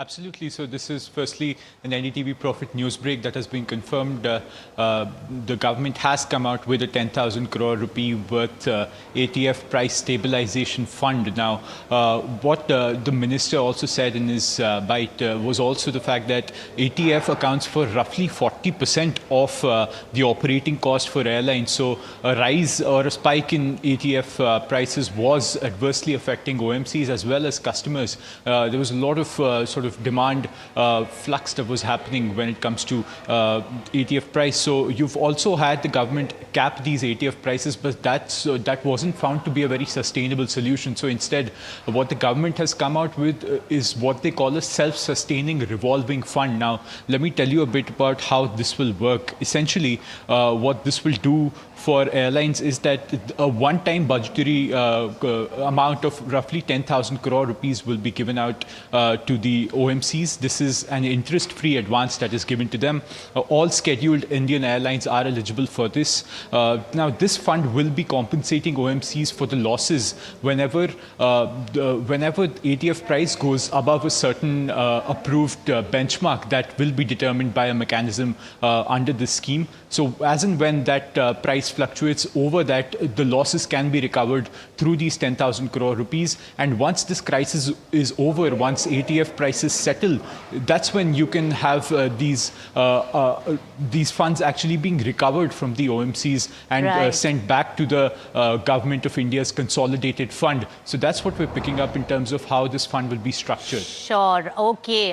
Thanks for breaking it down for us, Rishabh Bhatnagar. And of course, it's an NDTV Profit news break that has been confirmed. Jitendra Bhargav, who's the former ED Air India, joins in now to add more perspective on how it's going to impact first the ATF prices and second, the aviation sector and therefore the consumers like you and me. Jitendra Bhargav, welcome on NDTV Profit. So you heard about the revolving 10,000 crore rupees scheme. And that is really benefiting the OMCs after the fuel prices really cross a certain threshold for the aviation sector. How will this really impact the aviation sector in terms of the ATF prices, you think? You know, as the minister very rightly said, that the ATF prices have gone up by almost 85–90% since March. Now, what happened in the beginning was that airlines imposed fuel surcharge on the fares, hoping that it will be a temporary measure and they'll be able to sustain it. But as the war prolonged and you had problems on the fuel front, airlines started canceling flights. Now, what cancellation means is that large capacity aircraft are on ground, capital-intensive aircraft on ground on which you're paying lease rental, so it was impacting the airline on one side. The other side was that when you have shrinkage of capacity in the market, there's a surge in fares. So fares were also going up in a big way, making less people travel because India is a price-sensitive market. And when you have fares going beyond a certain point, fewer people travel. So it was a double whammy for the airlines, losing on grounding of aircraft, and another side, not being able to get the fares or the compensation. So this government measure needs to be applauded by the aviation sector, proactive action.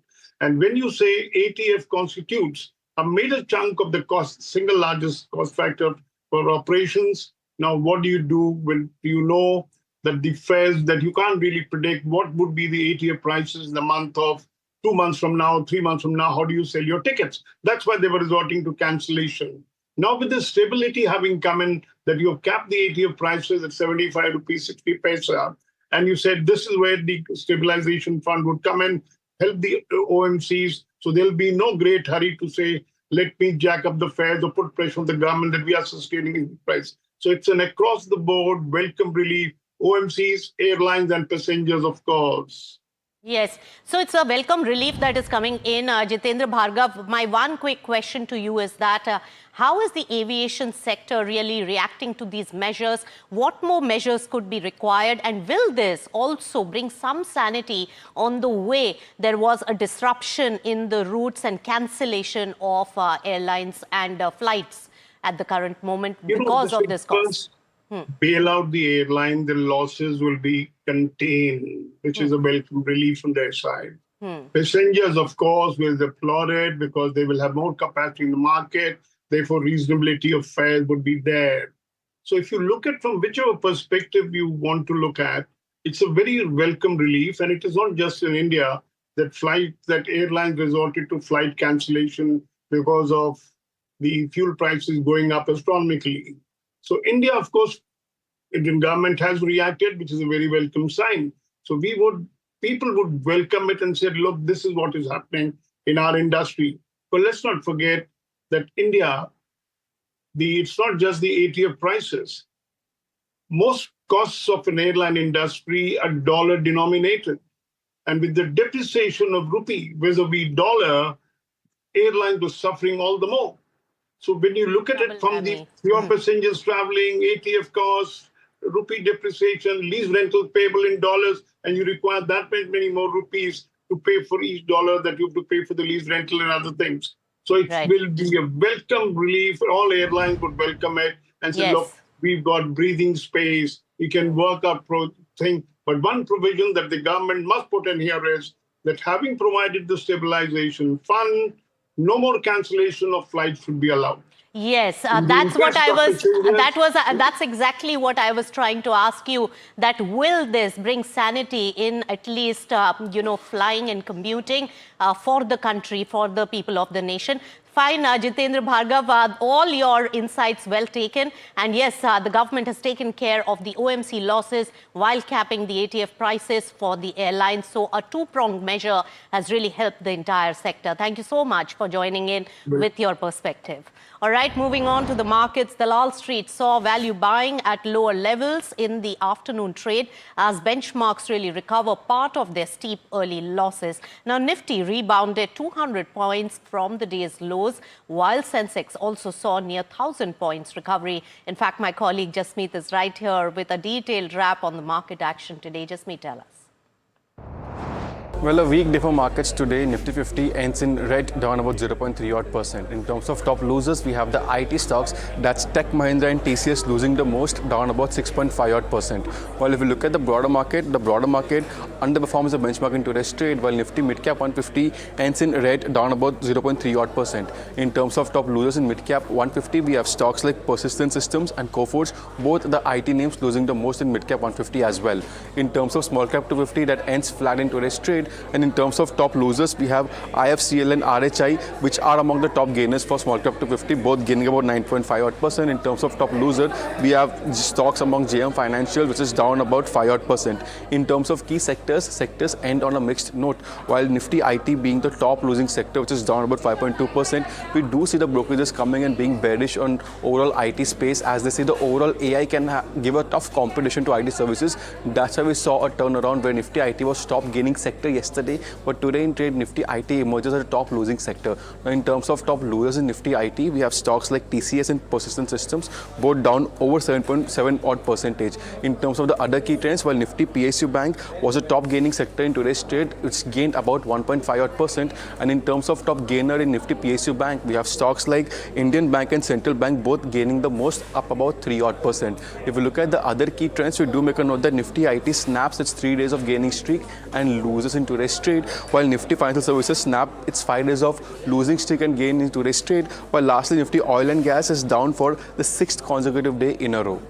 All right, 6th consecutive day of losses. Thank you so much, Jasmeet, for the entire roundup of the market momentum today. Let's also shift focus to the money market, and the rupee ended at 95 rupees 70 paise against the US dollar, slipping to the day's low levels as markets really balanced India's strong domestic fundamentals against the lingering geopolitical uncertainty. Meanwhile, the crude oil prices, they remain in focus as they rise nearly 3%. When we talk about Brent crude, it's hovering around $99 a barrel range, while the WTI crude is crossing the $96 per barrel mark. Remember, for a while now, crude has been below $100 per barrel mark, but now slowly inching back there.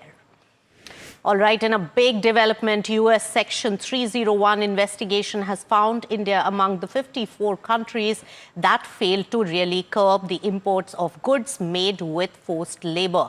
Now remember, as India and US trade deal talks are in progress, India is seeking fair terms in the probe, and Rishabh is here with more details on how US is really amping up on that tariff bit. Rishabh.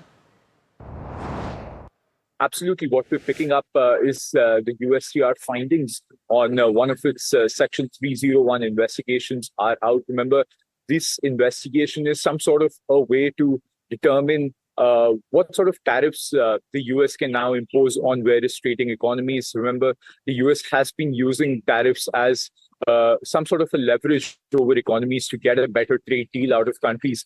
And now from its forced labor investigations under the Section 301 of the Trade Act, it has found 54 economies guilty of certain wrongdoings when it comes to importation of goods made with forced labor. India is one of those 54 economies now, and this gives room to the US now to levy an additional 12.5% duty on Indian goods. Now, what we're picking up is the fact that there is the fact that this tariff is not immediate.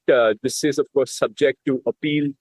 This is subject to hearings that will happen on July 7th when it comes to the USTR. What we're also seeing is that this is, of course, investigations were part of a broader campaign against 60 countries. India is now part of that limited list of 54 countries. And that's what we're picking up. This is, of course, all happening while the US trade talks are going on in New Delhi. You have the US trade team that is in New Delhi. And remember, we had also broken this on NDTV Profit. Tariff relief under this Section 301 investigations is set to be top of agenda as well for these countries. So that's what we're picking up when it comes to the USTR findings and this additional possible overhang of about 12.5% duties on Indian goods. All right, thanks Rishabh for getting us all those important details. Now the US ambassador to India hailed India-US ties as the best, and also the US trade team is in India in an exclusive conversation with NDTV Profit. Sergio Gore says that the US-India deal is now 99% complete. Let's listen in as he speaks to NDTV Profit on the sidelines of the City Conference. Yeah, if you could do a quick statement. I'll do a quick statement. We'll do a quick, yeah. Thank you, Mr. It's a pleasure to be here today in Mumbai. And this morning I met with the United States team that is visiting us from Washington, D.C. So our deputy trade negotiator, is in Delhi for several days of negotiations. He's here with a large team. He's meeting with the Ministry of Commerce and MEA this afternoon. We'll be traveling back to Delhi first thing tomorrow morning, where we'll be meeting with Minister Goyal. And we're very optimistic. Look, we're 99% there. The last 1% we're working on. To put it into perspective, we've been working on this deal for a year and a half. The European Union deal with India took almost 19 years to get done. And so we're very optimistic that this will get done. You have two like-minded partners, the United States and India, that want to get this done. And the incredible thing about this is it will be a win-win situation for both of our countries, and we're very excited to get that across the finish line very soon. All right, the government has really reconstituted the Board of Trade under the Commerce Ministry, appointing 29 members from across the industry, banking and technology sectors. Now, SBI Chairman C.S. Shetty, along with also Apple India MD, M&M MD and EY India Chair Rajiv Memani, JSW Cements Parth Jindal, even Tata Motors, Sailesh Chandra and Zoho's Sridhar Vembu are also amongst the members of this particular committee. Now, the revamped board is expected to provide strategic inputs on trade policy, exports and India's global competitiveness. All right, to an important corporate development coming in from the mergers and acquisitions street, and Aditya Birla Group is fast emerging as the front runner and is the top contender coming in for Spring Energy, which is the renewable energy arm of Shell PLC. In fact, sources tell NDTV Profit that the group has entered into an exclusivity period and is now beginning the due diligence process over the next 3 to 4 weeks. So after the due diligence process, then the final negotiation as well as the pricing will be decided, and whether or not the deal is sealed will be decided. But this is the incremental latest detail on this large transaction. Remember, Aditya Birla Group has bid close to around $1.7 billion for this particular transaction, and it will be done by the group company Aditya Birla Renewables, which is a subsidiary of Grasim. All right, speaking to NDTV Profit at the City India event, C.S. Shetty has really reaffirmed SBI's goal to list SBI AMC in the calendar year 2027, while also confirming SEBI approval. Listen in. SBI AMC, is there a timeline yet for the IPO? We hope to do sometime during this year. Okay. We are just waiting for the regulatory approvals. Calendar year. Are you close to filing the... we have already filed the DRHP, so we are waiting for the approval. Yes, we have filed the DRHP. Yeah. Right, speaking to NDTV Profit on the sidelines of City India conference, well, Harsh Mariwala, the founder and chairman of Marico, said that despite the Middle East crisis, Marico has seen limited impact due to the reduced low raw material prices now and maintaining sector-wide resilience as well. Listen in. Sir, in Marico, which are the products with, the West Asia crisis going on? Which are the segments which will be resilient in this time, and which are the ones which, will sort of need some, support? See, I think in many cases, we pack our products in very small packs, which cost 10 rupees, 20 rupees. So in those categories, the impact may not be as high as something which is far more expensive. So, for example, a Saffola cooking oil, 4 kilo, 5 kilo, costs much more. So, because the overall outlay on that particular brand is higher, there may be some cut down on the consumption. But I think it all depends on the crisis is panned out. If it continues for long and if it is leading to higher inflation, then everything may get impacted. Also, so far, Marico hasn't really taken any, after the Middle East crisis started, no price changes have happened so far as per our dealer checks. What has worked for the company? Is it a better preparation which has worked, or something else? No, I mean, one of our key brands, Parachute, the raw material prices fell. So because of that, we were able to absorb the cost inflation in, say, fuel prices, packaging material prices. Lastly, sir, I know nobody has the answer to this, but the guidance, the volume growth, which the company has said a high single digit, how sustainable it would be, and what can the investors expect? In the near future, looks sustainable, but it all depends on the environment and the war. So if it really deteriorates and one doesn't have any idea of when will it end, every day you get hopes and the next day the hopes are dashed.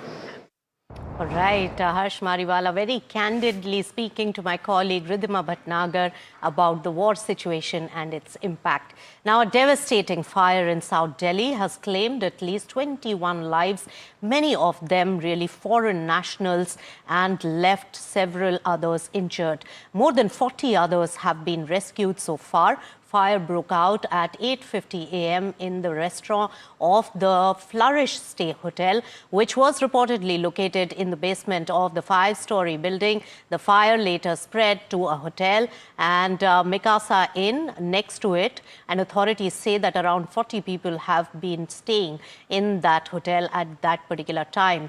Some lapses have been found. Sources have told NDTV that the hotel had permission to have 6 rooms, but 25 rooms were being operated. Some guest rooms were also in the basement. All right, a tragic incident there that has occurred. On that note, we'll say goodbye on this particular edition of Profit 360, but do keep it with NDTV Profit. Thank you so much.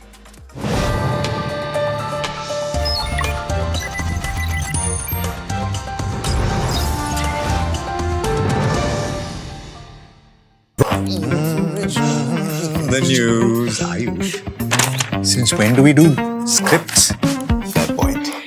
Picture this. The biggest stage. Floodlights. Wow. 4K. The works. Where's the hook? There's going to be celebrities and guaranteed eyeballs.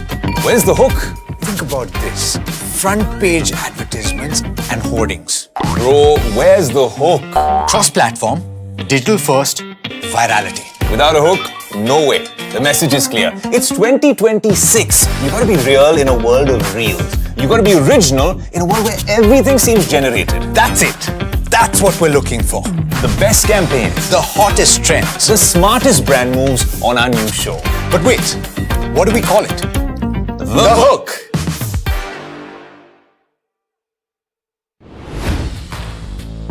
Hi, I'm Tamanna Inamdar. Watch me on NDTV Profit, where I break down the day's biggest business stories. What happened, why it matters, and what it means for your money. Hi, I'm Niraj Shah. Watch me on NDTV Profit for the most incisive market intelligence and meaningful corporate conversations. And I'm Alex Matthew. Markets, mutual funds, insurance, personal finance. I help you cut through the noise and make smarter financial choices. And here's where you can watch us.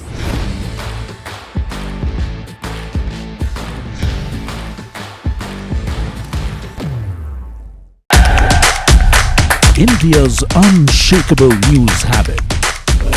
NDTV.com is India's #1 English news website.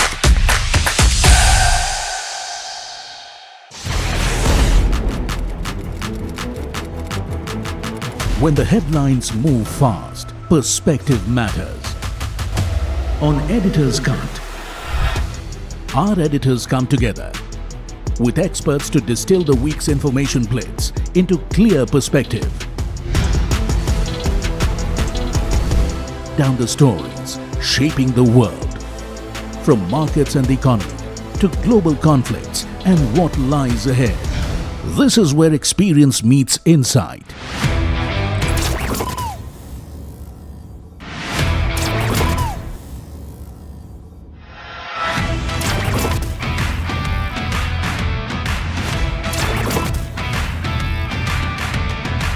No noise, no hype, just sharp takes on what to watch next. Editor's Cut, every Friday, 3:30 p.m. only on NDTV Profit.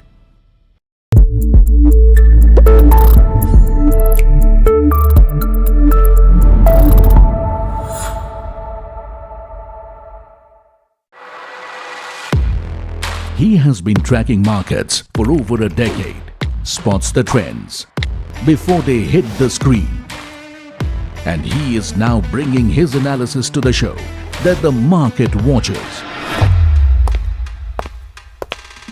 Watch Sharad Dubey on Know Your Company, a show that puts the most traded stocks under the scanner. We dissect the company so that you, the investor, don't have to.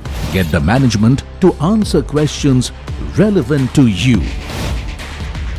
Watch Know Your Company weekdays at 11:30 a.m. to understand your next big bet.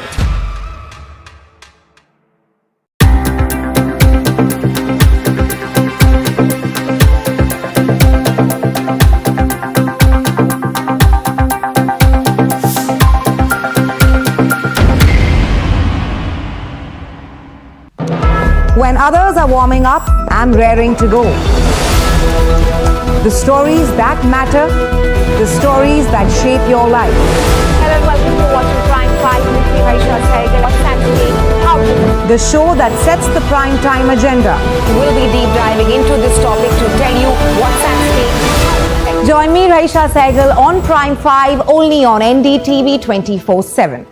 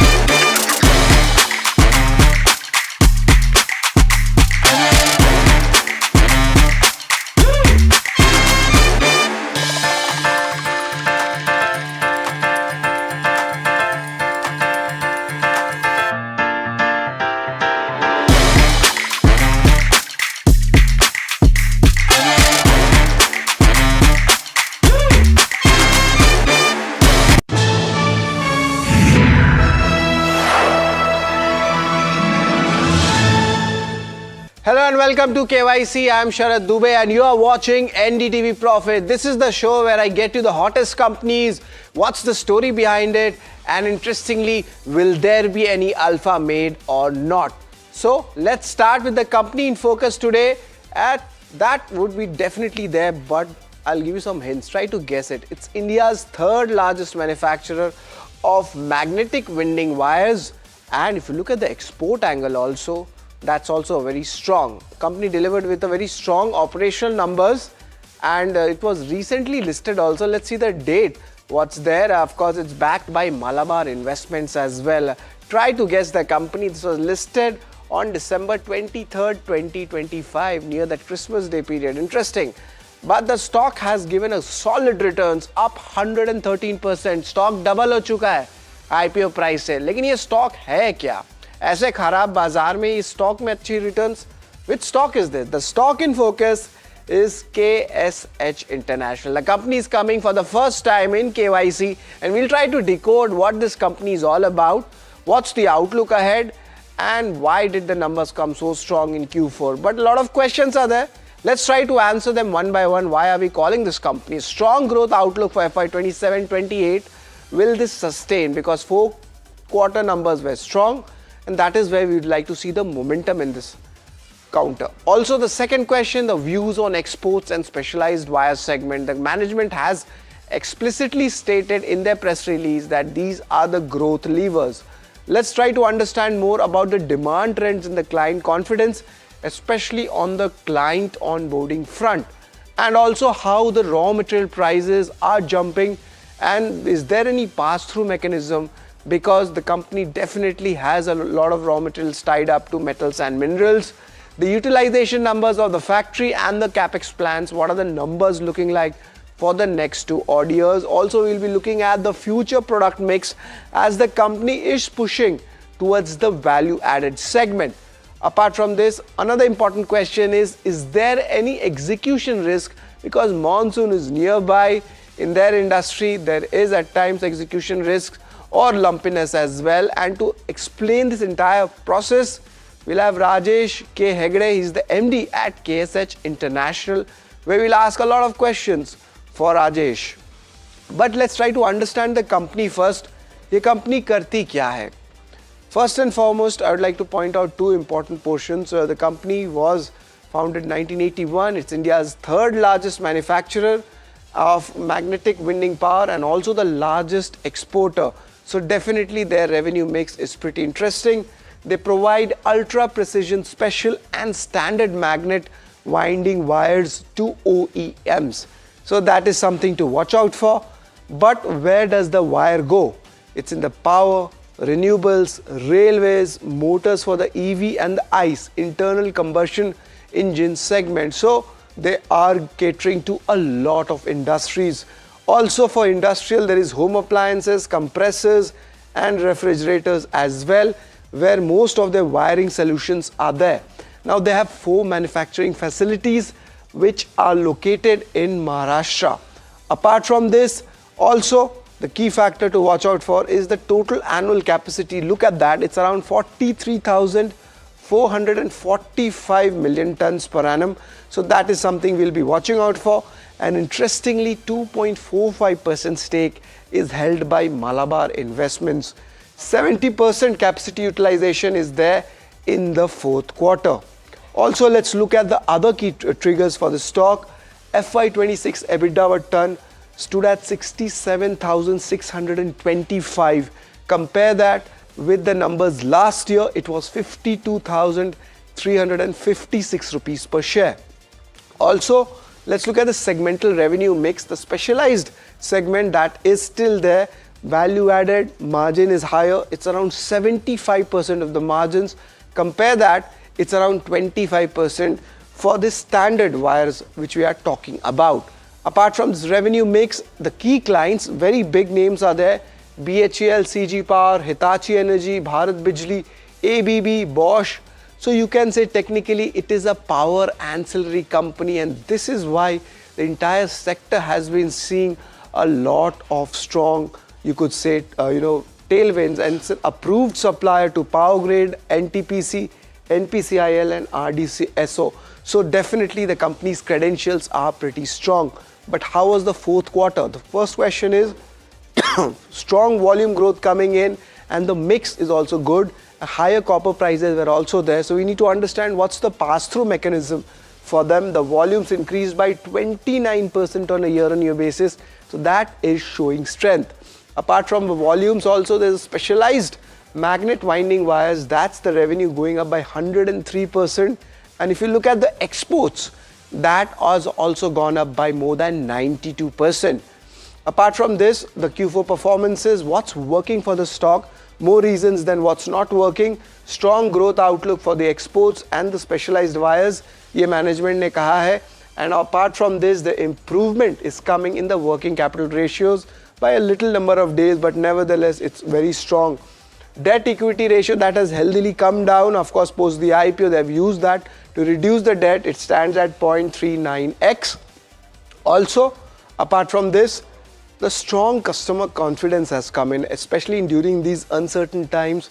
The customer onboarding has been strong. That's what the management had stated. So definitely this looks like a positive point. But what's not working? H1 FY27 might be impacted due to rising costs, and this is for the entire industry. Pricing pass-through for the mechanism, that needs to be seen how the company is able to do it, because let's be honest, March quarter hasn't taken the major hits because every situation happened at the last week of March. Execution risk of large power projects remains a key risk. So these are the reasons where my entire analysis is coming in, and the run-up which has happened from the IPO, because of that the valuations may not be reasonable for right now. But let's talk about the rating parameter. What do we want to give to the company?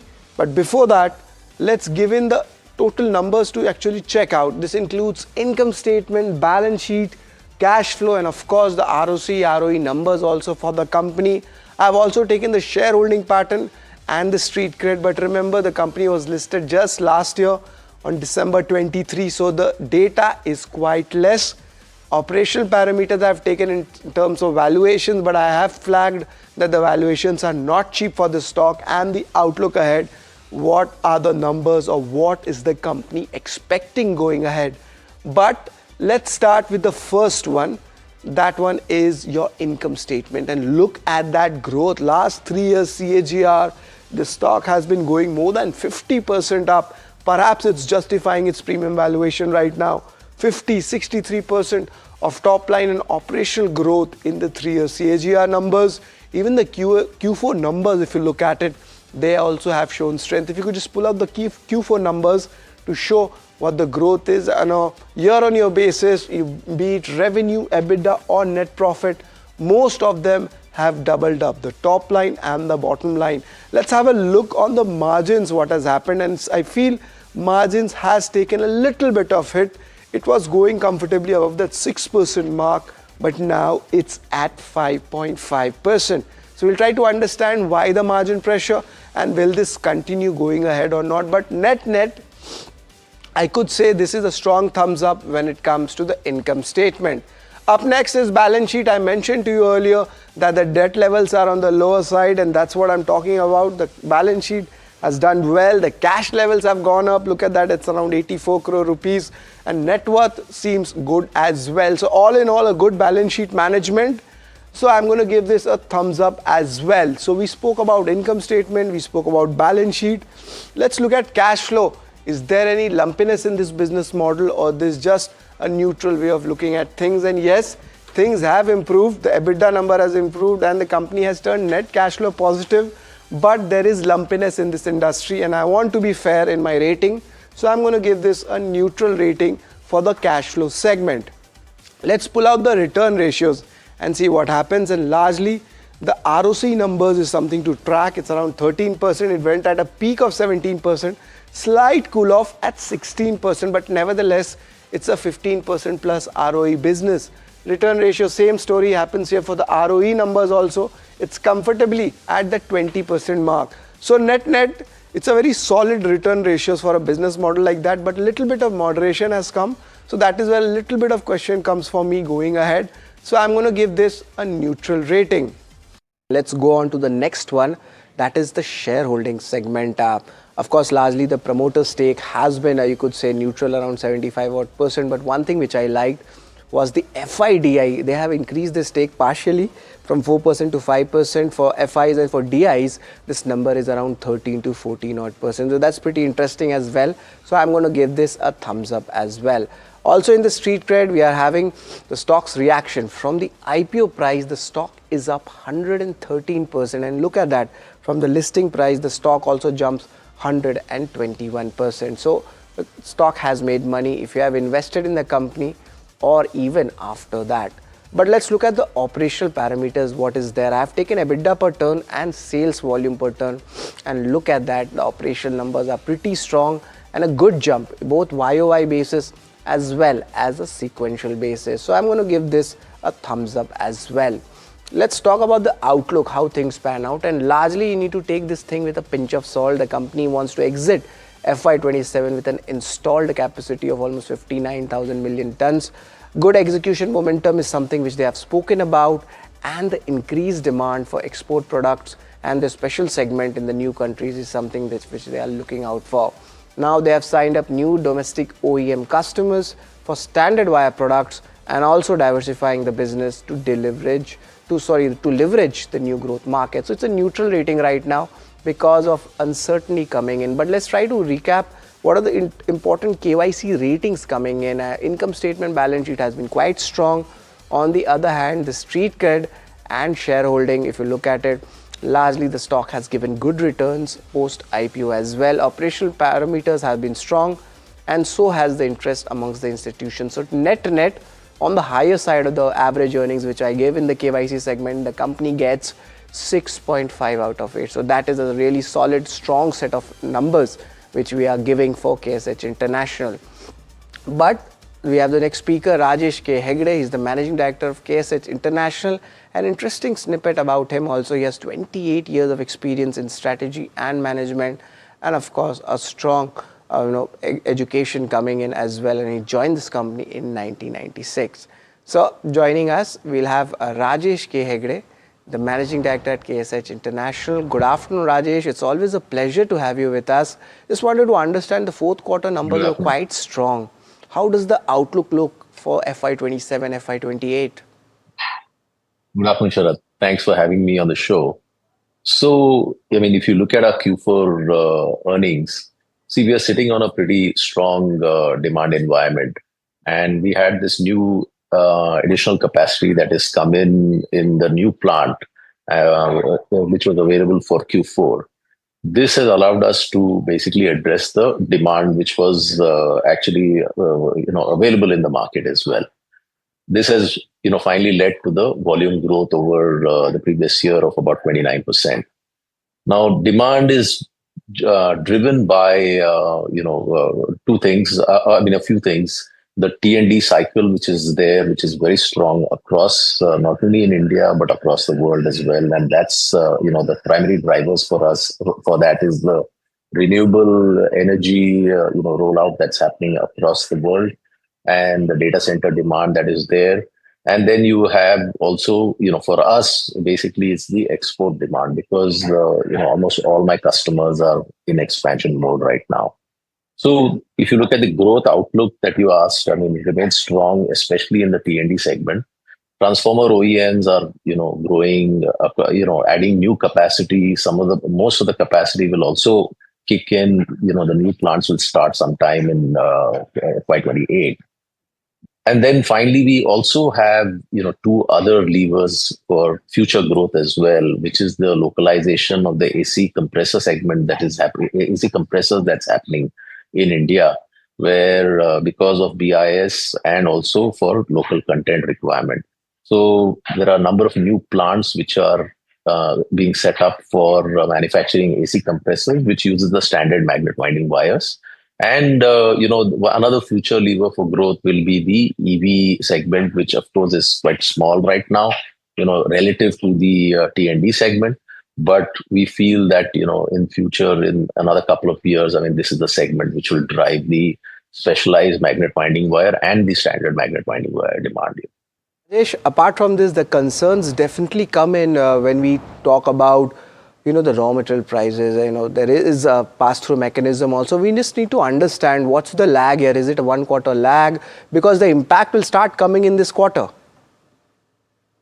So, you have to understand that, our business basically is a make-to-order business. We don't do anything make-to-stock. And every order, where we have the metal price that gets, finalized on the same day. And that becomes the invoice price for that order. And generally, it's about a 15-day cycle for, from getting the order to delivering the material X works. So, it's 100% pass-through when it comes to the LME. Not only the LME, but the exchange rate as well. What we focus on is the value addition that we do. And that's the explanation for something like this. So, the right measure for our business actually is EBITDA per ton. So what will be the EBITDA per ton guidance going ahead? Because you have been growing sequentially. I checked the numbers. It was good. Year-on-year basis also it was good. Sales volume growth is kind of, you could say a little bit of peaking, or you could say plateauing. So how is this numbers looking like? What will be the guidance for the EBITDA per ton, next 2 to 3 years? Well, if you see historically, last year we did at a blended EBITDA of about 67,000. The year prior to that was about 52,000. And, the new capacity that came in was actually available for us from Q4 onwards. Now going into the next FY26, we have this entire capacity of 43,000 tons available with us. And generally our view is, in terms of capacity utilization, it takes about 2 to 3 years to reach about 85% capacity utilization for any new plant as well. So, in terms of EBITDA per ton, we feel that in terms of volumes, last year we grew at about 29%, year on year. That is sustainable, in terms of growth as well, in terms of volumes. And, our endeavor is, of course, to maintain this between 67 to 74,000, per metric ton. Because our last quarter, if you see Q4, was at about 74,000 per metric ton. Rajesh, two segments you have been quite bullish on. One is the exports and the specialized segment. But I just want to understand, now your company is moving towards the value-added segment. So how does the product mix lie, next 3 to 4 years? and what kind of margin outlook you will give? Because this quarter, if I'm just looking at it, there was a little bit of pressure in the margins. So I just wanted to get your margin outlook and how the product mix changes. So let me answer the margin question first. If since copper is a pass-through, and if you look the year prior versus last year, copper prices have moved up, but copper is generally a pass-through for us. So in a environment where copper prices are increasing, margins might look to be lower, but then that's why we give we put out basically the right measure is EBITDA per ton. And we don't really look at, in terms of margins might look less in an environment where the copper prices have increased, And even this year also we find that the copper prices are, on an upward trend, globally as well. So that's the, I mean, does that answer your question, or do you have another question? I have a question, Rajesh ji, is that the product mix, how does it change? Because you are going after value-added product also. So that also tries to offset, the margin pressure we might see even if you have 100% pass-through. So I just wanted to take your view on that as well. So 75% of our, revenue comes from the specialized magnet winding wire segment, and which is actually going into the T&D or the transformers or wind generator or any railways, product which uses the magnet winding wire. We expect this mix to continue going forward, and 25% is from the standard which goes into your motors or the EV or the other applications. In terms of, if you look at it, obviously specialized magnet winding wires is a higher margin product or EBITDA per ton product as compared to the standard. Generally, it's like a 3:1 ratio between specialized to standard. So last question on the utilization levels. It's around 70% right now. What kind of utilization levels you are expecting for the next year, since you have spoken about a lot of orders coming in, and also any capex plans if you have earmarked, or it's just going to be replacement costs? No, so let me address the capacity part of it first. I mean, like I said, 43,000 tons we closed with last year, capacity being available. Now, this 43,000 tons of capacity is available for the full year. It actually came online in October of last year, and so it was actually available for half the year. Now, with this capacity going forward, and if you look at in terms of what I mentioned earlier, that like last year we had about a 29% growth year on year. Our endeavor is, of course, to maintain this growth in terms of volumes going forward as well. And for any new plant, to reach 85% capacity utilization, it does take maybe a couple of years. And, Supa plant has just come online last October, and our endeavor is to keep increasing the capacity utilization. Right, but in a strong demand environment, I feel that that's possible. Well, that's what's happening to the stock as well, and as you rightly pointed out. Thanks a lot, Rajesh, for giving your views on the company, industry, and the outlook as a whole. It's always a pleasure to have you on our show. So that's an interesting take coming on the management of KSH International. First time the company has come to KYC. A bullish commentary coming in, and especially they have stated that there's a 100% pass-through when it comes to the rising copper prices. For interesting stories like this, stay tuned to NDTV Profit, and yes, keep watching KYC.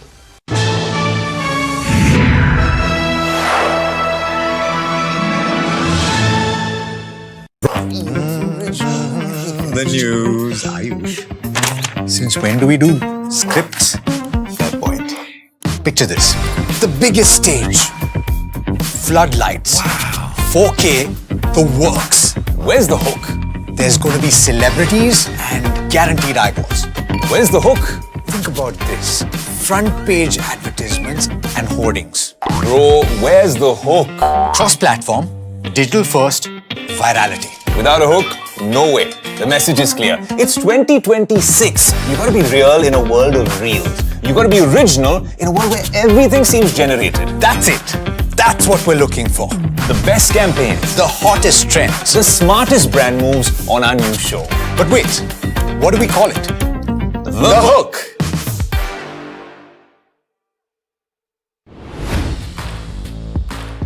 I'm Tamanna Inamdar. Watch me on NDTV Profit, where I break down the day's biggest business stories. What happened, why it matters, and what it means for your money. Hi, I'm Niraj Shah. Watch me on NDTV Profit for the most incisive market intelligence and meaningful corporate conversations. And I'm Alex Matthew. Markets, mutual funds, insurance, personal finance. I help you cut through the noise and make smarter financial choices. And here's where you can watch us.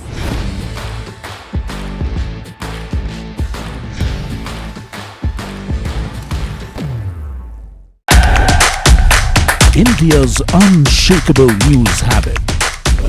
NDTV.com is India's #1 English news website.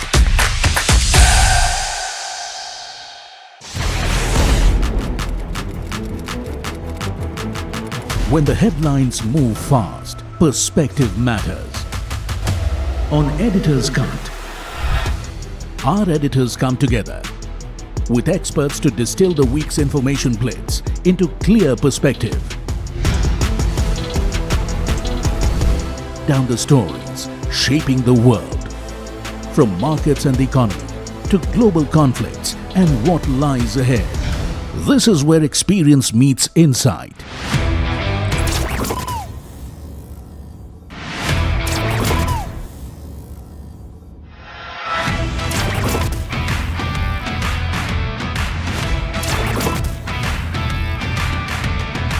No noise, no hype, just sharp takes on what to watch next. Editor's Cut, every Friday, 3:30 p.m. only on NDTV Profit.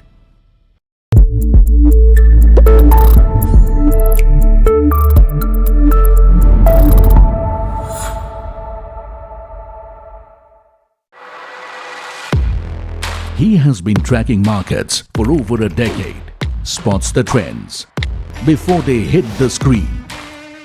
And he is now bringing his analysis to the show that the market watches.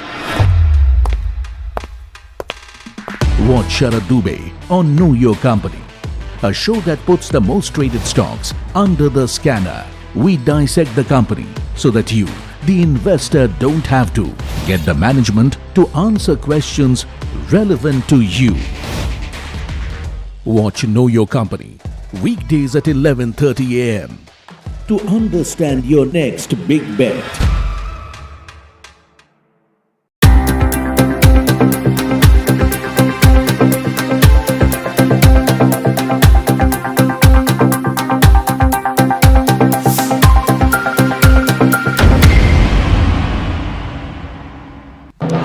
When others are warming up, I'm raring to go.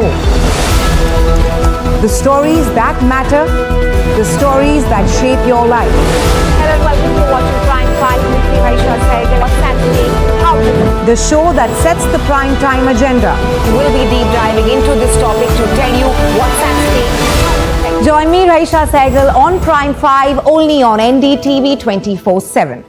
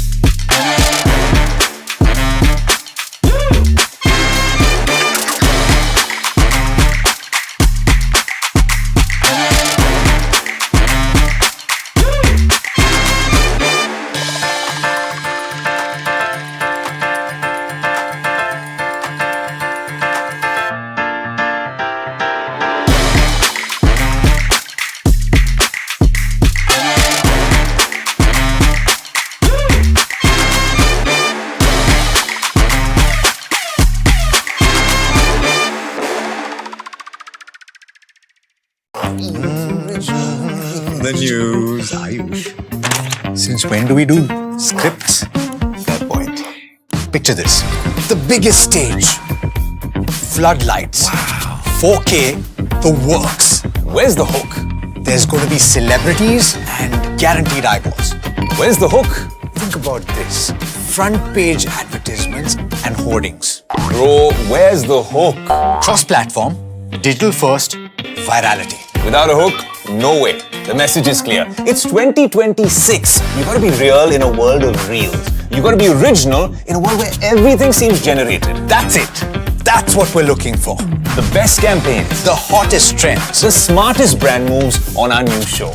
But wait, what do we call it? The Hook.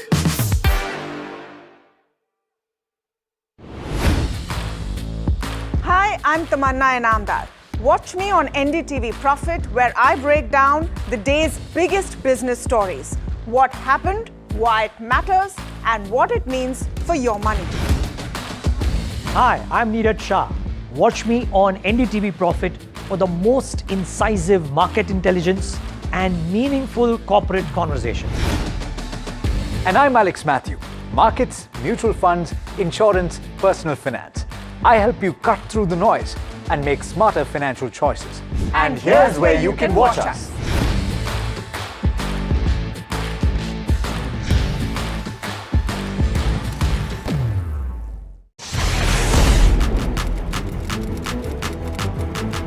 When the headlines move fast, perspective matters. On Editor's Cut, our editors come together with experts to distill the week's information plates into clear perspective. Down the stories shaping the world, from markets and the economy to global conflicts and what lies ahead. This is where experience meets insight.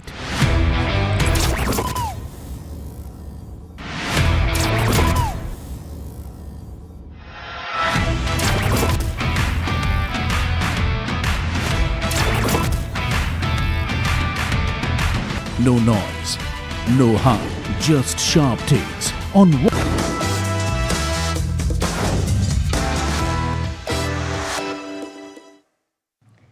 Hello and welcome. You're watching Your Money Matters here at NDTV Profit. I'm Mahima Vajrajani, and today we're going to talk about two very, very interesting topics. The first one is scenarios in which you should kind of de-risk your portfolio. What does that mean? What are the different scenarios?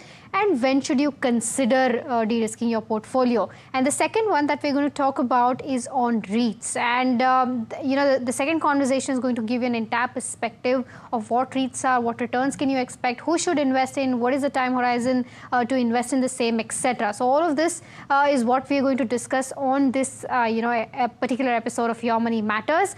To start with regards to scenarios where you should de-risk your portfolio or investment, and to take this conversation ahead, we're joined by Nisreen Mamaji, who's the CFP founder of MoneyWorks, joining us now. Nisreen, always a pleasure speaking with you. Before I go into the details of de-risking your portfolio, just for viewers' reference, what does this term exactly mean? Sure. Lovely to meet you, Mahima, and be on the Your Money Matters show today. So basically, what de-risking actually means is not about panicking and selling off all your assets during a market crash, which many investors are prone to do. Instead of that, it is a strategic, deliberate rebalancing of your portfolio to reduce exposure to maybe high volatility assets like equities or sector specific funds, and move into safer capital preserving instruments like, say, maybe fixed deposits, debt funds, or liquid assets, as and when you require to do so that you can insulate your portfolio from heavy volatility. So it's not something that you do as a panic reaction. Rather, it is a strategic move on your part. And the idea is to protect your wealth that you have already built when your life circumstances or maybe the market conditions change. So, in the world of investing, risk and return are inextricably linked. So when you are building wealth, taking on higher risk through equities is obviously necessary because you want to also outpace inflation and you want to grow your capital. However, investing is not a one-way ticket of continuous, accumulation. There comes a time when the smartest financial move you can make is by not chasing the next big gain, but rather protecting the wealth that, you've already created. So this process is known as de-risking. And recognizing when to execute this shift is obviously a very critical aspect in your investing journey. Yeah. Got it. So then, investors, Nisreen, are always constantly told that, your investment should be from a long-term perspective, buy stocks and forget them for years to go, right? But at the same time, how should one differentiate between kind of staying invested and knowing when to kind of de-risk or rebalance? So, there are various scenarios that might pop up. I can list out, say, maybe 3 to 4, where the situation arises. So one is, when your portfolio suddenly becomes very sector heavy. So you become very over concentrated in, say, maybe technology, banking, real estate, or pharma. Or you might have bought a single stock, and that could have rallied. So what happens is that particular either, sector or stock will be a disproportionately, allocated in your total portfolio. Now, market rallies are rarely uniform.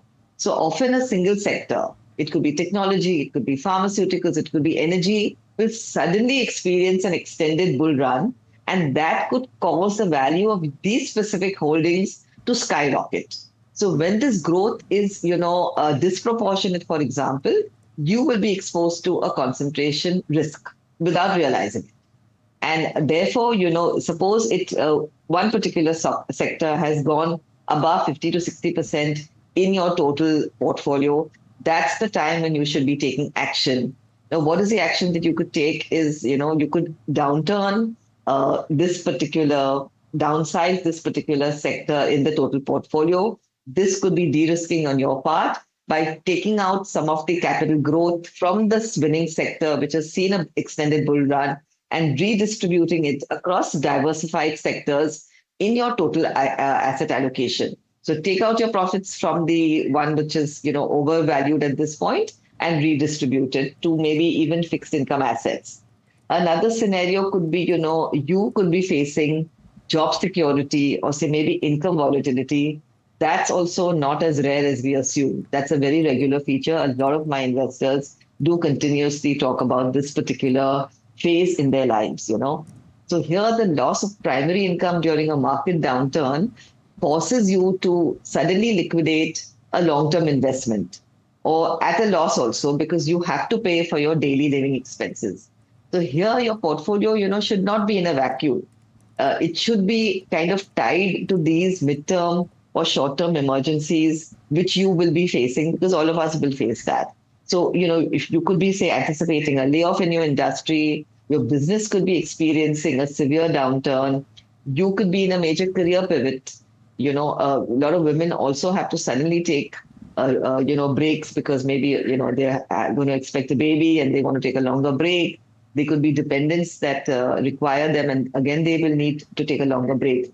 So this kind of a situation is when you will need to, shift your portfolio into liquid or low volatility kind of a vehicle and create an emergency fund if it's been, if you haven't done it earlier. So this is a situation also where you might require de-risking.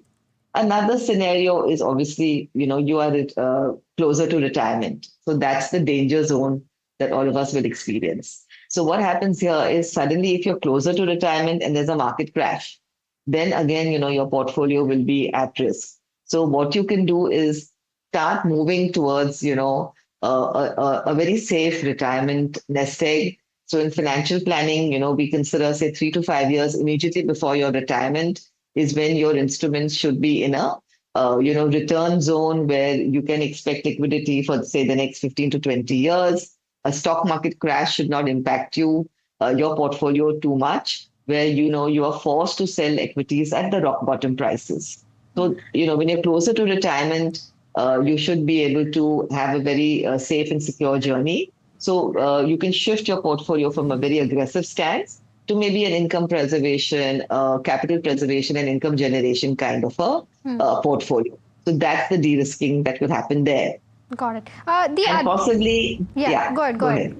Please go ahead. And, the last scene could be, you are approaching a major life goal. So the short-term volatility would be a little, scary for you then. You could want to make a down payment for your house. You could have the child's higher education or a wedding. So when you're approaching that part, that goal, make sure that your corpus is already in place, and at that point of time you're not having any volatility. So the review that you do closest to that goal should be now keeping your assets in very safe instruments, because you're not going to be able to change the child's education or the marriage or the down payment of the house. Those dates are written in stone.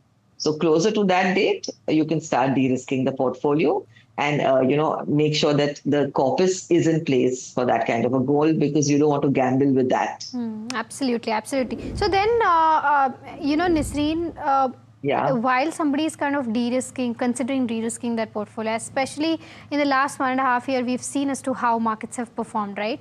What are the biggest mistakes generally that investors make and that one should, be wary of? Because, as they always say, buying is definitely important. Buying at the right price is definitely important, but it's more important to sell at the right price as well, right? So how can a person decide as to when to sell, and what are the mistakes to avoid? So basically, when you are regularly reviewing your portfolio, so you don't have to churn it by making 6 monthly and yearly changes. But like every 3 years, you should be reviewing your portfolio to make sure that your goals are being met periodically. So that is the time that you can start rebalancing your portfolio. You don't have to do it in a jerky fashion or just when the market crashes and panic selling. That's not what is advised.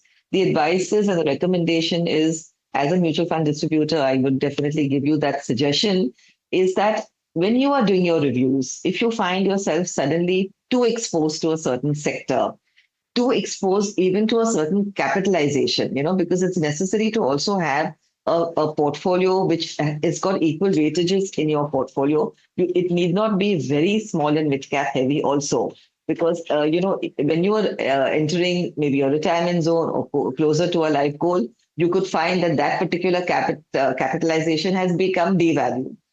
So in order to protect yourself from being sector specific or from being, capitalization heavy, you should be doing these kind of strategic changes every couple of years. Also, you have to make sure that, your long-term capital gains benefit of, say, 1,25,000 per year is being, used by you. Because remember, when we are making these switches and these rebalances, we are actually selling and then rebuying, maybe fixed income or any other asset. So on the books, there will be a tax liability. So one has to be also very cognizant of the fact that while you're rebalancing, you don't suddenly pay tax on, the high capital appreciation that you might have made in one particular year.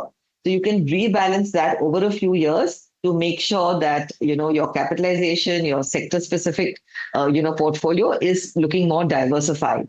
So I can give you an example. Sometimes what happens is there is, you could be sector specific to up to 55%. In the broad market, you could be, say, 25%. In fixed income, you could be 15%. And say maybe in cash or liquid, you could be in 5%. So when you're rebalancing it, what's important is in your sector specific, you should be about 15%. Broad market, which is like, the Nifty 50, index funds, any diversified category, you should be 45%. Fixed income or debt, like high quality corporate bonds, government securities, about 30%. And say cash or liquid, you can be 10% to take care of those emergency needs, sudden layoffs, etc. So that is how you can change a over-concentrated portfolio. You could also be, go ahead. So then, Nisreen, let's say, for example, if markets were to correct drastically in the next couple of months, right? What would your message then be to investors out there in terms of whether to stay invested, whether to kind of buy more, move safely? I mean, just trying to understand that. And what should that be via in terms of assets, right? Like what should be the right instrument to kind of de-risk? So basically, de-risking is not about timing the market perfectly, Mahima. Correct. It's about timing your portfolio to match the realities of life, because the ups and downs in the markets will always, continue to happen. I mean, we are recently also seeing a longish bear run also. So that's going to happen. But what you need to do is keep on identifying the concentration traps, your own career shifts, your own retirement horizons, your upcoming financial obligations, and then you can move towards your own timeline very smoothly. So rather than reacting to, say, the market corrections, because that is obviously the time when you should be, taking benefit of rupee cost averaging and maybe buying more. So the idea is to not, panic at this time, but to keep yourself very focused on your long-term obligations and your own life goals. So the market ups and downs will keep on happening, but regularly review the portfolio to make sure that there is no concentration risk. And thereby, you can keep on de-risking yourself closer to all your milestones, which could be any life goals or your retirement. So that is actually the financial journey that you should be undertaking. Not exposing yourself to either fear or greed. Got it. Okay, Nisreen, thank you so much for helping us understand this entire concept, and of course for taking out the time and speaking with us at NDTV Profit.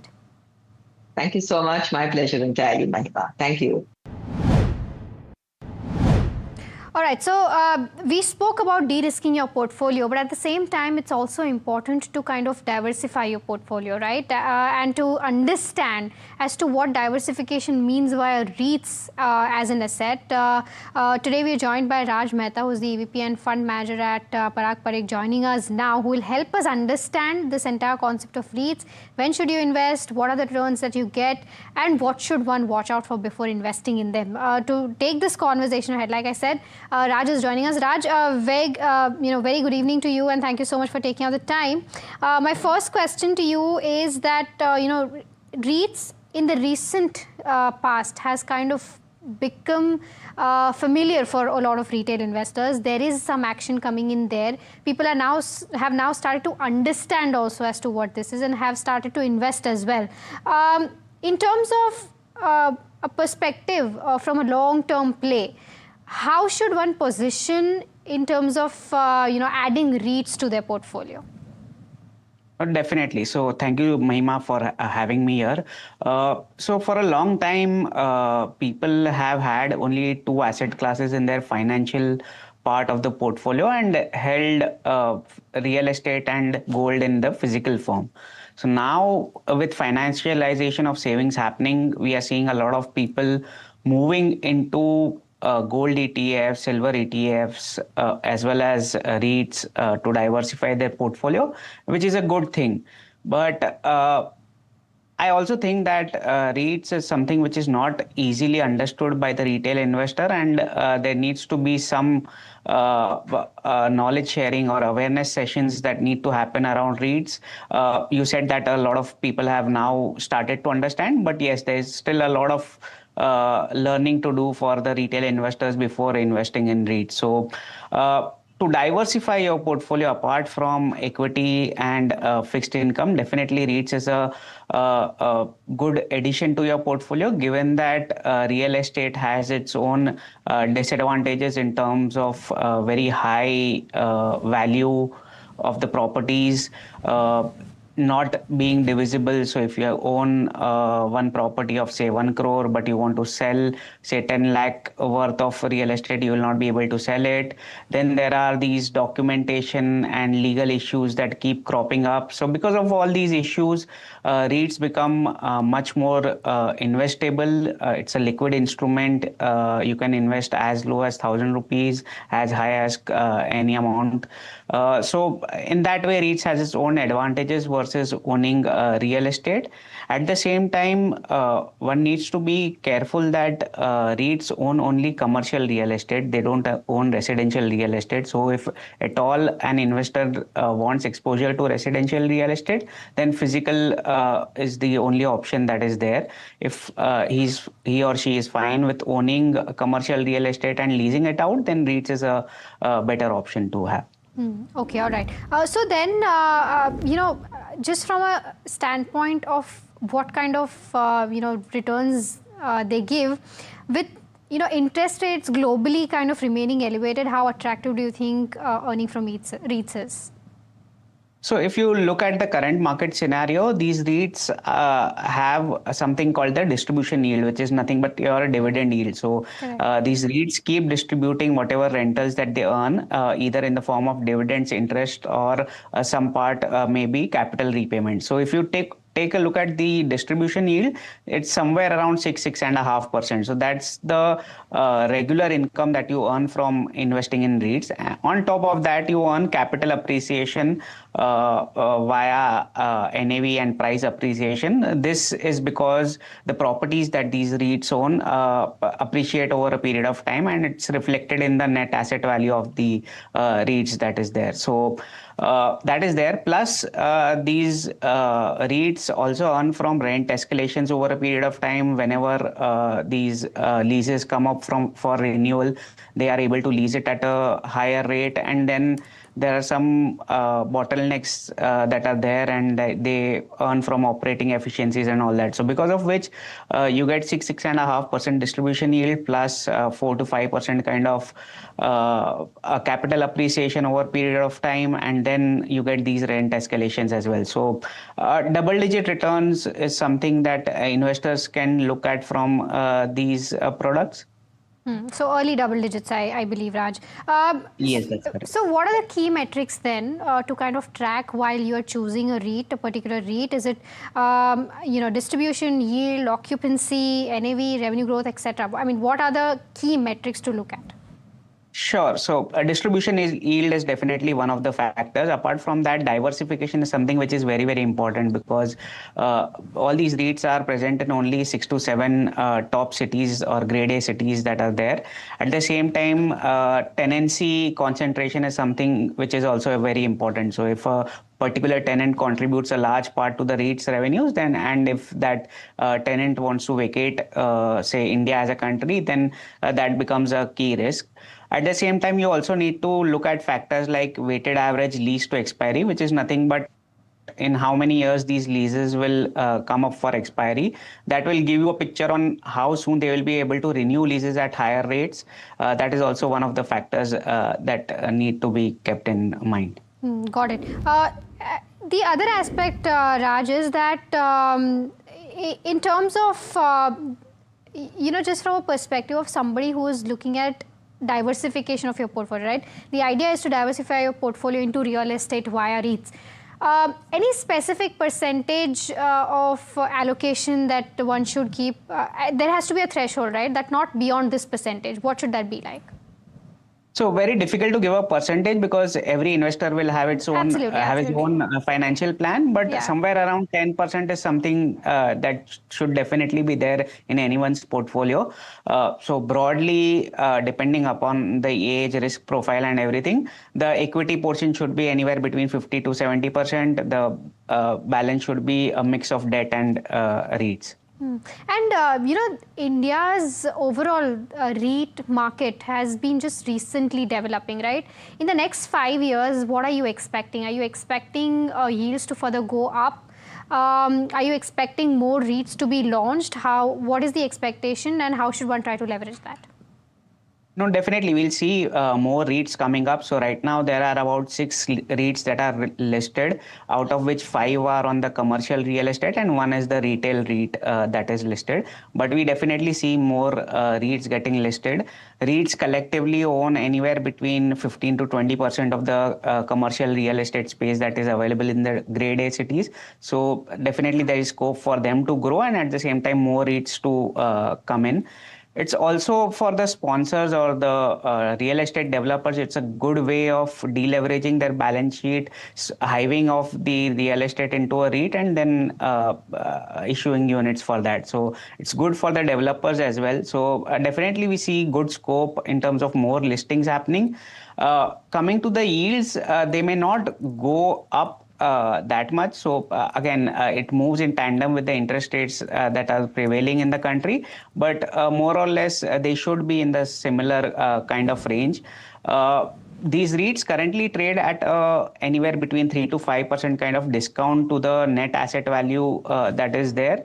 So this discount can probably narrow or turn into a premium going forward. Okay. And what about taxation? Because the structure for REITs is quite complicated, and so is the taxation. So how should one keep that angle in mind? Sure. So when I talk about distribution per unit or the distribution yield, that distribution is divided into dividend, interest, as well as capital repayment. Now, each portion is taxed separately. dividends are exempt in the hands of retail shareholders. Interest is taxed at your tax slab. And for capital repayments, there is a complex structure that is there where you reduce from your cost of the REITs that you had purchased. So it's a complicated thing, but if you hold it via mutual funds, then it becomes very efficient because for mutual funds, everything is tax free. So then whatever is the gross yield that you see, 6.5%, that's the net yield also that you earn via mutual fund. So definitely if you want to own REITs, then mutual fund is a much more tax efficient vehicle.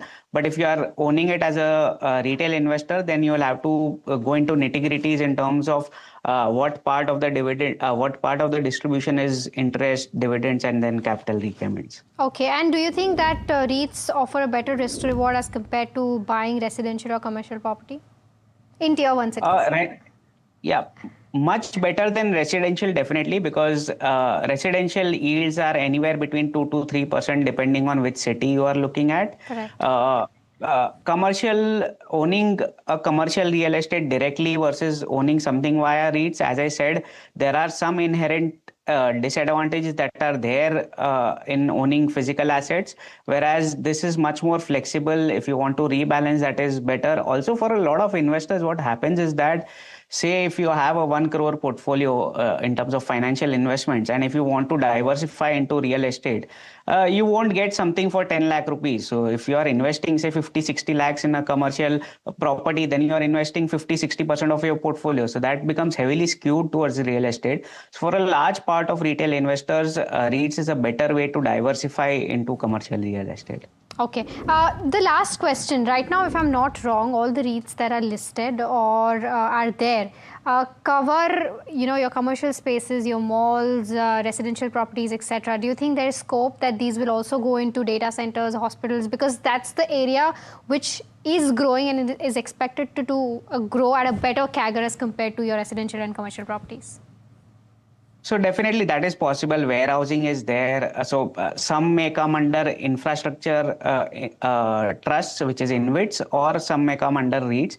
But definitely there are more avenues for diversifying into various assets, be it warehousing, telecom assets, road assets, or even power transmission lines. All these are definitely some kind of diversification opportunities that are there, which may come up in the future. If you look at the global space, there are two kind of REITs that are there, which is composite REITs and your standalone REITs. So standalone REITs are nothing but what are there right now in India. If you look at composite REITs, they consist of say a hotel or a mall within a commercial building. So if you look at any global commercial building, you would have a hotel on top of it, or you would have a mall or a shopping complex within it. So it's a composite REIT that is listed abroad. So that is also possible going forward. All right. Okay, Raj, thank you so much for taking out the time and helping us understand the entire concept of REITs, and of course, taking out the time and speaking with us at NDTV Profit.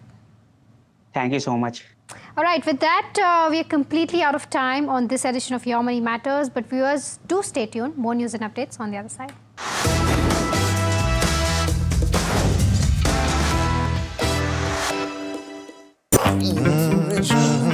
The news, Ayush.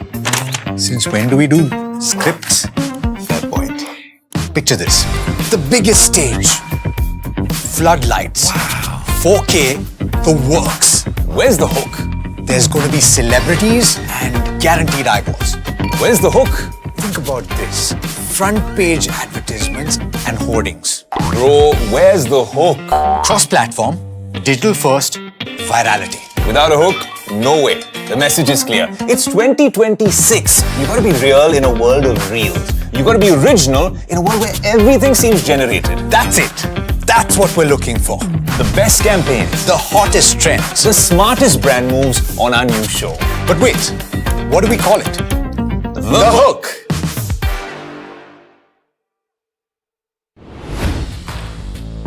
Hi, I'm Tamanna Inamdar. Watch me on NDTV Profit, where I break down the day's biggest business stories. What happened, why it matters, and what it means for your money. Hi, I'm Niraj Shah. Watch me on NDTV Profit for the most incisive market intelligence and meaningful corporate conversations. And I'm Alex Matthew. Markets, mutual funds, insurance, personal finance. I help you cut through the noise and make smarter financial choices. And here's where you can watch us.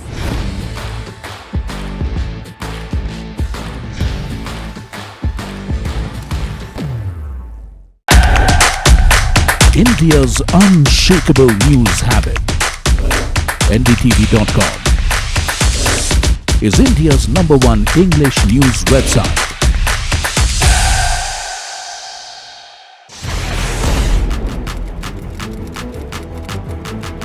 When the headlines move fast, perspective matters.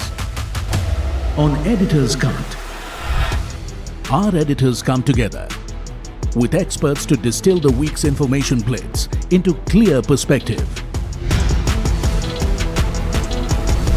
Down the stories shaping the world, from markets and the economy to global conflicts and what lies ahead. This is where experience meets insight.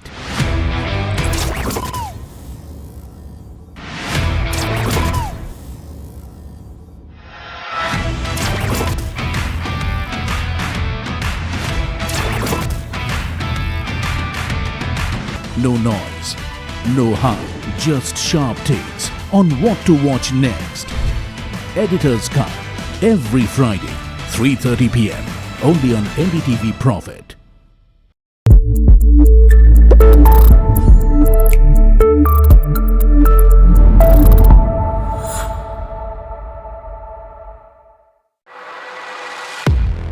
He has been tracking markets for over a decade, spots the trends before they hit the screen. And he is now bringing his analysis to the show that the market watches. Watch Sharad Dubey on Know Your Company, a show that puts the most traded stocks under the scanner. We dissect the company so that you, the investor, don't have to. Get the management to answer questions relevant to you. Watch Know Your Company weekdays at 11:30 a.m. to understand your next big bet.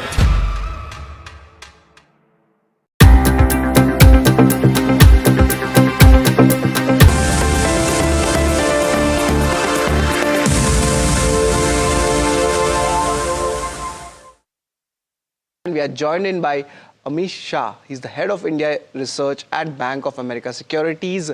Good morning, Amish. It's always a pleasure to have you. In your India Equity Strategy Report I was reading, interesting take has come is that Nifty still overvalued on earnings versus bond yields.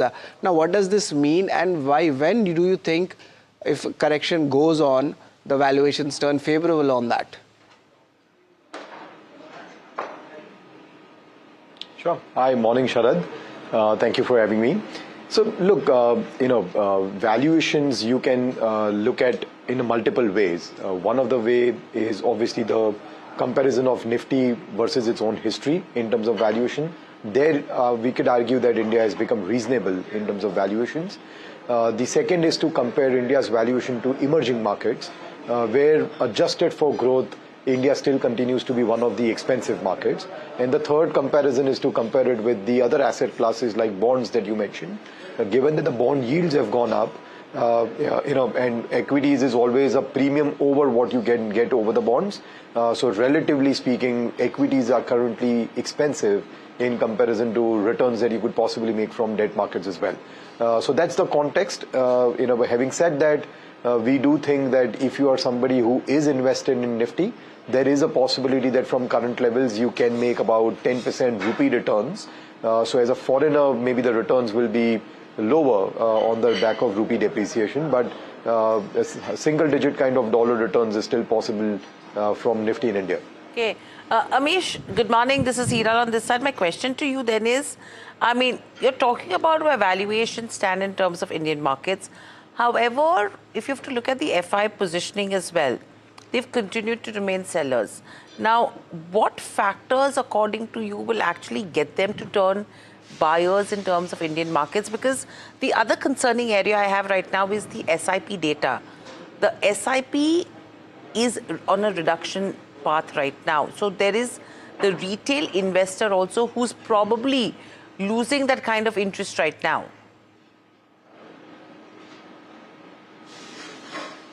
So, Hiral, as far as the FIIs go, look, I never believe in that argument that just because FIIs are underweight India or they have sold a lot of Indian equities, they therefore will come back to the markets. That I think is a lame argument. Foreign investors will go where they find returns. As of now, adjusted for valuations and growth, as we were discussing, returns are much more attractive in the AI markets of Korea, Taiwan. Even Brazil is a commodity market and commodities are all doing well. So I think right now they find alternative markets which are more exciting, and therefore foreigners are very hard to come back in India at this point in time. As far as the domestic investors or retail investors go, the risk of SIPs coming off is a really big risk, because going back to the valuation argument that we were having, ideally in the context of where earnings growth cycle is for India, there is a reason to believe that India should be trading at long-term averages or maybe a shade lower than long-term averages, because corporate earnings growth is run rating below the nominal GDP growth of India right now, as far as the large cap Nifty 50 companies are concerned. So the only reason where the valuation multiples have held up right now is on the back of domestic flows, and if that starts to crack, then valuation pullbacks are very likely. Amish, if that happens, what are you then baking in according to you in terms of valuations and where markets could go? I mean, let's look at the worst case scenario. So we have drawn these as scenarios already. So we have right now, unfortunately, there is no bull case for India. So we have a base case, we have a bear case, we have a worst case. The base case, as I said, is about 10% returns where domestic flows continue. Valuations give you no returns from here, but the market compounds in line with earnings growth. Earnings growth, we are talking about 8.5%. So broadly 10% returns is what you can deliver in the base case. In the bear case, earnings growth still continues to be 8.5%, but on the back of the domestic flows coming off, valuation multiples will go lower than the long-term average multiples, more closer to -1 standard deviation, in which case we are talking about a 12% downside from here. And your worst case, builds in the risk that the Iran conflict drags on beyond June. So currently in our base case, we have assumed that by the end of June, the conflict comes to an end. But if it drags on for longer, then commodity prices, supply chain issues, they just persist. That pulls down your earnings growth, from 8.5% more closer to flat earnings. And it could then be a combination of weaker earnings combined with even weaker multiples. That we hopefully, we hope that we don't get into that situation really. Weaker earnings, weaker multiples, and hopefully India should not get that. But moving on from this, Amish, which are the sectors there will be a preference right now? Of course, the first half of FY27, we all will be impacted because of the higher costs or the inflations coming. But in this scenario itself, which sectors do you think will do well or the preference would be good here?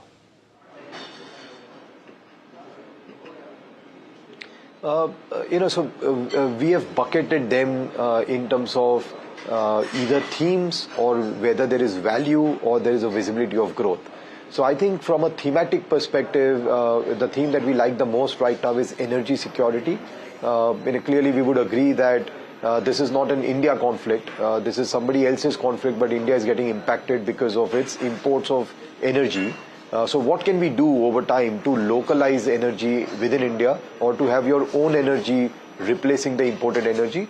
There we think that there are a variety of solutions. Obviously it will take time. It's going to be a multi-decade theme if we start from a policy action perspective, but there could be biofuels, there could be electrification, we could do more deep water oil and gas exploration, there is coal gasification, so there are a variety of themes and stocks linked to that ecosystem, including power financing companies, power generating companies, power transmission companies, even the coal manufacturers, the cables, wires, those kind of ecosystem players, so that is one pocket that we find exciting on the back of a theme playing out. We are also excited about the shipbuilding sector in India. That's a space where you can generate a lot of employment, and the market shares are going to move away from the existing hubs of China, Korea and Japan, because population there is aging. So that's another theme that we are quite excited about.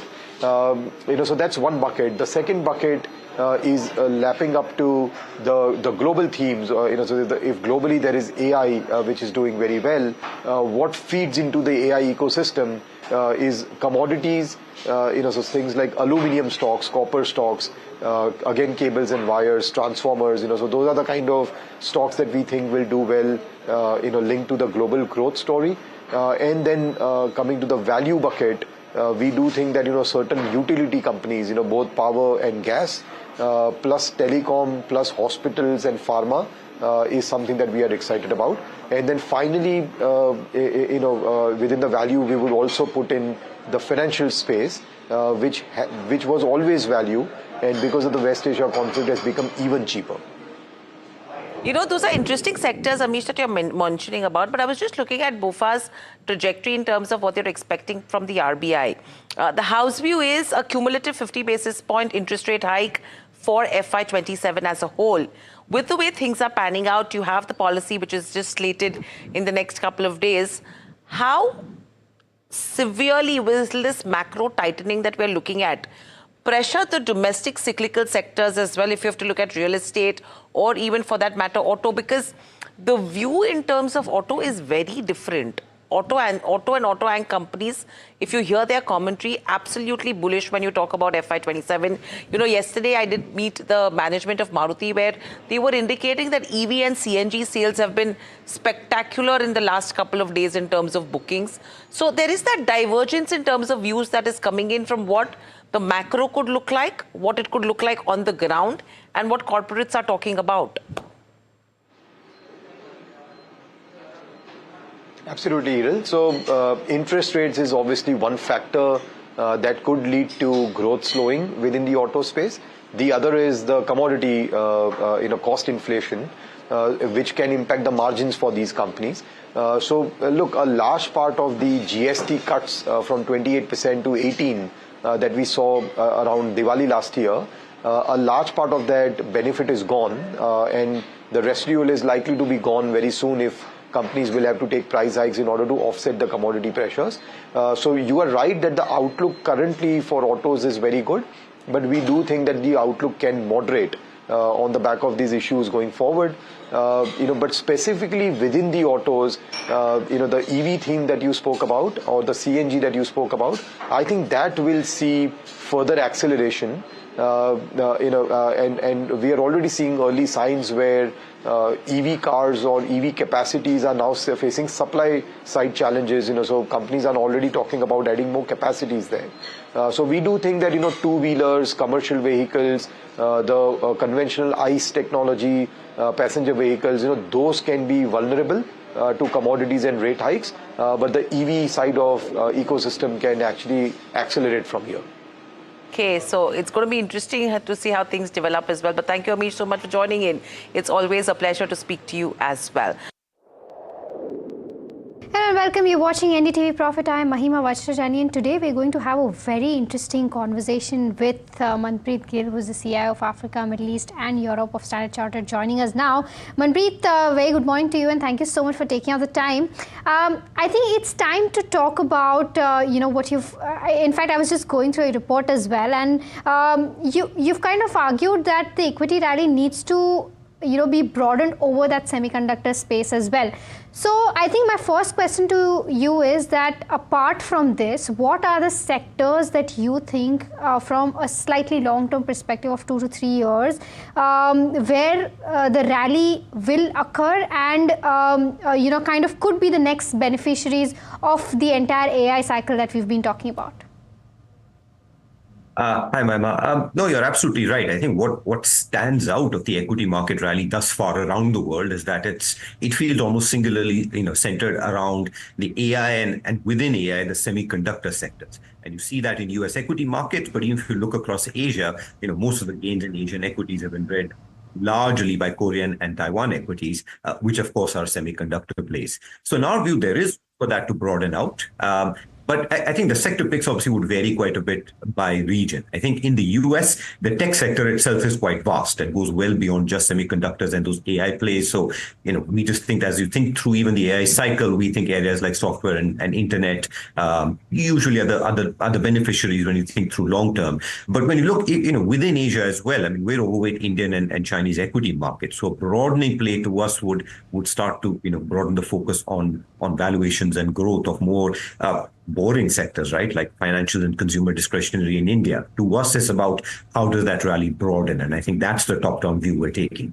And with regards to oil then, because, Manpreet, so far, we've, today, of course, oil reached that $97 per barrel mark. But, so far, the oil shock has been reciprocated in a decent manner per se, right?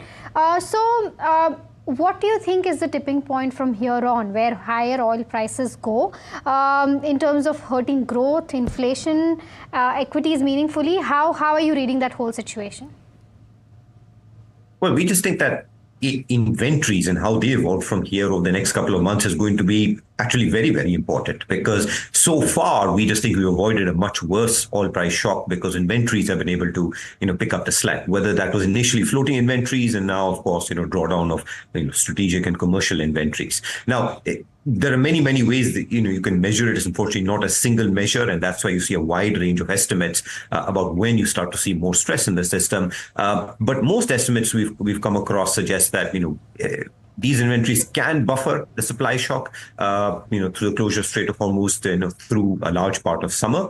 But if we don't get, significant reopening and shipping of through the Strait of Hormuz restart in a big way by the time we get to, potentially the end of Q3 or early Q4, that's when, the risks in our minds start to rise. Because if you adjust oil prices for inflation, and for energy efficiency, we've got a partial oil price shock, but to really match historical oil price shocks, you need prices to rise well above $150 per barrel. So the good news is there's a lot of inventories out there in the world to help, delay, such an outcome. But the reality is the later in the year we go, the more you sort of run the risk that we do get that sort of oil price shock. Got it. And you expect that Fed will stay on hold for much of the year, right? But oil-driven inflation could continue from here on as well and remain elevated as well. Just trying to understand that if rate cuts still get pushed out further, what does this mean for emerging market flows going forward? Just talking about India itself, right? I was just reading yesterday that the total FI outflows just in 2025, the entire total outflow has already been done till June itself in 2026, right? So and that's the one big thing that's hurting the market so far. So considering all of this, how do you expect flows in emerging markets? I think there are two points I'd focus on here. I think number one, and the positive side, is that the US dollar's an important global indicator of flows into emerging markets. And the good news here is that we haven't seen the dollar spike in a significant way. The current sort of oil price issue, the worries about inflation have kept the dollar in a range as against our long-term expectations of a weaker dollar. But the good news is that we haven't seen that spike. So that suggests that once some of the more immediate risks start to dissipate, which is our base case, then that of course should be supportive for flows into emerging market assets. I think on Indian markets specifically, the point you made about just how much cumulative outflows we've seen from foreign investors, that's part of the reason why we're still constructive on Indian equities, because those flows have been outflows have been significant, and I think that's why we've seen Indian market performance relative to Asian and emerging markets been why we've seen such significant underperformance. But to us, it's only part of that is the AI story we focused on earlier, right? A lot of the capital seems to be flowing to the AI-centric markets, and that's the dominant narrative. We just think, coming back to the point about broadening, come back to the point about eventually settling back into a dollar-week cycle, all of those, we think should gradually start to turn the flows back on. I think the key is really getting beyond this Middle East and oil price, stress. That we think is really what's holding capital flows and markets back. And so then do you think, Manpreet, that in the next 6 to 12 odd months, what is more important, the Middle East crisis getting settled and oil prices also being settled, or earnings growth? What is the bigger focus here? Because we are also in the midst of an earnings upcycle as well. Well, I think they're both linked, but you're right. If you take away the most immediate sort of Middle East crisis and the issues around oil, then the focus shifts back to valuation and earnings, where we'd argue Indian equity should be performing much better, emerging market equity should be performing better, and that's the reason we've sort of left our long-term overweights in place on especially within Asia, on both Indian equities as well as China. I think the issue is moreover whether the Middle East crisis and the fallout on oil is relatively short-lived or more prolonged. Our base case is that there's sufficient incentive on all sides to ultimately, find a way to restart more shipping of energy products over the next few months, and I think that's really our base case still, and that's why we think the focus will gradually return back to earnings as we go later into the year. So, that's really what we based our views on. The risk, of course, is that the disruption ends up being more prolonged than we expect. I think then we may end up in a different world. But our base case is, from a timing perspective, by the time we get to year end, the focus should return back to earnings, which to our mind is a positive when it comes to Indian markets. Got it. So then, which pockets are on your radar, right? Which are the pockets where you're seeing the most strength in terms of risk to reward? Because one side we're seeing earnings growth also kind of kicking in. For example, in the consumption space, all the Nifty 50 consumption names have done fairly well this time. But at the same time, a lot of capex is also happening in energy, semiconductors, data centers, etc. So which is the pocket where you see the highest risk to reward from? So I think from a macro perspective, we've touched on a lot of the key ones. But when I think from a listed, equity market sector perspective, we just start with the mainstream ones, right? So like you mentioned, consumer discretionary. If we see, a rebound in economic growth, we see a rebound in earnings, that should be one area where we start to see some of that start to be most visible. The other one is of course, the financial sector. And again, that's, we think, both from a valuation perspective, but also the correlation with just broader earnings and economic growth.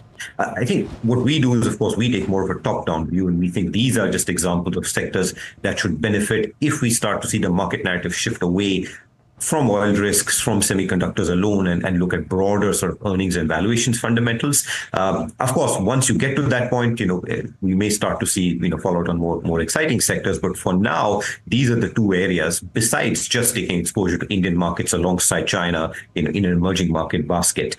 That to us would be the starting point today, given we don't quite have visibility on when this Middle East crisis, draws to a close. But that to us would be a great starting point. And from where, of course, we'll be looking for other opportunities. Got it. Just one last question, Manpreet, is with regards to gold, because that still remains one of your top calls. So just want to get a sense as to what makes you still bullish on this particular commodity. Well, with gold, the most important factor for us is the fact that central bank reserve diversification to gold seems to be continuing unabated. And I think that long-term perspective is important because, much of the drawdown we've seen in gold recently arguably has been, a lot of the short-term optimism that took gold prices, well above $5,000, a lot of that sort of, evening out.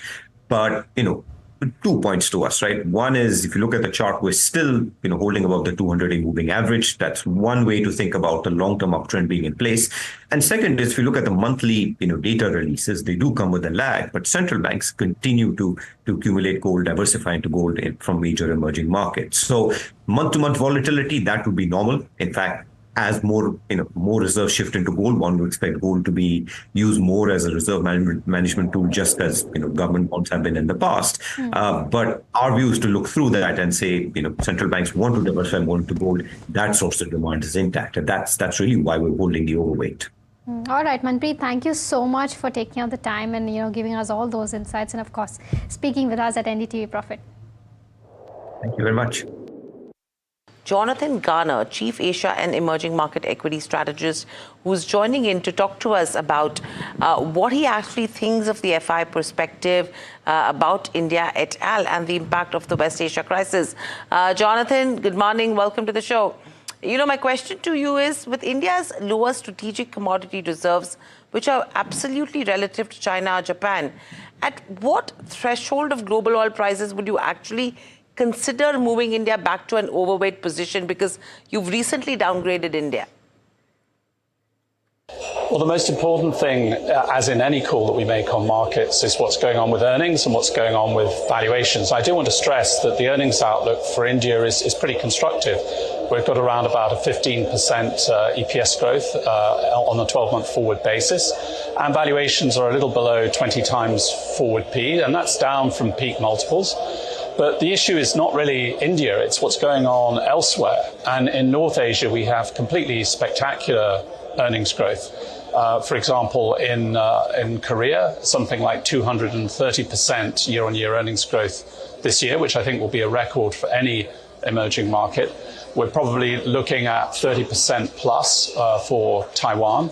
And again, Japan also very strong. And so what's happening is that on a relative basis, you're getting allocation away from markets like India and in fact South Asia more generally into North Asia.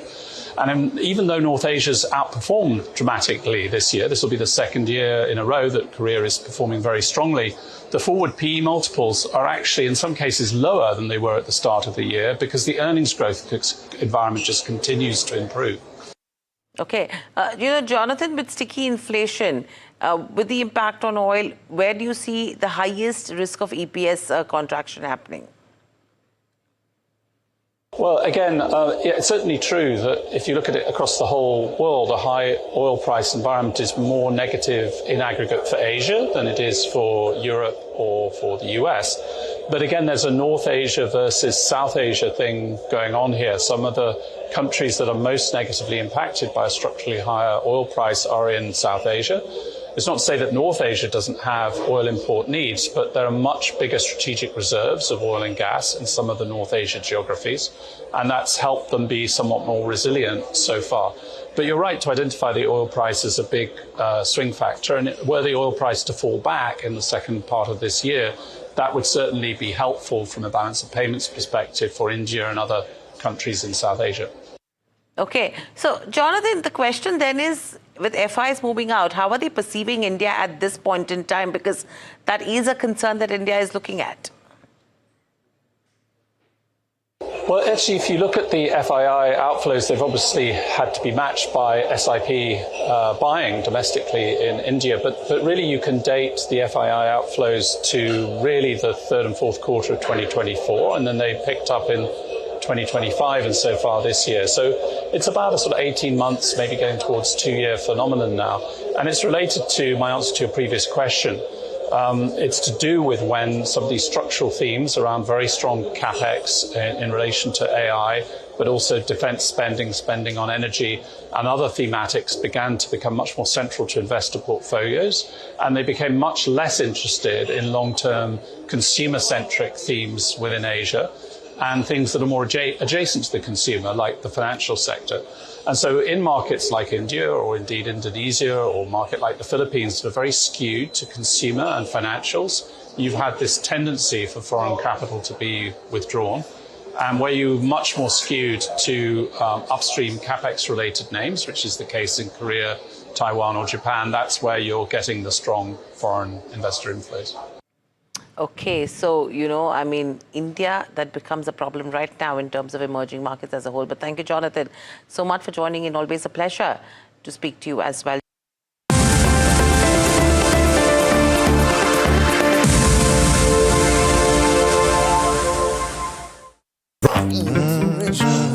The news, Ayush. Since when do we do scripts? Fair point. Picture this. The biggest stage. Floodlights. Wow. 4K, the works. Where's the hook? There's going to be celebrities and guaranteed eyeballs. Where's the hook? Think about this. Front page advertisements and hoardings. Bro, where's the hook?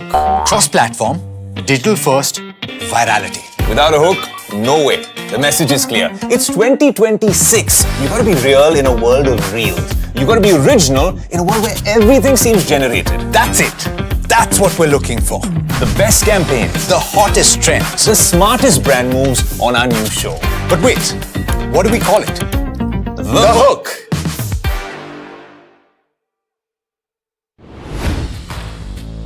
Hi, I'm Tamanna Inamdar. Watch me on NDTV Profit, where I break down the day's biggest business stories. What happened, why it matters, and what it means for your money. Hi, I'm Niraj Shah. Watch me on NDTV Profit for the most incisive market intelligence and meaningful corporate conversations. And I'm Alex Matthew. Markets, mutual funds, insurance, personal finance.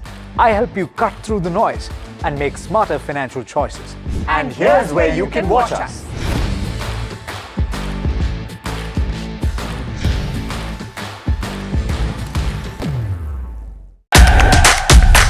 India's unshakable news habit.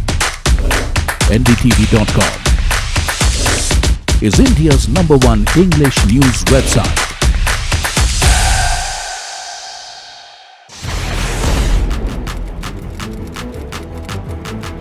When the headlines move fast, perspective matters. On Editor's Cut, our editors come together with experts to distill the week's information plates into clear perspective. Down the stories shaping the world, from markets and the economy to global conflicts and what lies ahead. This is where experience meets insight.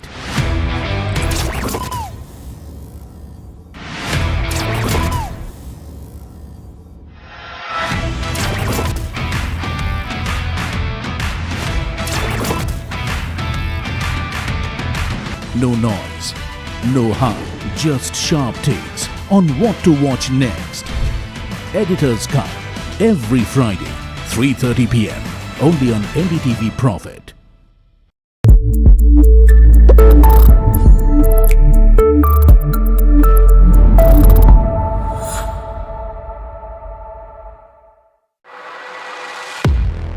He has been tracking markets for over a decade, spots the trends before they hit the screen. And he is now bringing his analysis to the show that the market watches. Watch Sharad Dubey on Know Your Company, a show that puts the most traded stocks under the scanner. We dissect the company so that you, the investor, don't have to. Get the management to answer questions.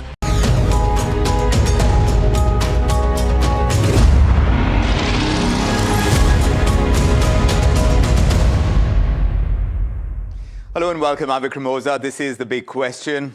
At a moment when India and the United States are getting closer than ever before to seal that first tranche of a long-awaited trade agreement, the final stretch has become a speed bump of sorts. On one hand, you have the negotiations that have been moving at speed, direct engagements between Commerce Minister Piyush Goyal and the US trade officials that have been ongoing. The US envoy saying that 99% of the deal is done. And both sides have been working to close the gaps. But just at that finish line comes this fresh salvo, if you can call it that. From Washington, they've introduced a new pressure point.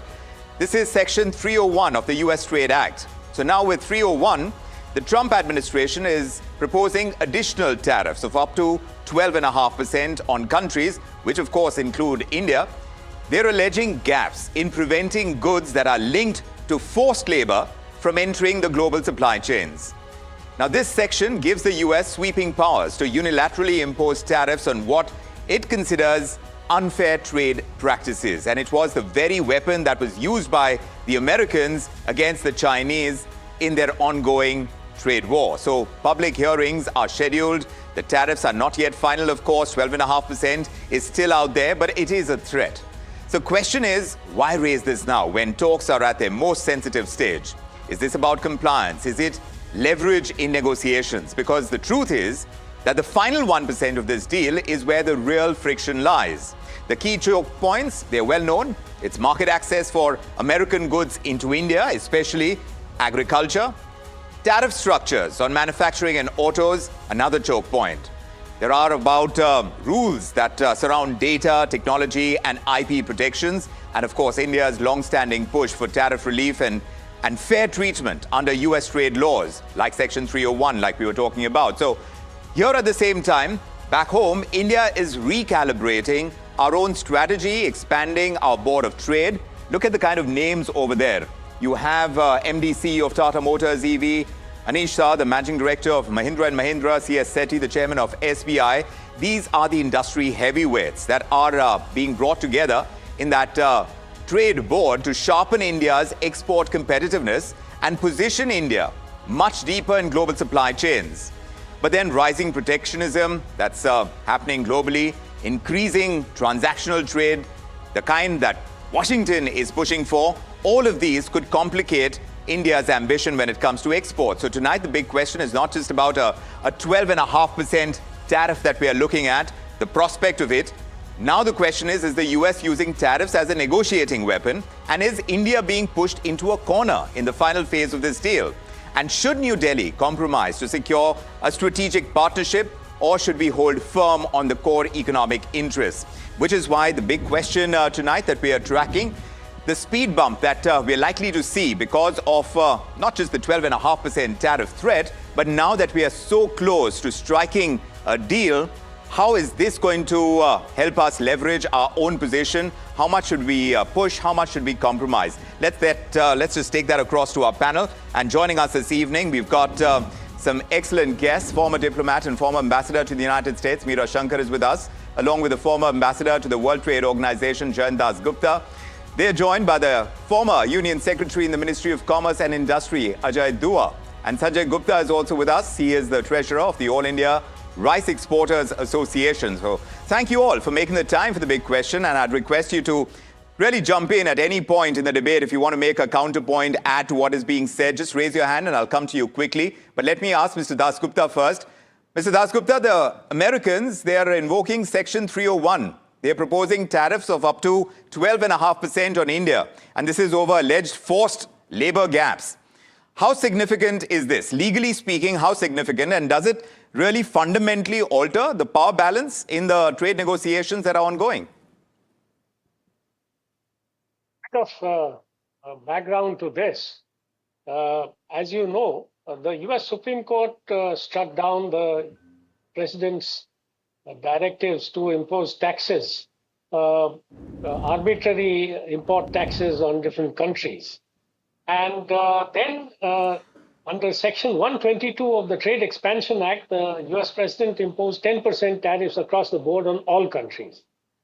Now, the US is taking the stand that countries which entered into some kind of an agreement or reciprocal trade arrangement, including India, which had negotiated an 18% flat tariff on all products, they will have to abide by that agreement. So that is one thing. The point is that on July 24th, this Section 122 10% tariffs are going to go away because they were there only for 150 days. Correct. So the problem is that the US wants to take back the initiative and impose taxes and or compel countries to go back to what they had negotiated before the US Supreme Court had struck down this arbitrary tariffs. Right. So that is what they are now going to wield, the big stick. That either you take this 18% tariffs in case of India, that is my conjecture,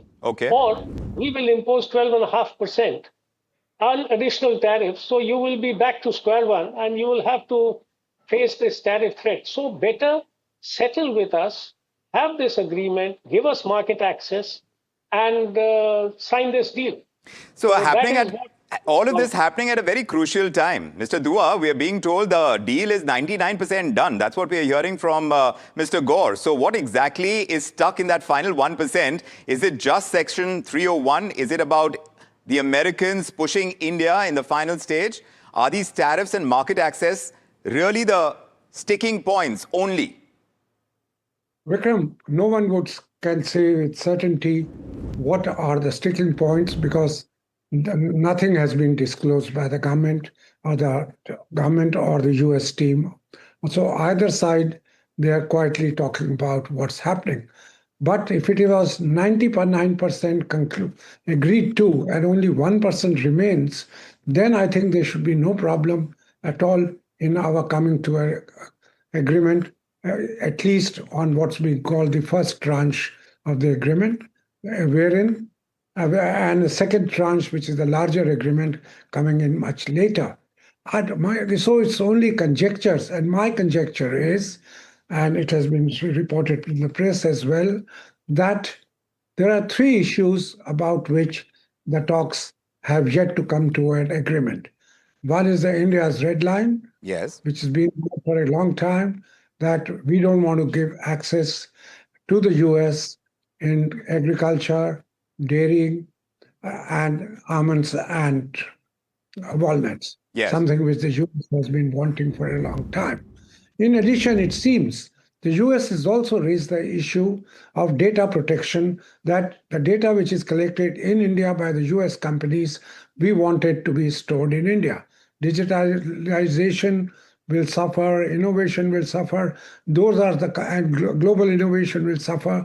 Those are the kinds of arguments being put forward by the US, and it will make it expensive for the US companies if they were to store data here and thereafter use it. And the final point which has come up in the US, and that was expected. I was wondering when would they raise it, because for a long time the US, for at least 30 years, they've been raising the issue of IPR protection in not been to the international level, and they have always kept us in the gray zone, which was saying we keep you under a watch. So these two or three things, to my mind, are holding up the discussion that it could. That's why I say it could be well more than 1%. So these choke points have existed, but now the timing of 301 is striking. Meera Shankar, what do you say? Why introduce tariff threats at this final stage of talks? You think this is a negotiating tactic, or do you think it's a signal of a more hard-nosed American trade posture at this stage? Well, you have to go back into the history of the tariffs. After the US Supreme Court struck down the reciprocal tariffs, which the Trump administration had imposed on different countries, Trump imposed a 10% universal tariff on all countries. That too was struck down by a trade court, but only with respect to the petitioner, not for all, but it held that it was illegal and didn't apply for the petitioner. So now the Trump administration has been looking for other tools under which higher tariffs could be imposed. And Section 301 of the US Trade Act gives them the ability to launch investigations into what they consider unfair trade practices. And if the investigations uphold that there is unfair trade, then tariffs can be So, ma'am, how do you correlate this? How do you correlate it with China? Because they aggressively use the same section against them. Yes, well, right now, these Section 301 tariffs have been applied against 30 countries on the issue of forced labor, not having enough protection to prevent forced labor imports. Now, out of these, 54 countries have 12.5% additional tariffs. That means in addition to the 10%, which will lapse in July. And another set of countries have 10%. And these are countries which are believed to have sufficient protection against forced labor imports, or who have made commitments under bilateral agreements to prevent forced labor imports. Now, interestingly, from India's point of view, China has the 12.5%, but Pakistan and Bangladesh and Indonesia, all potential competitors, have 10% additional tariff under this set of tariffs which have been imposed. Yes. These are not the final tariffs. There will be hearings till July 7th, and there will also be written submissions, and then a final pronouncement will be made. Correct. So India remains engaged with both the Special 301 investigations and the trade negotiations, bilateral trade negotiations. Yes. So right now, I would say that it is intended to really put in place alternative tariffs since Trump's tariffs, which 10% tariffs, will lapse. Yes, but this is July. not the only Now, sticking there point. is One sec, another- ma'am, but sorry. this is not the only sticking point. Mr. Dua, India has drawn that red line on preferential access as well. How difficult Yes. is it going So to be to reconcile that with American demands for deeper market opening, especially in what ma'am is suggesting in agriculture, in manufacturing? How do you see that? Mr. Dua. Vikram, let me just make one observation before I answer your question. Sure, yes. I think the first tranche of the agreement is somewhat different, separated from the investigation under 301. Okay. Section 301 has been applied to 60 countries, 60 economies of the world, soon after the IEE Act setback, which the US president received from the Supreme Court. The causes are different. In the case of India, two which have been pointed out are: one is the question of forced labor, and that we are not taking action to prohibit that. And they have even mentioned it is in the supply chain of textiles and apparels exports from India. So that becomes fairly clear what they are wanting, saying, and the US has been raising these issues at various forums. It has come up. Jayant will tell you that this issue had also been raised in WTO by several countries, including even Germany at one point of time.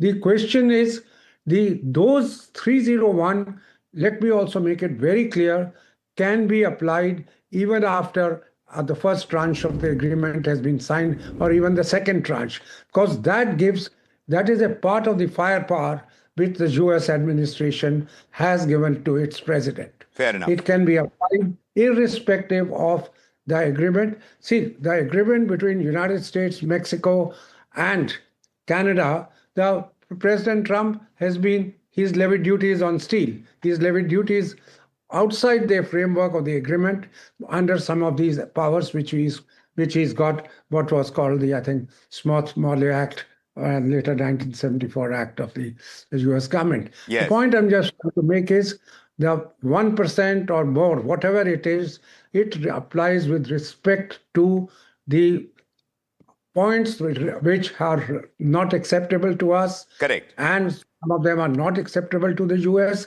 To resolve those, 301 will continue. If not under 301, President of the United States has, as Jeffrey Sachs said on television in another channel, Indian channel, just a day before, saying the firepower with the armory of the US president is fairly strong and extensive. So yes, this is true. But yes, but meanwhile, for exporters, I wanted to get in Sanjay Gupta's perspective, Mr. Dua. I'll just come back to you. For exporters, especially sectors like rice and agri-commodities, this kind of tariff threat, it could be 10 to 12.5%. What does it actually mean in terms of competitiveness, in terms of margins? Mr. Gupta. Primarily, according to me, this is the negotiating tactics of the US. But what is this tactics? Like it means something is not clearly between the trade agreements. Like some issues which it was between India and US, it was there, still is there. For the exporters, I'm from the exporter side, or especially the rice exporter side. I'm just clearing you one thing. For exporters like us, it's any kind of uncertainty is prolonged, affects our contracts, pricings, and the future dealings. Even if we are talking about the competitiveness, like Pakistan, we are the exporter of the basmati rice. And now today, the US is one of the biggest market of the basmati rice. Yes. We are exporting around 300,000 metric ton basmati rice right now is exported to US. And who is our main competitor? Our main competitor is the Pakistan. What happened now? Today, the duty on the Pakistani rice is 10%. Correct. Okay. Yes. And if this duty is going to be 12.5% on us, on Indian basmati rice, how we are going to be competitive with compare with the Pakistan? So definitely, if this thing is happened, the Pakistan will be the winner, and Pakistan will take the advantage of this one. I don't know that our government what is going to be do, but like agriculture sector and the dairy sector is the two main sector where is the main issue is concerned from the US side also. Yes, absolutely. So, there is no doubt about that. So in terms of global competitiveness, that's something that India is building right now. So with global supply chains already under stress, I'm wondering how much more vulnerable Indian exporters are to sudden policy shocks like this, and whether we are likely to see the choke points, which is, of course, like we are mentioning, agriculture, auto is one part, tariffs, data, IP, all of these are the choke points. Can all of these realistically be resolved in one deal? Or are we overestimating how close we actually are? Mr. Dasgupta. US ambassador's statement that only 1% remains to be bridged, I think that is a bit of an overstate. Okay. There are, as Dr. Dua has mentioned, there are a host of issues which, of course, the details have not been divulged by either the Indian side or the US side. But these are very difficult issues to negotiate.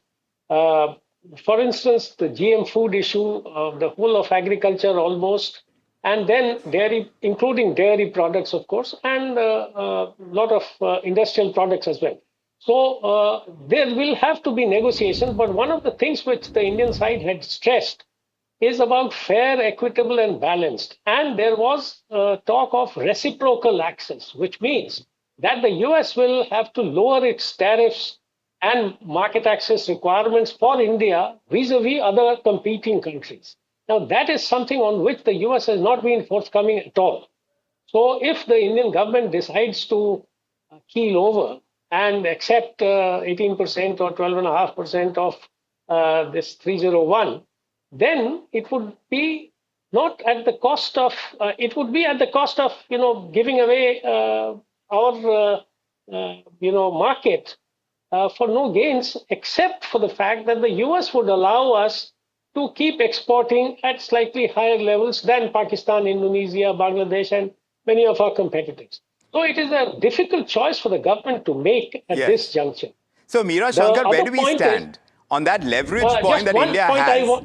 Yeah, you want to finish that point? Go ahead, sir. Yeah, just one point I wanted to mention is that this 301 has been termed as not in conformity with the WTO, because the WTO has trade defense measures which are codified and which have been adhered to by all countries. Right. Now, US has used 301 in the past also, they have been struck down.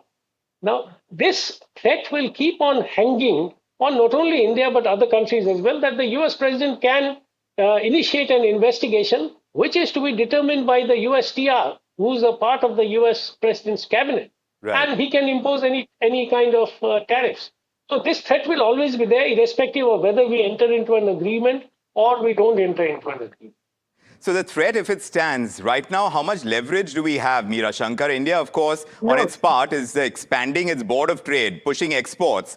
Can that domestic push offset the kind of rising protectionism that we're seeing globally and definitely by the Americans? Well, I think there are two things. Yes. One is definitely that a trade deal does not preclude special 301 action, because if you see, the EU and the US have a trade deal, but 10% has been imposed on the EU and UK under this special 301 investigation. So a trade deal will not preclude against future 301 action. Secondly, there is a second 301 investigation regarding India having built excess capacity in areas such as solar panels and steel, which is also ongoing. We don't know what the result of that will be.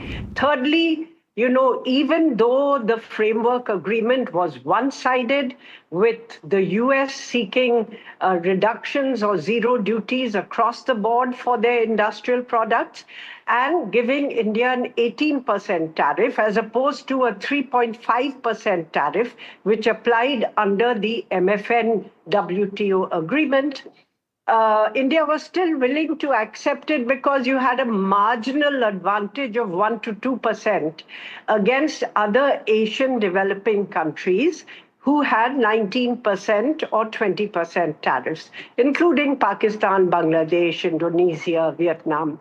Now we do not know what the relative weight or advantage of tariffs for India is going to be, because there's no clarity about US tariff policy at the moment. Right. So to actually jump into an agreement without this clarity would mean locking yourself into an unequal deal without even the benefit of relative advantage. What is the risk there, ma'am? What is the risk? I think the risk is uncertainty for your exporters, but that uncertainty right now applies across the globe. Right. This 12.5% has been imposed on 54 countries, including India. Yes. And then there are another set of 14 countries who have had 10% imposed, which include UK, EU, Pakistan, Bangladesh, Indonesia. So some are your competitors. That means they already have a 2.5% tariff advantage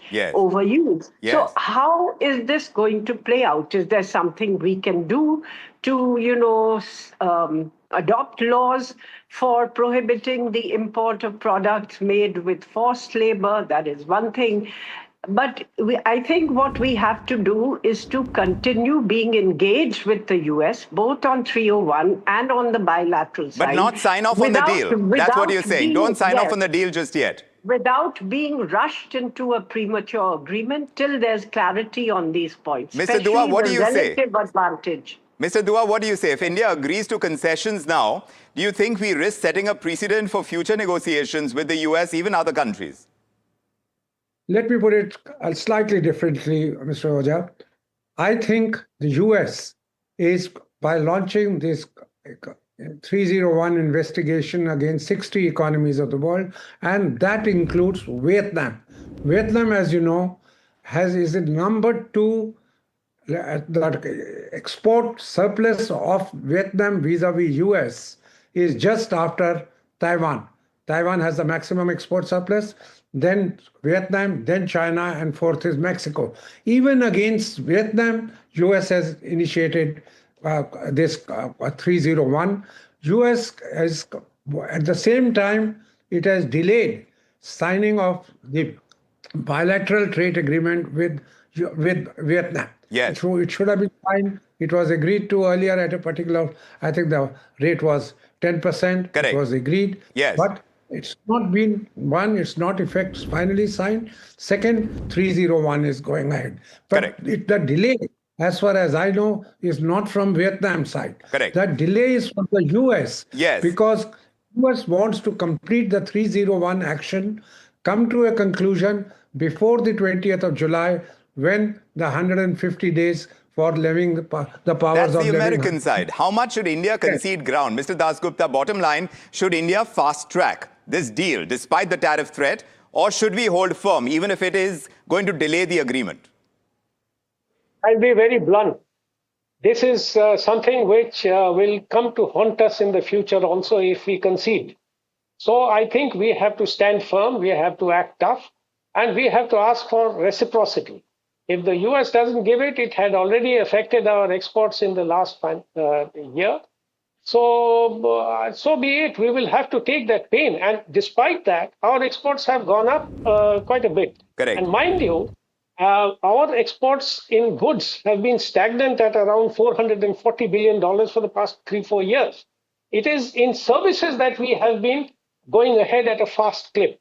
And the US is not imposing any restrictions on our exports of services, of course, apart from the H-1B visa issue and movement of natural persons. Yes. So I think we have to stand firm, and also for the sake of our own domestic sectors and constituents, including the manufacturing sector. We just can't give up on this. Yes. Because the US is wielding a big stick in the form of 301. It had always had this power since 1974. Very true. We have to stand firm.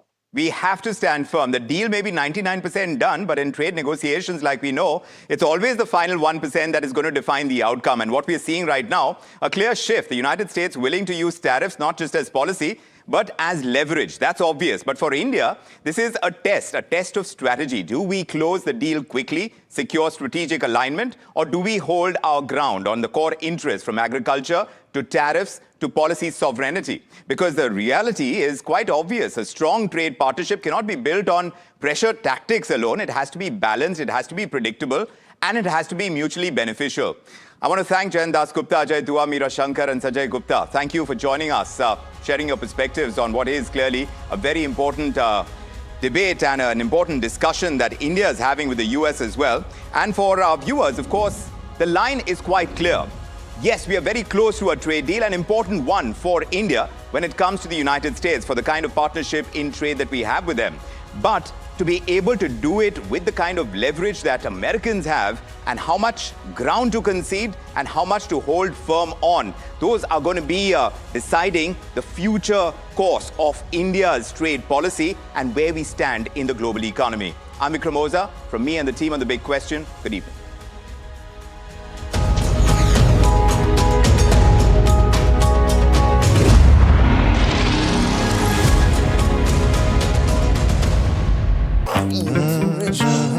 The news, Ayush. Since when do we do scripts? Fair point. Picture this. The biggest stage. Floodlights. Wow. 4K. The works. Where's the hook? There's going to be celebrities and guaranteed eyeballs. Where's the hook? Think about this. Front page advertisements and hoardings. Bro, where's the hook? Cross-platform, digital first, virality. Without a hook, no way. The message is clear. It's 2026. You gotta be real in a world of reels. You gotta be original in a world where everything seems generated. That's it. That's what we're looking for. The best campaigns, the hottest trends, the smartest brand moves on our new show. But wait, what do we call it? The Hook.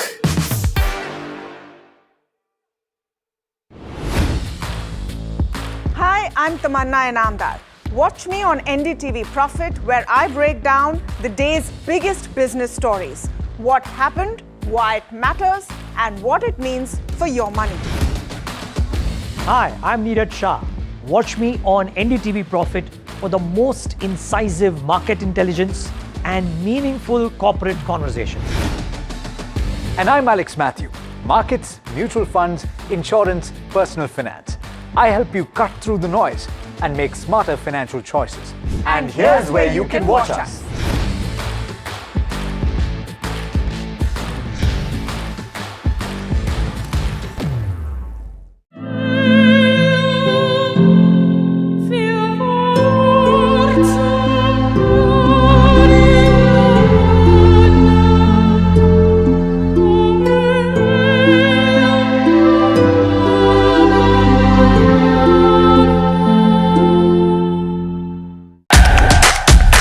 India's unshakable news habit.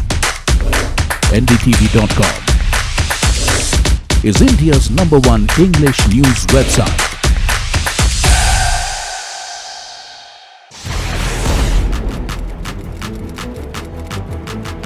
When the headlines move fast, perspective matters. On Editor's Cut, our editors come together with experts to distill the week's information plates into clear perspective. Down the stories shaping the world, from markets and the economy to global conflicts and what lies ahead. This is where experience meets insight.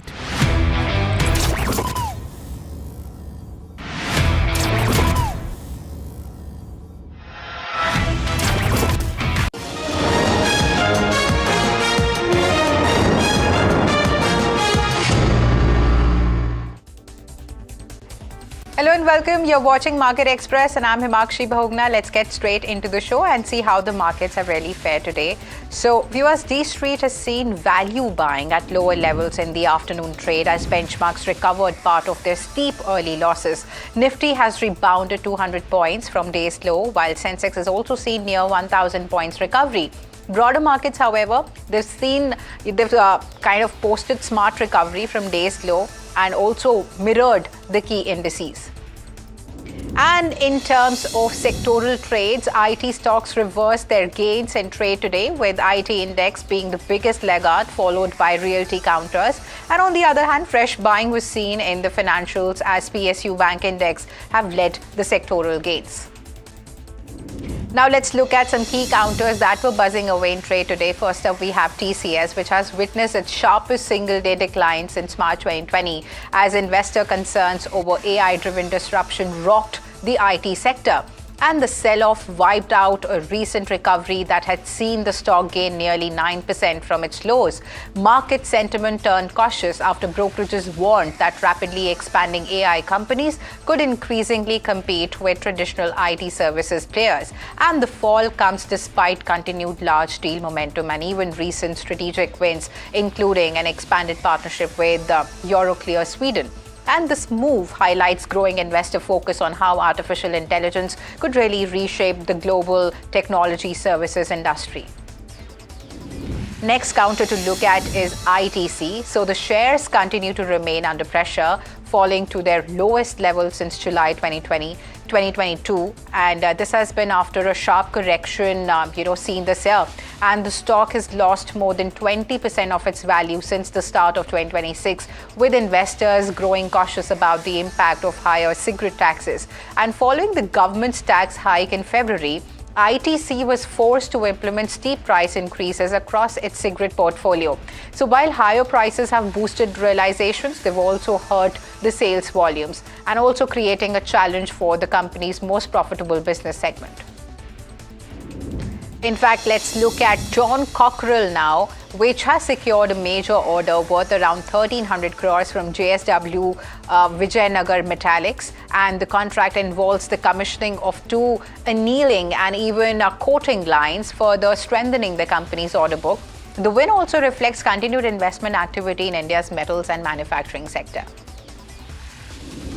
Next counter to look at is Borosil Renewables. So the shares have jumped sharply after the government has extended countervailing duties on solar glass imports from Malaysia for another 5 years. The duties ranging from about 9.7 to 10.1% are aimed at protecting domestic manufacturers from low-cost imports. And the move also forms part of India's broader strategy to build a self-reliant solar manufacturing ecosystem, with policy support already in place for solar modules and even cells. And for domestic players like Borosil, the decision could really improve the pricing power, also support the capacity expansion, and also accelerate the import substitution in the fast-growing solar sector. Next counter that was buzzing away in trade was Concord Biotech, which has received a major regulatory boost with the US FDA approving its abbreviated new drug application for mycophenolate and also Moftil, which is a medicine used to prevent organ rejection in transplant patients. And the approval opens access to an estimated $30 million market in the United States and is also in line with the company's strategy of expanding its global product portfolio. So the development is expected to strengthen Concord's presence in the US generics market while also enhancing its long-term growth prospects. The stock has already seen strong investor interest over the past few sessions, also following the positive regulatory update. Next counter to look at is Zydus Lifesciences, which has received a warning letter from the US Food and Drug Administration in response to a record request under the Federal Food, Drug and even Cosmetic Act. So the company clarified that the letter is not related to any on-site inspection of its facility.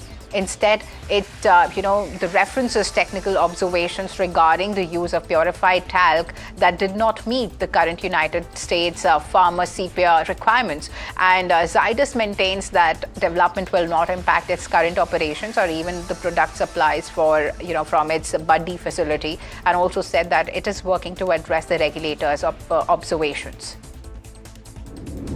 Viewers, next counter to look at is Advait Energy, which has which has secured a significant boost to its clean energy portfolio after signing a battery energy storage system agreement with the GUVNL. And the project involves a 150 megawatt, 300 megawatt hour battery storage facility that the company will build, own, and even operate. So the contract carries a long-term tenure of 12 years, providing strong revenue visibility and even stable cash flow potential. So with government funding support also available for the project, the development further strengthens Advait's position in India's rapidly expanding energy storage market. And investors have kept the stock in focus since its listing amid growing interest in the energy transition theme. Next counter to look at is EPAC Prefab, which has won a new order worth 165 crores and also providing a fresh boost to its order book. And the contract involves the design, fabrication, manufacturing, and even supply of cells and modules along with erection work as part of the project scope. So the company is expected to complete this entire project within a period of approximately 4 months, and the order highlights continued demand for engineering and even manufacturing capabilities in the sector, and also adds to the company's execution pipeline, also improving the revenue visibility over the coming quarters. Next counter to look at is LTM, which is drawing positive analyst commentary after outlining its AI-led growth roadmap, Lakshya 2031, at its Investor Day. So brokerages have backed the company's long-term vision, also highlighting opportunities from artificial intelligence, digital transformation, and even the recently announced Randstad acquisition. So, however, the analysts are saying that successful execution will be key to delivering on the ambitious growth targets. And here's Gina Seco Life Care has emerged as one of the market's biggest gainers, with the stock surging over 30% in just 2 sessions. Investors are cheering the company's strong earnings growth, high margin Ayurveda product portfolio, and even a scalable business model that continues to deliver operating leverage. The company currently operates a network of 36 hospitals focused on Ayurveda-based healthcare solutions, and rising patient footfalls, improving profitability, and even an expansion pipeline have further strengthened confidence in its long-term growth story, keeping the stock firmly in the spotlight. Next counter to look at is Vodafone Idea. So the shares of Vodafone Idea have surged to a 20-month high after gaining nearly 6% in trade, extending a sharp rally that has seen the stock soar around 35% in just 2 months. Investor sentiment has improved on the expectations of fundraising, network expansion, and even continued government support, putting the telecom operator back in the market focus. Viewers, next counter is Ashok Leyland. So the shares have come under pressure, falling nearly 5% and touching about a 6-month low amid concerns over slowing demand in the commercial vehicle segment. And weak monthly sales trends, also rising competition and caution around fleet operator spending have really weighed on the investor sentiment. Next counter to look at is CMR Green Tech. So its IPO has received a strong response from investors, also getting fully subscribed on the very first day despite a cautious broader market environment, and the robust demand highlights continued investor appetite for quality public issues, with market participants now closely tracking subscription trends, GMP signals, and even the road to listing. Viewers, the Aditya Birla Group has taken a major step towards expanding its clean energy footprint by entering an exclusivity period to acquire Spring Energy, Shell's renewable energy platform in India. So sources indicate that the group has emerged as the front runner after submitting an offer of around $1.7 billion for the business. And through Aditya Birla Renewables, a subsidiary of Grasim Industries, the conglomerate will now conduct detailed due diligence over the next few weeks. And if completed, the transaction would significantly strengthen the group's position in India's fast-growing renewable energy sector. Viewers, the Trump administration is proposing fresh import duties of up to 12.5% on goods from around 60 economies, targeting what it calls failures to curb trade in products linked to forced labor. And the move follows a Section 301 investigation which found that several trading partners have not effectively enforced bans on such imports, creating an uneven playing field for US workers. So under the proposal, countries with partial safeguards could really face tariffs near 10%, while others may be hit with a higher 12.5% duty. In fact, India's services sector growth accelerated in May, with services PMI rising to a 10-month high. This is signaling robust business activity across the economy. Strong demand, rising new orders, and healthy hiring trends have supported the expansion, even as companies continue to face elevated input costs. Now let's look at some national news, viewers. A major fire tragedy has struck Delhi, with at least 21 people losing their lives after a blaze broke out at a hotel in Malviya Nagar. So the fire started in the restaurant of the Flourish Stay Hotel and quickly spread to a neighboring property, Mikasa Inn. And more than 40 people were rescued during the operation, while several foreign nationals are reported to be among the victims. Multiple fire tenders, water bowsers, and even quick response teams were deployed to the densely populated area as authorities worked to contain the fire and also evacuate the occupants, as you can see the visuals on your screens right now. And investigations into the cause of the incident are underway.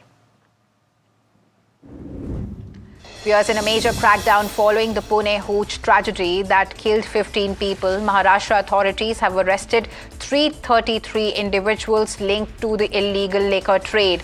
The Excise Department and also the police, they've conducted 440 raids across the state, seizing large quantities of spurious liquor, chemicals used in its manufacturing, and even multiple vehicles. So the operation was launched to curb the illicit liquor network and also prevent further loss of life. Here's in a significant step towards environmental protection. The Supreme Court has constituted a 5-member high-powered committee to develop a uniform definition of the ecologically sensitive Aravalli range. The panel, to be chaired by Kanchan Devi of the Indian Council of Forestry Research and Education, has been asked to submit a comprehensive report by August 31st. The court has said that future decisions of mining, land use, and even conservation in the region must be based on sound scientific assessment and even aligned with the principles of environmental protection and sustainable development. The recommendations could really shape the long-term future of one of India's most important ecological landscapes. Because India could really face fresh trade headwinds from the United States, with the Trump administration proposing additional tariffs on imports from India and even 59 other economies over concerns linked to forced labor in global supply chains. The proposed duties range from 10 to 12.5% and are also currently under a public consultation process. The move comes even as India and the US continue negotiations on a broader bilateral trade agreement. And tensions in the Gulf have escalated further after the United States has said that it successfully defeated a series of Iranian missile and drone attacks targeting regional countries.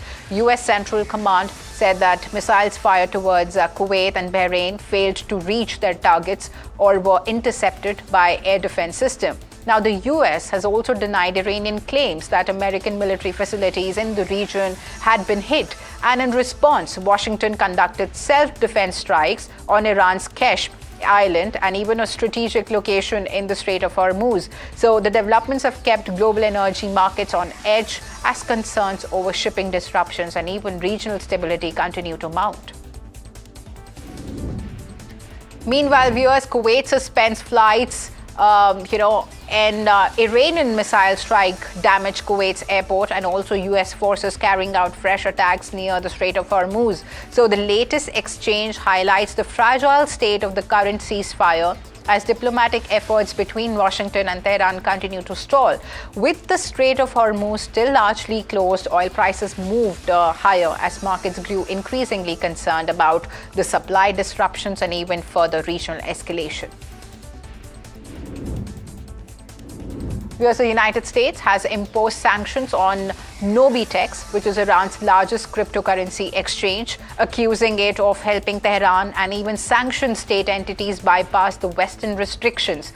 The action follows a Reuters investigation that identified that platform a key part of a parallel financial network used to process hundreds of millions of dollars for Iranian institutions, including the central bank and even the Revolutionary Guard. So Washington's move marks a fresh escalation in its effort to disrupt Iran's alternative financial channels.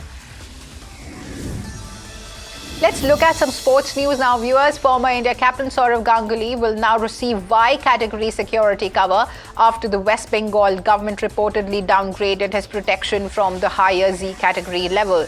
The revised security arrangement comes after periodic review by state authorities. Ganguly remains one of the country's most prominent sporting figures and even continues to enjoy government-provided security. And India's teenage batting sensation, Vaibhav Suryavanshi, has received a major vote of confidence from the BCCI, with board officials indicating that selectors will do whatever it is necessary for the youngsters' development. And after a record-breaking IPL season, Suryavanshi's chances of an early India call-up appear to have strengthened, with the spotlight now firmly on the chief selector, Ajit Agarkar, and even the selection committee. Viewers, Dutch giants Ajax have appointed Michel as their new head coach ahead of the upcoming season. And the former player returns to club with the task of restoring Ajax's dominance after a challenging campaign. And the appointment signals a fresh start for the Amsterdam-based side as they look to rebuild and even compete for major honours once again. Here's Bollywood actress Jacqueline Fernandez has pleaded not guilty in the high-profile money laundering case linked to the alleged 200 crore extortion racket involving Sukesh Chandrasekhar. Appearing before Delhi's Patiala House Court, the actress rejected the allegations against her and even said that she would face the trial. The court has now formally framed charges in the case, marking a significant step forward in the legal proceedings. Sukesh Chandrasekhar, his wife Leena Maria Paul, and even several others are also named as co-accused in the matter. And here's a Federation of Western India Cine Employees has revoked its ban on actor Ranveer Singh and also filmmaker Farhan Akhtar's upcoming film Dawn 3. So this decision comes after legal exchanges between the parties, clearing a key hurdle for the much anticipated project. With the dispute resolved, production and promotional plans for the film are expected to move ahead without further disruption. And with that, viewers, it's a wrap on this edition of Market Express. Stay tuned to NDTV Profit for more news and updates.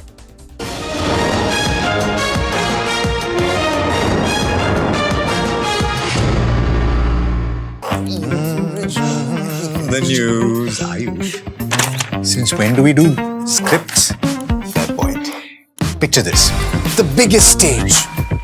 Floodlights. Wow. 4K, the works. Where's the hook? There's going to be celebrities and guaranteed eyeballs. Where's the hook? Think about this. Front page advertisements and hoardings. Bro, where's the hook? Cross-platform, digital first, virality. Without a hook, no way. The message is clear. It's 2026. You gotta be real in a world of reels. You gotta be original in a world where everything seems generated. That's it. That's what we're looking for. The best campaigns. The hottest trends. The smartest brand moves on our new show. But wait, what do we call it? The hook.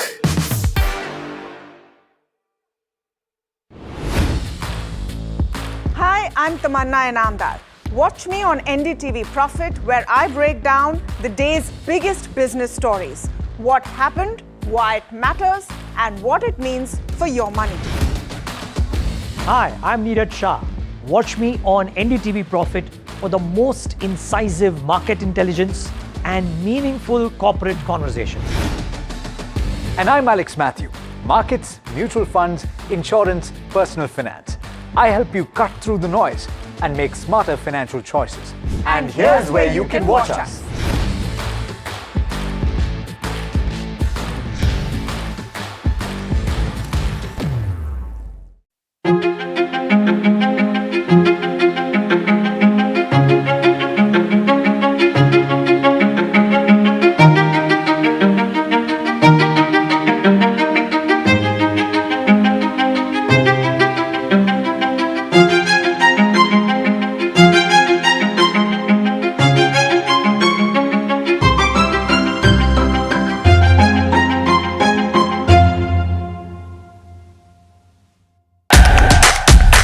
India's unshakable news habit.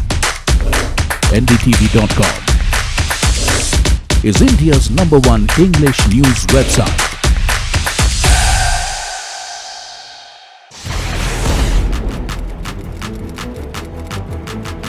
When the headlines move fast, perspective matters.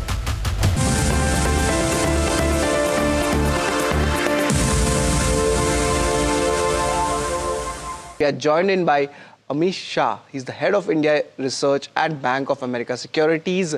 Good morning, Amish. It's always a pleasure to have you. In your India Equity Strategy Report I was reading, interesting take has come is that Nifty still overvalued on earnings versus bond yields. Now, what does this mean and why, when do you think, if correction goes on, the valuations turn favorable on that? Sure. Hi, morning, Sharad. Thank you for having me. So, look, valuations you can look at in multiple ways. One of the way is obviously the comparison of Nifty versus its own history in terms of valuation. There, we could argue that India has become reasonable in terms of valuations. The second is to compare India's valuation to emerging markets, where adjusted for growth, India still continues to be one of the expensive markets. And the third comparison is to compare it with the other asset classes like bonds that you mentioned. Given that the bond yields have gone up, and equities is always a premium over what you can get over the bonds. So relatively speaking, equities are currently expensive in comparison to returns that you could possibly make from debt markets as well. So that's the context. Having said that, we do think that if you are somebody who is invested in Nifty, there is a possibility that from current levels you can make about 10% rupee returns. So as a foreigner, maybe the returns will be lower on the back of rupee depreciation, but a single-digit kind of dollar returns is still possible from Nifty in India. Okay. Amish, good morning. This is Hiral on this side. My question to you then is, I mean, you're talking about where valuations stand in terms of Indian markets. However, if you have to look at the FI positioning as well, they've continued to remain sellers. Now, what factors, according to you, will actually get them to turn buyers in terms of Indian markets? Because the other concerning area I have right now is the SIP data. The SIP is on a reduction path right now. So there is the retail investor also who's probably losing that kind of interest right now.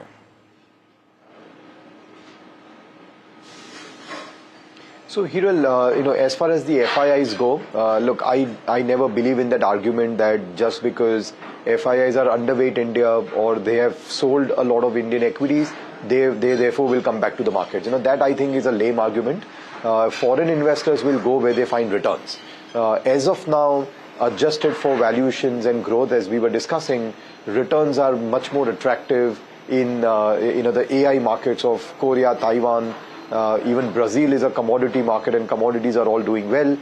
So I think right now they find alternative markets which are more exciting, and therefore foreigners are very hard to come back in India at this point in time.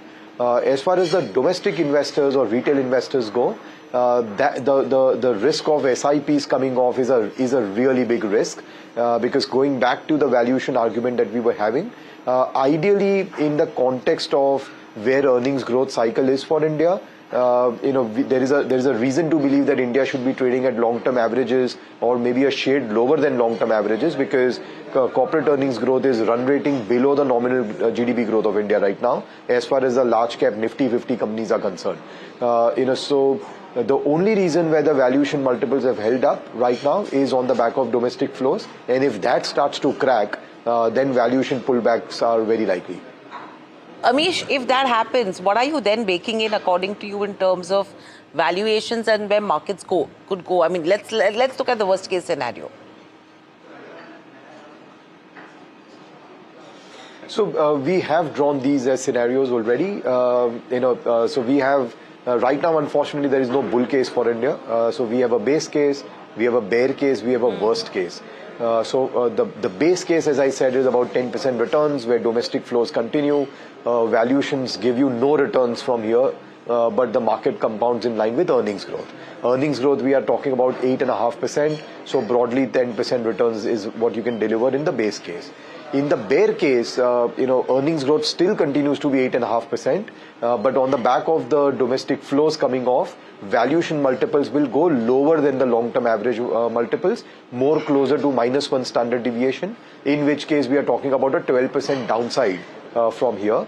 And your worst case, builds in the risk that the Iran conflict drags on beyond June. So currently in our base case, we have assumed that by the end of June, the conflict comes to an end. But if it drags on for longer, then commodity prices, supply chain issues, they just persist.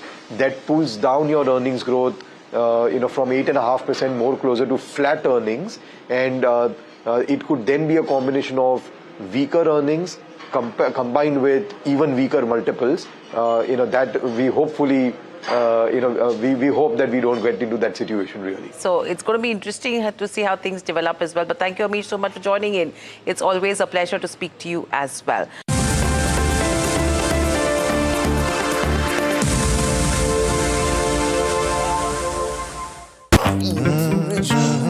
The news, Ayush. Since when do we do scripts? Fair point. Picture this. The biggest stage. Floodlights. Wow. 4K. The works. Where's the hook? There's going to be celebrities and guaranteed eyeballs. Where's the hook? Think about this. Front page advertisements and hoardings. Bro, where's the hook? Cross-platform, digital first, virality. Without a hook, no way. The message is clear. It's 2026. You gotta be real in a world of reels. You gotta be original in a world where everything seems generated. That's it. That's what we're looking for. The best campaigns. The hottest trends. The smartest brand moves on our new show. But wait, what do we call it? The hook.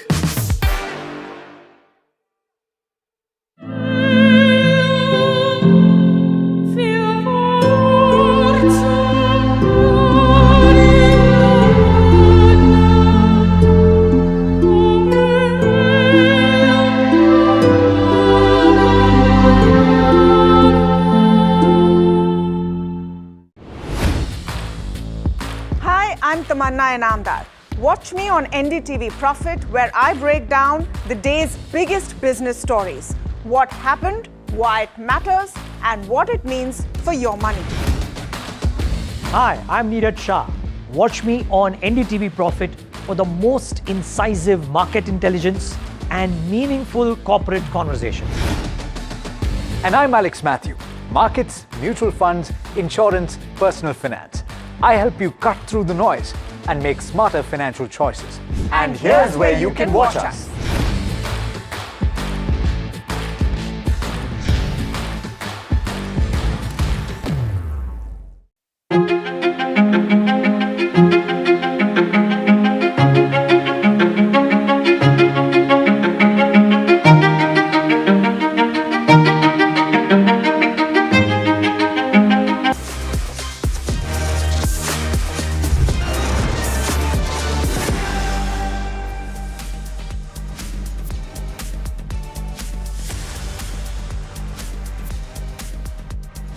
Good evening. Welcome to The Bottom Line. I'm Vikram Oza. Headlines always tell you what happened, but on this show, we get you the focus on why it matters. First up, the news stories that we are tracking tonight. NDTV's news break has been confirmed. The Union Cabinet has approved the ATF Price Stabilization Fund of 10,000 crore rupees for the aviation sector. And this amidst the Middle East crisis. Union Minister Ashwini Vaishnav saying that the move is going to help stabilize ATF prices and is also going to prevent disruption of airline operations. Oil prices surging again. Hopes of a US-Iran peace deal fading and fresh conflict rocking the Middle East. With Brent now over $98 a barrel and geopolitical risks intensifying, the energy markets are bracing for the possibility of further supply disruptions. Trump claims that Iran has agreed to drop nuclear ambitions amidst the ongoing talks with Iran. He says a future meeting with Supreme Leader Mojtaba Khamenei is possible, signaling potential diplomatic breakthrough despite lingering uncertainties.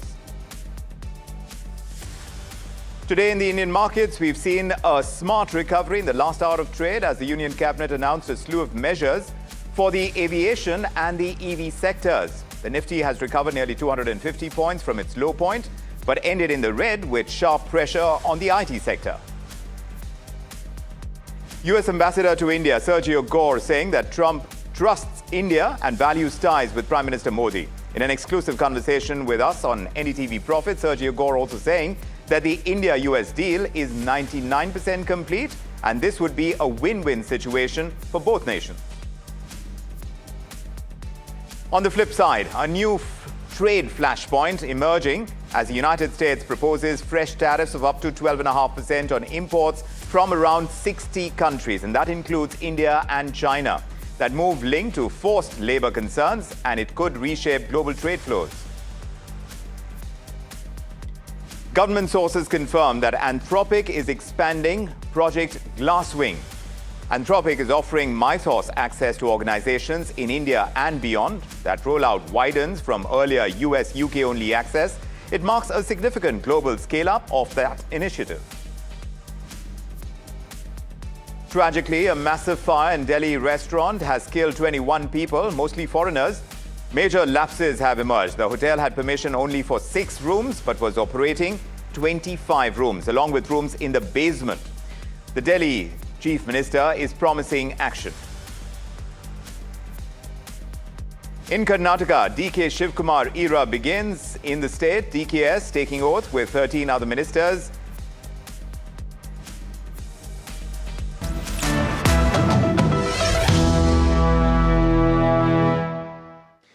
The top line firmly focused on the Indian rupee. It ended at 95.7 against the US dollar, and that means it slipped towards the day's lows. The markets having continued to weigh India's domestic fundamentals against the global geopolitical uncertainties that have emerged. So at the same time now, the RBI is finding itself at the center of market attention. It's happening after reports have suggested that it may have sold nearly $12 billion worth of gold reserves to support the Indian currency and protect foreign exchange reserves amidst recent volatility that we've observed. But both the government and the RBI have firmly rejected those reports. The central bank has clarified that its physical gold holdings remain unchanged at 880.52 tons. So the bottom line is this on this, that while the pressure on the rupee is keeping markets alert, the RBI is seeking to reassure investors that it has not tapped its gold reserves, underlining confidence in India's reserve management framework. But even as we talk about gold, amid the concerns of sustained FPI outflows, there is a note of strong reassurance that's coming in from top global and domestic voices. So one of them is HDFC AMC CEO Navneet Munot, and he says that the rupee is more likely to move towards 90, not weaken to 100 over the next 12 months. And in a big vote of confidence, Norges Bank Investment Management, which is one of the world's largest sovereign wealth funds, is saying that it does not intend to pull out a single dollar from the Indian markets. My colleague Nimit is joining us on this for more details. Nimit, now both Navneet Munot, Norway's sovereign fund, both of them sounding pretty confident about the Indian market.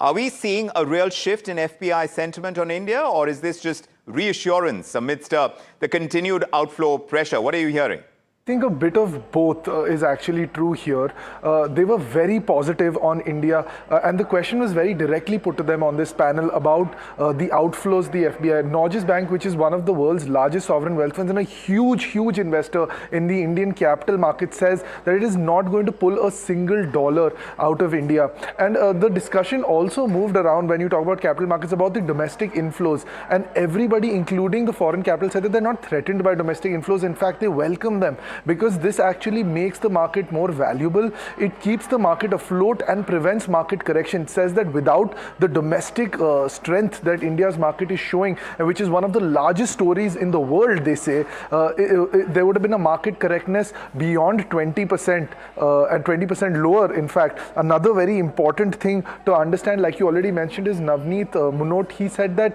the rupee is actually going to move towards 90 rather than 100 in the next 12 months. There's going to be a large large correction. And he says that this is largely because India again is strengthened by its domestic flows. The other important question that was asked to the foreign investors was about the AI play. It's a big question that's been going around. Does India have an AI play? They say that doesn't matter because India has the innovation that is needed more than the AI play. They have at the app layer one of the best and most innovative markets in the world. In fact, Millennium, which is one of the biggest funds in the global funds in the world, said that they're investing in India's AI application and they see India's growth faster than any other country in the world. So a lot of positives coming out of this. Positive. Let's see if market guest Ajay Bagga agrees with this, but many thanks for joining us with those inputs. Ajay Bagga, the speculation around RBI selling $12 billion worth of gold has been quickly denied. But does the very emergence of that narrative hint at underlying nervousness in the system despite what we are hearing on the ground? Well, I don't know if it was some overeager economist at the Wire House who jumped to a conclusion because it was an MTM move, a mark-to-market move in the FX reserves, and RBI gives the line-wise breakup, not currency-wise, but between FX reserves and gold. And gold went down and they jumped to this conclusion. It could have been the rupee depreciation. It could have been gold going slightly down as the Iran-US agreement has not come through. Because I would stick to the RBI stance that the gold has not been sold. And there's actually no need for RBI to be selling the gold. It's a very small part of our FX reserves. Secondly, in terms of sentiments, Vikram, if you have been around in 91 and seen when Manmohan Singh was the finance minister and Mr. Narasimha Rao was the prime minister, we had to mortgage our loan because most of the foreign banks had cut the Indian FX lines, and we didn't have more than 2 to 4 weeks of FX left in the country. Then we flew our gold out and mortgaged it. So that trauma is very much there in the regulatory memory. Yes. It's not something that you will do very easily. And politically, it is harakiri. So politically, it gives the opposition an opening to say, oh, you're selling the crown jewels, you're selling the family jewels. That kind of talk will happen. But the opposition is already going after the centre for the rupee at 95.7 and slipping through this session as well. You think this is just short-term pressure, or are we beginning to see some signs of a more sustained weakening trend? No, I think it's held up. It's held up. And if you notice, the shorts from the RBI in the NDF also went down by about $5 billion. So that's showing that the rupee seems to be holding up at these levels. 96 to 97 probably is the weakest it will go. Now, from here on, a lot will, of course, depend on whether we can bring in some policies which inject some effects into the market. One would be, of course, an NRI bond, like what we did in 2013. And we have done right from 1985, when the NRI scheme started from RBI. RBI has consistently done it. So you can raise as much money as you want from there, and that will give us a breathing space of 3 to 5 years, depending on the tenure of the bond. But that money can be raised quite easily. Second would be any tax changes to try to make our bond market more attractive to foreign investors. I think those kind of things, if the government brings in. And then, of course, on the FDI front, if there is some liberalization further, that could help. FPI outflows, I think that's a generic thing. It's happening all over the world to EMs, to weak currencies. One is the AI part, second is the valuation part, third is the earnings not growing so fast. Then you have the rupee depreciation, which reduces the dollar return. So that thing is difficult. So very quickly, if I may ask you, Ajay, what is the bigger risk today? Is it currency volatility itself or the signal that it sends on capital flows and macro stability? I think the signaling, because we know we are like lumped with Indonesia, Philippines, Thailand kind of countries, which have a very high oil intensity. Their oil intensity to GDP ratio is amongst the highest in the world. And as the oil prices have gone up, we have become more, cautious. The foreign investors are more cautious that there could be more spillover into the broader economy and a slowdown. Otherwise, we will land up with the gone year will be 7% plus. This year will be like 6.2 to 6.5% real growth. So we're not in a bad shape at all as an economy. But currency, So how do you assess the RBI's overall management strategy when it comes to our reserves? Does it still have enough buffers, you think, to manage the volatility comfortably? Yeah, but the issue is what happens now, because we have been giving the exit to the foreign capital, the foreign portfolio, especially in the first 5 months, we have seen the equivalent of the entire 2025 going away. So will we have some primary issuances coming in which will attract fresh capital? Can we get some more capital allocations from the world? I think a lot will depend on that. RBI has done a good job. They've done a good job, and you can say 6% down is not a good job. But given the circumstances, given the kind of oil shock that came through, I think the RBI has done its bit. I'm not expecting a rate hike on Friday. I'm expecting a pause for now because it's a supply shock. Yes. And hopefully it gets mitigated. Already, if you see April, our crude basket, Vikram, was $116. Right. In May, it came down to $106. Right. And on 29th and 30th May, we have bought oil at $98. So if we can have sub 100 oil actually being brought in, that will help. Ajay Bagga, always a pleasure getting your perspective on the markets. Thank you so much for joining us with your perspective this evening as well. Thank you. Meanwhile, the government has announced a 10,000 crore rupee price stabilization fund for the aviation fuel at a time when the West Asia crisis has sent global fuel costs soaring. So at first glance, this may look like a relief package for airlines, but the government is emphasizing that the real objective is to shield oil marketing companies from losses that arise out of extreme volatility in aviation turbine fuel in ATF prices. So under the scheme, OMCs are going to receive interest-free advances from the government, and those funds will help them absorb part of the shock when global ATF prices spike sharply. But importantly, when fuel prices moderate, that money is going to be recovered and it's going to be returned to the government. So ATF prices have jumped.